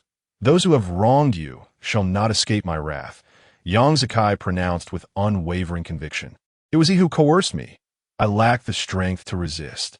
It is all my fault. Tang Jin's mind buzzed incessantly, and only at this moment did he realize that perhaps everything was merely a trap aimed at acquiring certain land deeds. He was at a loss for words, feeling that anything he might say would be superfluous. He had been photographed and taken away by the local police on charges of rape, a situation most humiliating. In a foreign land, he knew not a single soul. Everything was unfamiliar. Confined in a detention center, his sanity began to unravel. He started to comprehend that he had been deceived. With his hands clutching his head, a wave of regret surged within him, nearly engulfing his entire being. Suddenly, he recalled his sister's words. Lin Wanner was not as simple as she appeared. She had urged him not to be too naive. He had always thought she spoke out of spite. Yet now it seemed she had long seen through the true nature of those around him. It was he who had been foolish. Tang Jin pondered how his family would react if they were to learn of his predicament. What was the situation like outside now? Chapter 47. Is it too harsh? He has been confined here for 5 days, enduring a seemingly endless existence shrouded in darkness. Within these walls, he faces torment from others, frequent blows and cruel taunts, branding him a rapist with words that are utterly unbearable. Never before has he encountered such vitriol, and when he attempts to defend himself, he is met with even greater violence. The perpetrators seem to be affiliated with Yang Zikai, and the guards remain indifferent to his plight. Initially, he had informed his family that he might be away for 6 days, but now that period has extended, leaving him to wonder if they will reach out for him. Yet all his belongings have been confiscated. On the first day, Yang Zikai had offered him a deal. If he were willing to exchange a land deed, he would be freed. Although he had never heard of such a deed, he now vaguely understands its significance. Otherwise, they would not have gone to such lengths to ensnare him. That evening, a guard summoned him, stating that someone was there to see him. Tang Jin, in a daze, followed the guard out. The pampered young master of the Tang family was ill-equipped for such an environment, and upon rising that morning, he discovered he had caught a cold. His mind felt clouded, as though filled with molasses, and he moved like a mere shell of a man, his hands shackled and dressed in prison garb. Upon stepping outside and seeing a familiar face, tears sprang to his eyes. They say a man does not shed tears lightly, but in this moment, he was genuinely heartbroken, a wave of grievance and fear surging within him. In truth, he was still too young and easily frightened. The visitor was Tang Xin, who stood alone before him. Tang Jin quickly wiped his tears, feeling utterly disheveled. He turned his head away, avoiding her gaze. Are you here to mock me? His voice was stiff. She must think he is suffering the consequences of ignoring her warnings. Seeing her brother in such a state, wounded and gaunt, evidently unwell, pained her deeply. Yet, her first words were harsh, leaving her heart slightly chilled. If you think that, then I must have come here in vain. Her tone was stern, laced with sorrow, and she prepared to leave. Sister, please don't go. I was wrong. At just 20 years old, the weight of his experiences had been overwhelming, and now that he faced a family member, he could no longer maintain his composure. His voice trembled with suppressed sobs. Noticing his change in demeanor, Tang Xin sat back down. Sister, do Mom and Dad know about this? Tang Jin hung his head, his hands wringing together like a child caught in wrongdoing. Not yet. We've kept the news under wraps, and I've sent them away on vacation. Tang Xin recalled how worried their parents had been in her previous life when they learned of his troubles. Their mother had fallen ill from the shock. and their father had aged significantly overnight. This time, she would not allow such a scenario to repeat itself. Although the situation was indeed precarious, it fell within the scope of Fengmichen's plans. The only unforeseen aspect was that Lin Wanner's plan was far more intricate than they had anticipated. They had taken photographs and gathered numerous witnesses, which could inevitably leave traces to connect the entire incident. "Sister, what should we do now?" Tang Jin felt utterly helpless. Tang Xin was now his sole lifeline. "First, recount the events to me in detail. I need to know everything, no matter how trivial. You must be aware that the evidence in the possession of Yang Zikai and his associates is quite detrimental to you," Tang Xin stated with a serious expression. Tang Jin nodded, fully aware of the gravity of the situation. He wasted no time in explaining how Lin Wanner had initially approached him, detailing everything that transpired since he awoke in the hotel. Tang Xin furrowed her brow and asked, "Do you believe you had any intimate relations with her?" "I don't know. Everything is a blur. My mind is a blank slate," Tang Jin lamented, cradling his head in frustration. "If you cannot recall any feelings, then it is likely that nothing occurred. This must be part of Lin Wanner's scheme," Tang Xin asserted with unwavering certainty. Tang Jin looked up at his sister, his eyes glistening with unshed tears. "Sister, do you believe me?" "Of course I do. How could I doubt your character? Even inebriated, you would never stoop to such actions," she replied in a tone that brooked no contradiction. Tang Jin felt a wave of regret wash over him. He had been foolish to fall into Lin Wanner's meticulously crafted trap, now potentially endangering his family. "Stay put for a few days. I have already made arrangements to ensure no one will harm you. I will clear your name. You cannot bear the blame for something you did not do. You will be released within a week at the latest." "Really?" Tang Jin found it hard to believe. "Yes, trust me," Tang Xin said, looking deeply into his eyes with unwavering confidence. "All right." After an hour of conversation, Tang Jin was taken back. However, this time he felt considerably lighter. He had been languishing in despair, akin to a walking corpse. Yet now, he felt revitalized, glimpsing a flicker of hope as someone had come to rescue him. His steps back were noticeably lighter. Conversely, Tang Xin did not share in his relief. Witnessing her brother suffer so profoundly left her heart aching, and she couldn't help but ponder if she had been too harsh this time. He had never endured such hardships throughout his life. Returning to the car, her mood was profoundly low. Accompanying her was Fengmichen, whose back injury had nearly healed. "How are you?" he inquired, noticing her somber demeanor. Tang Xin cast a glance at him and sighed. "Ajin has lost so much weight.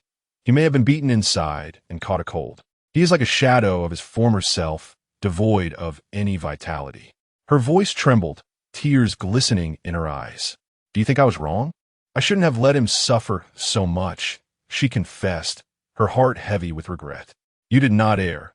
This is necessary for his future well-being," Fengmichen replied, offering no consolation, merely speaking the truth. Tang Xin naturally comprehended this principle, yet she struggled to overcome her own internal conflict. She decided to return and seek them out the following day. This time, negotiations were inevitable. If they could not reach an agreement, it would then come down to raw strength. However, Tang Xin held little hope in this regard. Given that they had orchestrated such a grand scheme, it was clear they were determined to succeed. If they failed this time, future endeavors might prove even more challenging. Subsequently, they returned to the hotel. Fengmichen, who seldom stayed away from home, had opted for a presidential suite to accompany Tang Xin. The suite comprised 2 rooms, alleviating the need for excessive travel. "Fengmichen, tomorrow. I'll accompany you." Before she could finish her sentence, Fengmichen had already expressed his stance. "Thank you. I truly appreciate your support this time," Tang Xin said sincerely. "No need for thanks." Meanwhile, Yang Zikai and Lin Wanner were also deliberating the negotiations for the next day. "Zikai, I have a plan to deal with Tang Xin and Fengmichen. Would you like to hear it?" "What plan?" Chapter 48. The negotiation falls apart. Yang Zikai appeared genuinely intrigued by the method she proposed. The presence of the 2 individuals was irksome to him, and he found it opportune to confront them together. Lin Wanner leaned closer to his ear, engaging in hushed whispers. Yang Zikai listened intently, his expression growing increasingly animated. Could it truly be feasible?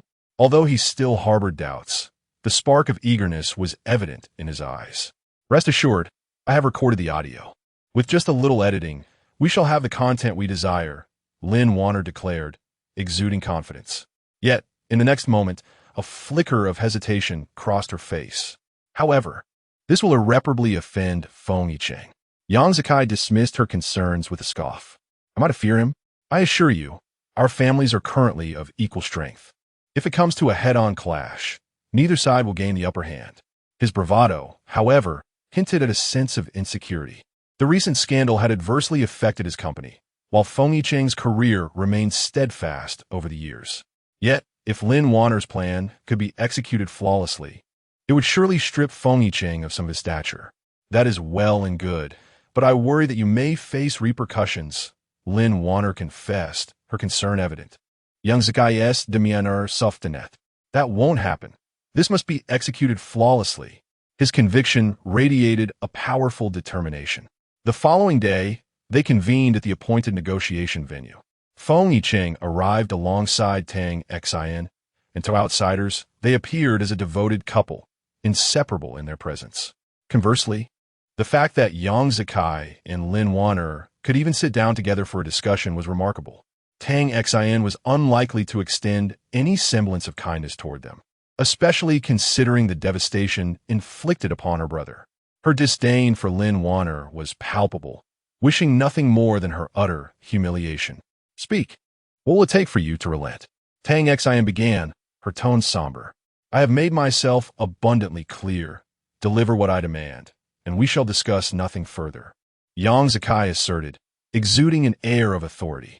Lin Warner, feeling intimidated, chose to remain silent, leaving the negotiations entirely in Yang Zikai's capable hands.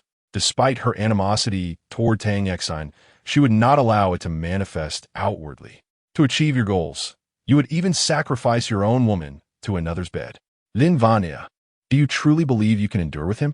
Tang Xion's derisive laughter struck at Lin Warner's heart. Her complexion shifted, emotions tightening her features. Yet she dare not retort. Her hands, resting on her lap, balled into fists as Tang Xion's mocking gaze threatened to drive her to madness, as if belittling her very worth. There is no need for your insidious provocations. I lack the time to indulge in your trivialities. Let me be clear. If I do not withdraw this lawsuit, your brother is doomed. The harshness of her words certainly irked Yang Zikai as well, who found himself annoyed by this insufferable woman. Little did they know, Tang Xian scoffed. Do you truly believe your plan is flawless? Lin Warner felt an unexpected wave of unease wash over her. She began to question herself, wondering if perhaps there was a flaw in their scheme. Do not attempt to be cryptic here. I assure you, you are bound to lose in this matter. Yang Zikai spoke with unwavering conviction, devoid of any semblance of rebuttal. So confident? Tang Xian inquired. Is that even question? Just take a look at this, she replied, placing her phone before them, which displayed a video clip. Upon seeing it, Lin Warner's complexion drained of color. The footage revealed her assisting Tang Jin into a room, clearly documenting several events. Their exchange was minimal, consisting solely of her actions. Yang Zikai's expression darkened ominously. He had evidently not anticipated that Feng Yicheng possessed such acumen, having installed a hidden camera in advance. This suggested that they might have been aware of the plan from the very start. His mind raced, contemplating the implications. After the clip concluded, Tang Xin retrieved her phone, and Lin Warner appeared utterly pale.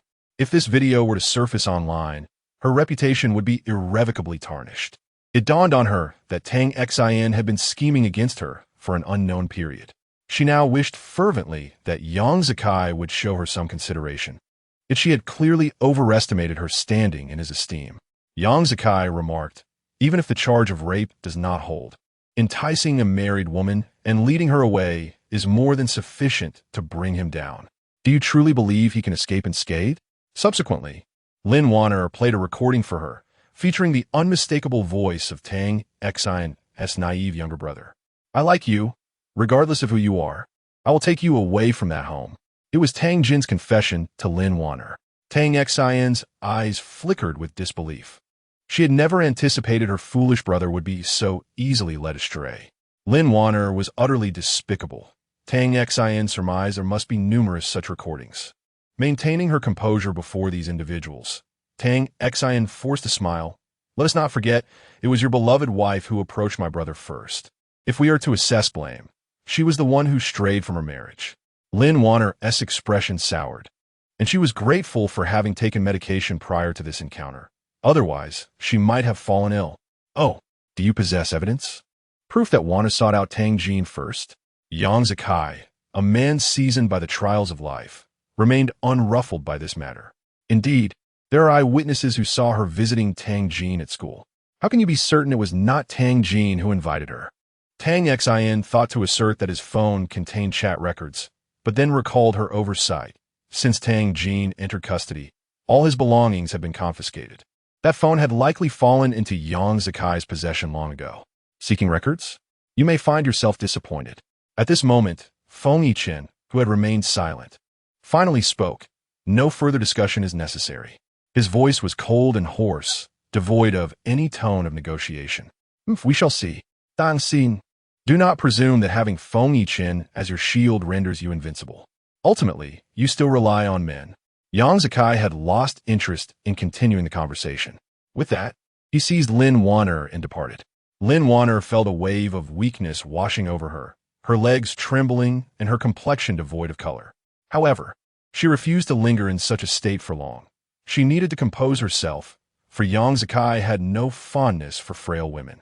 Upon returning to the car, she sensed Yang Zikai's anger was far greater than she had anticipated. Zikai, if that video were to be released online, Lin Wanner hesitated, her voice cautious. Yet, before she could finish her thought, Yang Zikai abruptly interrupted her. Let it go. Compared to the previous video, this is hardly a cause for concern. Stop overthinking it. He appeared utterly unconcerned. Lin Wanner felt a chill in her heart. She knew she should not harbor any expectations of him. What shall we do about this situation then? Suppressing her foolish sadness, Lin Wanner shifted the conversation to the matter at hand. Of course, we shall fight them to the bitter end. I have never known the meaning of retreat. Yang Zikai's tone carried a hint of reproach. But you, why were you not more vigilant? Did you not notice that Feng Yichen's people were already monitoring you? Lin Wanner's fists clenched tightly, her nails digging into her flesh without her noticing. Was she not cautious? What more could she have done? She had recorded all crucial details. What additional vigilance was required? The situation had escalated to this point, and yet he remained dissatisfied. A deepening sense of despair enveloped Lin Wanner. Suddenly, she recalled a crucial point from what Tang Xian had just mentioned. All right, let us return. Focus on resolving the matter you mentioned earlier, Yang Zikai said, his mood slightly agitated. The source of his irritation was likely seeing Tang Xian now, so close with Feng Yichen, appearing as a couple. A connection that should have belonged to him. She had once been so infatuated with him, her eyes only for him, yet now she harbored only animosity. There's a saying that one always longs for what they cannot obtain. He had failed to recognize Tang Xian's worth before, yet now he saw her in a completely different light. Meanwhile, at the negotiation site, Tang Xian remained with Feng Yichen. She felt a sudden wave of melancholy, likely influenced by Yang Zikai's last words, which, it must be said, were not without merit. Even if she were to live again, she would still need to rely on others to seek vengeance. What's wrong? Feng Yichen noticed her troubled demeanor and softly inquired. Tang Xian shook her head, looking up at him, suddenly feeling a bit despondent. Feng Yichen, do you think I am utterly useless? Not at all, Feng Yichen replied without a moment's hesitation. After a brief pause, he continued, do not let him affect you. I am glad to help you. Feng Yichen, who usually spoke little and often struggled to articulate his thoughts, was now remarkably patient, enunciating each word with clarity. Tang Xian felt a surge of gratitude. Perhaps it was his words that brought her clarity. As long as she could achieve her revenge, the method she employed mattered not. She cared little for the means. At the very least, she resolved to treat Feng Yichen with greater kindness in the future, compensating for her previous shortcomings in other ways. With this thought, her spirits lifted slightly. She took a deep breath, sought to compose herself, and said, Thank you, Feng Yichen. Without you, I truly do not know how I would manage. Feng Yichen's expression softened somewhat. He chose to overlook her earlier remark and focused instead on her gratitude, which brought him a sense of warmth. Return? He no longer wished to linger in this place. Very well, we ought to return and deliberate further. This matter is quite intricate. Tang Xian's expression grew serious once more. There were numerous aspects she had yet to consider. Their negotiations had effectively collapsed, and a formidable challenge lay ahead. Moreover, Tang Xian had not anticipated that she would once again fall victim to someone else's schemes. Chapter 49. Do you actually have friends? Subsequently, Yang Zikai commenced a series of lawsuits against Tang Jin, prompting the police to initiate various investigations and gather evidence. They possessed a plethora of incriminating evidence against Tang Jin, particularly audio recordings. In his folly, Tang Jin had uttered some foolish remarks, which Lin Wanner had skillfully exploited. However, Feng Yichen was no stranger to cunning tactics himself. To ensure the matter was handled appropriately, Xiaoning personally intervened, accompanied by the finest attorney. Both parties engaged in a battle of wits, and Tang Xian felt increasingly fatigued each day, racking her brain to devise numerous strategies. She would relay her thoughts to Xiaoning, requesting his assistance, and he seemed to perceive her as the de facto matriarch of their household.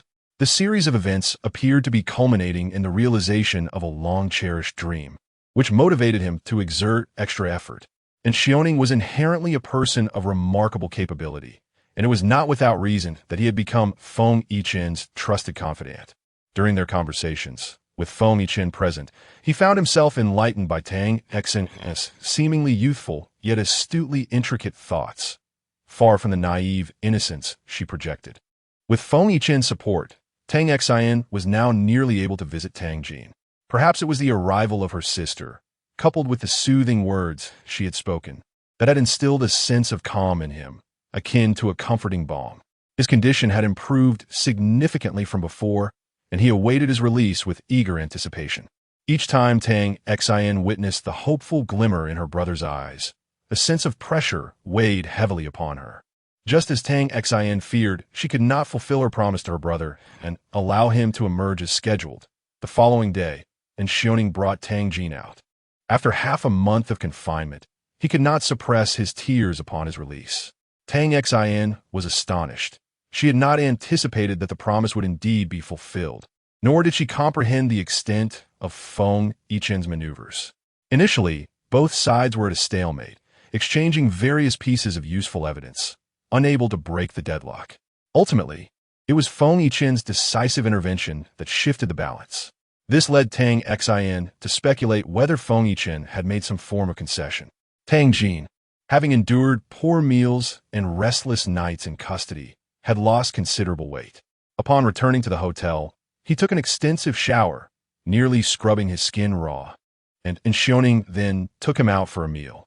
Once they were alone, Tang Xian recalled her lingering doubts. Feng Yichen, did you agree to any terms with Yang Zikai? They were seated face-to-face on the sofa in the hotel room, and Tang Xian supported her chin with her hands, her voice muffled. Logically, her brother's release and vindication should have brought her immense joy. However, she felt an undercurrent of unease alongside her happiness. Feng Yichen looked at her in confusion, clearly unaware of the reason behind her inquiry, as if awaiting her explanation. Tang Xian articulated her thoughts. Yet Feng Yichen dismissed them with a mere pursing of his lips, gesturing for her to come closer with a subtle flick of his fingers. Tang Xian had begun to notice this peculiar habit of his. He seemed fond of whispering secrets. Nonetheless, if he could provide her with clarity, she was more than willing to listen.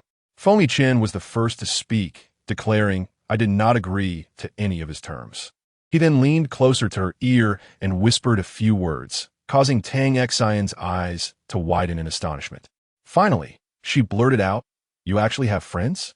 However, upon uttering those words, she felt a pang of regret, fearing it might hurt him.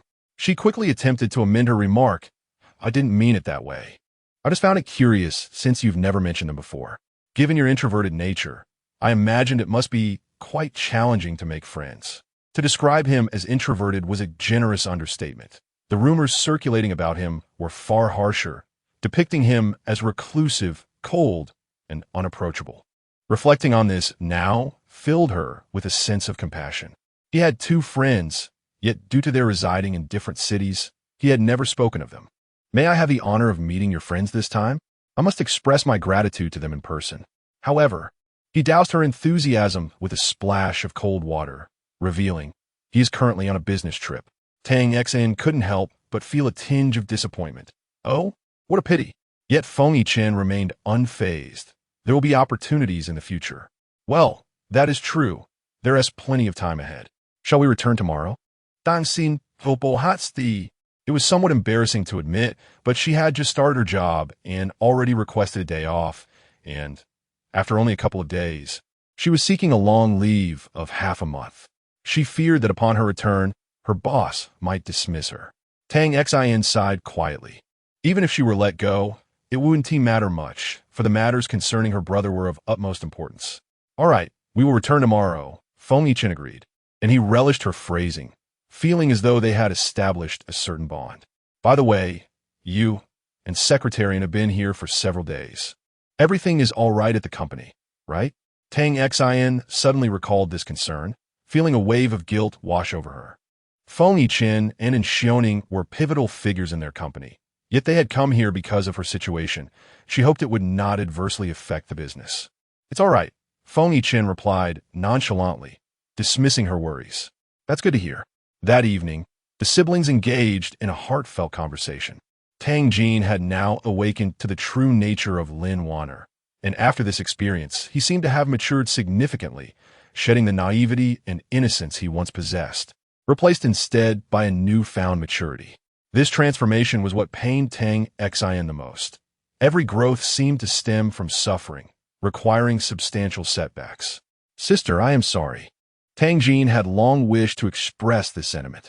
He had treated her poorly in the past, often hurling hurtful words at her, yet during his trials, she had been nothing but devoted. In this time, she had noticeably lost weight. "Silly boy, why are you apologizing to me?" Tang Xin smiled, though her eyes shimmered with unshed tears. "What I wanted to say is that I was so thoughtless before. I said too many hurtful things, and I hope you won't hold it against me." Tang Jin pressed his lips together, for there was much he wished to articulate, yet only a few words escaped his mouth. The rest eluded him, leaving him uncertain of what to say. He silently resolved never to act foolishly again, vowing to protect his sister with utmost diligence. Tang Xin turned her face away, hastily wiping away the tears that had fallen unbidden. A wave of grievance surged within her, an emotion that had been brewing not only in this life, but also in her past. She could still hear his apologies, and in that moment, she felt that all her efforts had been worth it. Seeing his sister in tears deepened Tang Jin's discomfort.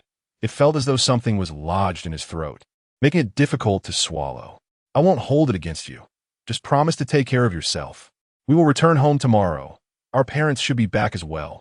They truly remain unaware, don't they? After all, this matter has caused quite a stir. Now that it has been resolved, knowing it matters little." Tang Jin clicked his tongue, refraining from further comment.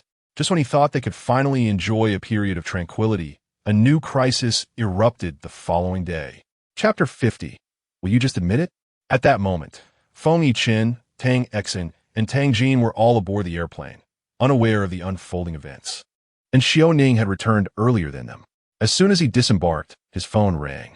Upon hearing the news, Feng Yichen's expression immediately darkened, a flicker of anger igniting between his brows. Tang Xin quickly sensed something was amiss. Whatever had caused such a sudden change in his demeanor was undoubtedly serious. "What happened?" she inquired. The recent times had been tumultuous. As long as Yang Zikai and Lin Wanner were still around, she could never afford to be complacent. She was constantly on guard, uncertain when they might strike against her, making it virtually impossible to defend herself. "Check the news," Feng Yichen replied tersely. He was at a loss for words and knew that concealing the truth from her was futile. The only recourse was for her to discover it herself. A chill of apprehension washed over Tang Xin as she took out her phone without hesitation, first navigating to Weibo, where significant news typically surfaced on trending topics. Before long, she found it occupying the top spot on the trending list, marked with an explosive character, indicating the extraordinary attention this matter had garnered. The headline was provocative. Feng Yiqin and Tang Xin have been together all along. Following this, numerous related topics emerged. Tang Xin's expression grew grave as she clicked on the post, revealing an audio recording. The title suggested that her brother had disclosed their relationship, implying that she had called off her engagement to Yang Zikai due to her connection with Feng Yiqin, and even casting doubt on the timing of Yang Zikai's video in relation to her. In addition to prominent figures, there was a wave of marketing accounts attempting to sway public opinion, seemingly intent on rehabilitating Yang Zikai's image. A sardonic smile crept onto Tang Xin's lips. Their machinations were all too transparent. Now, Weibo painted her as a cunning and fickle woman, hurling every conceivable insult her way, rendering the situation truly unbearable. As she contemplated her next move, her phone was suddenly snatched away. Tang Xin looked up to meet Feng Yiqin's piercing gaze. He spoke in a low tone. "No need to look. I will handle it. It's all right. I don't care what they say about me, as long as it doesn't affect you," she replied, feeling a pang of guilt for the turmoil her situation had wrought upon him. The public's perception of him was already poor. This scandal would only exacerbate the situation. He might claim indifference, but she knew he could not be entirely unaffected. "It's fine," he said dismissively. "It cannot be fine. This situation has arisen because of me, and I will explain it to the public," Tang Xin insisted earnestly. "There's no need for an explanation," Feng Yiqin countered, still resolute. Deep down, he secretly wished the rumors were true, though he was not yet ready to voice that desire. The time was not ripe. However, Tang Xin still felt the matter was inappropriate. But before she could articulate her thoughts, Feng Yiqin interrupted her firmly. "Leave it to me. Trust me." His assertiveness brooked no argument, instilling a sense of security within Tang Xin. "All right," she conceded, meeting his gaze. Tang Xin found herself at a loss for words to refuse him. After a brief pause, she added, "Will this cause you a great deal of trouble?" The answer to this question was painfully obvious, and Tang Xin felt an overwhelming sense of guilt. It seemed she perpetually brought him trouble. "Not all. Don't overthink it," Tang Jin interjected, his expression grim as he had seen the news. His sister was being criticized by the entire internet because of him, yet the words in the recording were not his. He had merely mentioned her situation in passing. Tang Xin turned to see her younger brother's troubled face. "Cease. I never said those things. They must have fabricated it," Tang Jin explained, his frustration evident. "I know my brother all too well. I am fully aware of their despicable tactics. You needn't feel too guilty about this. We will manage it." Tang Xin reassured him with a gentle pat on his shoulder. Tang Jin pursed his lips, overwhelmed by a sense of regret. "What if Mom and Dad find out? They might be very angry. I should explain it to them. This situation is bound to come to light. They trust me. As for your matter, I will speak to Mom and Dad on your behalf," Tang Xin replied. Feeling dejected, Tang Jin was enveloped by a wave of defeat. Upon exiting the airport, they would have to part ways. Tang Xin felt a twinge of sympathy for Feng Yiqin, who was alone. As midday approached, she glanced at her watch and inquired, "Feng Yiqin, will you be heading back to the company or home? If you're not in a hurry, why not join us for lunch first?" He had accompanied her to the city for an entire week, a display of remarkable loyalty. "Sure," Feng Yiqin replied, unable to decline such an invitation. "Jean, let us eat out before returning," she suggested. Despite the distressing events, she felt it was essential for Feng Yiqin to eat on time due to his delicate stomach. Skipping meals would only lead to discomfort. "All right," Tang Jin initially hesitated, feeling somewhat superfluous in their company. Although Feng Yiqin appeared somewhat intimidating, he exuded a reliable aura. He recalled the way his sister spoke of him. Perhaps she truly had developed feelings for him. Previously, he had harbored considerable prejudice against Feng Yiqin, even urging Tang Xin to keep her distance. However, witnessing Feng Yiqin stand by her side during this crisis and arranging numerous matters for her, he couldn't help but feel a twinge of shame. Indeed, adversity reveals true affection, and time unveils the heart. Later, they dined at a private restaurant for lunch. During the meal, Feng Yiqin's phone rang several times, likely concerning the ongoing situation. Tang Xin attempted to glean some expression from him, hoping for insight, But her efforts were in vain. His hand enveloped hers, rendering her powerless to act. Tang Xian understood Feng Yiqian was acting in her best interest. Hence she refrained from inquiring further. Isn't this quite troublesome? Even during a meal, there's no respite, she thought, realizing the gravity of the situation. I will handle it. Feng Yiqian resolutely decided not to divulge any details to her. Tang Xian possessed little appetite, consuming only a morsel before feeling utterly sated. Following the meal, Feng Yiqian first escorted them back to the villa before taking his leave. Upon returning home, Tang Xian and her brother discovered that Tang Guizhong and Zhao Ping had already arrived. The uproar surrounding the recent recording had stirred quite the commotion, and as soon as he returned to the country, Tang Guizhong's phone was inundated with inquiries about whether Tang Xian had been involved with Feng Yiqian all along.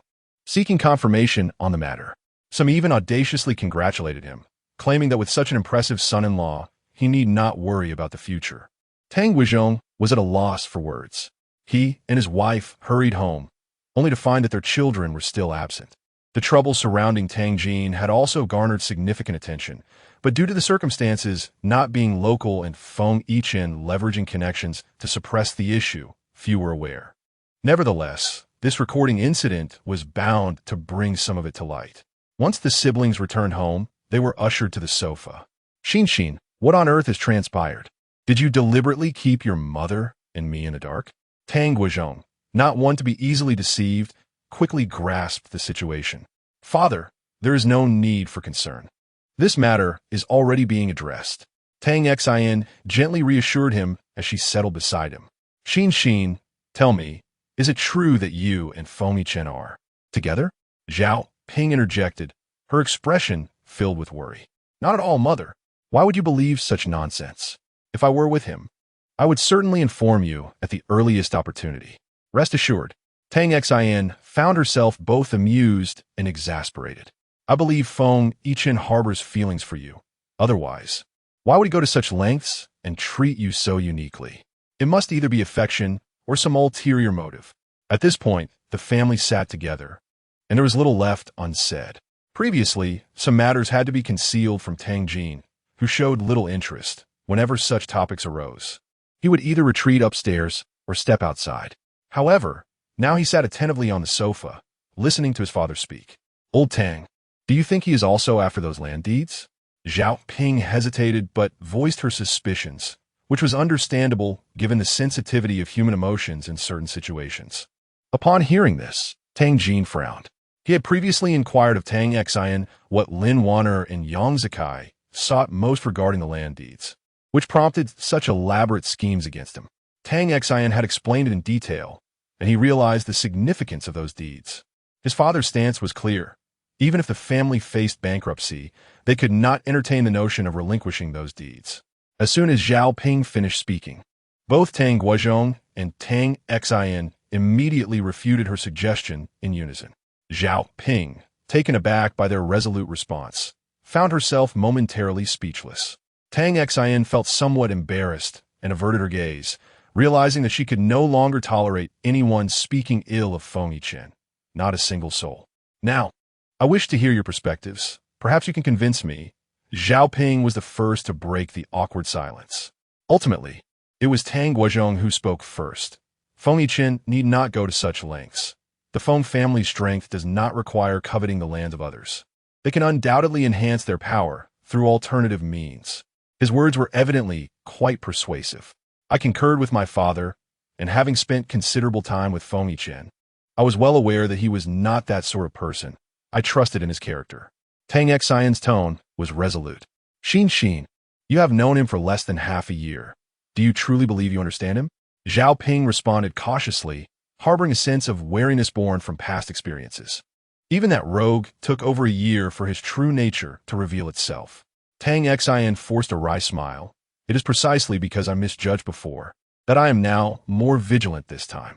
Mother, I assure you on my honor that Feng Yiqian is not the person you suspect him to be. Sister, just admit it. What? Chapter 51.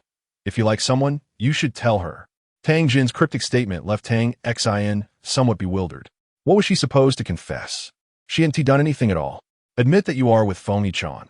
We won't blame you. If you truly like him, I could actually accept him as my brother-in-law.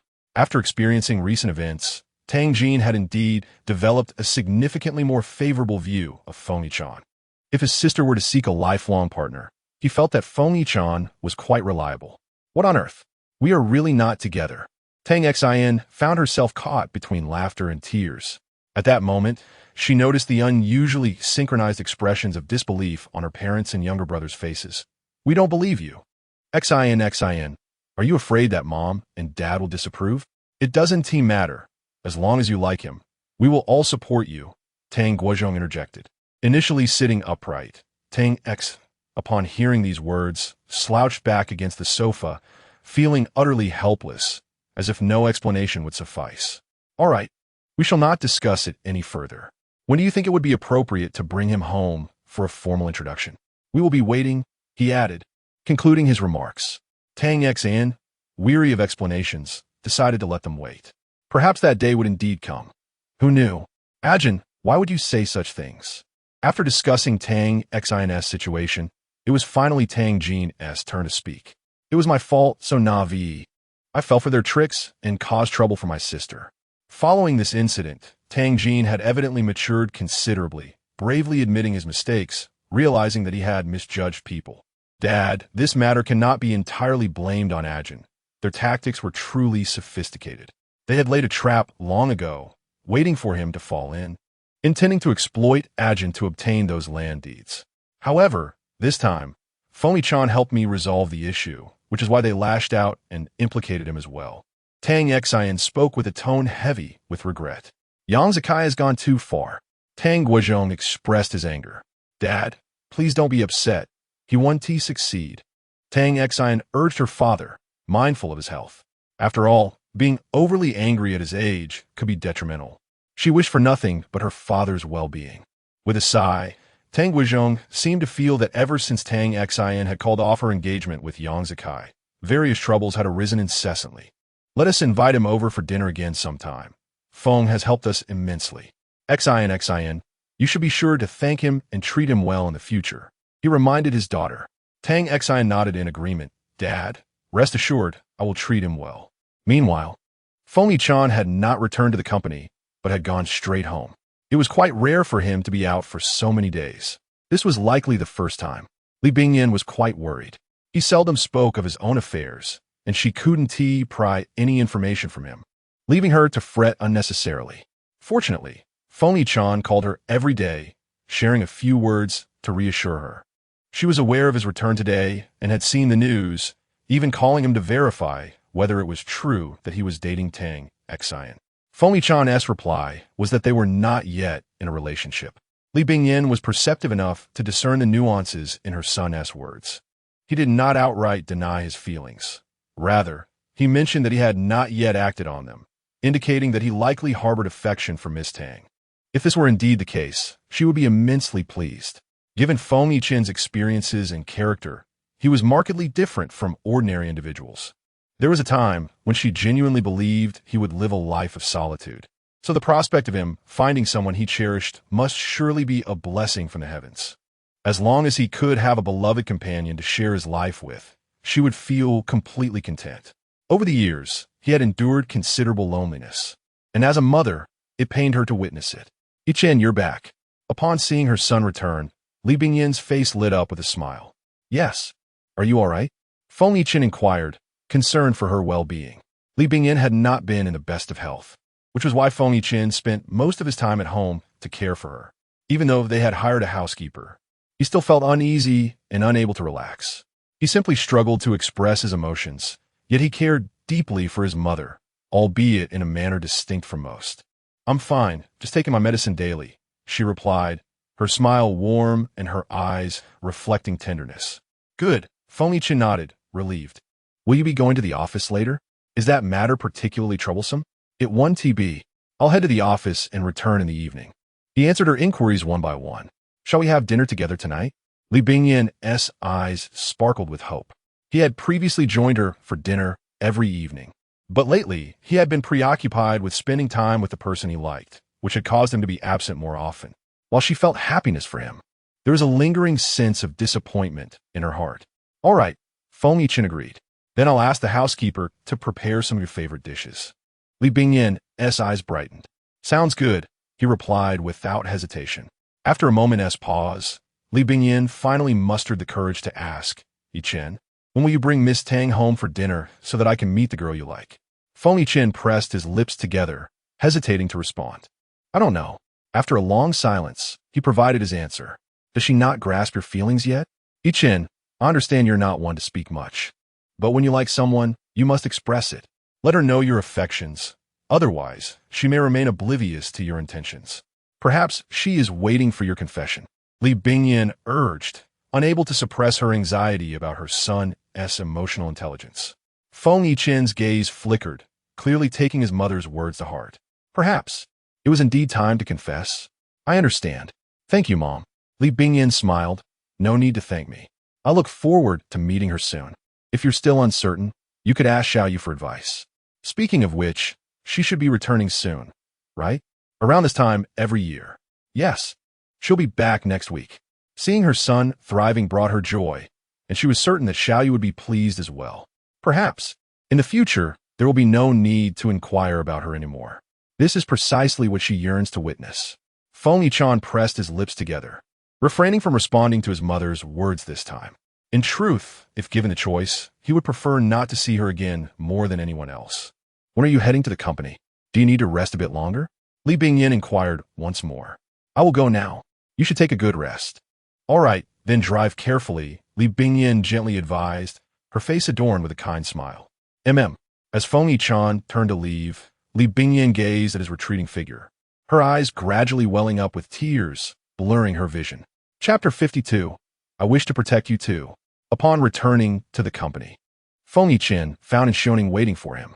The numerous calls made during their earlier meal clearly indicated that the situation was far more dire than anticipated. After listening to the report, Feng Yichen's expression grew even more somber and impassive, while others might remain oblivious. And Xiaoning understood all too well that such demeanor signified Feng Yichen's mounting anger. This time, Yang Zikai seemed intent on undermining him with relentless fervor, as if seeking to avenge the grievances from the previous scandal by striking at Feng Yichen.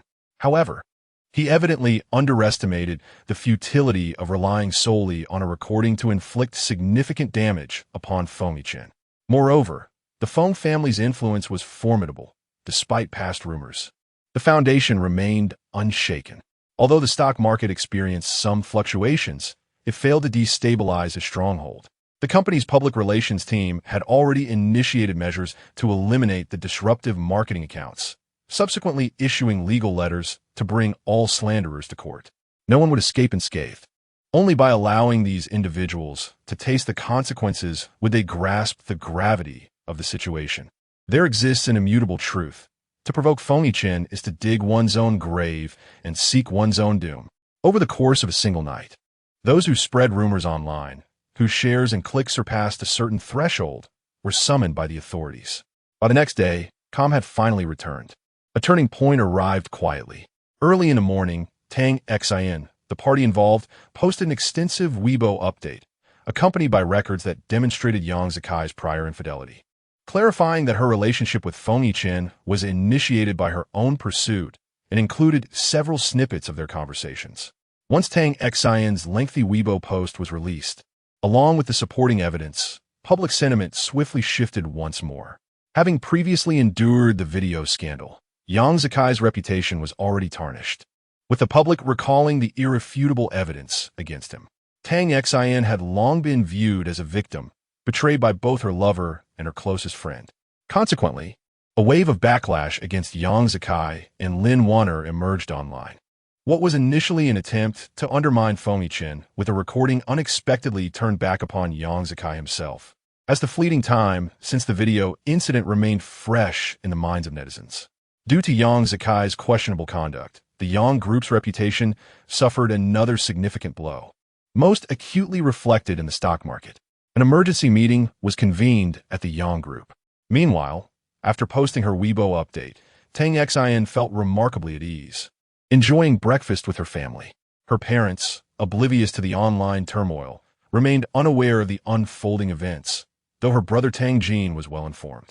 He had refrained from attending school for the past 2 days, intending to take a day to adjust before returning to classes. Fortunate that the weekend had coincided with his respite. Sister, it seems there are media waiting outside. Tang Jin now regarded his sister with newfound admiration. She was far braver and wiser than he had ever perceived. He had previously been blind to her true character. Oh, let them wait. I'll just inform Mom and Dad shortly. We mustn't alarm them, Tang Xin replied nonchalantly. Previously, Feng Yichen had discouraged her from delving into this matter. Yet, as the individual directly involved, how could she remain silent? She was not merely someone who would hide behind him. The most effective resolution lay in her stepping forward. Her clarification would prove far more beneficial than any public relations efforts, particularly when combined with Feng Yichen's company's severe repercussions for those who spread falsehoods. This dual approach would yield remarkable results. After posting a lengthy Weibo update, she diligently monitored the online discourse. As she had anticipated, discusión surrounding Yang Zakai swiftly ascended to trending status. It was not only he who had the means to purchase marketing accounts.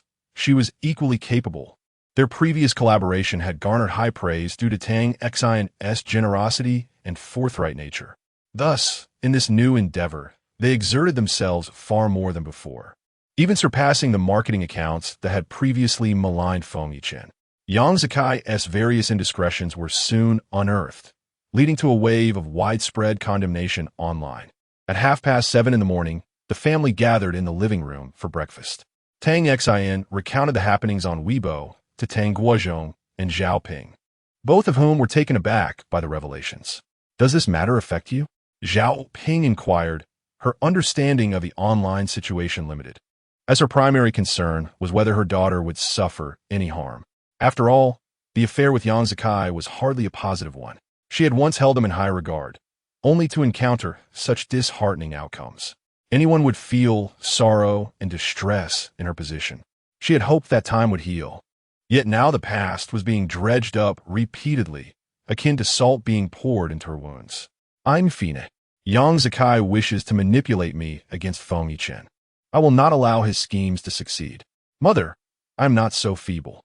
If others harm me, I will retaliate. A smile grazed Tang Xin's face, although her gaze had grown resolute. Is there anything you require from father?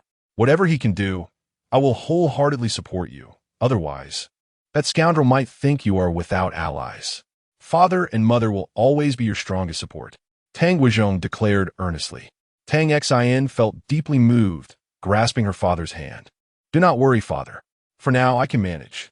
When I require assistance, I will surely let you know, all right? Very well, Tang Guozhong nodded, feeling immense pride in his daughter's current demeanor. Subsequently, he refrained from further comments, for they now recognized that their daughter was not as fragile as they had presumed. She had matured and developed the capability to stand on her own. Many matters could perhaps be entrusted to her discretion. Sister, I wish to contribute as well, Tang Jin, who had remained silent until now, finally spoke, acknowledging his role in the matter that had sparked this turmoil.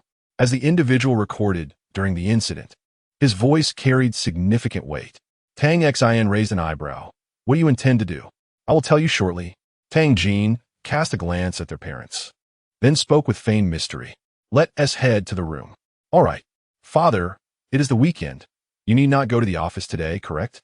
No, I have basketball games scheduled soon. Tang Xin nodded and turned her attention to her mother. And you, mother? I have arranged to go shopping and have tea with Aunt Shun. Zhao Ping expressed that she also has her own plans. Well, it appears there are quite a few activities lined up. Enjoy yourselves, and do not worry about anything else. If anyone inquires about my affairs, simply say you are unaware. Tang Xin couldn't help but interject.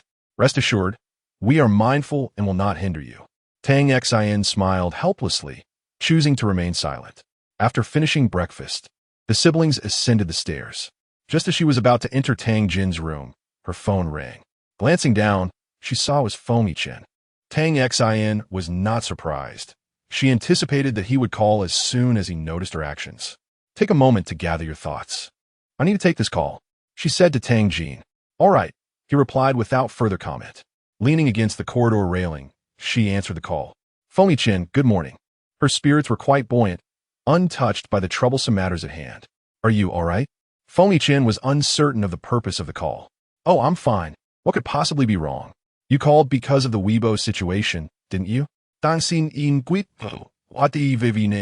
Yes, Feng conceded. I apologize. You previously asked me not to interfere, but I took the liberty of posting on Weibo. This matter is fundamentally mine, and I cannot hide behind you. I wish to face it together. At the very least, I want to contribute. Dansin atikut hurt house. A moment of silence fell on the other end of the line. Before he could respond, Tang Xin continued, Feng Chen, I understand you want to protect me from harm in the negative comments, but similarly, I wish to protect you. I know you are indifferent to those remarks, yet I care. I cannot allow anyone to tarnish your reputation. You are truly a wonderful person. She hesitated, unable to voice the question. Do you like me? Ultimately, it remained unspoken. I am fine. Do not worry about me. I'm not so fragile and will take care of myself. Tang Xin reassured him once more. If anything arises, let me know, Feng Chen said, choosing not to dwell on the matter further. Understood. Dansin ziplit. After hanging up, she smiled, feeling a warm sensation in her heart. Knowing someone cared for her brought an incredibly pleasant feeling, one that was truly endearing. Returning her thoughts to the present, she entered Tang Jin's room. He was seated at his desk, lost in contemplation. Approaching him, she gently tapped his shoulder, startling him. Do you walk without making a sound? You nearly scare me to death. Tang Jin, gom lai. It's not that I walk silently. You were just too engrossed in your thoughts. I refused to take the blame. Tang Xin shrugged and sat on his bed. Tang Jin huffed in a feigned aloofness. Earlier, you mentioned wanting to do something. What do you plan to do? Tang Xin directly shifted to the matter at hand. I wish to record an audio message to clarify the previous situation. I did not utter those words. I refused to unjustly shoulder this blame. Tang Jin's voice was muffled, and as the party involved, he could not remain passive. Very well, but I must first caution you. This recording only pertains to my dealings with Feng Yicheng. If you wish to clarify, you must also address your own matters. You are still in school, and this could adversely affect you. It may even spark new rumors. The consequences are beyond our estimation, and the school authorities may point fingers at you. Before Tang Xin could finish, young Master Tang decisively interrupted her. I understand, yet this is ultimately my fault. Regardless of the outcome, I can't bear it. I refuse to evade responsibility. Tang Xin smiled with satisfaction. Well done. You are quite responsible. I am proud of you, dear brother. Tang Jin scratched his head sheepishly. However, sister, have you not noticed a certain issue with that lengthy Weibo post you made today? Chapter 53. Was I too foolish? Suddenly, Tang Jin's thoughts shifted to another matter. What issue? Tang Xin was once again taken aback. She had meticulously reviewed her lengthy Weibo post several times to ensure its perfection before sharing it, especially since it was directed at a discerning audience of netizens.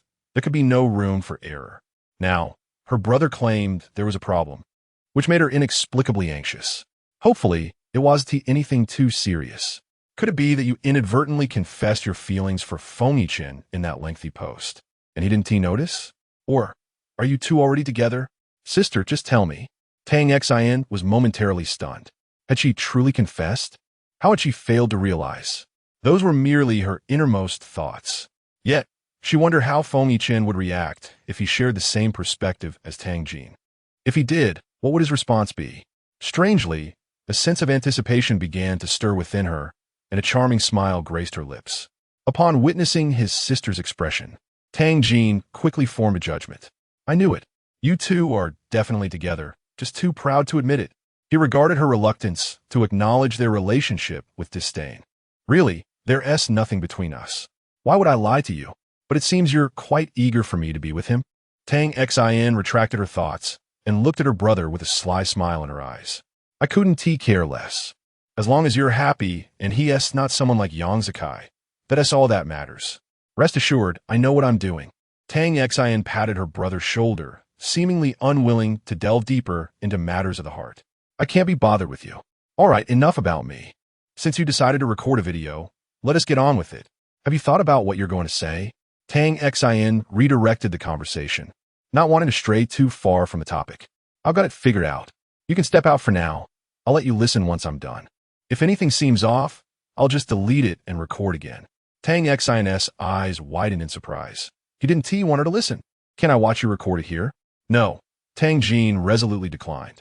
If she were to watch him speak, he would surely stumble over every word. Far too embarrassing. Tang Xin stood. All right then, I'll retreat to my own room. Tang Jin waved her off, urging her to leave quickly. Tang Xin pouted. No matter how mature he became, his disdain for her remained constant. Meanwhile, after hanging up the phone, Feng Yichen's thoughts wandered far and wide. He kept replaying the words of her mother from yesterday in his mind. If you like someone, you must express it. Otherwise, she would remain unaware. And she might even be waiting for him to make a move. Although he appeared calm on the surface, his heart was undeniably restless. Feng Yichen believed that such sentiments should not be solely expressed by the girl. A particular decision was slowly taking shape in his mind. Yet he knew he couldn't act just yet. He needed to wait. In a few days, Yu Ruo would return, and after meeting her, he would determine the right moment. His hands clenched into fists, subtle movements betraying his inner turmoil, in stark contrast to the calmness with which they orchestrated their resurgence. The Yang family now found themselves in a state of utter chaos. The scheme to manipulate Tang Jin was conceived by Lin Wanner, who aimed to seize the land deeds from him. Her unwavering confidence at the time instilled immense trust in Yang Zikai, even softening Su Huifeng's demeanor towards her. Securing those deeds would have undeniably marked her as a benefactor to their family. However, little did they know that the situation would culminate not only in failure to obtain the deeds, but also in a significant blow to the company. Su Huifeng's attitude towards Lin Wanner plummeted to an icy low once again. At that moment, Lin Wanner found herself punished, forced to kneel in the middle of the living room, while Su Huifeng wielded a whip, striking her frail body repeatedly. The vitriol spewing from Su Huifeng's mouth was relentless. Useless wretch, weren't you so confident back then? Wasn't victory assured? And now, you've brought nothing but disgrace upon the Yang family. How lowly you are, and you dare aspire to be the young mistress of the Yang family? Each lash of the whip was delivered with full force, a manifestation of her pent-up fury. Lin Wanner was on the brink of collapse. After 2 hours of kneeling, the areas struck by the whip burned with pain. She could hardly fathom Su Huifeng's audacity to treat her so brutally. What chilled her heart even more was Yang Zikai's silence as he sat on the sofa, seemingly complicit in Su Huifeng's actions. Lin Wanner felt as though her spirit had been extinguished. Under normal circumstances, one would seek to escape such a terrifying environment. Yet she was unwilling to depart empty-handed. The desire she yearned for remained unfulfilled. How could she leave now? Yang Zikai, perhaps drained of patience and irritated, chose to retreat upstairs without even casting a glance at Lin Wanner. In that instant, she realized that she could no longer rely on him. Her survival now rested solely on her own efforts. Mother, it was my oversight that led to this failure. Please grant me another chance, and I shall ensure Zikai retaliates. Despite her usual pride, Lin Wanner found herself begging for mercy, prioritizing her life above all else. Do you still wish to harm Zikai once more? Ever since you became involved with him, he has faced nothing but misfortune. It is all you're doing. Su Huifeng's anger remained palpable. I understand that I am still far from your level, and I wish to learn from you. Your support was crucial in establishing the Yang family's foothold in the industry. Without you, there would be no Yang family today. I genuinely wish to absorb your wisdom. The flattery was unmistakable in Lin Wanner's words. Su Huifeng, who had always held herself in high esteem, especially in her later years, relished the praise. However, recently, she had been inundated with mockery and disdain, leaving her feeling quite frustrated. Hearing Lin Wanner's humble and devoted words lightened her mood considerably. After a lengthy reprimand, she was somewhat fatigued. Finally, she cast aside the whip, sank into the sofa, and sipped her tea. Did you really need to say that? I've never encountered someone as foolish as you. Her tone remained far from amiable. I understand, Mother. Please tell me how I might improve in this matter for the future. Su Huifeng cast a disdainful glance at her, scoffing lightly. Where have you faltered? Clearly, you lack the necessary ruthlessness. Following this, Su Huifeng launched into an extensive tirade. Din venne a knit attentively, finding sincerity eager to demonstrate her earnestness. As Su Huifang's throat grew parched, she reached for her teacup, but Lin Wanner, quick of hand, promptly presented it to her. Mother, you truly are remarkable. I cannot imagine anyone who could rival you. Your words have been immensely enlightening to me. It is I who have been foolish. Su Huifang accepted the cup with a soft chuckle. Very well, you may rise. Consider this a lesson. Do not repeat your mistakes in the future. Understood. Thank you, Mother. I shall ensure to share my thoughts with you first, allowing you to guide my decisions. Su Huifang replied, somewhat satisfied. As Lin Wanner stood, she found herself nearly collapsing, on the verge of fainting. Have Aunt Lu summoned Dr. Zhang to take a look? Su Huifang remarked casually, as if granting a pardon. Thank you, Mother. After Dr. Zhang arrived to examine Lin Wanner, he delivered news to Su Huifang that resonated like a bombshell. Chapter 54. She has returned, Doctor. Zhang's face radiated joy, yet he hesitated to display it overtly, perceiving the somber expressions of Yang Zikai and Su Huifang. Dr. Zhang, what is wrong with me? Lin Wanner inquired, deeply concerned about her health. Mr. Yang, Madam, the young lady is pregnant, he announced, dropping this momentous revelation. Leaving both Yang Zikai and his mother in a state of shock, their expressions frozen in disbelief. Yang Zikai's reaction was particularly nuanced. Instead of elation, he furrowed his brow. Observing his response, Lin Wanner felt her heart sink further. Despite knowing she should harbor no expectations, each of his reactions deepened her despair, rendering it seemingly endless. However, Su Huifang was the first to regain her composure. How long has it been? When can we ascertain the child's gender? Her primary concern lay in this matter. After all, as long as the child belonged to the Yang family, her humble origins were inconsequential. Dr. Zhang appeared somewhat embarrassed. To determine that, a hospital examination is necessary. Generally, the child's gender can be identified around the 20-week mark. Lin Wanner bit her lip, a wave of unease washing over her. She had never disclosed her heart condition to Yang Zikai, believing the timing was not yet right. Fearful that he might soon dismiss her as a burden if he did not genuinely care for her, she now feared that this secret would remain forever unshared. As for the child, she noted Su Huifang's eager demeanor and found herself desiring one as well. A son would be even more fortuitous in this society. Maternal status is often elevated by the child's gender. Should she bear a son, the Yang family's fortune would remain hers, solidifying her position as the young mistress of the Yang family. Yet, she grappled with the knowledge that her heart condition posed significant risks to both herself and the child. She suffered from a hereditary heart ailment.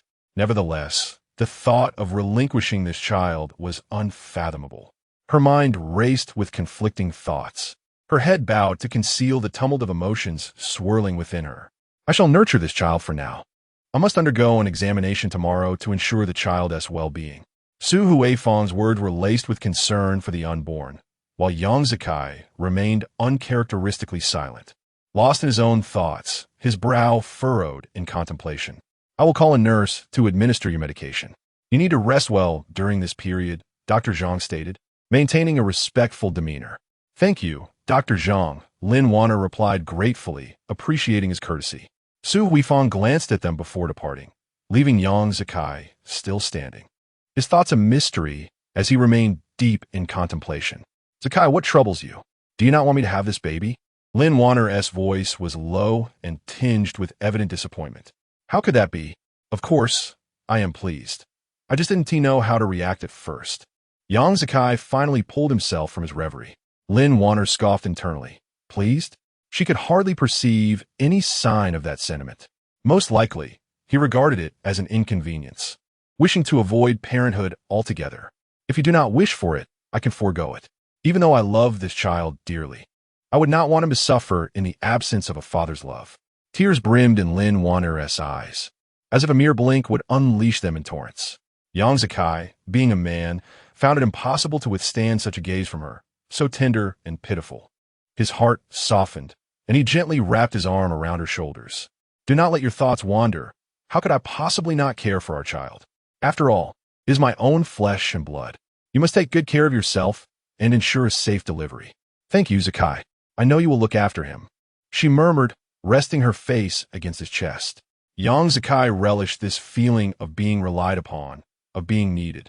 Lin Wanner's gentle obedience satisfied his vanity as a man. He yearned to feel significant in her life. Thus, do not fret. I will hire a nurse to take care of you starting tomorrow. Lin Wanner's eyes sparkled with a glimmer of hope as she raised her head. Zakai, I have a cousin who specializes in postpartum care. May I invite her?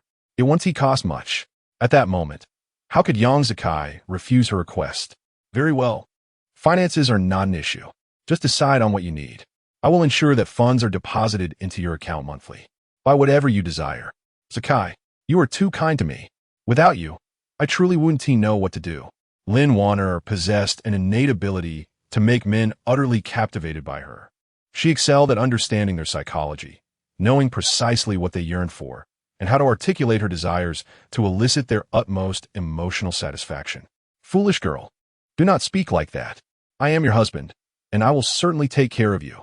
Now, rest well. I will summon Dr. Zhang to expedite the treatment. Your mother should have been gentler, not realizing how fragile your condition is. It is my inadequacy that has burdened you. I am no match for them. It is only natural for my mother to be angry. It is my fault. Lin Wanner spoke with a tone of self-reproach. And the more she expressed this, the more Yang Zakai's heart ached for her. I shall not allow them to act with impunity for much longer. I will exact my revenge. Yang Zakai's voice suddenly took on a fierce edge. Regrettably, I can offer you no assistance at present. I feel utterly powerless. Enough of this. Just wait here. I will hasten the arrival of help. After Yang Zakai left the room, Lin Wanner watched his retreating figure, her expression gradually cooling. The tenderness she had just exhibited vanished, replaced by disdain as she scoffed softly. Her hand slowly caressed her abdomen. Now she held a new card in her hand and could only hope that her unborn child would prove to be a boy, for otherwise, she would find it difficult to establish herself. A few days later, at a city international airport, a fashionable and competent woman emerged, dragging her suitcase. Her chestnut-colored waves cascaded like seaweed down her back, and she wore a pale yellow dress, her makeup exquisitely applied, enhancing her striking features. Outside, Xiaoning awaited her arrival. Upon seeing her, he waved enthusiastically. Miss Yu, welcome back. Hello, Secretary Yin. Is Yi-Chin very busy today? Once aboard the vehicle, Yu Ruo began to inquire. Apart from a few matters, Feng has been rather occupied lately. Raising an eyebrow, Yu Ruo asked, Where are we headed now? I will first escort you to your hotel. How many days will you be staying this time? Well, I do not intend to return this time. I wish to settle here. Yu Ruo expressed her thoughts, and Xiaoning appeared somewhat surprised. Oh, is that so? Does Feng know? He is not aware yet. I plan to inform him in person when I see him. Please, do not disclose my secret. Yu Ruo's spirits seemed remarkably high, unaffected by the lengthy flight.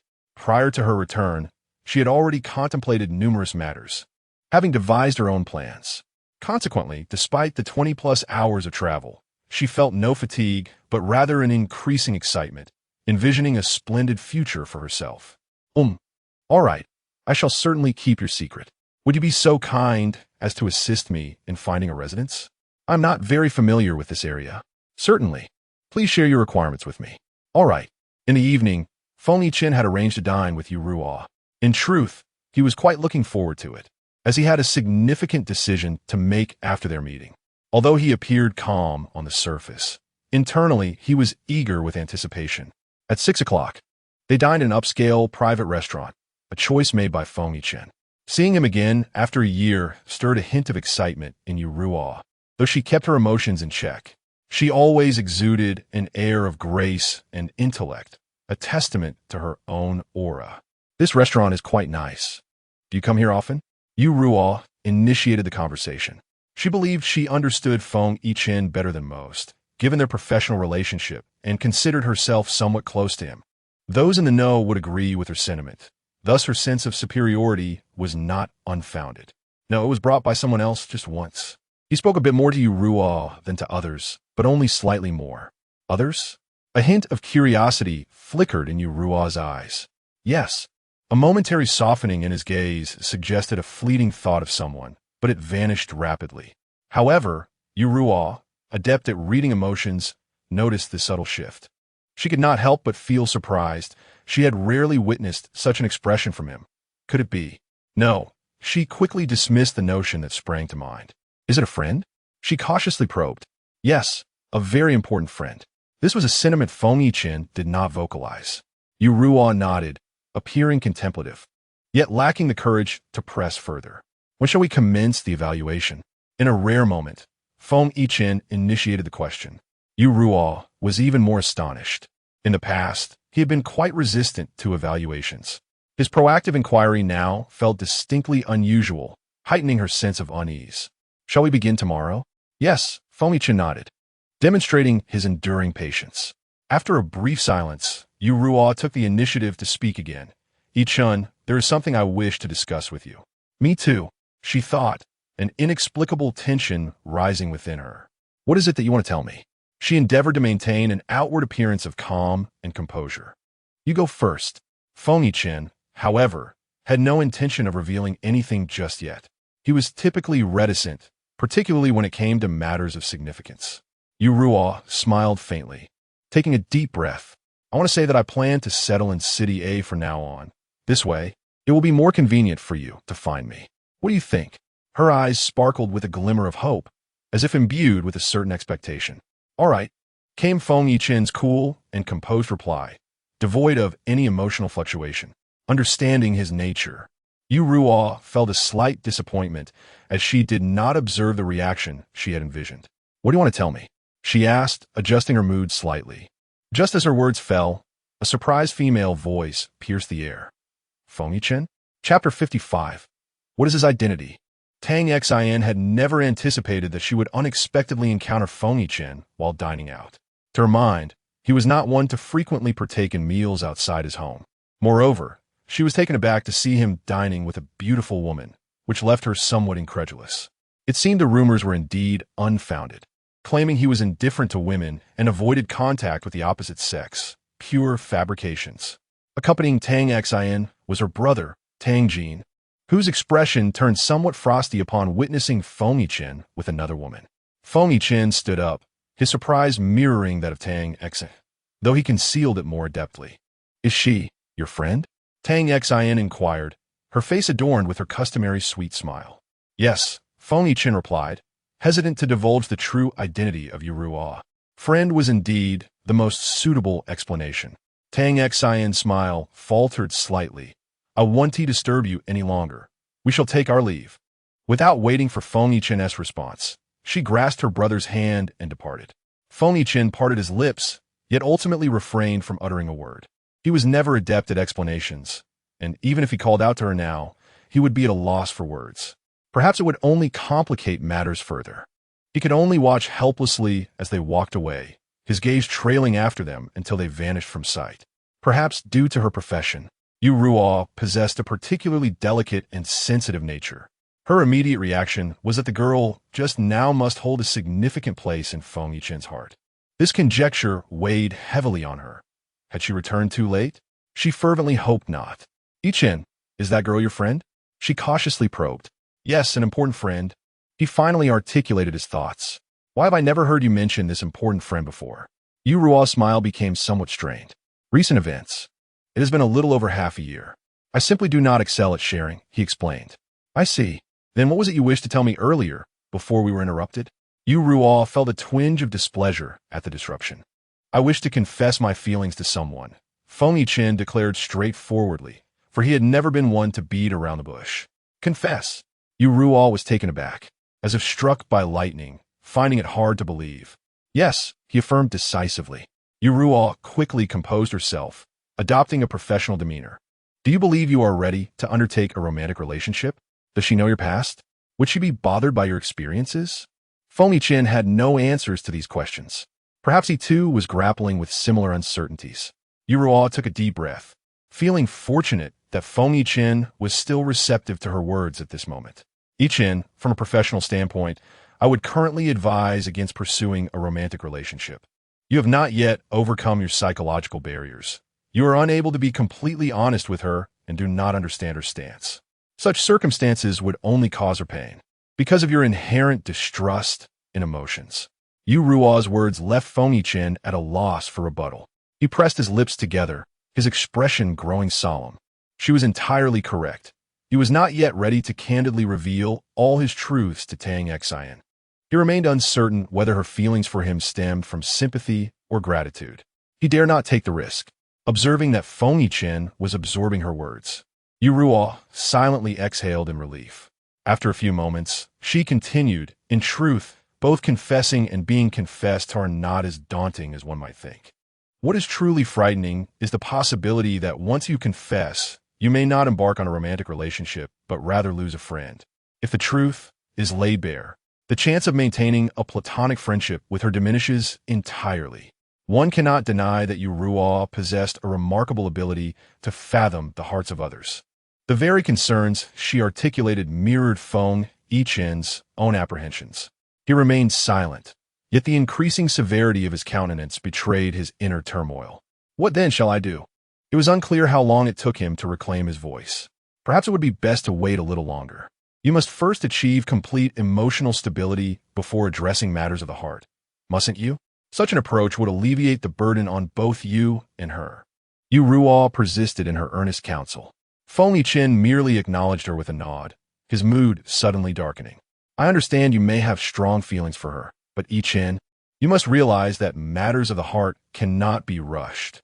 You mentioned that you have only recently become acquainted and have not spent much time together. Are you truly familiar with the essence of who she is? This statement rendered Feng Yichen speechless. Very well. Let us not overthink it for now. The paramount concern is your own state of being.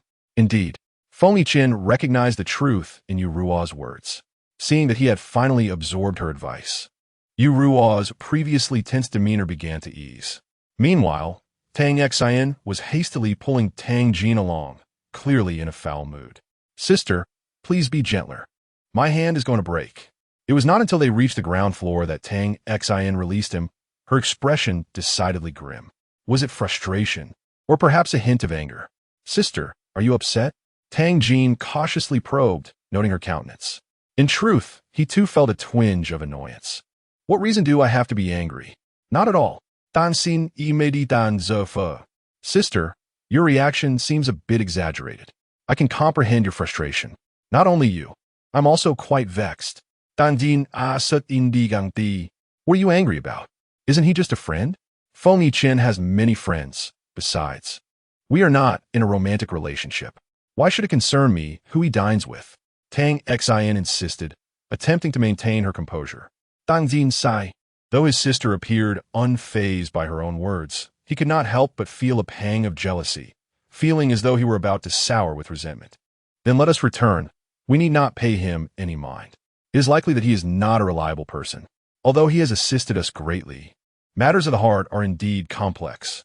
Tang Jin shook his head, a look of profound distress etched upon his face. After speaking, he received a playful whack from his sister. Tang Jin clutched his forehead, wincing in pain, and exclaimed with indignation, "You can talk all you want. But what gives you the right to lay a hand on me? I told you to refrain from uttering such nonsensical remarks. What expertise do you claim to possess when you have never even been in love?" Tang Xian was equally unyielding when confronting her younger brother. You are not in a much better position than I am. Jin, do we truly wish to inflict such hurt upon one another? Perhaps we should reconsider. However, sister, shouldn't you inquire about Feng Yichen and the true identity of that woman? Chapter 56. His beloved Tang Xian absent-mindedly touched her lower lip, her expression betraying her unease. Well, I say, why not just be straightforward and ask? Tang Jin, witnessing his sister's nonchalant demeanor, felt a surge of impatience. After all, youth often accompanies a fiery temperament. Ultimately, Tang Xian shook her head. I won't ask. Let's go home, shall we? Is that appropriate? Did you not invite me out for a meal? And now, before we even eat, you're suggesting we leave? One might think you are terribly afraid of them. Tang Jin expressed his disapproval of his sister's actions. Tang Xian felt a twinge of guilt. All right, I'll take you somewhere else to eat.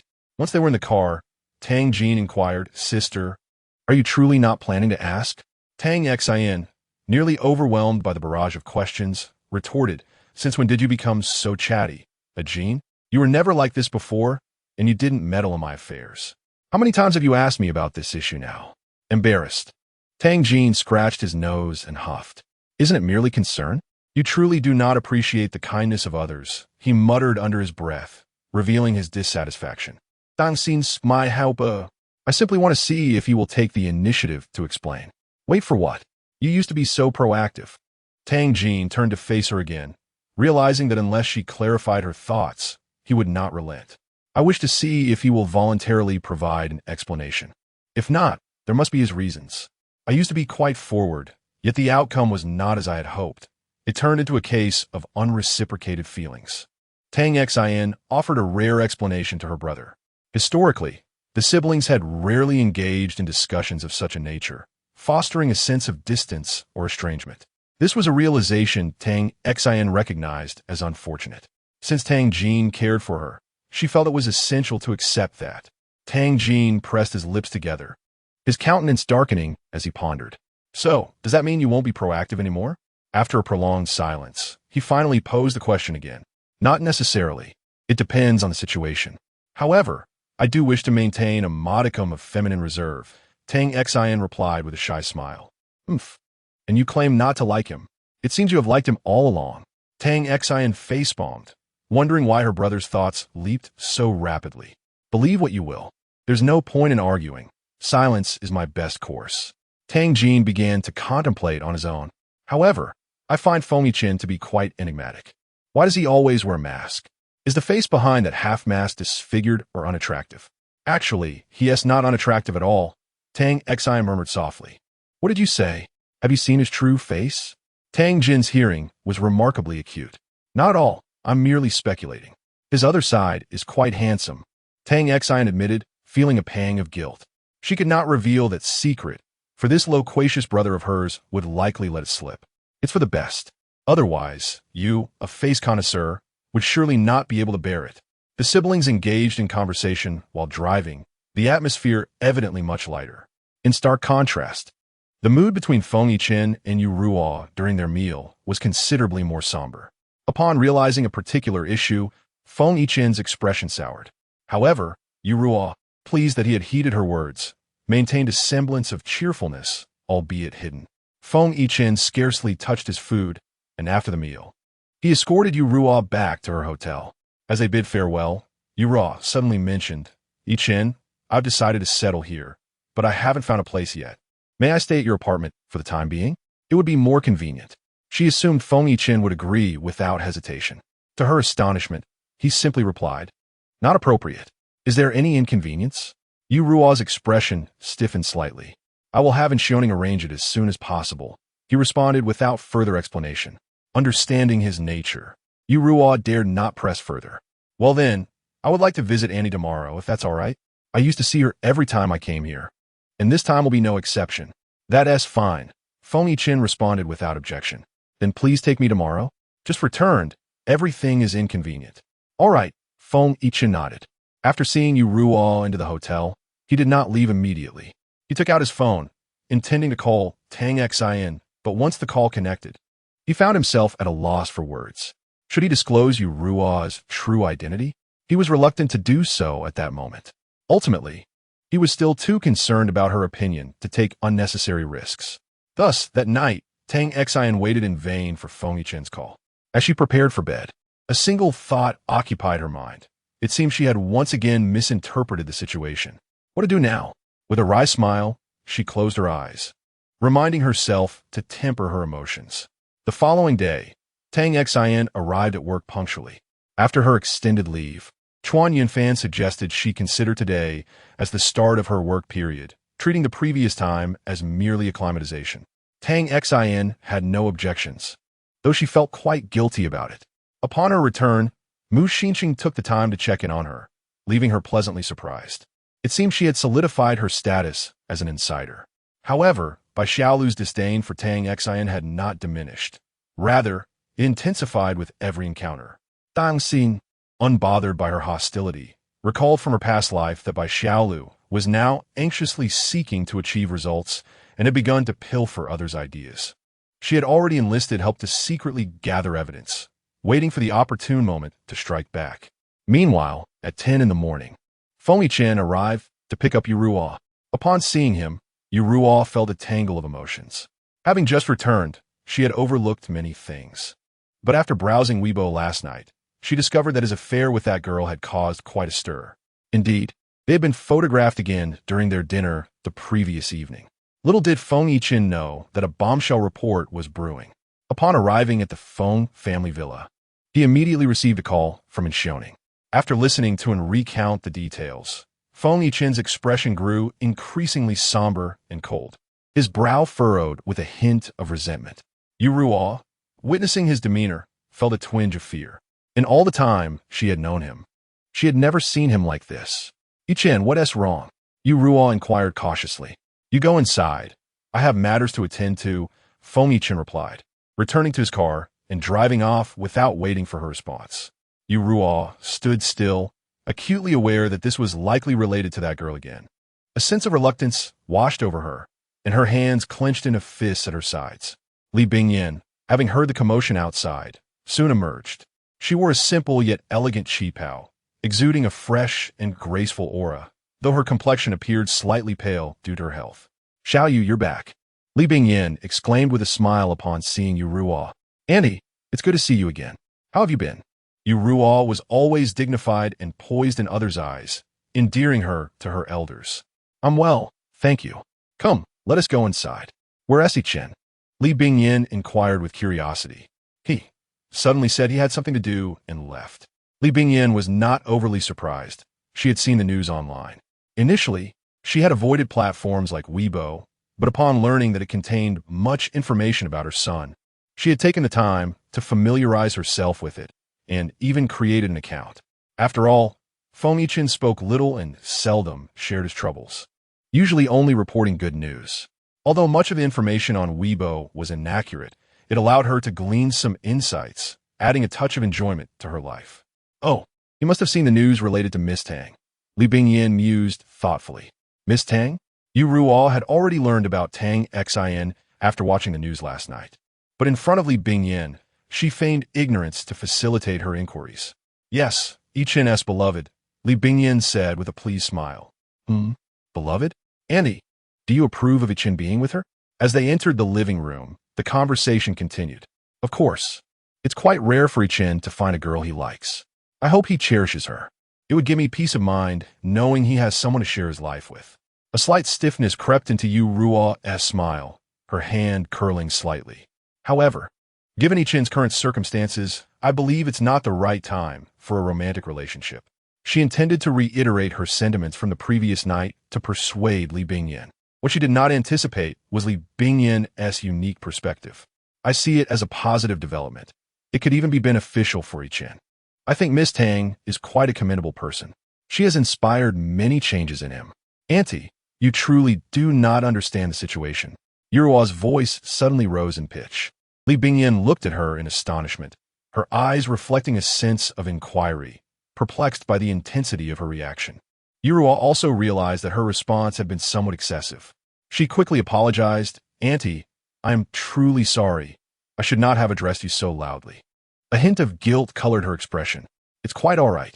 I understand your concern for Yichin's well-being. However, it has been quite some time since you last visited, and so much has transpired recently. I believe Miss Tang and Yichin make a wonderful pair. Li Bingyan, known for her gentle temperament, spoke with utmost politeness, her voice soft and soothing. Yuruo bit her lower lip, momentarily at a loss for words. Allow Yichin to follow his heart. He has endured so much over the years. A mother's heart always aches for her child, and she sees it clearer than anyone. Yet, just as Yuruo was about to articulate her thoughts, she was interrupted by Li Bingyan. Chapter 57. What do you wish to tell me? Yuruo never anticipated that a woman who appeared so fragile could, when provoked, exude such overwhelming force. Xiaoyu, I'm deeply grateful for your presence over the years. I understand that your intentions are for Yichin's well-being, yet I harbor but one desire, that he leads a fulfilling life. Her face remained adorned with a smile, her words gentle yet imbued with a commanding presence, akin to a delicate yet potent sword. In that moment, Yuruo found herself at a loss for words. Possessing high emotional intelligence, she knew better than to engage in a dispute that might tarnish her own self-image. Auntie, I comprehend your perspective. I too wish for his happiness. Although resentment lingered in her heart, she dared not voice it, for if her true feelings were to surface, she feared she would lose the very reason to remain by Feng Yichen's side. Perhaps he had never regarded her as a woman at all. Yet, after so many years spent in his company, having devoted so much, how could she ever reconcile herself to being replaced? After Feng Yichen departed from his villa, he made his way directly to the company where Tang Xian worked. The morning news had stirred a considerable uproar, rendering Tang Xian a veritable figure of public interest. It seemed her colleagues had begun to grasp why she had garnered the favor of the big boss upon her arrival, receiving special attention likely due to Feng Yichen's influence. Consequently, idle gossip about her flourished within the office. Zheng Yinfan had, of course, issued a directive against such indiscreet chatter, yet in an environment teeming with women, gossip was inevitable. The break room, a veritable garden of whispers, became the epicenter of disparaging remarks.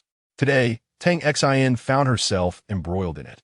She intended to fetch a cup of coffee, having received no replies to her messages the previous night, resulting in a restless sleep and an early start that left her weary. As she arrived at the office, her spirits seemed perpetually dim. Standing just around the corner of the break room, she overheard her female colleagues discussing her with clarity. Have you heard? That woman surnamed Tang has quite the background. It's no wonder she can afford to be so lackadaisical, taking so many days off right after starting. Colleague exclaimed, brimming with indignation. She's merely chasing after a man. What is so impressive about that? Colleague B's tone dripped with disdain. Indeed, she is still unloved, dining with other women, and even visiting hotels. How pitiful that she is so eager for attention yet remains unwanted, Colleague C remarked nonchalantly, reveling in the drama. Yes, this woman likely knows how to entice men quite well. But what of it? If Feng Yichen casts her aside, I wonder how long her pride will last. Tang Xian scoffed quietly, gathering enough of their words to stoke her indignation. She then approached, holding her cup with a smile that exuded an urge to retaliate. Oh dear, I had presumed that new city design was populated by elites. It appears I've encountered quite a few gossips instead. Today has certainly been enlightening. What was Manager Zheng saying about those who gossip behind others' backs? A deduction from this month's performance. If I recall correctly, it seems I must have a word with Manager Zheng shortly. The expressions of her 3 or 4 female colleagues shifted dramatically. The deduction of the entire month's performance bonus is no trivial matter. It equates to having worked the month in vain. You claim we gossip behind your backs. Do you possess any evidence? At this moment, our previously nonchalant colleague, C, grew tense. Evidence? Would you care to hear it? Tang Xian shook her phone slightly. Instantly, C's complexion turned ashen, and the expressions of the other 2 female colleagues were equally dramatic. Tang Xian, do not be so arrogant. Merely relying on a man for support. Colleague B retorted, visibly flustered. You are absolutely right. I am indeed relying on someone for support. After all, who could resist my natural beauty? If you are dissatisfied, perhaps you should seek attention elsewhere. Though I doubt any man would fancy women like you who are prone to gossip. Tang Xian, what exactly do you intend to do? She sneered coldly. What do I intend to do? You spew filth from your mouths. Shouldn't you apologize for polluting the company's atmosphere? Crossing her arms, Tang Xian continued with irritation. Let us make this clear. You will now say, Miss Tang, I apologize. We spoke foully this morning and hope for your forgiveness. Tang Xin, do not take this too far. C's face was flushed, evidently devoid of her earlier schadenfreude. Oh, so now the wicked are the first to complain? If you think I am bullying you, then so be it. Will you apologize or not? I have no time to waste on gossipmongers like you. Tang Xian's patience was wearing thin. Ultimately, they had no choice but to apologize to Tang Xian, as the performance bonus was not a trivial sum. Their attitude was satisfactory enough for Tang Xian. It would be best if there were no next time.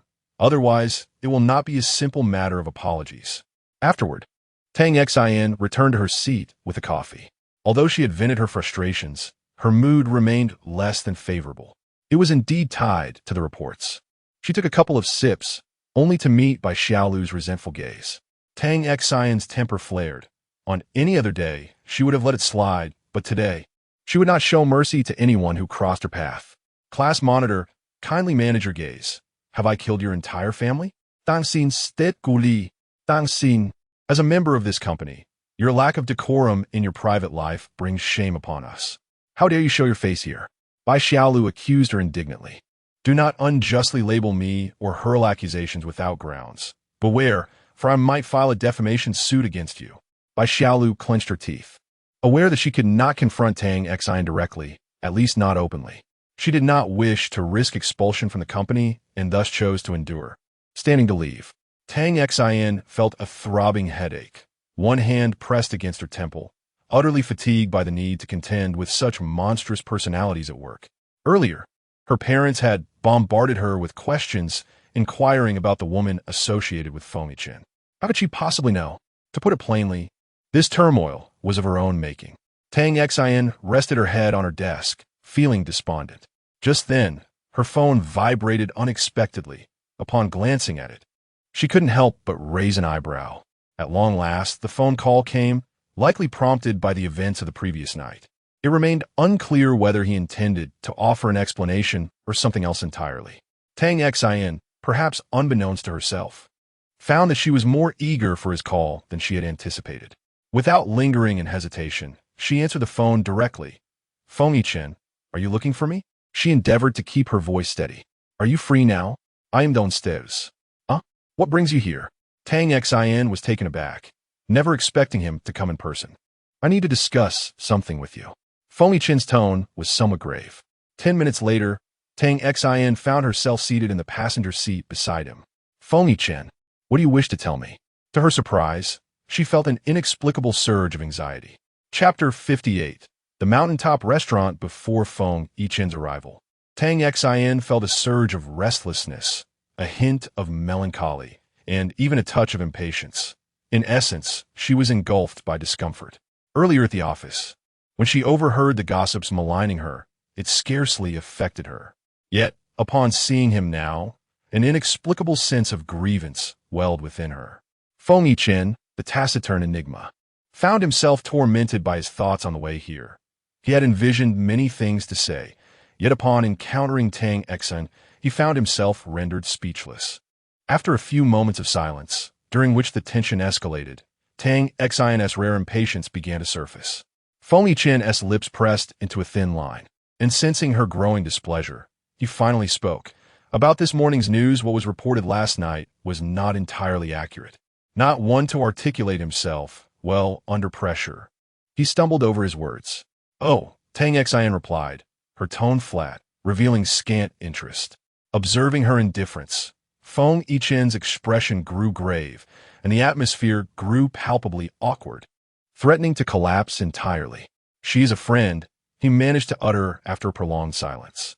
Tang Xian maintained her previous nonchalant demeanor, responding, you mentioned that last night.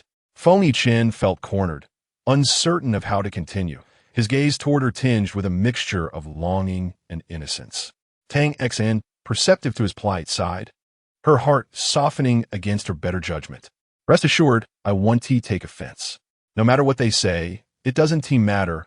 We are not that kind of relationship. Once more, silence enveloped them, the seconds dragging on interminably. A sudden flare of irritation ignited within Tang Xian. If there is nothing else, I must return. It's still working hours, and I shouldn't linger too long. Feng Yichen, unwilling to let her depart, remained silent. Tang Xian sighed quietly. Drive safely on your way back.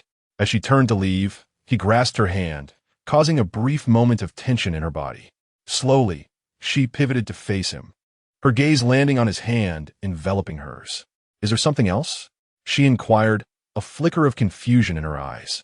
Feng Yichen hesitated once more, the words eluding him as memories of Yu Ruo's comments from the previous night flashed through his mind. He found himself engulfed in uncertainty. It was somewhat absurd. He was typically decisive in all matters, but faltered when it came to emotions. Tang Xian sensed her patience waning, a feeling of helplessness creeping in. Feng Yichen, I do not comprehend what you wish to convey or what burdens you, causing you such turmoil and indecision. If you believe the news will affect me and wish to apologize, I have already assured you that it is of no consequence. I am indifferent. She reiterated her stance with a measured patience.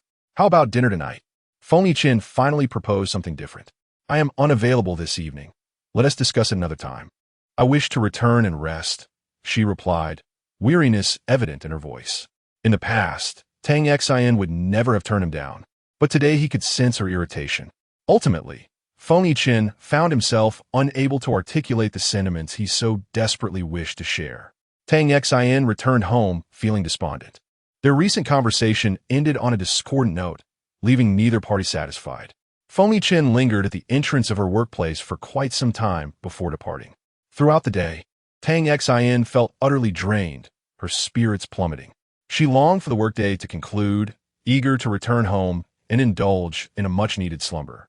Pondering whether her irritability stemmed from sleep deprivation, the hours dragged on, yet she managed to endure until quitting time. Hastily packing her belongings, she prepared to leave. Meanwhile, her colleagues remained engrossed in their tasks. In such an environment, few were eager to leave immediately after hours, as everyone had their projects to attend to and often utilized the extra time to work further.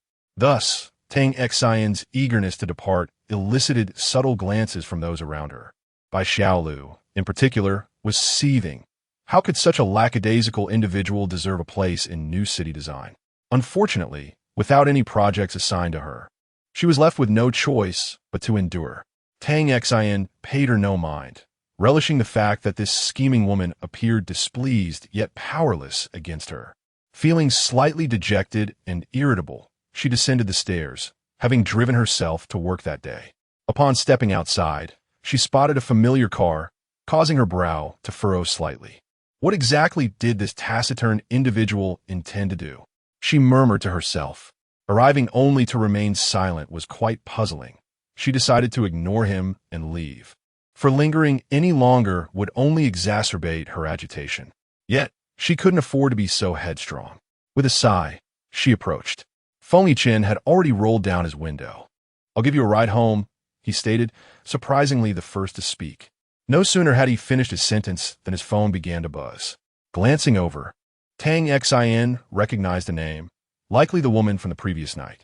"No need, I drove here myself. I'm not that busy, just leave me be." This marked the second rejection.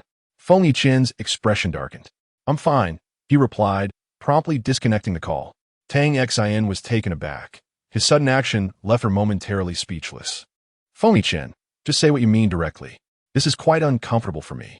I'm a bit tired today." Without waiting for a response, she turned to walk away, her frustration boiling within her. Unsure whether she was angrier with herself or with Feng Yiqian, she recognized that she had no real grounds to be upset with him. After all, their relationship was hardly intimate. He owed her no explanations. Having had a restless night, her mind was muddled, and her temples throbbed. At that moment, she yearned to return home and sleep, not wishing to waste a single minute. "Come with me for a meal. I want to talk to you," Feng Yiqian urged. Tang Xin, taken aback, initially thought she had misheard him. Was he actually proposing a negotiation? However, upon noticing the glimmer of hope in his eyes, she ultimately found herself unable to refuse. This time, Feng Yiqian did not take her to the restaurant they had visited before, but rather to a dining establishment atop a mountain. It was recommended by someone, and I heard that the atmosphere and environment are particularly delightful. Most importantly, it is ideal for confessions. After a series of endeavors, the sky had gradually darkened. A self-proclaimed love expert asserted that confessions should be made at night, when the darkness is just right. The evening is a time when people are most emotional and impulsive, making them more likely to acquiesce to requests. Upon arrival, the environment did not disappoint. Tang Xin had always wanted to come here with Yang Zikai, but he had always been indifferent to her throughout their previous life. Even until the day of his demise, they had never visited this place. It is said that most patrons of this restaurant are couples or married pairs. Tang Xin was aware of this, yet at this moment, she could not voice it. Even with this knowledge, she had to feign ignorance. Observing Feng Yiqian's demeanor, it was evident that he had never been here before. The two of them had become quite notable figures in City A. Fortunately, the restaurant was not overly crowded at that moment, although some did recognize them. They were two individuals subject to much scrutiny, with many fans rooting for their relationship, hoping they would be well, and perhaps even marry on the spot. Conversely, there were others, driven by unknown motivations. who offered particularly harsh and malicious critiques of them, two extremes of opinion. Of course, neither of them was particularly concerned with the judgments of others. There were no private rooms in this establishment, yet each table afforded a degree of privacy, for no one wishes to be observed while whispering sweet nothings or having their tender exchanges overheard. Feng had reserved an excellent spot. Turning his head, he could behold the city's most breathtaking nightscape, a sea of twinkling lights. Having consulted someone prior to their visit, he now felt less disoriented. After placing their orders, they found themselves in that most awkward of moments, waiting, enveloped in relative silence. Typically, it was Tang Xin who took the initiative to spark conversation, yet today, she suddenly felt no desire to speak. Feeling somewhat fatigued, she rested her head on the table, burying her face in her arms. Tired? Feng inquired earnestly. Tang Xin responded in a muffled tone. Did you not sleep well last night? He ventured, attempting to find common ground for conversation. However, mentioning the previous night ignited a spark of frustration within Tang Xin. She remained reticent. Even Feng, despite his usual obliviousness, sensed her irritation at this moment. She was not in this state earlier. Are you angry? Direct as ever, his lack of emotional intelligence was almost exasperating. Why bring up such matters? What exactly do you wish to say? If you have something to say, just say it. No need to beat around the bush. Tang Xin, having endured for long enough, finally erupted. In the silence, one either erupts or withers away. She decisively chose the former. Feng pursed his lips, evidently startled by her sudden intensity. He had only ever seen her gentle and cheerful side, never in such a manner. Tang Xin, he called out.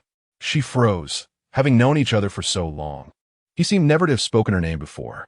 Hearing her name on his lips evoked a uniquely profound sensation within her, his voice gruff yet melodious. What? Tang Xin felt somewhat flustered and a touch annoyed, silently berating herself for her own vulnerability. Yet, simply hearing him utter her name dissipated the inexplicable anger she had felt. As I prepared to speak, the waiter arrived just in time with the dishes, abruptly interrupting me. Tang Xin covered her face with both hands, pondering what she had been anticipating just moments before. Feng expression was equally grim, reflecting a discontent born from being disturbed. The waiter, sensing the displeasure emanating from this formidable figure, felt a twinge of anxiety, wondering if he had erred in some way. He hastily served the food and retreated. In truth, Tang Xin had little appetite, having barely eaten a few bites at noon. Her dismal mood significantly dampened her desire to eat. During the meal, both individuals were lost in their own thoughts, the oppressive silence reaching a crescendo, poised to erupt. For the first time, dining felt like a torment for Tang Xin. After the meal, Feng led Tang Xin to a secluded terrace, where the night air was refreshing, providing a soothing embrace. You must, Tang Xion's words remained unfinished as a pair of icy lips silenced her, her eyes widening in astonishment. Chapter 59. I adore you. Feng pondered. Since he was not adept at verbal expression, he could only convey his feelings through actions. Tang Xion's mind was in a haze, utterly devoid of rational thought. The soft sensation enveloped her entire consciousness, imbued with his warmth and fragrance. Even after Feng had withdrawn for quite some time, she remained in a daze. Observing her state, Feng felt somewhat at a loss. Feng what? What does this mean? After a prolonged silence, she finally regained her voice. I wish to draw closer to you, to become someone significant in your heart. I want to embrace you. I like you. Perhaps it was the kiss that unlocked his ability to articulate, making speech less laborious than before. His words were still somewhat halting, but at last he expressed himself. Not only did he speak, but he also seized the opportunity to hold her. Tang Xion's body stiffened, as if she were dreaming. Yet, his firm embrace served as a reminder that this was indeed reality. Tang Xion, would you be my girlfriend? This declaration had been buried within him for far too long, deeply rooted in his heart. Tang Xion, it seemed, had also awaited this moment, her anticipation surpassing her expectations. Feng released her slightly, creating some distance between them, gazing into her eyes, eager to discern her response. In truth, he was devoid of confidence. Tonight's confession was a spur-of-the-moment decision. He felt he would suffocate if he remained silent. Even when faced with life and death, Feng Yichen had never experienced such anxiety. Yet at this moment, it overwhelmed him. However, he had no time to dwell on such thoughts. Tang Xian also regarded him, seemingly able to perceive his nervousness. After a minute of silence, Feng Yichen's heart began to sink. Just as disappointment crept in, Tang Xian wrapped her arms around his neck, pulled him down, and pressed her lips against his. The mingling breaths between them were familiar and comforting, igniting an exhilarating rush. Initially passive, Feng Yichen soon seized the initiative, albeit clumsily at first. Yet, it appeared that men possessed an innate talent for certain matters, effortlessly capturing her delightful essence. Just as Tang Xian felt she might suffocate, Feng Yichen released her. She sensed that her strength had been utterly drained. Were it not for his embrace, she might have struggled to maintain her balance. "I am willing." At that moment, she voiced her answer, her voice slightly hoarse and parched. Feng Yichen's heart finally found solace, resting his forehead against hers. He allowed her a brief respite before kissing her once more. Having tasted that exquisite sensation, he felt insatiable. What was meant to be a fleeting encounter turned into an unquenchable desire. Ultimately, Tang Xian was cradled into the car by him. Her lips were slightly swollen from his kisses, alluring and dewy, her cheeks flushed with a tender blush, her eyes shimmering. Observing her in this state, Feng Yichen's usual pride in his self-control felt entirely futile. "Feng Yichen, do you not want me to return home?"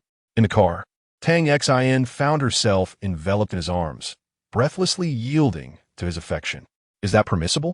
What was originally a jesting remark, Feng Yichen took to heart. He truly did not wish to let her go back. "Very well, but should I not exercise a modicum of restraint?"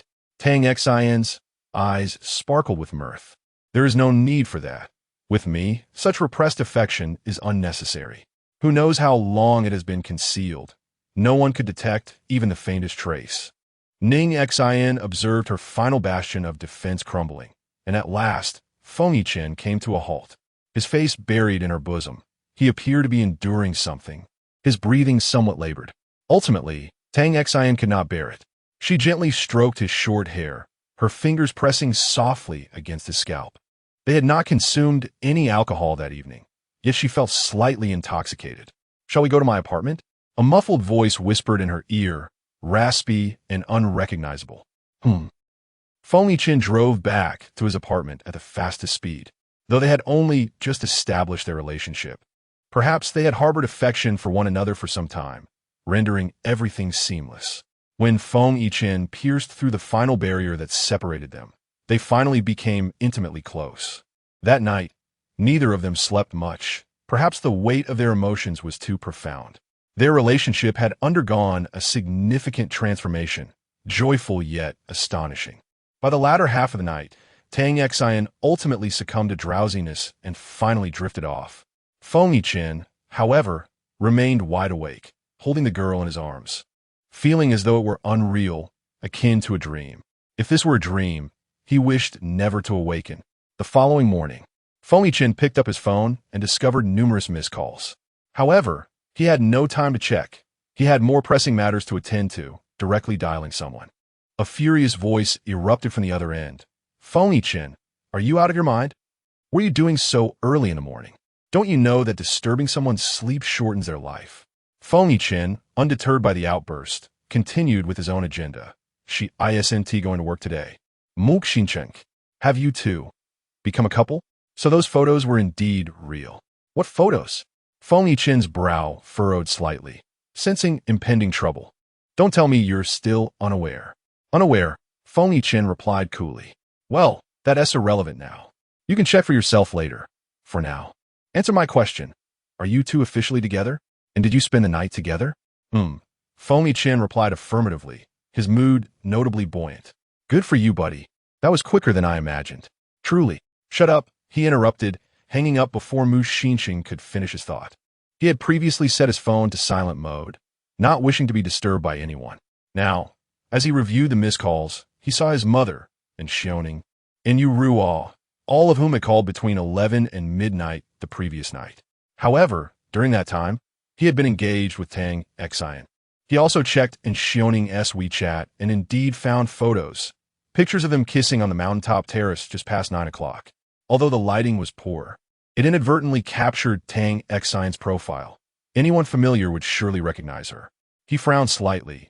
The image was so blurred, the quality was abysmal. Feng Yichen paid no mind. After all, they were together now. He thought it inconsequential to capture more moments. After placing his phone aside, he reclined once more.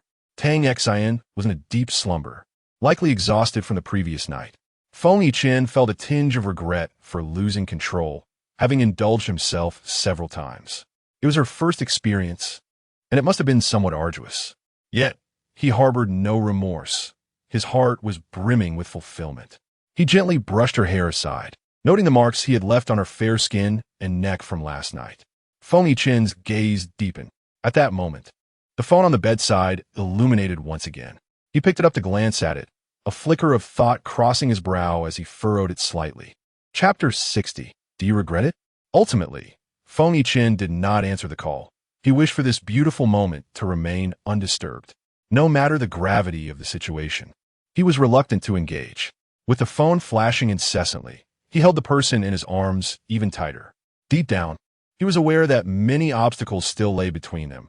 Yet the audacity to engage in such intimate relations under these circumstances suggested that nothing should pose a problem.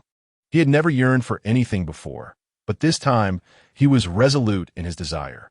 Tang Xian felt as though she had slept for an eternity. The slightest movement sent waves of soreness throughout her body, akin to having just completed an intense workout. Eventually, it was hunger that roused her. As she opened her eyes, she momentarily found herself disoriented, unsure of her surroundings.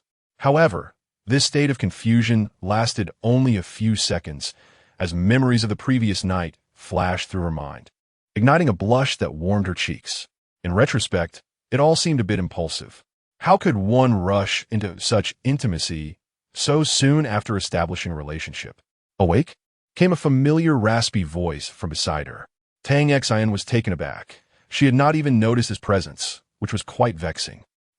Wachichimizichi? She asked, a hint of shyness evident in her tone, daring not to meet Feng Yichen's gaze. Yet her reaction sent a jolt of concern through him. An unsettling suspicion began to brew within his mind. Without receiving a response, Tang Xian finally turned to face him, only to find his lips pressed tightly together. His eyes flickering with complex emotions. Yichen, what's wrong? She inquired, a note of worry creeping into her voice. Something about his demeanor suggested he was troubled. Do you regret it? She recalled what Mu Xinxing had said about impulsivity at night and wondered if one might regret their actions upon waking. If he regretted it. Her hand quietly formed a fist, and she dared not entertain the thought further. Tang Xian froze momentarily, but in the next instant, she felt a pang of compassion. She finally recognized the turmoil in his eyes. Without uttering a word, she wrapped her arms around his neck and pressed her slightly cold lips against his. Her tone shifting to one of soothing reassurance. What are you thinking? I have no regrets, just a bit embarrassed. She gazed into Feng Yichen's eyes, hoping to convey the sincerity reflected in her own. Gradually, his expression softened, and he embraced her tightly. No regrets allowed. It was a rare moment where he revealed his assertiveness in front of Tang Xian. All right, but do not give me any reason to regret, she teased, snuggling against his chest, enveloped by his warmth, feeling a sense of security she had never experienced in either of her lives. Shall we get up and eat something? I am famished. You didn't tell me what time it was, she added, her voice laced with a playful tone. It's 11 in the morning, Feng Yichen replied honestly, a hint of awkwardness creeping into his demeanor. What? So late? I've skipped work, Tang Xian exclaimed, unable to contain her surprise. It's all right, Feng Yichen reassured her calmly. Dang Xin, he continued, raising an eyebrow. I took the liberty of granting you a leave of absence. At this, Tang Xian felt a wave of relief wash over her, but she soon realized another significant issue was at hand. Once again, a shock. Do you know Mu Xinxing? She is not foolish. It seems this is the only possibility. Otherwise, Mu Xinxing would not be so attentive to her. proactively calling and only saying a few words during the interview. Indeed, Foamy Chin does not deny it and admits it openly. Tang Xian pouts her lips, but soon feels touched. It seems that she had casually mentioned her thoughts to him, and he silently remembered, arranging the best opportunity for her. This implies that she truly is a person of connections. Are you unhappy? Foamy Chin is, in fact, a particularly sensitive individual, though he conceals it well. Not at all. How could I be unhappy with such a considerate boyfriend? That's good to hear. I've already arranged for someone to bring food. Just wait a moment. All right. Tang Xian is too hungry to move, longing only to lie in his embrace. However, given the explosive news from last night, it is impossible for Tang Xian to remain oblivious. She picks up her phone and is startled by the missed calls. Most are from her father and one from Tang Jin. She first calls Tang Guizhong. Dad, my phone was on silent. I didn't hear it. Is something wrong? Xian, when will you bring Feng Xiao home to meet us formally? You really ought to inform your parents now that you've established a relationship. Tang Guizhong expresses a hint of reproach. Tang Xian exclaims, wondering if they possess some sort of foresight. Bring him back tonight.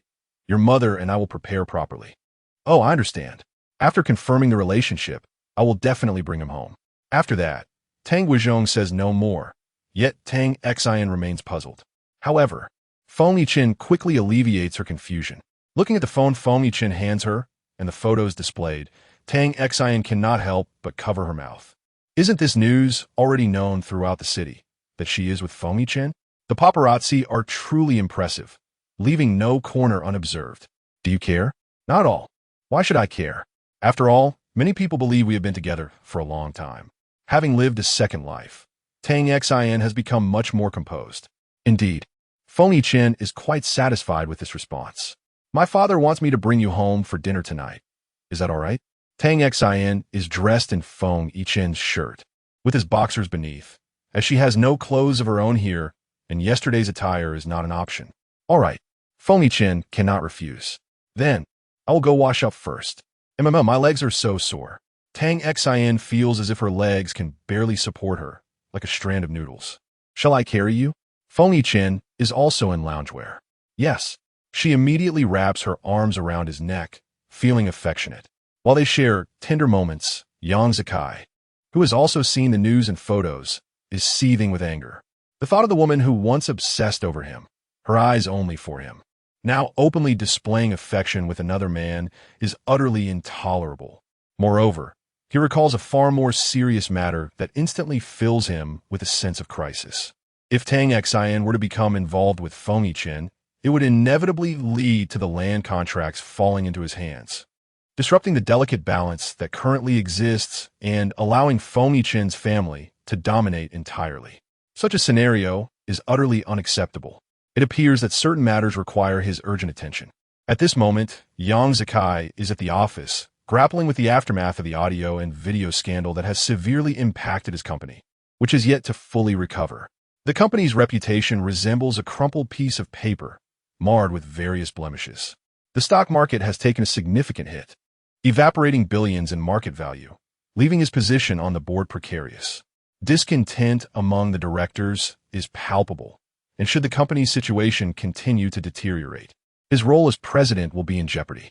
However, the reason Yang Zikai has managed to maintain his position thus far is primarily due to the Yang family's substantial ownership of the company's shares. He presses the intercom and summons Secretary Lin Hao. Observing Yang Zikai's somber demeanor lately, Secretary Lin feels a sense of unease. The boss's mood has been consistently poor, and he worries about inadvertently crossing him, as it could jeopardize his own job. President Yang, Lin respectfully addresses him, pulling himself from his thoughts. How is the matter I assigned to you progressing? Yang Zikai's voice is deep and serious. It's almost complete, Lin replies. It must be finalized within 3 days. Yang Zikai is unwilling to wait any longer. Even if he cannot currently deal with Foamy Chin, he can certainly handle a minor player like Tang Guizhong. Eliminating him should be quite simple. He just needs to ensure he drinks the penalty drink instead of the celebratory toast. Understood, Lin Hao responds. After Lin leaves, Yang Zikai ponders deeply, a glint of malevolence flickering in his eyes. To seek stability together? It won't be that simple. Meanwhile, Yu Ruo, having seen the photos, is equally displeased. She is furious. Feng Yiqian had seemingly heeded her previous words to set aside personal feelings. Yet he has turned around to be with her. Yu Ruo seethes, attributing her ire to that woman named Tang, believing she must have seduced him. Feng Yiqian is a man of his word, and once he promises something, he will not go back on it. With these thoughts, Yu Ruo channels all her dissatisfaction and resentment towards Tang Xin. She recognizes that such emotions should not consume her. Yet she is, after all, merely a human being with feelings, despite her professional prowess. She has been attempting to call Feng Yiqian, hoping to dissuade him from his current intentions, but he is now refusing to answer her calls. Yu Ruo trembles with rage. Just then, Xiaoning contacts her, informing her that she has found a suitable house, and asks if Yu Ruo has time to take a look. A thought crosses her mind, and she readily agrees. Xiaoning drives her to view the property, and on the way, Yu Ruo casually inquires, "Secretarian, do you know that Miss Tang?" "I do. She's someone Mr. Feng is fond of," and Xiaoning replies with a faint smile, seemingly pleased for Feng Yiqian, finally finding success in love during his lifetime. Yu Ruo's brows furrowed ever so slightly. "Have you had any contact with her?" The online reviews about her are rather unfavorable. Yichun is unlike others. Not everyone can become someone he fancies. If she is a woman of ill intentions, it would be detrimental to Yichun. Yu Ruo's words were imbued with concern for Feng Yichun, and Xiaoning, however, remained remarkably composed. "Miss Yu, rest assured, Miss Tang is a wonderful person, and President Feng possesses the discernment to distinguish right from wrong. He shall not be easily harmed." "Why do you all react this way?" Yu Ruo exclaimed, her voice rising suddenly, creating a jarring contrast in the quiet room. The atmosphere shifted to a delicate tension, and Xiaoning's grip on the steering wheel faltered momentarily. "Miss Yu, are you all right?" Chapter 61. From now on, I will eat his rice. Yu Ruo's reaction aroused in Xiaoning's suspicion. Logically, when the boss finds someone he fancies, shouldn't he friends feel happy for him? Yet, why did she appear so enraged? Moreover, she seemed particularly averse to the boss's association with Miss Tang. Personally, he thought Miss Tang was rather commendable. "I'm fine, just a bit anxious, my apologies," Yu Ruo said, expressing regret for her lapse in composure. She truly could not fathom why both Feng Yiqian's mother, Li Bingyan, and Xiaoning were so eager for him to be with Tang Xin. What merits did she possess? Merely a superficial woman, perhaps only interested in Feng Yiqian for his status and wealth. After all, a person as formidable as Feng Yiqian was truly one of a kind in this world. "No worries. I believe you're also concerned for President Feng. However, rest assured, he has a profound affection for Miss Tang. He is willing to go to great lengths for her. He has never cared for a girl so deeply." Yu Ruo bit her lip, reluctant to pursue the topic further. She thought to herself that she must find an opportunity to meet this Miss Tang. Unbeknownst to Tang Xin, her relationship with Feng Yiqian had caused quite a stir. In truth, she believed that her bond with Feng Yiqian was a natural progression, a genuine mutual affection. What surprised her was the depth of his feelings for her, which seemed to surpass her expectations. After lunch, Tang Xin felt considerably rejuvenated, her spirits lifted. "Yiqian, it seems our relationship is quite the sensation. Perhaps we should make an official announcement?" As they lounged on the sofa, Tang Xin reclined in Feng Yiqian's embrace, scrolling through online comments. She noted the trending topics surrounding them. Feng Yiqian kissed her lips softly aside. In moments like this, simply being together at home, indulging in affection without any pretense, was something he had never envisioned before. Joy and contentment enveloped him. Having tasted that indescribable sweetness, he now found himself yearning to be close to her, feeling that no amount of intimacy was ever enough. "All right, I'll post a Weibo update." Tang Xin allowed him to kiss her neck, trailing downwards as she held her phone, occasionally pausing to ponder. She wanted to craft a post that was both earnest and romantic. After a moment of contemplation, she felt inspired. Her fingers began to dance across the screen. At that moment, Feng Yiqian suddenly nipped at her, causing her to gasp. "Do you want to take a look?" Tang Xion's voice had taken on a slightly breathless quality. Feng Yiqian glanced up, catching sight of her Weibo post. From now on, I will eat his rice. Accompanied by a selfie of her kissing his profile, wearing his clothes, her hair tousled, exuding a languid demeanor, with a smile that radiated happiness. Very good, he responded, then lowered his head to continue their previous activities. Tang Xin, overwhelmed, felt her waist ache. Ichin, aren't you tired? Not at all. The atmosphere in the house mirrored the previous night, indulgent and unrestrained. As Tang Xin regained her strength, she found herself utterly exhausted once more. Though her body was weary, her mind remained remarkably clear. She pondered the terrifying nature of a repressed man, whose release seemed to consume everything in its wake, leaving nothing for the next time. Now, she lacked even the strength to lift a finger. Dinner awaited her later in the evening, and she was at a loss for what to wear. Feng-Chen, you're going to wear me out. Her voice was soft, a final whisper of her dwindling energy. Feng-Chen pressed a gentle kiss to the tip of her nose. You are too kind. Tell me, have you liked me all along? Tang Xion's fair finger playfully tapped his nose. Feng-Chen's gaze flickered, his reaction evidently granting her a response. She couldn't help but feel a surge of joy. When did this happen? Dan Xin Mu said, her heart fluttering with the hope that it might have been love at first sight. Feng-Chen shook his head, too shy to reveal his secret. You truly won't tell me? I'll share it with you later. Tang Xion pouted. Very well. I want to press you. He acquiesced, pausing before continuing. Will you come home with me tomorrow night? Is this a meeting with the parents? Tang Xion raised an eyebrow, inexplicably feeling a bit nervous. Yes, Feng-Chen confirmed, without denial. All right, she readily agreed. Feng-Chen glanced at the time. After all the commotion, it was already 4 o'clock. What time should we head back? Let me rest for an hour. You've completely drained my energy. How wicked of you. She playfully thumped her chest, but to Feng-Chen, the gesture was merely flirtatious, his eyes growing deeper with intensity. I don't care. You aren't allowed to do anything else. You can only hold me. He sheepishly consented, reluctant to ask for more, seeing her evident fatigue.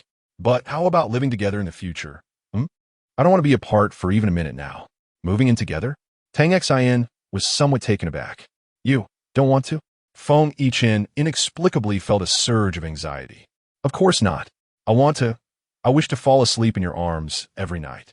Tang Xion buried her face in his embrace, shedding her last remnants of restraint, overwhelmed by her affection for him, blissfully lost in love. I want you every night. Feng-Chen whispered against her ear. Tang Xion thought that her future husband might possess an entirely different facet, far less serious, as he uttered such audacious words. Meanwhile, at the Tang family villa, the couple felt a tinge of nervousness. Tang Guizhong, despite being a man of the world, felt somewhat at a loss at the thought of Feng-Chen becoming his son-in-law. His phone had been incessantly ringing since morning, nearly on the verge of exploding. Calls flooded in, seeking confirmation or extending congratulations, with some audacious individuals even inquiring if a wedding was on the horizon. Tang Guizhong found himself overwhelmed. Ultimately, he could bear it no longer and switched off his phone. Those who genuinely wish to contact him will always find a way. Old Tang, do you believe that this time our Xin may have found a suitable partner? Zhao Ping still felt a twinge of unease. This should be the case, right? Feng-Chen certainly appears far superior to that despicable fellow. I truly believe this is sincere. So, shall we prepare something for tonight? Perhaps something akin to last time? Tang Guizhong felt somewhat uncertain. How could it possibly be the same? Last time was a benefactor, and this time it is a son-in-law. What do you suggest we do? At that moment, Tang Jin descended from upstairs, observing his parents fretting over dinner preparations for the evening. Mom and Dad, don't overthink it. Let us just proceed as we did before. His voice was somewhat muffled, hinting at his discontent. Jean, what troubles you? You seem rather unhappy. Chapter 62. 2 Old Scoundrels. Zhao Ping recalled that the relationship between the siblings had always been strained, and while there had been some improvement recently, it had yet to reach the level of camaraderie typical among most siblings. If he were to cause trouble, it would certainly be a source of great distress for the entire family. Perceiving her anxiety, Tang Jin felt utterly helpless, realizing that his previous behavior had indeed been quite dismal. I mean, no offense, but if you're overly deliberate and formal, it may come across as somewhat excessive. He is merely his sister's boyfriend, not a figure of great significance. As elders, Shouldn't you carry a bit of confidence? There is no need to adopt such a humble stance. Tang Guizhong, pondering over his son's words, found them to be quite reasonable. Jean is right. We have been rather muddled in our thinking. Let us proceed as before. Indeed, I concur. The couple swiftly reached a consensus. At that moment, the doorbell rang unexpectedly. Zhao Ping felt puzzled, for according to previous communication, Tang Xin and Feng Yichen were not due home until 6 o'clock. This could not possibly be them. With her curiosity piqued, Zhao Ping approached the door. Upon opening it, she was taken aback to find none other than Tang Guizhong's cousin, Tang Guisheng, along with his wife. The couple, both shrewd individuals, wore expressions that hinted at ulterior motives. Zhao Ping held a rather unfavorable opinion of them, particularly regarding their daughter, who was of the same age as Tang Jin, but possessed a vain and frivolous disposition. Despite their modest means, they relished boasting about their wealth. Nonetheless, due to familial ties, Tang Guizhong often extended his support to this cousin, frequently introducing him to business opportunities. However, Zhao Ping found their insatiable greed off-putting. Their visit today seemed to suggest ulterior motives. Big sister, we have come to pay a visit. Tang Guisheng spoke first, bearing gifts in hand. Do come in. Zhao Ping replied with a polite smile that did not reach her eyes, unable to dismiss them, and thus stepping aside to allow entry. Tang Guizhong's brow furrowed slightly upon seeing them, mirroring his wife's sentiments. He too was disinclined to encounter them today. Guisheng, what brings you here? He inquired, his nature being one of honesty, and he refrained from voicing any displeasure. Zhao Ping cast a discreet glance at Tang Guizhong and quietly urged him to find a way to send them away before Tang Xin and Feng Yichen returned. However, their intentions were evidently perceptible to the guests, who were equally astute. The more they sensed the couple's desire to rid themselves of their company, the more resolute they became to stay. Zhao Ping found herself acutely aware of the adage, those who lack shame are invincible in this world. Ultimately, with no other recourse, Tang Guizhong, being far from petty, reluctantly allowed them to remain for dinner. Tang Xin and Feng Yichen arrived home at 5:30. Upon seeing the couple, her countenance shifted and her eyes grew cold. She vividly recalled the grievances of her past life, where, during a crisis at her father's company, they had refused to lend him the tens of thousands needed for a turnaround. Not only did they withhold help, but in a bid to curry favor with Yang Zikai, they had falsely accused her father of baseless crimes to amass greater wealth. This individual utterly lacks the foundational principles of humanity, resembling a treacherous wolf more than anything else. Their insatiable greed and insidious nature are devoid of any moral boundaries, and no array of adjectives could adequately encapsulate the depth of her animosity. They have yet to locate her, yet here she is, presenting herself willingly. How splendid! In this lifetime, they shall not find peace. What is it? Sensing a sudden shift in the atmosphere around him, Feng Yichen inquired softly. Tang Xin shook her head, responding, It's nothing. I simply harbor a dislike for this family. Who is it? Feng Yichen, ever attentive to his beloved's sentiments, was keenly interested, though she disdained would certainly not receive his goodwill. It's my uncle and aunt. It's fine. Just ignore whatever they say. Leave it to me. Tang Xin gently rubbed his palm, which he grasped in return, giving it a tender squeeze. They both cherished such small gestures. Feng Yichen, unfamiliar with the complexities of their relationship, decided to heed her words without question.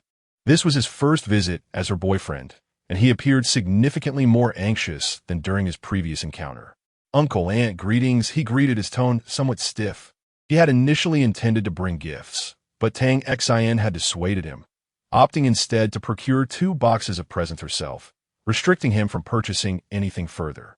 After all, the previous pile of items had remained largely untouched. He could not be allowed to indulge so recklessly again. Hello, come, have a seat, dinner is ready.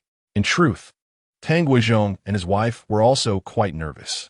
At this moment, Tang Guisheng finally grasped the underlying situation. Their intention was to avoid introducing them to any significant figures, subtly urging them to leave. Such selfishness was undeniably inconsiderate. Perhaps by engaging in conversation, he could charm this esteemed individual and secure some business. The thought of monopolizing such advantages left Tang Guosheng and his wife, Zhou Lan, feeling somewhat disgruntled. Tang Guosheng briefly introduced himself and his wife. Feng Yichen, adhering to his beloved's advice, merely nodded in acknowledgement, refraining from further comment. Tang Guosheng was taken aback. This was rather dismissive, wasn't it? To not even extend a proper greeting. Was this esteemed figure truly so illustrious, after all? Yet, despite his dissatisfaction, he dared not express it, for none among them could afford to provoke such a person. All they could do was adapt to the unfolding circumstances.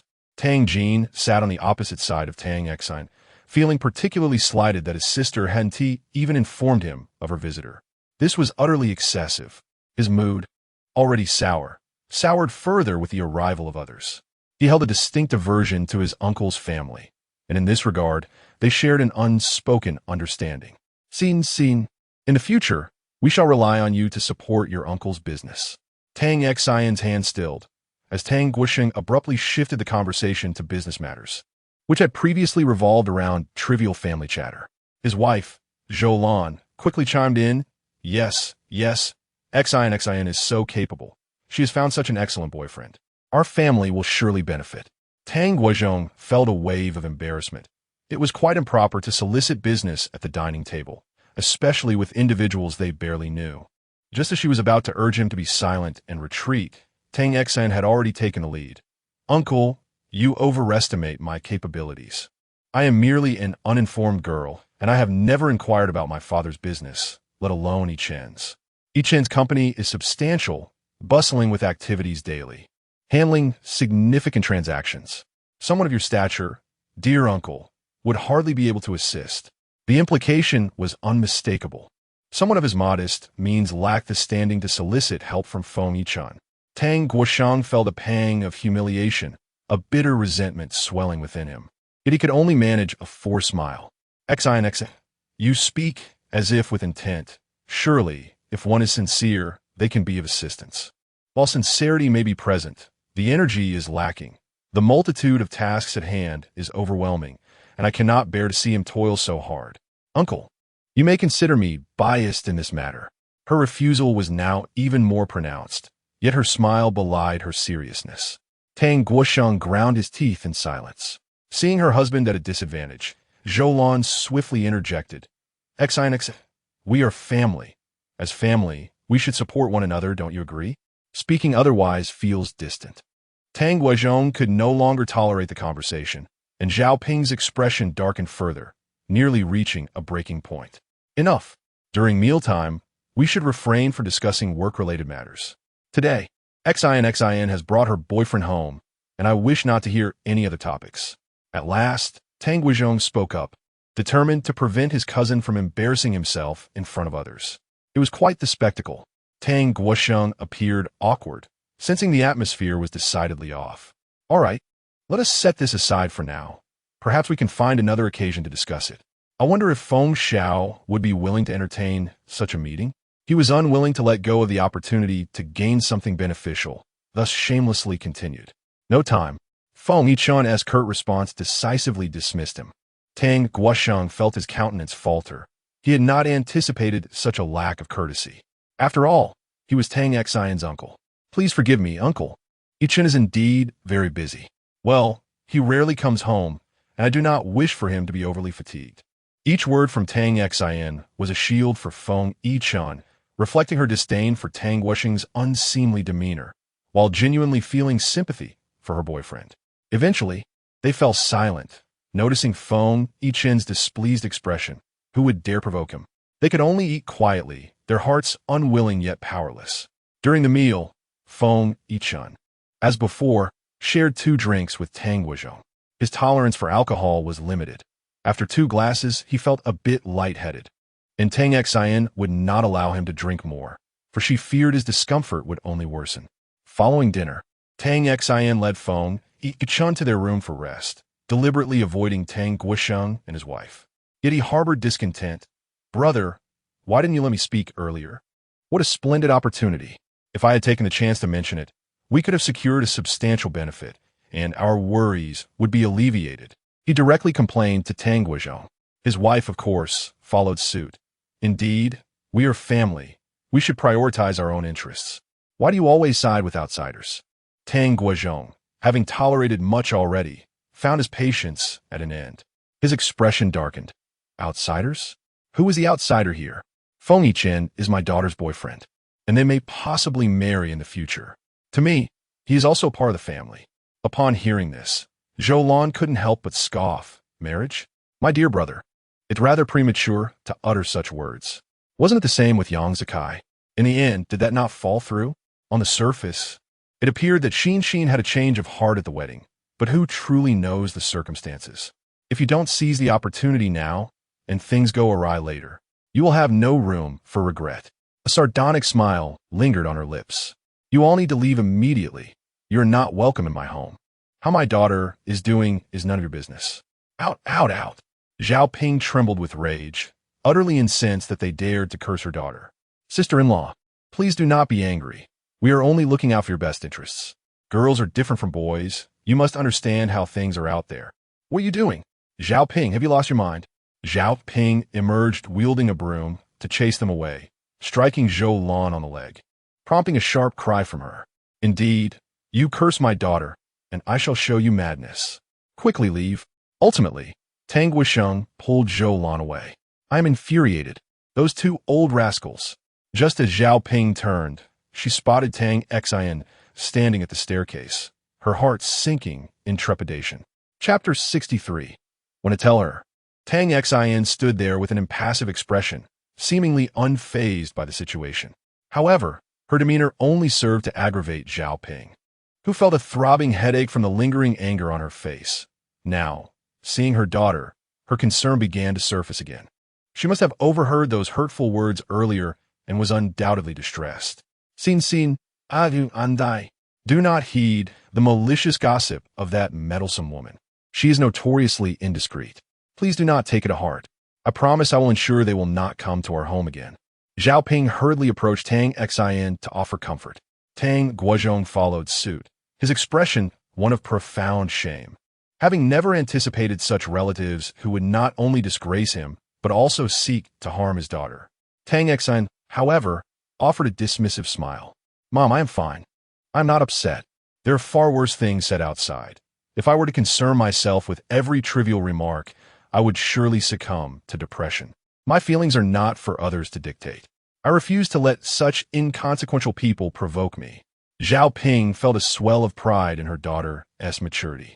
Yet she sensed that half of Tang Xian's words were meant to reassure her. Good child, I am pleased that you can think this way. Rest assured, such individuals will not darken our doorstep again, and I shall not allow your father to play the fool for them, especially after their slanderous remarks. Tang Guizhong promptly echoed her sentiments. Xianx, I will not spare those who speak ill of you. I will no longer assist them in any manner. Witnessing her parents' awakening to the true nature of that family and their unwavering concern for her stirred deep emotion within Tang Xian. Yes, you should be cautious. It is possible that out of humiliation, they may retaliate against you. Tang Xian felt it necessary to remind her father earnestly. Understand. Tang Guizhong's expression was a mixture of complexity. What about Yichun? Zhao Ping, wishing to divert the conversation from those unpleasant individuals, quickly shifted the topic. He is intoxicated. I came down to ask you to prepare a bowl of hangover soup. Otherwise, he will suffer greatly upon waking tomorrow. Tang Xian suddenly remembered her primary concern. All right, I shall attend to it right away. Just wait a moment. Do refrain from drinking next time. You do not handle alcohol well, and it leads to unnecessary suffering. Zhao Ping couldn't help but admonish. Yes, I concur. Tang Xian agreed. It was not that her father enjoyed drinking. Initially, he had not been fond of Yang Zikai, sensing that Yang Zikai looked down upon sharing a drink with him. However, Feng Yichen was different. He radiated sincerity. Though few words escaped him, he was, in her words, reliable. Very well, then no alcohol. Tea will suffice. Subsequently, Tang Xian returned to her room with a bowl of hangover soup. At that moment, Feng Yichen lay on her bed, still in the same position as before. Yichen, come, drink some hangover soup first. Ugh, bitter. Feng Yichen grimaced. Tang Xian found it amusing that someone like him would fear bitterness. Be good. Finish it, and I shall give you a kiss. Once you receive a kiss, it won't taste bitter anymore, she gently coaxed. This tactic proved effective. Feng Yichen obediently finished the soup. Tang Xin had just placed the bowl down when he pulled her back onto the bed. Their affectionate exchanges were fleeting, as he was intoxicated and soon settled into a peaceful slumber after a brief encounter. Tang Xin, however, had to attend to her duties, wiping his body and changing his clothes. Lacking suitable sleepwear for him at home, she opted for a candid approach, covering him with a blanket. When she awoke the following morning, only the two of them remained in the house. Tang Xin felt a profound sense of decadence. She would need to take incessant leave from work, realizing that perhaps she was ill-suited for her job. On the other hand, it was evident that Feng Yichen could not persist in this manner forever, as they had only just begun their relationship. An idea suddenly flickered in her mind, prompting her to consult Feng Yichen. Yichen, how are you feeling? Is your head still spinning? Tang Xin, having awakened first, lay nestled in his embrace for a moment before preparing to wash up. As soon as she stirred, he roused from his slumber. No pain, Feng Yichen replied, his voice hoarse, almost as if he could barely speak. That's good. It's already past 10. Do you need to go to the office today? After speaking, Tang Xin realized the foolishness of her question. It was a weekday, after all, and he had to go. As expected, Feng Yichen soon confirmed, yes, I do. Then finish your meal and head out. I'll stay home and rest. That evening, Feng Yichen hesitated, seemingly reluctant to mention their plans. I'll accompany you home tonight. Will you come pick me up? Sure. Although the house was empty, the meals had already been prepared, and Tang Xin simply needed to reheat them in the microwave. Yicheng, I do prefer to wait until I receive my graduation certificate before returning to work. What do you think? She inquired, biting her chopsticks during their meal. That sounds wonderful. Feng Yicheng's eyes sparkled with enthusiasm. Tang Xin couldn't help but chuckle. It was clear he was pleased with her decision. If he had merely stated it was good, it would not have carried the same weight as his emphatic agreement. All right, I'll inform President Mo. I'll take care of that, Feng Yicheng volunteered. Okay, that works for me. I feel a bit embarrassed about it. I'll treat him to a meal later. Absolutely. I never expected you two were friends. Your personalities seem quite different. Serendipity, Feng Yicheng replied, offering no further explanation. Indeed, matters of fate are often elusive. By the time Feng Yicheng returned to the office, it was already noon, and Xiaoning was still present. Informing him that Yu Ruo had come looking for him in the morning, but had left after waiting for a long time, promising to return in the afternoon. Feng Yicheng merely nodded, deep in thought, but said nothing further, heading straight back to his office. And Xiaoning observed that her boss, having been absent for 2 days, seemed to be in good spirits, likely due to his blossoming relationship with Miss Tang. She felt an inexplicable sense of contentment, believing that her boss would no longer have to endure solitude. At 2 o'clock in the afternoon, Yu Ruo returned to the company. Upon hearing that Feng Yichen had returned, she made her way directly to his office. Yichen, why have I been unable to reach you these past few days? Are you truly seeing that girl? Yu Ruo was eager to hear a definitive answer from him. Regardless of what the outside world said, she remained unconvinced. Yes, Feng Yichen admitted without hesitation. You had previously resolved to set aside your feelings for the time being. How has this changed? It has come naturally. Have you shared your situation with her? Not yet, Feng Yichen replied, his brow furrowing slightly, though he concealed it well. Do you intend to keep this a secret indefinitely? No, he confessed, though he was uncertain about his own intentions. Then, what are your plans? Chapter 64. You will not be disappointed if Yu Ruo were aware. She would realize that Feng Yichen was still grappling with her words from that day. She was certain he had absorbed them. Yet, why had he still resolved to confess? There must be impulsive elements at play. She needed to help him regain his composure and recognize the validity of her statements. Then, he would reconsider. Indeed, she held great confidence in herself. Feng Yichen pressed his lips together, his expression somewhat cold, perhaps tormented. I will think it through. There are arrangements in place. After a considerable pause, he finally provided an answer. Will you not share anything with me? Yu Ruo cautiously inquired. She understood that Feng Yichen was not fond of others prying into his personal affairs. Even though she occupied this role now, there remained much about him that she did not comprehend.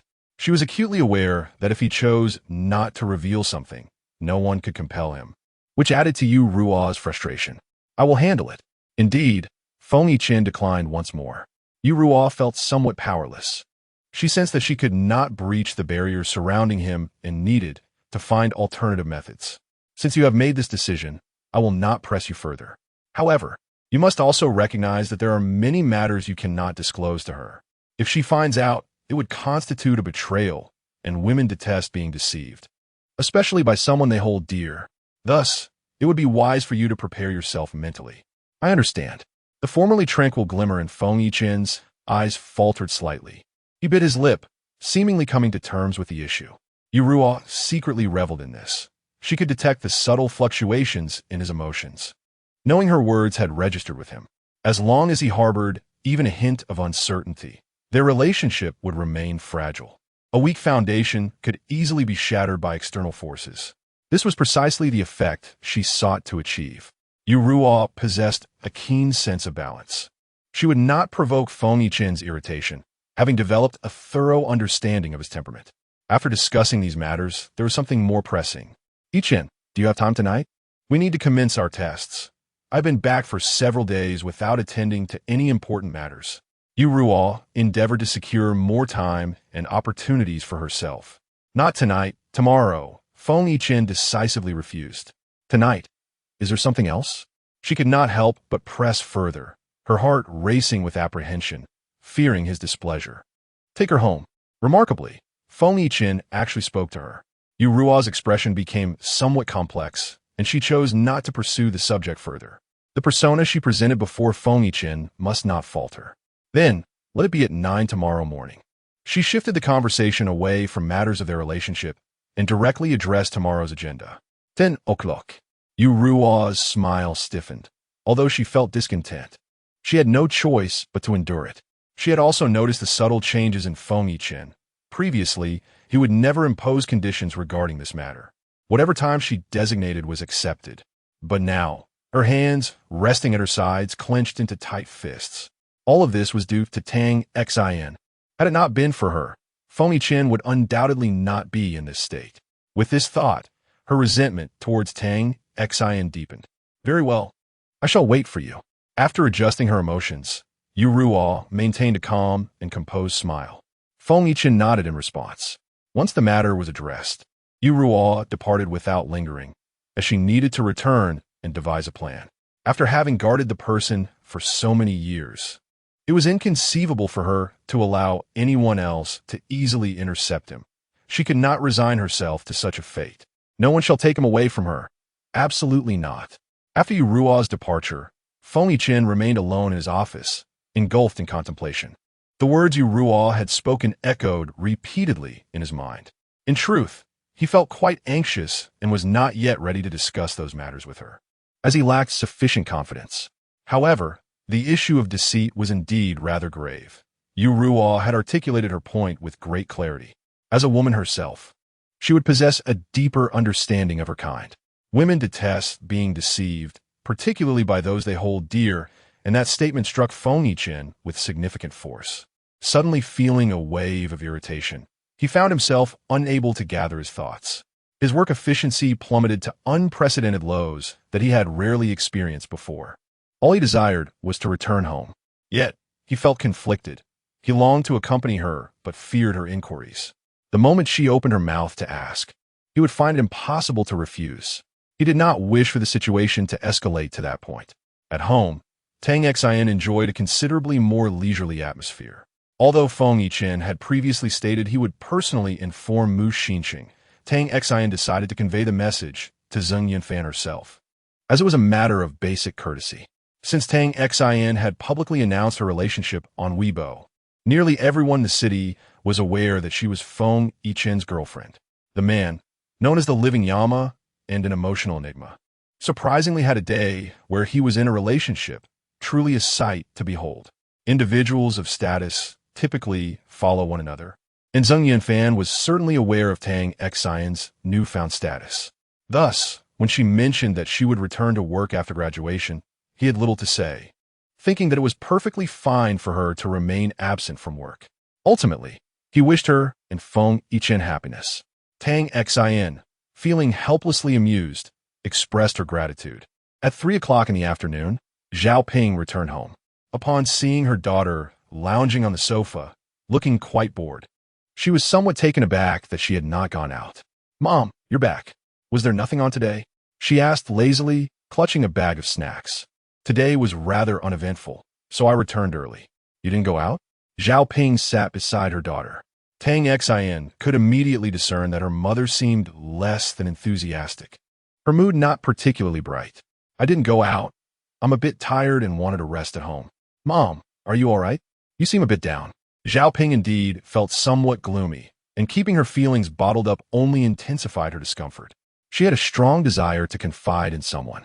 Today, while enjoying tea with them, they were all inquiring about your affairs, even asking when they might meet Feng Yichen. Some even had the audacity to request that I facilitate an introduction. It was utterly exasperating. Reflecting on their attitudes today, Zhao Ping felt quite displeased. Previously, after Tang Xin had called off her wedding, they all approached her, lamenting that her daughter was foolish to reject such a wonderful person. They urged her to persuade her daughter, claiming she lacked foresight. Their words were rather harsh at the time, yet today they came crawling back with false flattery, which was simply hypocritical. Zhao Ping had quietly resolved never to befriend such individuals again. They curry favor in good times, but when misfortune strikes, they revel in your downfall. How detestable. Oh, there is no need to be angered by such trivial matters. Let them say what they will. Just ignore them from now on. I understand, but I still feel unhappy hearing it. Then don't listen. Out of sight, out of mind. Tang Xin, however, remained remarkably composed. As she spoke, she poured Zhao Ping a glass of water. "Say, come on, don't be upset. Tomorrow, I'll take you shopping. Aren't you working?" Zhao Ping's attention was swiftly captured. "Yes, I'd like to obtain my graduation certificate first. I still want to enjoy myself," she replied with an embarrassed smile. Currently, she was in a sweet phase with Feng Yichen, and being a romantic at heart, she didn't wish to let work interfere. More importantly, those wretched individuals had yet to be dealt with. As long as they were still around, she could not work with peace of mind, for they would inevitably cause trouble. According to the latest news she received, Lin Wanner was pregnant and currently focusing on her health. This revelation surprised her. How could someone with a heart condition dare to have child? For the sake of fame and position, they would risk their lives.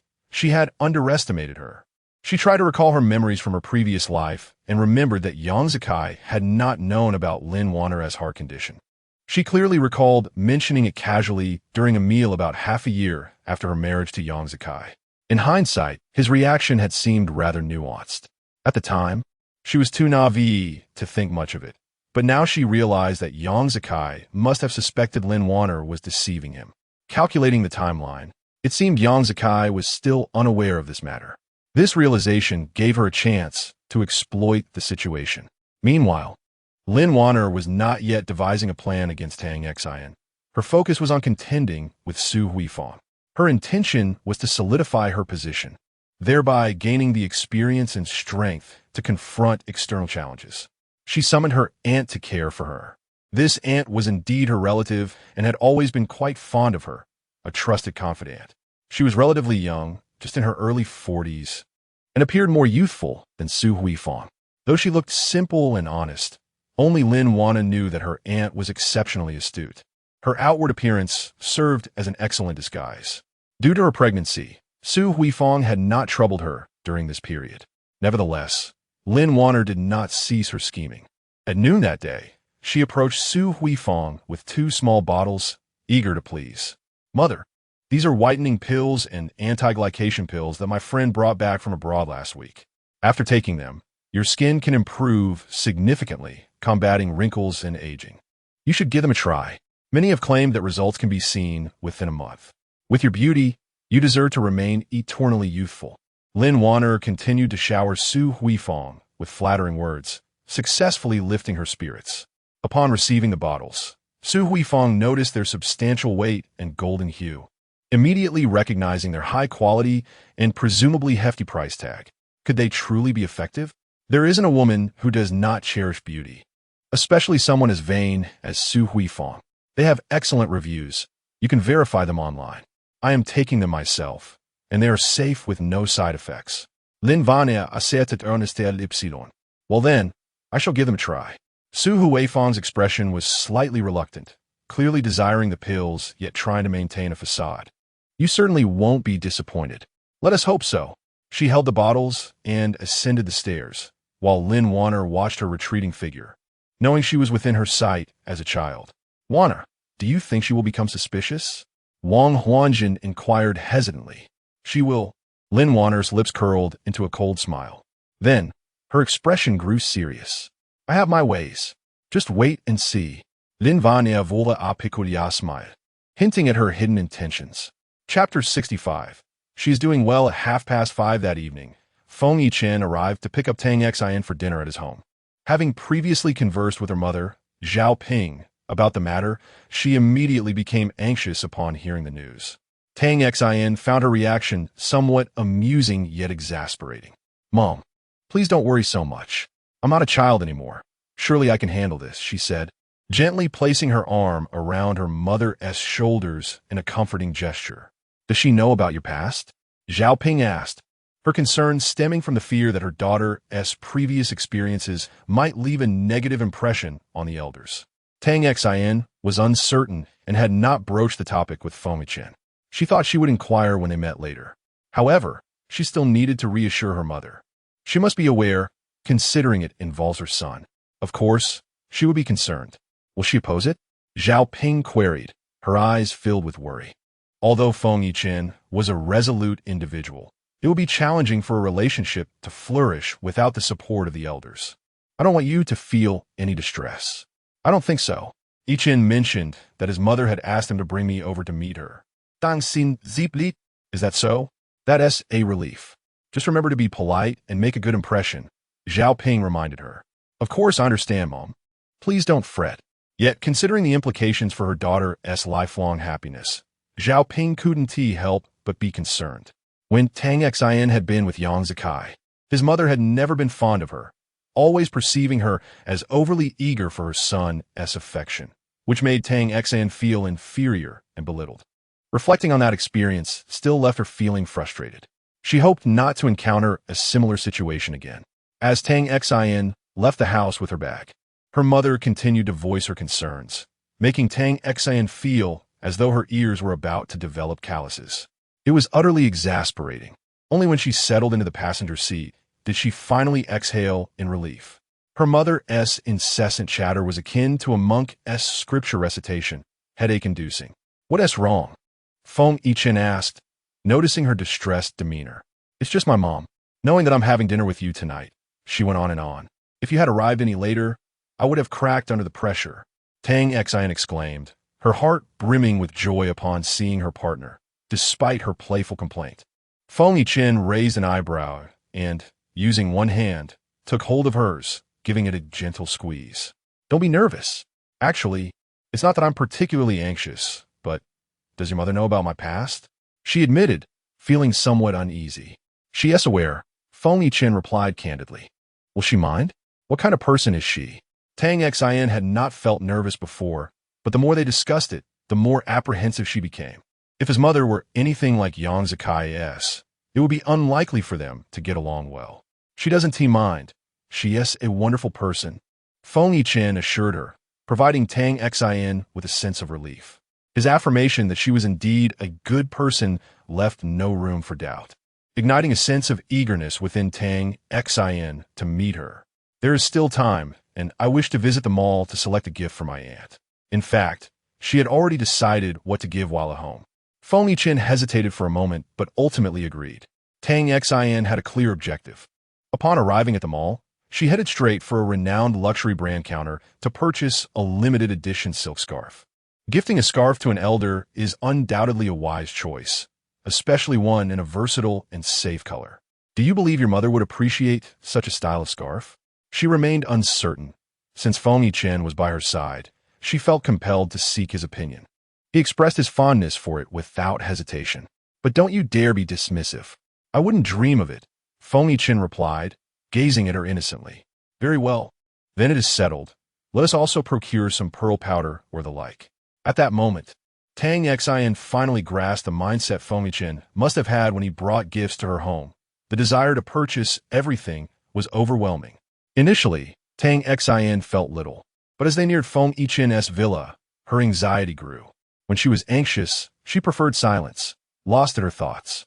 Feng Yichin noticed her unease. After all, his gaze was quite perceptive, and it softened considerably. Do not be nervous. The car finally halted in front of Villa. Feng Yichin took her hand, looked into her eyes, and spoke earnestly. Tang Xin felt a flutter of fear.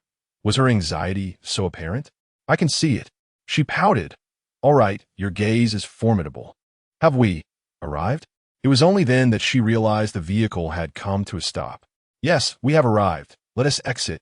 Taking a deep breath, she felt a bit of perspiration in her palms, but with Feng Yichin holding her hand, her spirits calmed considerably. Equally anxious was Li Bingyan. Feng Yichin had called her in the afternoon, informing her he would be bringing Tang Xin home for dinner, so she was prepared in advance. After hanging up, she began to feel restless. Fortunately, this state did not last long. She called Feng Yichin back to inquire about Tang Xin's culinary preferences. Wanted to prepare several dishes for the evening. Feng Yichin shared whatever information he had. Although a dedicated housekeeper was present at the villa, Li Bingyan often engaged in cooking herself when she had no other tasks. Otherwise, she found it challenging to pass the time, and Feng Yichin enjoyed her cooking. Feng Yichin said nothing regarding this. Li Bingyan began cooking at 4 o'clock, and by 6, she had unwittingly prepared a feast, including dishes that both Feng Yichin and Tang Xin favored. Once the meal was ready, she settled onto the sofa, her gaze fixed on the entrance. As Feng Yichin entered with Tang Xin, Li Bingyan immediately stood up. Mom, we're back, Feng Yichin announced first. Welcome back. Come quickly. I have prepared dinner. Let us eat. Li Bingyan greeted them warmly. Feng Yichin realized that his mother was also feeling apprehensive. Mom, this is Tang Xin. Tang Xin, this is my mother. Feng Yichin introduced them in the simplest terms. Greetings, dear aunt. I am Tang Xin. It is a pleasure to make your acquaintance for the first time. Uncertain of your preferences, I have brought a few items that I hope you will find delightful. A sweet smile graced Tang Xin's face as she showed great respect towards Li Bingyan. Hello, Xin. I do like them. I truly appreciate it. At this moment, the usually composed Li Bingyan seemed momentarily flustered, her eyes glistening with unshed tears as she grasped Tang Xin's hand, which felt somewhat cold. Tang Xin was profoundly moved by her reaction, experiencing an inexplicable pang of empathy. Her curiosity about this mother and son duo deepened, and a multitude of questions began to arise in her mind. Chapter 66, The Storm Approaches. In her previous life, she saw and cherished only Yang Zikai, oblivious to anyone else. For instance, her current boyfriend, Feng Yichin, barely registered in her memory. She had only heard of him mentioned incidentally during one of Yang Zikai's work-related phone calls. Reflecting on it now, how could she have overlooked such a fine individual while being enamored with such a despicable man? It was truly a grave error. Fortunately, fate smiled upon her, granting her a second chance, and she vowed to seize it wholeheartedly. She was aware that Feng Yichin harbored many secrets, but since he was unwilling to share them at present, she would not press him. She believed that one day, he would willingly confide in her. She possessed ample patience to wait. What else wrong? Noticing his girlfriend lost in thought again, Feng Yichin gently squeezed her hand. Lately, she seemed frequently in a daze, and he wondered what occupied her mind. Oh, it's nothing. I just feel a bit surprised. Your mother, she truly is remarkable, she replied, leaning closer to him and lowering her voice. This was not merely flattery. She genuinely felt astonished. His mother appeared to be an exceptionally amiable person, gentle, composed, and wise, exuding a softness devoid of any aggression, evoking a protective instinct in others. It was no wonder that someone as cold as Feng Yichin would speak so highly of her. Let us eat first. Upon entering and seeing the table laden with dishes, Tang Xin was astounded. This was quite impressive, far surpassing her own mother's culinary skills. Gulme, have a seat. I asked Yichin about your favorite dishes and prepared a few. I hope you'll enjoy them, Li Bingyan said with a smile. I love it. It looks absolutely delicious. The flavors must be exquisite. Auntie, you're amazing. Tang Xin was an optimistic and cheerful person, especially towards those who treated her kindly. She appreciated the effort put into preparing dinner for her. Usually, she occupied herself with small tasks, with Yichen at work and his sister studying abroad. She often found herself alone, seeking out activities to fill her time, which were merely hobbies. Tang Xin quickly caught onto a key detail. Yichen had a sister? She had never heard him mention her before. She looked at Feng Yichen in surprise. He bit his lip, looking a bit innocent as he met her gaze. Yes, she is someone I used to adopt. She should be back in about 6 months, Li Bingyan explained to Tang Xin with a smile. Oh, I see. Auntie, you are so kind, Tang Xin said, realization dawning upon her. Li Bingyan had a very favorable impression of Tang Xin as the meal progressed. She found herself liking her even more. It was no wonder her son was taken with her. Tang Xin exuded a calming presence that could surely benefit someone with Yichen's temperament, suggesting that their future together would only improve. Tang Xin also grew fond of the gentle and caring aunt. Yet, questions lingered in her mind. How could someone so wonderful have raised a son so vastly different from her? The accumulation of questions swelled within her, eager to be resolved. After dinner, Li Bingyan invited her to stay the night, expressing her delight and a desire to converse further. Tang Xin found it difficult to refuse the earnest invitation, glanced at Feng Yichen, and upon seeing his lack of objection, readily acquiesced. She mused that perhaps she could glean more information about Feng Yichen from this conversation. Since he was reluctant to share, she would embark on her own exploration. Ultimately, she was pleasantly surprised. Perhaps it had been too long since anyone had connected with Li Bingyan as deeply. Once she began to speak, she shared an abundance of stories with Tang Xin, most of which revolved around Feng Yichen. She even showed her childhood photographs of him. In those images, he was devoid of the half-mask he now wore, looking utterly adorable and strikingly handsome, captivating everyone in an instant. The details of his upbringing were less frequently discussed. Auntie, what happened to Yichen's face? Tang Xin could no longer contain her curiosity. Li Bingyan paused momentarily, and Tang Xin distinctly noticed a wave of sorrow wash over her features. It's my fault. Hasn't Yichen talked to you about it? Tang Xin shook her head. Then, let him reveal it in his own time. It is a matter close to his heart, and when he is ready to share, it will signify that he has healed. Xin, please don't blame me for not telling you. Li Bingyan grasped Tang Xin's hand, her eyes filled with remorse. I want tea, Annie. I understand this is Yichen's privacy. If he chooses not to tell me, I will wait patiently. I believe that one day he will share. Li Bingyan felt a wave of relief wash over her. It is a blessing for Yichen to have met you. Tang Xin smiled, her eyes inexplicably warm. Auntie, meeting him is also my fortune. That evening, the two enjoyed an engaging conversation. By the time Tang Xin returned to Feng Yichen's room, it was already past 10. He had taken a shower and was propped up against the headboard, engrossed in a book. Upon seeing her enter, he immediately set the book aside. Tang Xin shut the door and leaped into his embrace, wrapping her arms around his neck and kissing his lips. Feng Yichen, momentarily taken aback by her sudden affection, could hardly refuse such an earnest display from someone he cherished. He reciprocated, drawing her into a deep kiss that left her breathless. After releasing her, Tang Xin gasped for air, her hands cradling his face. Yichen, I feel as though I found a treasure, she exclaimed, planting a tender kiss on the tip of his nose, treating him as if he were the most precious gem in the world. I am the treasure, Feng Yichen replied, holding her close. In truth, he had been somewhat distracted while reading, anxious about what his mother might have shared with her. He hoped she would say a lot, yet he feared the revelations. What did your mother tell you? She couldn't resist asking. Guess, he replied playfully. Tang Xin's eyes sparkled with mischief. About me? I don't even need to guess, she declared. Well, of course, our shared topic during our first meeting could only be you. She even gifted me a precious item. Tang Xin's expression was shrouded in mystery.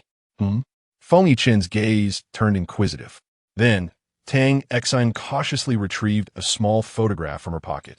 The very one she had seen earlier, Feng Yichen's childhood picture. Tada! Look, there's a little handsome boy. So charming. Feng Yichen's expression shifted subtly, lost in thought. What's wrong? Do you not want to share with me? Let me tell you, I shall not return it. It was gifted to me by my aunt. Tang Xin asserted her strong and domineering demeanor as a young lady, yet her eyes sparkled with laughter. What about my matters? Feng Yichen expressed a hint of anxiety. Rest assured, your affairs post the age of 10 are not divulged to me by your aunt. She stated that those are your private matters, to be shared by you alone. Tang Xin praised Li Bingyan highly, acknowledging her respect and kindness. I am sorry. Feng Yichen lamented, a sense of frustration washing over him. He had never experienced such murky emotions before. It was as if everything changed the moment her matters came into play. Fool, why do you apologize? She exclaimed. Everyone has their own secrets. If you choose not to share now, it is certainly for your own reasons. I shall wait. One day, you will confide in me. Tang Xin cupped his face, nearly touching her cheek to his. She thought to herself, I too harbor secrets, perhaps secrets I shall never reveal to you. It felt fair to her. Feng Yichen gazed at her, silent, and then leaned in to kiss her, enveloping the room in tenderness. The following day, the family of 3 gathered for breakfast. Thanks to Feng Yichen's diligent care the night before, Tang Xin appeared radiant. With Feng Yichen heading to the company, Tang Xin, finding herself with idle time, decided to keep Li Bingyan company at the villa. It was evident that she felt quite lonely, evoking sympathy. At 10 in the morning, Feng Yichen and Yu Ruo underwent testing. The results were surprisingly favorable, showing marked improvement in the previously pessimistic indicators. Notably, his anxiety had significantly diminished. Observing the results, Yu Ruo should have felt elated. Outwardly she appeared pleased, yet internally she felt a pang of dissatisfaction. She was acutely aware that the cause of this improvement was undoubtedly linked to Tang Xin. Regardless of the circumstances, she vowed not to allow anyone who attempted to take him from her to have a pleasant outcome. Yichen, the test results are promising. We must continue to maintain this progress. However, we cannot afford to be complacent. How has your sleep been lately? Yu Ruo redirected the conversation. Quite well, he replied honestly. It is not a deception. I truly sleep well. Holding my beloved while I sleep brings me comfort. Will you still experience nightmares? Occasionally, even if nightmares persist. They ultimately feature Tang Xin, bringing me hope. She comes to save me, unlike before when I was engulfed in darkness and despair, unable to see a way out. Yu Ruo nodded in satisfaction, though her smile appeared somewhat strained. And the medication I prescribed, are you still taking it? Not at the moment, Feng Yichen responded truthfully. Well, if you can avoid it, do so. However, antidepressants must be continued. This is crucial for consolidation. Understood, Feng Yichen nodded. He took his medication quietly, careful not to let Tang Xin know. During this time, Yang Zikai had remained relatively quiet, awaiting the restoration of his strength. However, it had only been 3 days.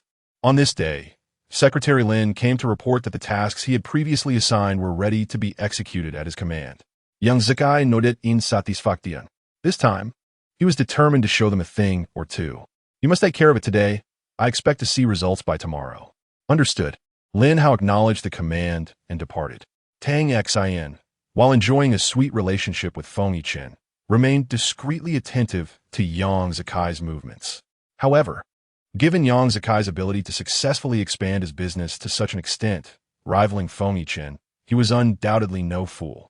Tang Xin had not perceived any unusual activity from him, yet an ominous storm seemed to be brewing. On this day, she felt a persistent unease, as if something significant was about to transpire. In her family villa, her mother remained at home, having not gone out that day. Observing her daughter's restless demeanor, she grew somewhat concerned. Xin, what troubles you? Zhao Ping asked, her worry evident. Oh, it's nothing. Is Dad busy today? Not at all. It's just a typical day. He had breakfast and then went to the company. He seemed to be in good spirits. Little did they know. As Zhao Ping finished her sentence, her phone rang. Upon answering, her expression turned pale as she listened to the voice on the other end. Mom, what's wrong? Who was on the phone? Chapter 67. When the walls fall, everyone pushes upon witnessing her mother's distress. Tang Xin felt an undeniable heaviness in her heart. The expression on her mother's face hinted at calamity. Indeed, Zhao Ping confirmed her fears. Xin. The company just called to inform us that your father has been taken away by the police. Tang Xin closed her eyes momentarily, drawing in a deep breath. It seemed she could not escape this predicament.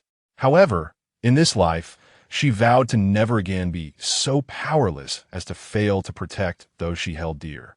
Mother, please do not panic. What did they say? Tang Exan gently placed her hands on her mother's shoulders, soothing her. In this moment, chaos was not an option. They only mentioned that your father was taken away, without stating any charges. We must go to the police station to find out more. All right, I understand. I will head to the police station immediately. You stay at home and wait for news. I will call A Jing to keep you company. Rest assured, I will ensure that nothing happens to father. Tang Xian solemnly assured her mother, her gaze filled with unwavering determination. Really? Will everything be all right? Zhao Ping's eyes glistened with tears, her recent unease now making sense, as an ominous feeling had lingered. It will be fine, mother. Please trust me. Don't forget, Yichun is also here. Mentioning Feng Yichun provided Zhao Ping with a slight sense of reassurance. Tang Xian called her younger brother, urging him to return home swiftly. Upon hearing her words, Tang Jing complied without delay. She chose to wait for him before heading out. When Tang Jing arrived home, he bore a look of concern. As earlier, Tang Xian had not been very clear on the situation. What exactly happened? Why was father taken away? I remember all too well that feeling of being apprehended. It is vivid in my mind. The days inside are unbearable, even for a young person like me, let alone for our father at his age. Will he even be able to endure this? It remains unclear. I plan to go to the police station. You stay here with mother, and I will inform you the moment I learn anything.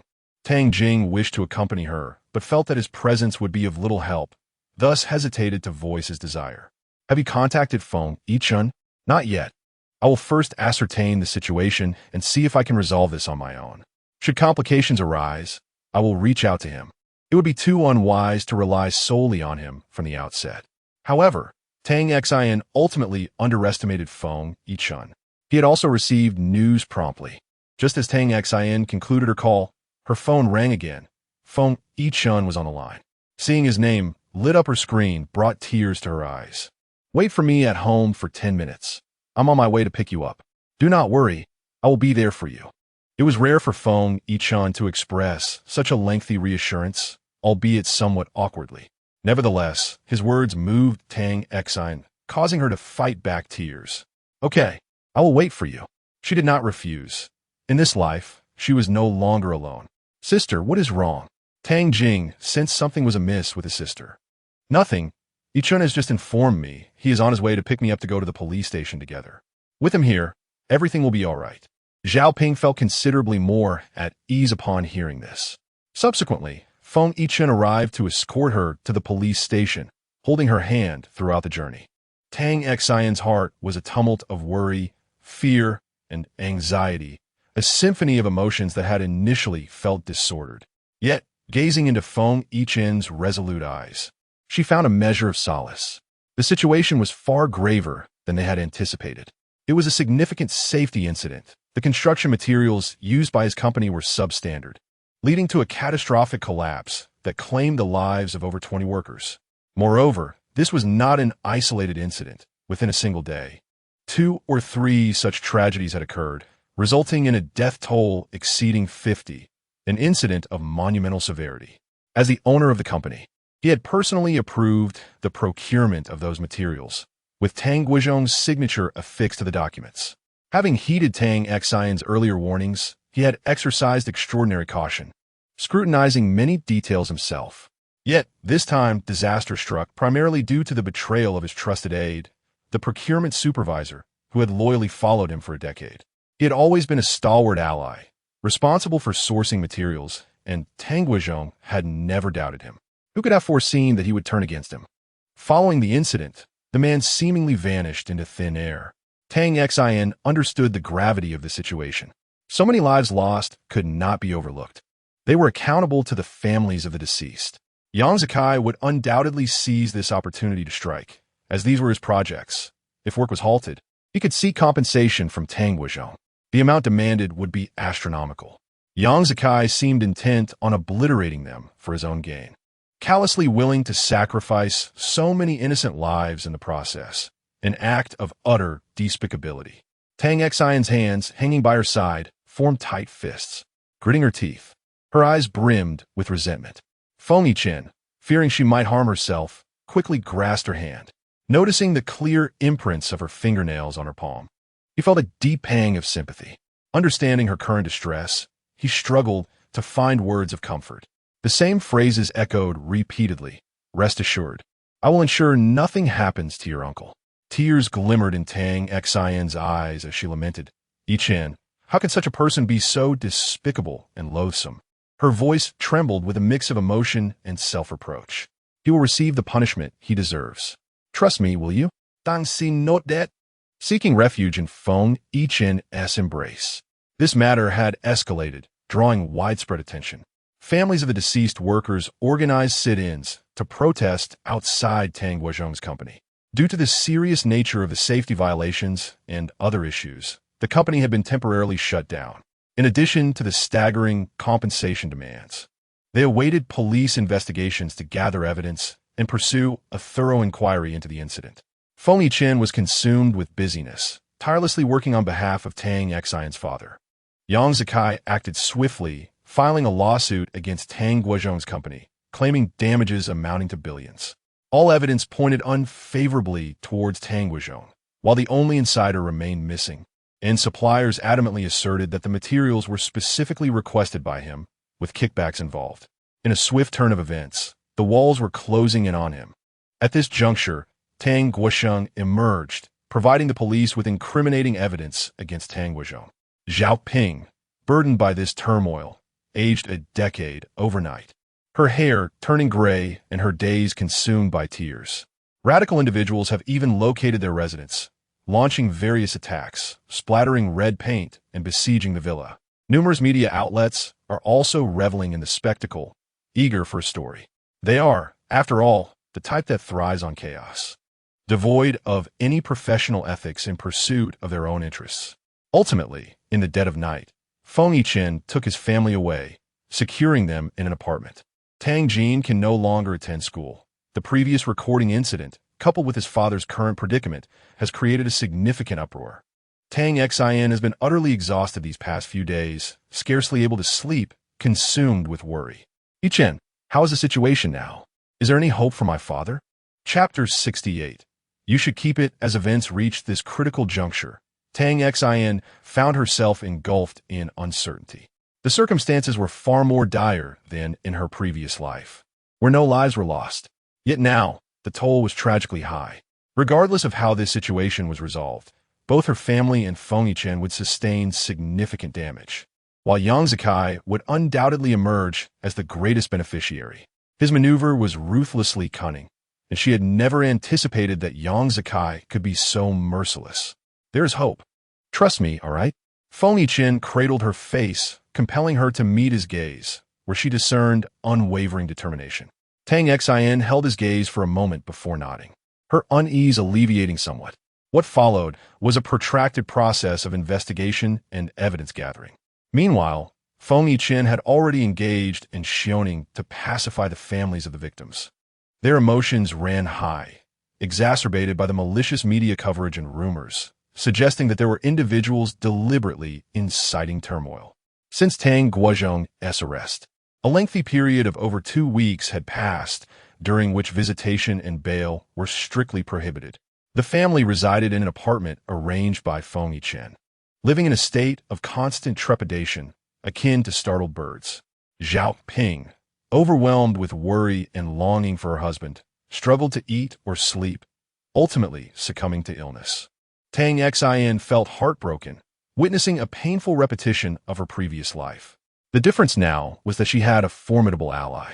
After Feng Yichen's relentless efforts over the course of 2 weeks, they finally secured an opportunity for visitation. The entire family would be allowed to enter, and with this success, some additional conveniences were assured. Upon receiving this uplifting news, Tang Xian's family was instantly invigorated. Without delay, they made their way to the facility. Having not seen Tang Guozhong for nearly a month, Zhao Ping could not restrain her tears upon their reunion. Tang Guozhong appeared to have suffered greatly. He had lost considerable weight, and for a man in his 50s, such a change accentuated his age. His cheeks were hollowed, dark circles under his eyes were prominent, and his hair had turned noticeably grayer. "Father, how are you?" Tang Xin inquired, her eyes glistening with unshed tears. "I'm doing well. No one has made things difficult for me here." It was evident that his relative ease was a result of Feng Yichen's influence. "That's good to hear. Rest assured, Yichen has been working tirelessly outside and will ensure your safety." Feng Yichen stood beside Tang Xin, their family of 3 seated together, while he remained accustomed to standing by. "Thank you, Yichen. Your efforts are deeply appreciated." Tang Guizhong was well aware that without Feng Yichen, his situation would not be as bearable as it was now. "You're too kind," Feng Yichen replied with a solemn tone. The family exchanged comforting words before Feng Yichen steered the conversation towards the matter at hand.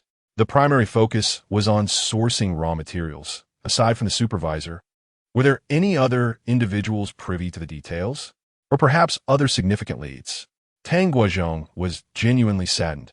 He had treated that supervisor well, having been by his side for a decade, starting from the days when they were merely a small company of 20. He had regarded him as a right-hand man, and his character had always seemed upright. Little did he anticipate that such a grave action would befall him, delivering a fatal blow right from the outset. No matter how cautious he had been during this period, treading carefully as if on thin ice, he found himself ensnared despite his vigilance. Tang Guizhong reflected meticulously on the recent events. He had pondered for quite some time and found no discernible flaws. The signature he had affixed was his own, and as the owner of the company, he would undoubtedly bear the brunt of the consequences, with no room for negotiation. Imprisonment appeared inevitable, along with the looming threat of exorbitant compensation. All his assets had been frozen, rendering him incapable of repayment. Had it not been for Feng Yichen, he would have been compelled to produce those land deeds by now. After all, Tang Xin could not bear to witness her father facing a death sentence. Yet, Tang Xin firmly believed that her fate in this life mirrored that of her previous one. Xin, take your mother and younger brother outside. I have matters to discuss privately with Yichen, Tang Guizhong suddenly declared. Although Tang Xin wished to remain, her father's demeanor suggested he preferred her absence. Reluctantly, she acquiesced, recognizing that she could not oppose her father's wishes at this juncture. She resolved to inquire with Feng Yichen later. He would undoubtedly provide her with answers. With this thought in mind, she consented, deciding it was best to heed her father's intentions and relieve him of further concern. Subsequently, the two engaged in conversation within. Tang Jin, puzzled, asked Sister, "What do you think Dad wants to discuss with Feng Yichen that we cannot overhear?" Their father's actions were undoubtedly driven by his own considerations, and they ought to respect his wishes. Tang Jin nodded, choosing not to elaborate further. Since the incident occurred, he had grown even more taciturn than before. With such a significant crisis affecting their family, he felt utterly powerless, relying on an outsider. Though Feng Yichen was currently his sister's boyfriend, the absence of formal ties left room for uncertainty. He felt inept if this turmoil could be resolved. He would earnestly learn the intricacies of business alongside his father. The multitude of lessons learned had imparted a profound understanding. Only by becoming formidable could one deter others from taking advantage and possess the capacity to safeguard loved ones. Ajin, what troubles you? You look unwell. Are you feeling ill? Tang Xin observed her younger brother's distress, her concern mounting, especially with their mother's frail health. Sister, do you think I am utterly useless? With the family in turmoil, we must rely on Feng Yichen, and I cannot contribute at all, Tang Jin lamented. His head bowed and voice muffled. Surprised by his admission, Tang Xin realized that his recent silence had stemmed from contemplation of their predicament. Ajin, I am heartened by your thoughts.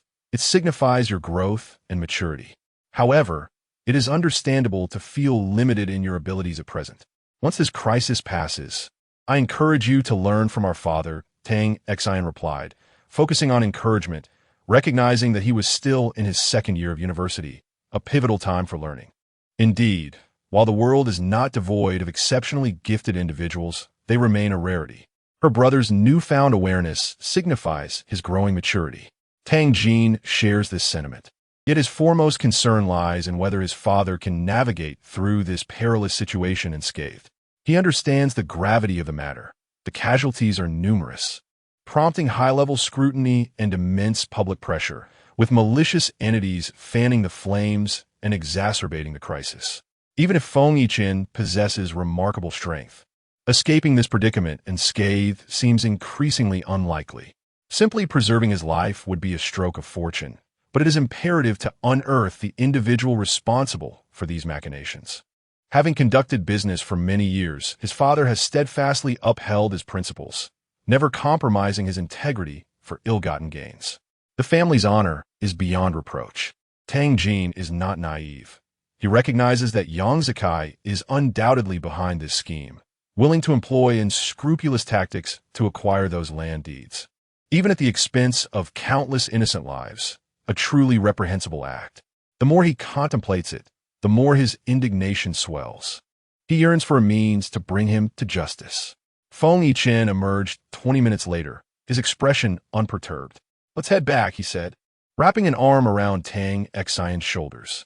She understood that this was not the appropriate place for discussion. They harbored no objections for the Tang family. Feng Yiqin was undoubtedly their pillar of support. Thanks to his presence, they managed to maintain their composure.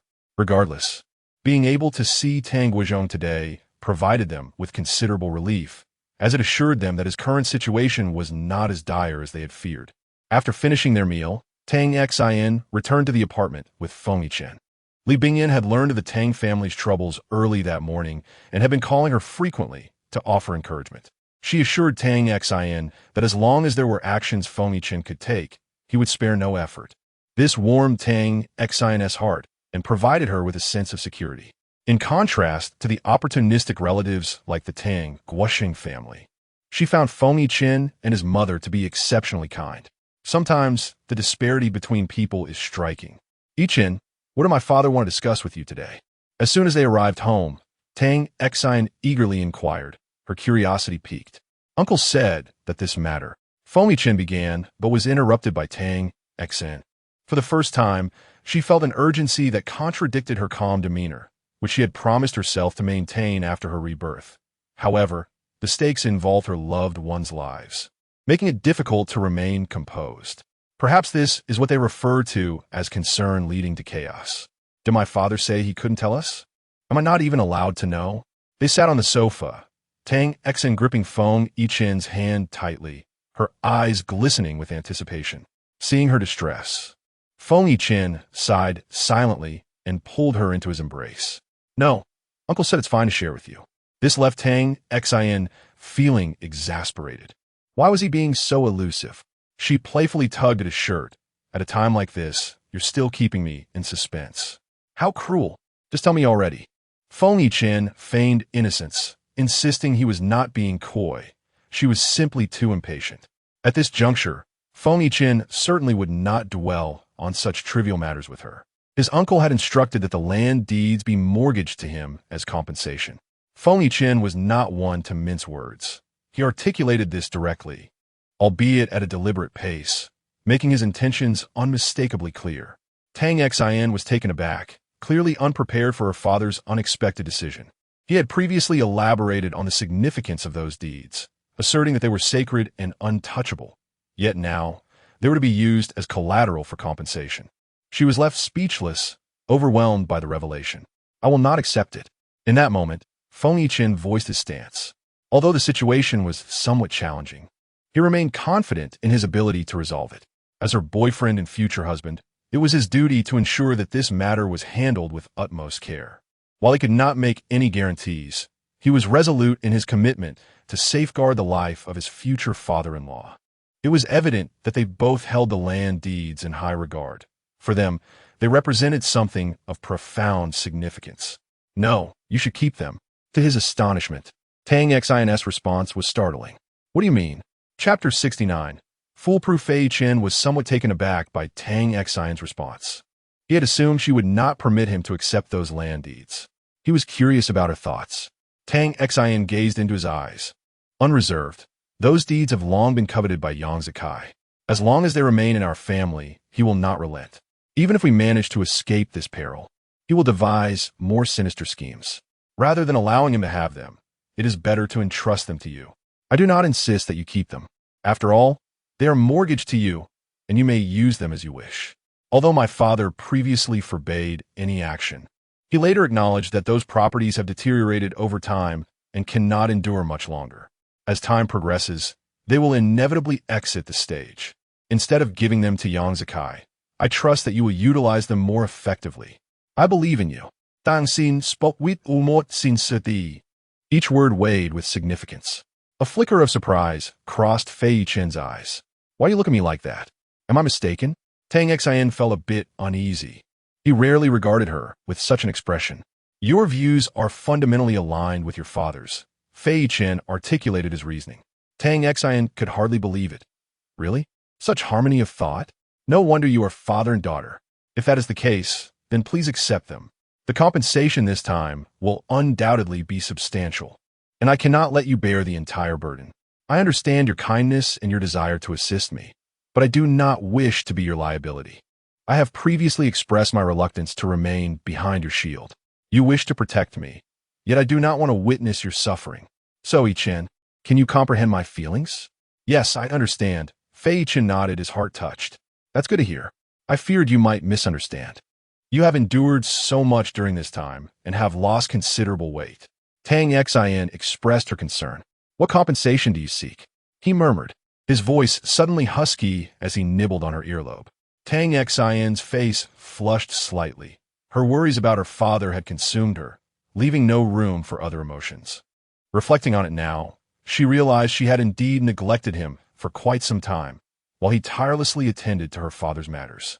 With this thought, guilt enveloped her, prompting her resolve to make amends. Whatever you desire, I will comply. Her voice dropped, tinged with bashfulness, and she dared not meet Fei Chen's gaze. Yet she spoke with a crimson face. Is it a promise? Fei Chen's eyes brightened, becoming deep and alluring. Yes, I assure you. She shot him a playful glare, her cheeks still aflame. How could he doubt her? Then let us commence at once. With that, Fei Chen swiftly lifted her in his arms and strode toward the room. Caught off guard by his sudden embrace, Tang Xin gasped and instinctively clung to his neck. That night was destined to be one of indulgence and intimacy. Meanwhile, Yang Zikai was in exceptionally good spirits, thoroughly satisfied with the recent events. Regardless of the outcome, he stood to gain. Tang Guizhong was undoubtedly heading toward bankruptcy. He might even lose his life. Now, he awaited Tang Xin's approach to plead with him. At that time, she must have reached a point of utter desperation. Although she is currently with Feng Yichen, resolving this matter would be impossible without several billion. Despite Feng Yichen's capabilities, such a sum is not insignificant to him. It would likely take a toll. Yang Zikai thought to himself that Feng Yichen would not be foolish enough to incur such a loss for a woman. Therefore, he felt quite confident that Tang Xin would inevitably seek him out, bearing what he desired. He had already devised a plan to humiliate her. Yang Zikai was well aware that during this time, Feng Yichen had been searching high and low for individuals to help prove Tang Guizhong's innocence. A smirk of disdain curled at the corners of his mouth. No matter how many people Feng Yichen consulted, it would all be in vain. He had meticulously covered his tracks, with incontrovertible evidence in the form of the procurement orders signed by Tang Guizhong. There was no escape for him now. Furthermore, he had already filed a lawsuit against Tang Guizhong's company for damages. The 3 construction sites had been halted as a result. The compensation amount would be substantial. He wondered how long Tang Xin could endure this predicament. Lin Wanner was aware of Yang Zikai's machinations, but was unclear about the specifics of his operations. She had been discreetly investigating. Seizing the moment while he was in good spirits, she naturally sought to capitalize on the opportunity to secure more leverage for herself. The more incriminating evidence she possessed, the safer and more valuable she would become in the future. Zikai, you should be able to obtain those land deeds now, right? Lin Wanner inquired, her tone gentle and her gaze filled with admiration. This was the look Yang Zikai relished, the belief that he was unparalleled in the world. Absolutely. Yang Zikai replied confidently. But, with Tang Xin having Feng Yichen as her support, she may find a way to turn the tide? Lin Wanner tentatively suggested. You're overthinking it. This time, it's foolproof.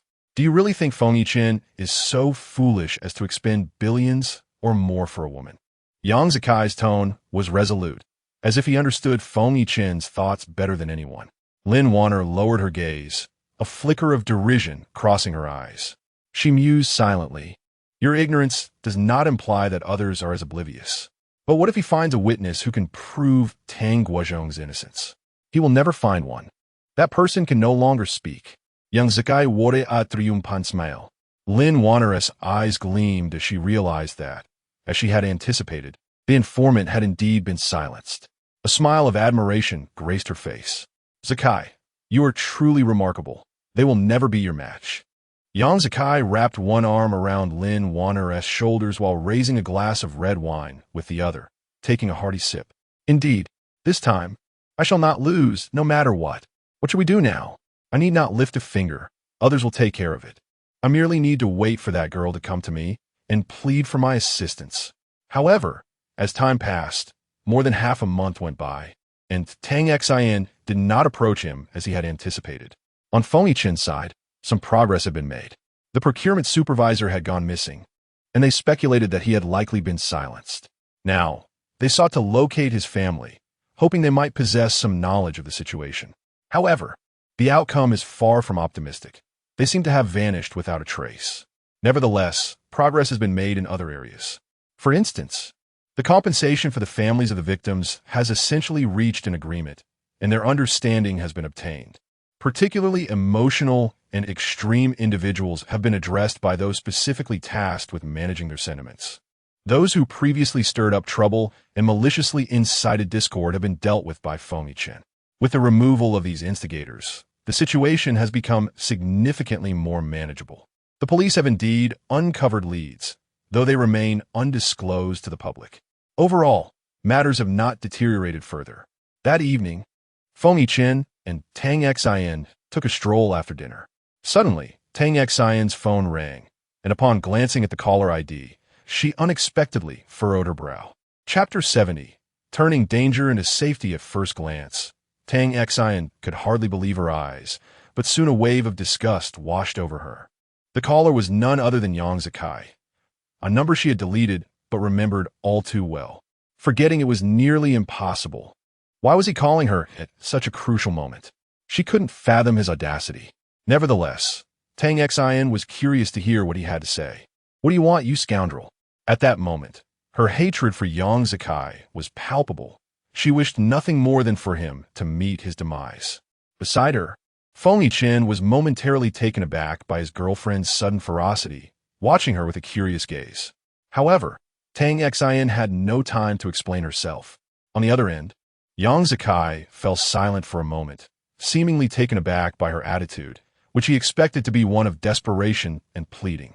Tang Xian, who are you cursing at? He retorted, his voice laced with irritation. I'm cursing you. How dare you come looking for insults and not allow me to retaliate? She shot back. If you had any sense, you would come to plead with me now, or else your father can forget about living. I'm still giving you a chance. Upon hearing this, Tang Xian felt as though she had encountered an outrageous farce. This man was not only despicable, but also possessed an astonishing audacity that left her in disbelief. Plead with you? Even if my family were to fall apart, I would never beg a vile, shameless wretch like you, who has harmed so many innocent lives to fulfill his selfish ambitions. Expect your retribution. I hope you meet a gruesome end. After unleashing her fury, Tang Xian hung up the phone, feeling a slight sense of relief, albeit only a fleeting one. Her loathing for him ran too deep. Mere verbal assaults could not alleviate the bitterness festering in her heart. Fuming, she wondered how he could presume she would ever beg him for assistance. What gave him such an inflated sense of superiority? Even with Feng Yichen by her side, she would never lower herself to seek his help. If it came down to it, she would rather perish along with him.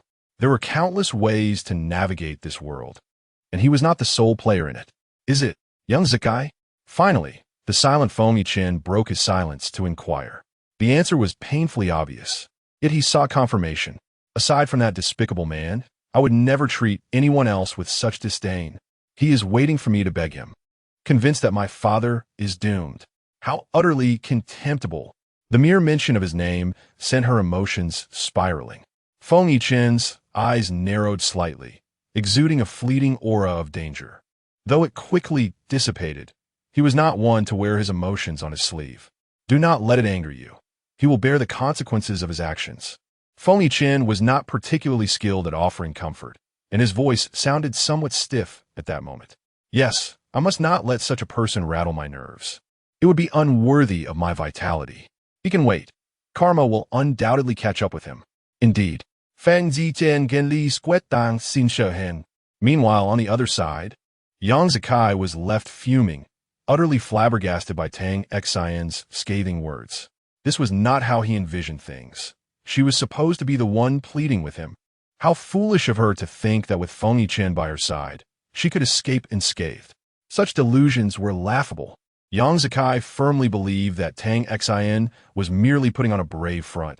He wondered how long she could maintain this faade.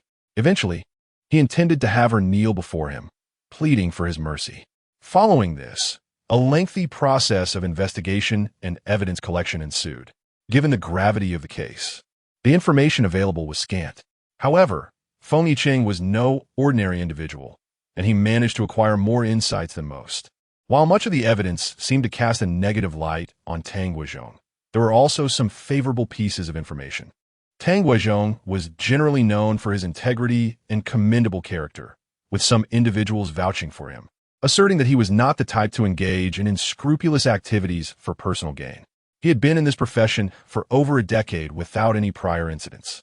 This occurrence was bound to attract the attention of the police.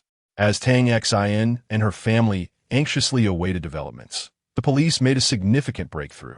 It appeared that the procurement supervisor had anticipated the possibility of being silenced and had written a letter to his family in advance. Unfortunately, his family subsequently vanished, and the letter was found in the mailbox downstairs by the investigating officers. The letter essentially took full responsibility, claiming he was under threat and being coerced into framing Tang Guizhong. He warned that if he did not comply, his family would face mortal peril, as the opposing force was formidable, leaving him with no means of resistance. Although he did not disclose the identity of his tormentors, this was sufficient to exonerate Tang Guizhong. At last, a life had been spared. Upon receiving this news, Tang Xian was overwhelmed with joy, her face buried in her hands as tears streamed down like rain. The anxiety and trepidation she had endured over the past period finally began to ease. As long as life was preserved, there remained hope for the future. During this time, her mother's health had deteriorated significantly due to excessive worry about her father. She frequently complained of headaches and weakness, even succumbing to a cold, spending most of her time bedridden. This situation deeply troubled Tang Xian, recalling how her mother had suffered similarly in her previous life, ultimately succumbing alongside her father. The thought brought a pang of sorrow to her heart, but fortunately, the heavens had not forsaken the earnest, and a turning point had finally arrived. Ultimately, it was Tang Guizhong's kind nature and goodwill towards others that played a crucial role. The absence of instigators allowed for a swift reconciliation with the bereaved families. He had always treated his workers well, gifting them during festivals and providing bonuses whenever a family faced difficulties or someone fell gravely ill and required financial assistance. He would do everything within his power to help. Once the dust settled, the families realized they had been manipulated by ulterior motives and felt a sense of shame. The compensation process was handled commendably, and the families bore no grievances, recognizing that while the deceased could not be brought back to life, those who remained must continue to live. Although Tang Guizhong's innocence had been established, as the owner of the company, he could not escape the repercussions of such a grave incident and would bear the responsibility for inadequate oversight. A complete escape from accountability was impossible. The company would face closure and file for bankruptcy, yet in the face of life and death matters, such concerns paled in comparison. Following the resolution of the tragic incident involving the construction workers, attention turned to the compensation claim from Yang Zikai. He sought to claim the maximum amount from Tang Guizhong, a staggering sum of 7 billion yuan. Upon hearing that figure, Tang Xian found it difficult to catch her breath. This is simply extortion at its most audacious. The shamelessness is astounding. Ultimately, the relevant authorities conducted a thorough assessment, and after meticulous calculations and forecasts, they ruled that Tang Guizhong must compensate 50 billion. Although this amount has been somewhat reduced, it remains an astronomical figure that Tang Xian's family could scarcely have imagined. Fortunately, Feng Yiqian is fully capable of resolving the financial matters. In the end, Tang Guizhong was sentenced to 3 years, but thankfully it was a suspended sentence, meaning he would not have to serve time in prison. However, he must refrain from any further transgressions during this period. This outcome has left Tang Xian's family quite satisfied. Even though they have lost everything, the safety and well-being of their family is the greatest blessing. Upon his release from the detention center, the family embraced one another. Unable to contain their tears, even Tang Jin, the man of the family, cried. The past 2 or 3 months felt like an eternity in hell for them, and they dared not reflect on how they endured it. Zhao Ping's frail health began to improve gradually with her husband's return. She personally went to the market to buy pomelo leaves, insisting Tang Guizhong soak in the bathtub to wash away his misfortunes, as this could be considered a brush with death. It is hard to imagine what would have become of Tang Guizhong had Feng Yiqian not intervened to ensure the case was handled fairly and justly. Without his involvement, the conviction would have come swiftly. There would have been no drawn-out process. That evening, the Tang family finally gathered around the dinner table. A precious reunion they understood better than anyone. Countless times, they had felt hopeless. It was Feng Yiqian who repeatedly illuminated their path with glimmers of hope. He is now the benefactor of their family. Tang Xian jokingly remarked that she had become a fallen heiress. Feng Yiqian would be delighted if she were to marry him and become Mrs. Feng. Yet, he refrained from bringing it up. This was not the opportune moment. He would only consider advancing their relationship once he could bravely and openly share all his secrets with her. The Tang family returned to their home, where their assets had previously been frozen, resulting in the sale of many properties. This villa had been specially purchased by Feng Yiqian, registered in Tang Xian's name. Upon returning home after nearly 6 months, the house lay untouched, coated in a thin layer of dust. Their eyes glistened with unshed tears, overwhelmed by the sense of having traversed time, with Tang Xian feeling the most poignant emotions. The greatest tribulation of her past life had finally been averted. Her father had weathered the crisis, and the family was safe and sound. It was truly wonderful. All of this was thanks to Feng Yiqian. Over the past half-year, he had tirelessly arranged various matters on their behalf. While he need not personally attend to every detail, it was often the orchestrator who bore the greatest mental strain. Moreover, considering the compensation paid to the families of the victims, he had expended nearly 100 billion. For a multinational corporation like Feng's Group, this may not be an exceptionally large sum, but would undoubtedly have some impact. Fortunately, Feng's was entirely his own, free from any shareholders. Otherwise, he would undoubtedly face challenges. Nevertheless, even with this context, Tang Xian still felt a twinge of guilt. That evening, the two of them stayed in the villa, and before drifting off to sleep, they began to converse. Certainly, it was primarily a conversation initiated by Tang Xian. Yichun, I'm truly grateful to you. What would I do without you? Tang Xian had indeed contemplated this, perhaps just as in the previous life, where her family met with tragic demise, ultimately culminating in a sorrowful ending. You have mentioned it 50 times. I do not relish hearing those 2 words. Feng Yichun sighed silently, a hint of helplessness in his demeanor. Initially, Tang Xian was quite melancholic, yet his words unexpectedly brought forth a smile. You speak nonsense. There cannot possibly be that many. She playfully nipped at his chin, her tone imbued with a teasing affection. Regardless, I dislike hearing it. Very well. I shall endeavor not to speak of it. Let my actions speak instead. That sounds agreeable. Feng Yichun's voice was husky, as if whispered directly into Tang Xian's ear. Her cheeks flushed slightly. I have something to discuss with you. Suddenly, Feng Yichun shifted the topic unexpectedly. Chapter 71. Awakening of emotions. Tang Xian found herself struggling to keep pace with this person's thoughts, and suddenly, his serious demeanor instilled a sense of unease within her. She had long hoped that nothing further would occur. She was barely holding on, still reeling from her father's situation. Feng Yichun seemed to sense her subtle discomfort and promptly squeezed her hand. I need to be away for 2 days, he stated without hesitation. Away? Where to? Is it for business or personal matters? Tang Xian immediately burst forth with a flurry of questions, voicing her concerns all at once. Personal, Feng Yichen replied, feeling a twinge of anxiety within. He was uncertain whether Tang Xian would be upset or probe deeper into the reasons. Should she inquire? He was not yet ready to disclose the truth. Oh, all right. Are you leaving tomorrow? She refrained from asking for details. Yes, in the morning. Then go ahead. I will wait for your return at home. It will be a good opportunity for me to rest for a couple of days, she said generously, not pressing for more information. A faint, barely perceptible sense of disappointment welled up within Feng Yichen. Perhaps she truly did not care? Fine, he acquiesced.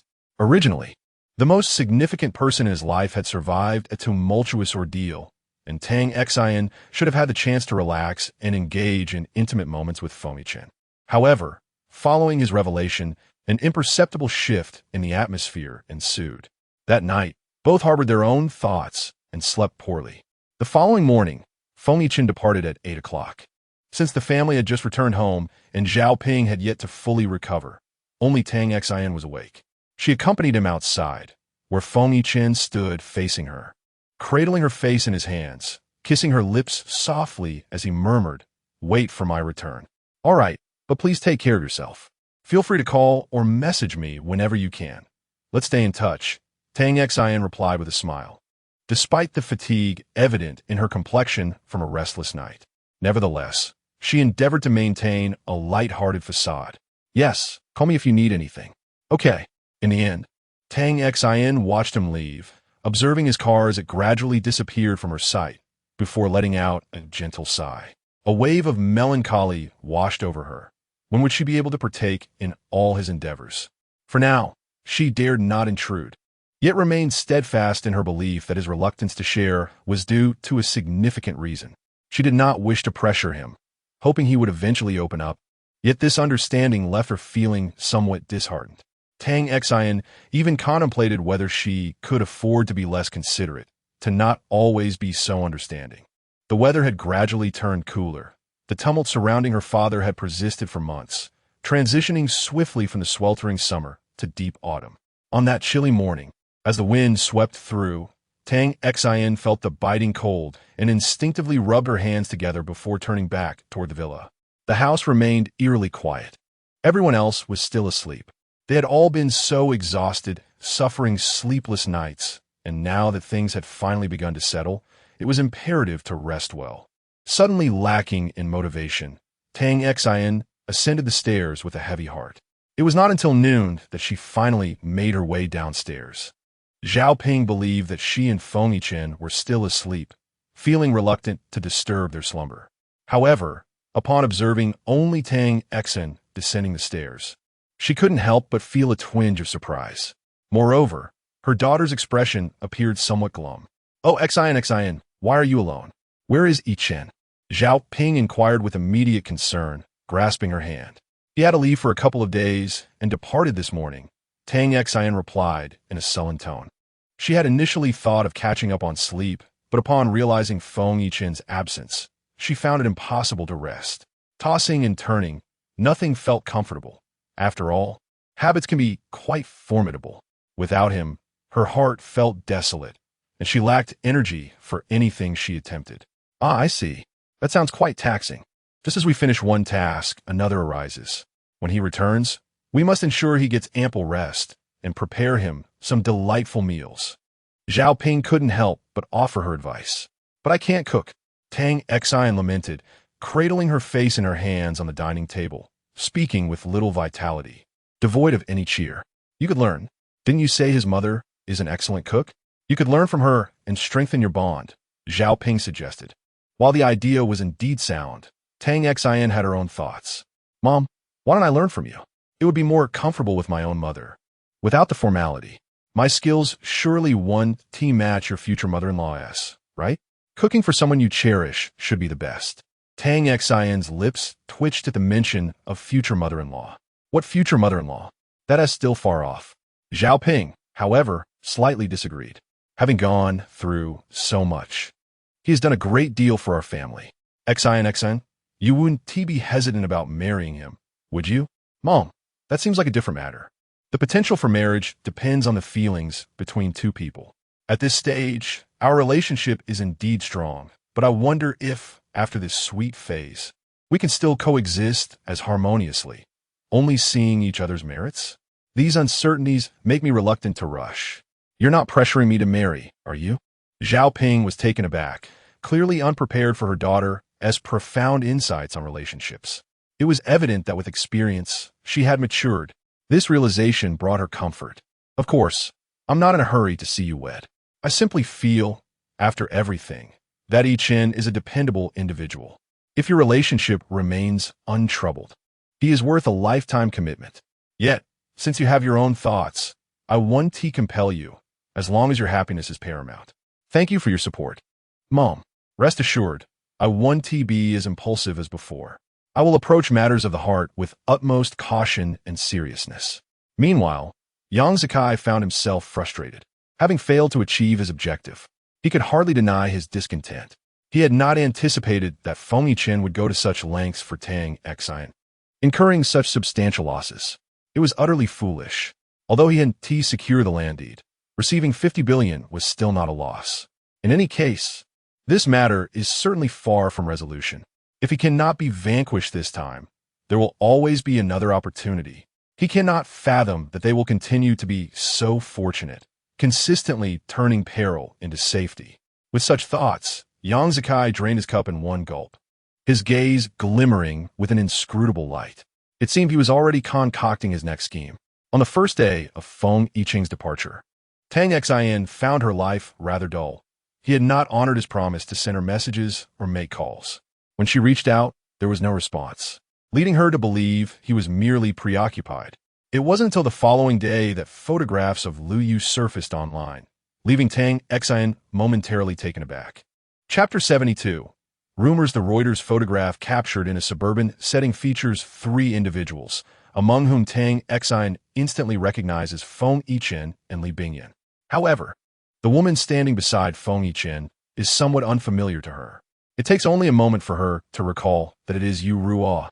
Over the past 6 months, she has been preoccupied with familial matters, nearly forgetting everything else. This woman, who had seemingly vanished, had unexpectedly resurfaced. Moreover, she remembers Feng Yichen mentioning that it was a personal matter. Women can sometimes be acutely sensitive to certain issues, especially those pertaining to emotions. Tang Xian cannot deny that her mood has been affected.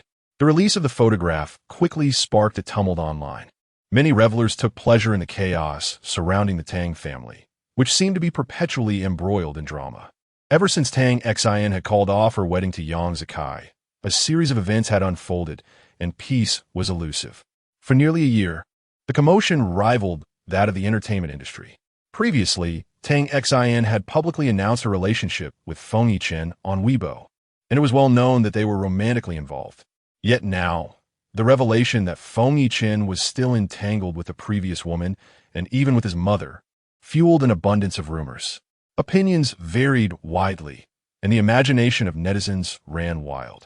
However, the most prevalent speculation revolved around Feng Yichen's infidelity and the alleged turmoil between the couple. There were even those who claimed that Tang Xian had been deluding herself, asserting that her feelings were unreciprocated. The power of gossip is formidable, and Tang Xian has always understood the hurtful impact of cruel words. She refrained from further reading, knowing that, no matter how composed she tried to be, excessive exposure to such negativity would inevitably dampen her spirits. Especially since Feng Yichen had not responded to her messages the previous day. His silence was distressing. Her attempts to call were met with silence as well. Dang Jin, her younger brother, was a youth with a penchant for the internet, often passing time scrolling through Weibo and keeping abreast of online happenings, particularly trending topics. Upon seeing this news, his expression turned complex. Was his sister unable to find peace with Feng Yichen? Why were there always those intent on stirring trouble? It was evident who wished ill upon his sister. With her father's recent troubles settling down, Tang Xian sought to avoid further upheaval and simply wished to rest at home. Tang Jin decided to skip school for a while and quietly sought out his sister, feeling a need to offer her some concern. "Sis, are you all right?" he asked cautiously, approaching her. Tang Xin glanced at her brother, a mix of amusement and exasperation crossing her features. What kind of expression is that? What could possibly be wrong with me? She replied with a smile, though internally she felt a sense of warmth. In her previous life, he had never shown her such concern, and their relationship had been fraught with tension. Yet in this lifetime, he had indeed transformed significantly. For instance, now, upon witnessing even a hint of negative commentary about her online, he came to check on her. As for the situation with Feng Yichen, the online speculation was rampant, and he harbored his own suspicions. Though he refrained from voicing those two words, he trusted that his sister would comprehend his unspoken thoughts. No, Yichen is not that kind of person. He has his own private matters and cannot share everything with me. I trust him, although I do feel a slight discomfort in my heart. I remain steadfast in my belief in him. Tang Jin observed his sister's demeanor and couldn't he help but feel a bit frustrated. Why are you looking at me like that? Sister, are you not aware of a certain issue? Tang Xin's eyes glimmered with curiosity as she awaited his explanation. Whenever you fall in love, you become particularly blind, unable to absorb anything except his virtues. This observation was quite harsh. Tang Xin raised an eyebrow. She had to admit that her brother seemed remarkably perceptive in this regard. In her past life, she had been just as blind to Yang Zikai. Perhaps Tang Jin intended to use Yang Zikai as an example, but the thought of that detestable person made him reluctant to continue. All right, you're right. I admit I was like that with Yang Zikai. I was indeed blind and foolish. But, Jin, Yichen is entirely different from Yang Zikai. You might not know him well, but he brings me a sense of security. Tang Xin patiently explained, her gaze soft and a gentle smile gracing her lips. Tang Jin shook his head. It seemed that those in love were inevitably like this, seemingly deaf to any reasoning. Rest assured, I'm not as foolish as I was before. I know my limits, Tang Xin reassured him, patting her brother's shoulder. Well, you better take care of yourself. I can't be bothered to lecture you. Tang Jin stood up, snorting in response. Dang Xin Juke. Her brother had begun to act pridefully again, yet her heart felt warm. Initially, Tang Xin thought that by ignoring the rumors, they would naturally die down. However, to her surprise, more photographs began to emerge, depicting the two of them in increasingly intimate situations. One particular image showed Yu Ruo leaning on Feng Yichen's shoulder from behind. If one were unfamiliar with them, many would readily believe they were a couple. Meanwhile, the previously accompanying Li Bingyan had vanished from the scene, leaving only photos of the two of them. The rumors escalated, fueled by misinformation and malicious spectators reveling in their misfortune. Ultimately, Tang Xin decided to uninstall Weibo. Out of sight, out of mind. She resolved to engage in other activities to divert her attention, for it was truly distressing to dwell on such matters. Tang Guozhong and his wife did not follow Weibo, and having just survived a critical ordeal, Tang Guozhong lacked the energy to concern himself with such trivialities, simply wishing to rest well. No one dared to call him to verify the situation anymore. After the previous events, he had changed his phone number. In times of adversity, true feelings are revealed. Many so-called friends had eagerly sought to curry favor when they sought advantage. Yet when he faced difficulties, they all distanced themselves, fearing association with him. Through this tumultuous experience, Tang Guozhong had come to see the true nature of many individuals. On the other hand, Feng Yichen was unaware that his return would precipitate such a series of events. He typically did not monitor Weibo and had returned to his hometown with his mother and Yu Ruo.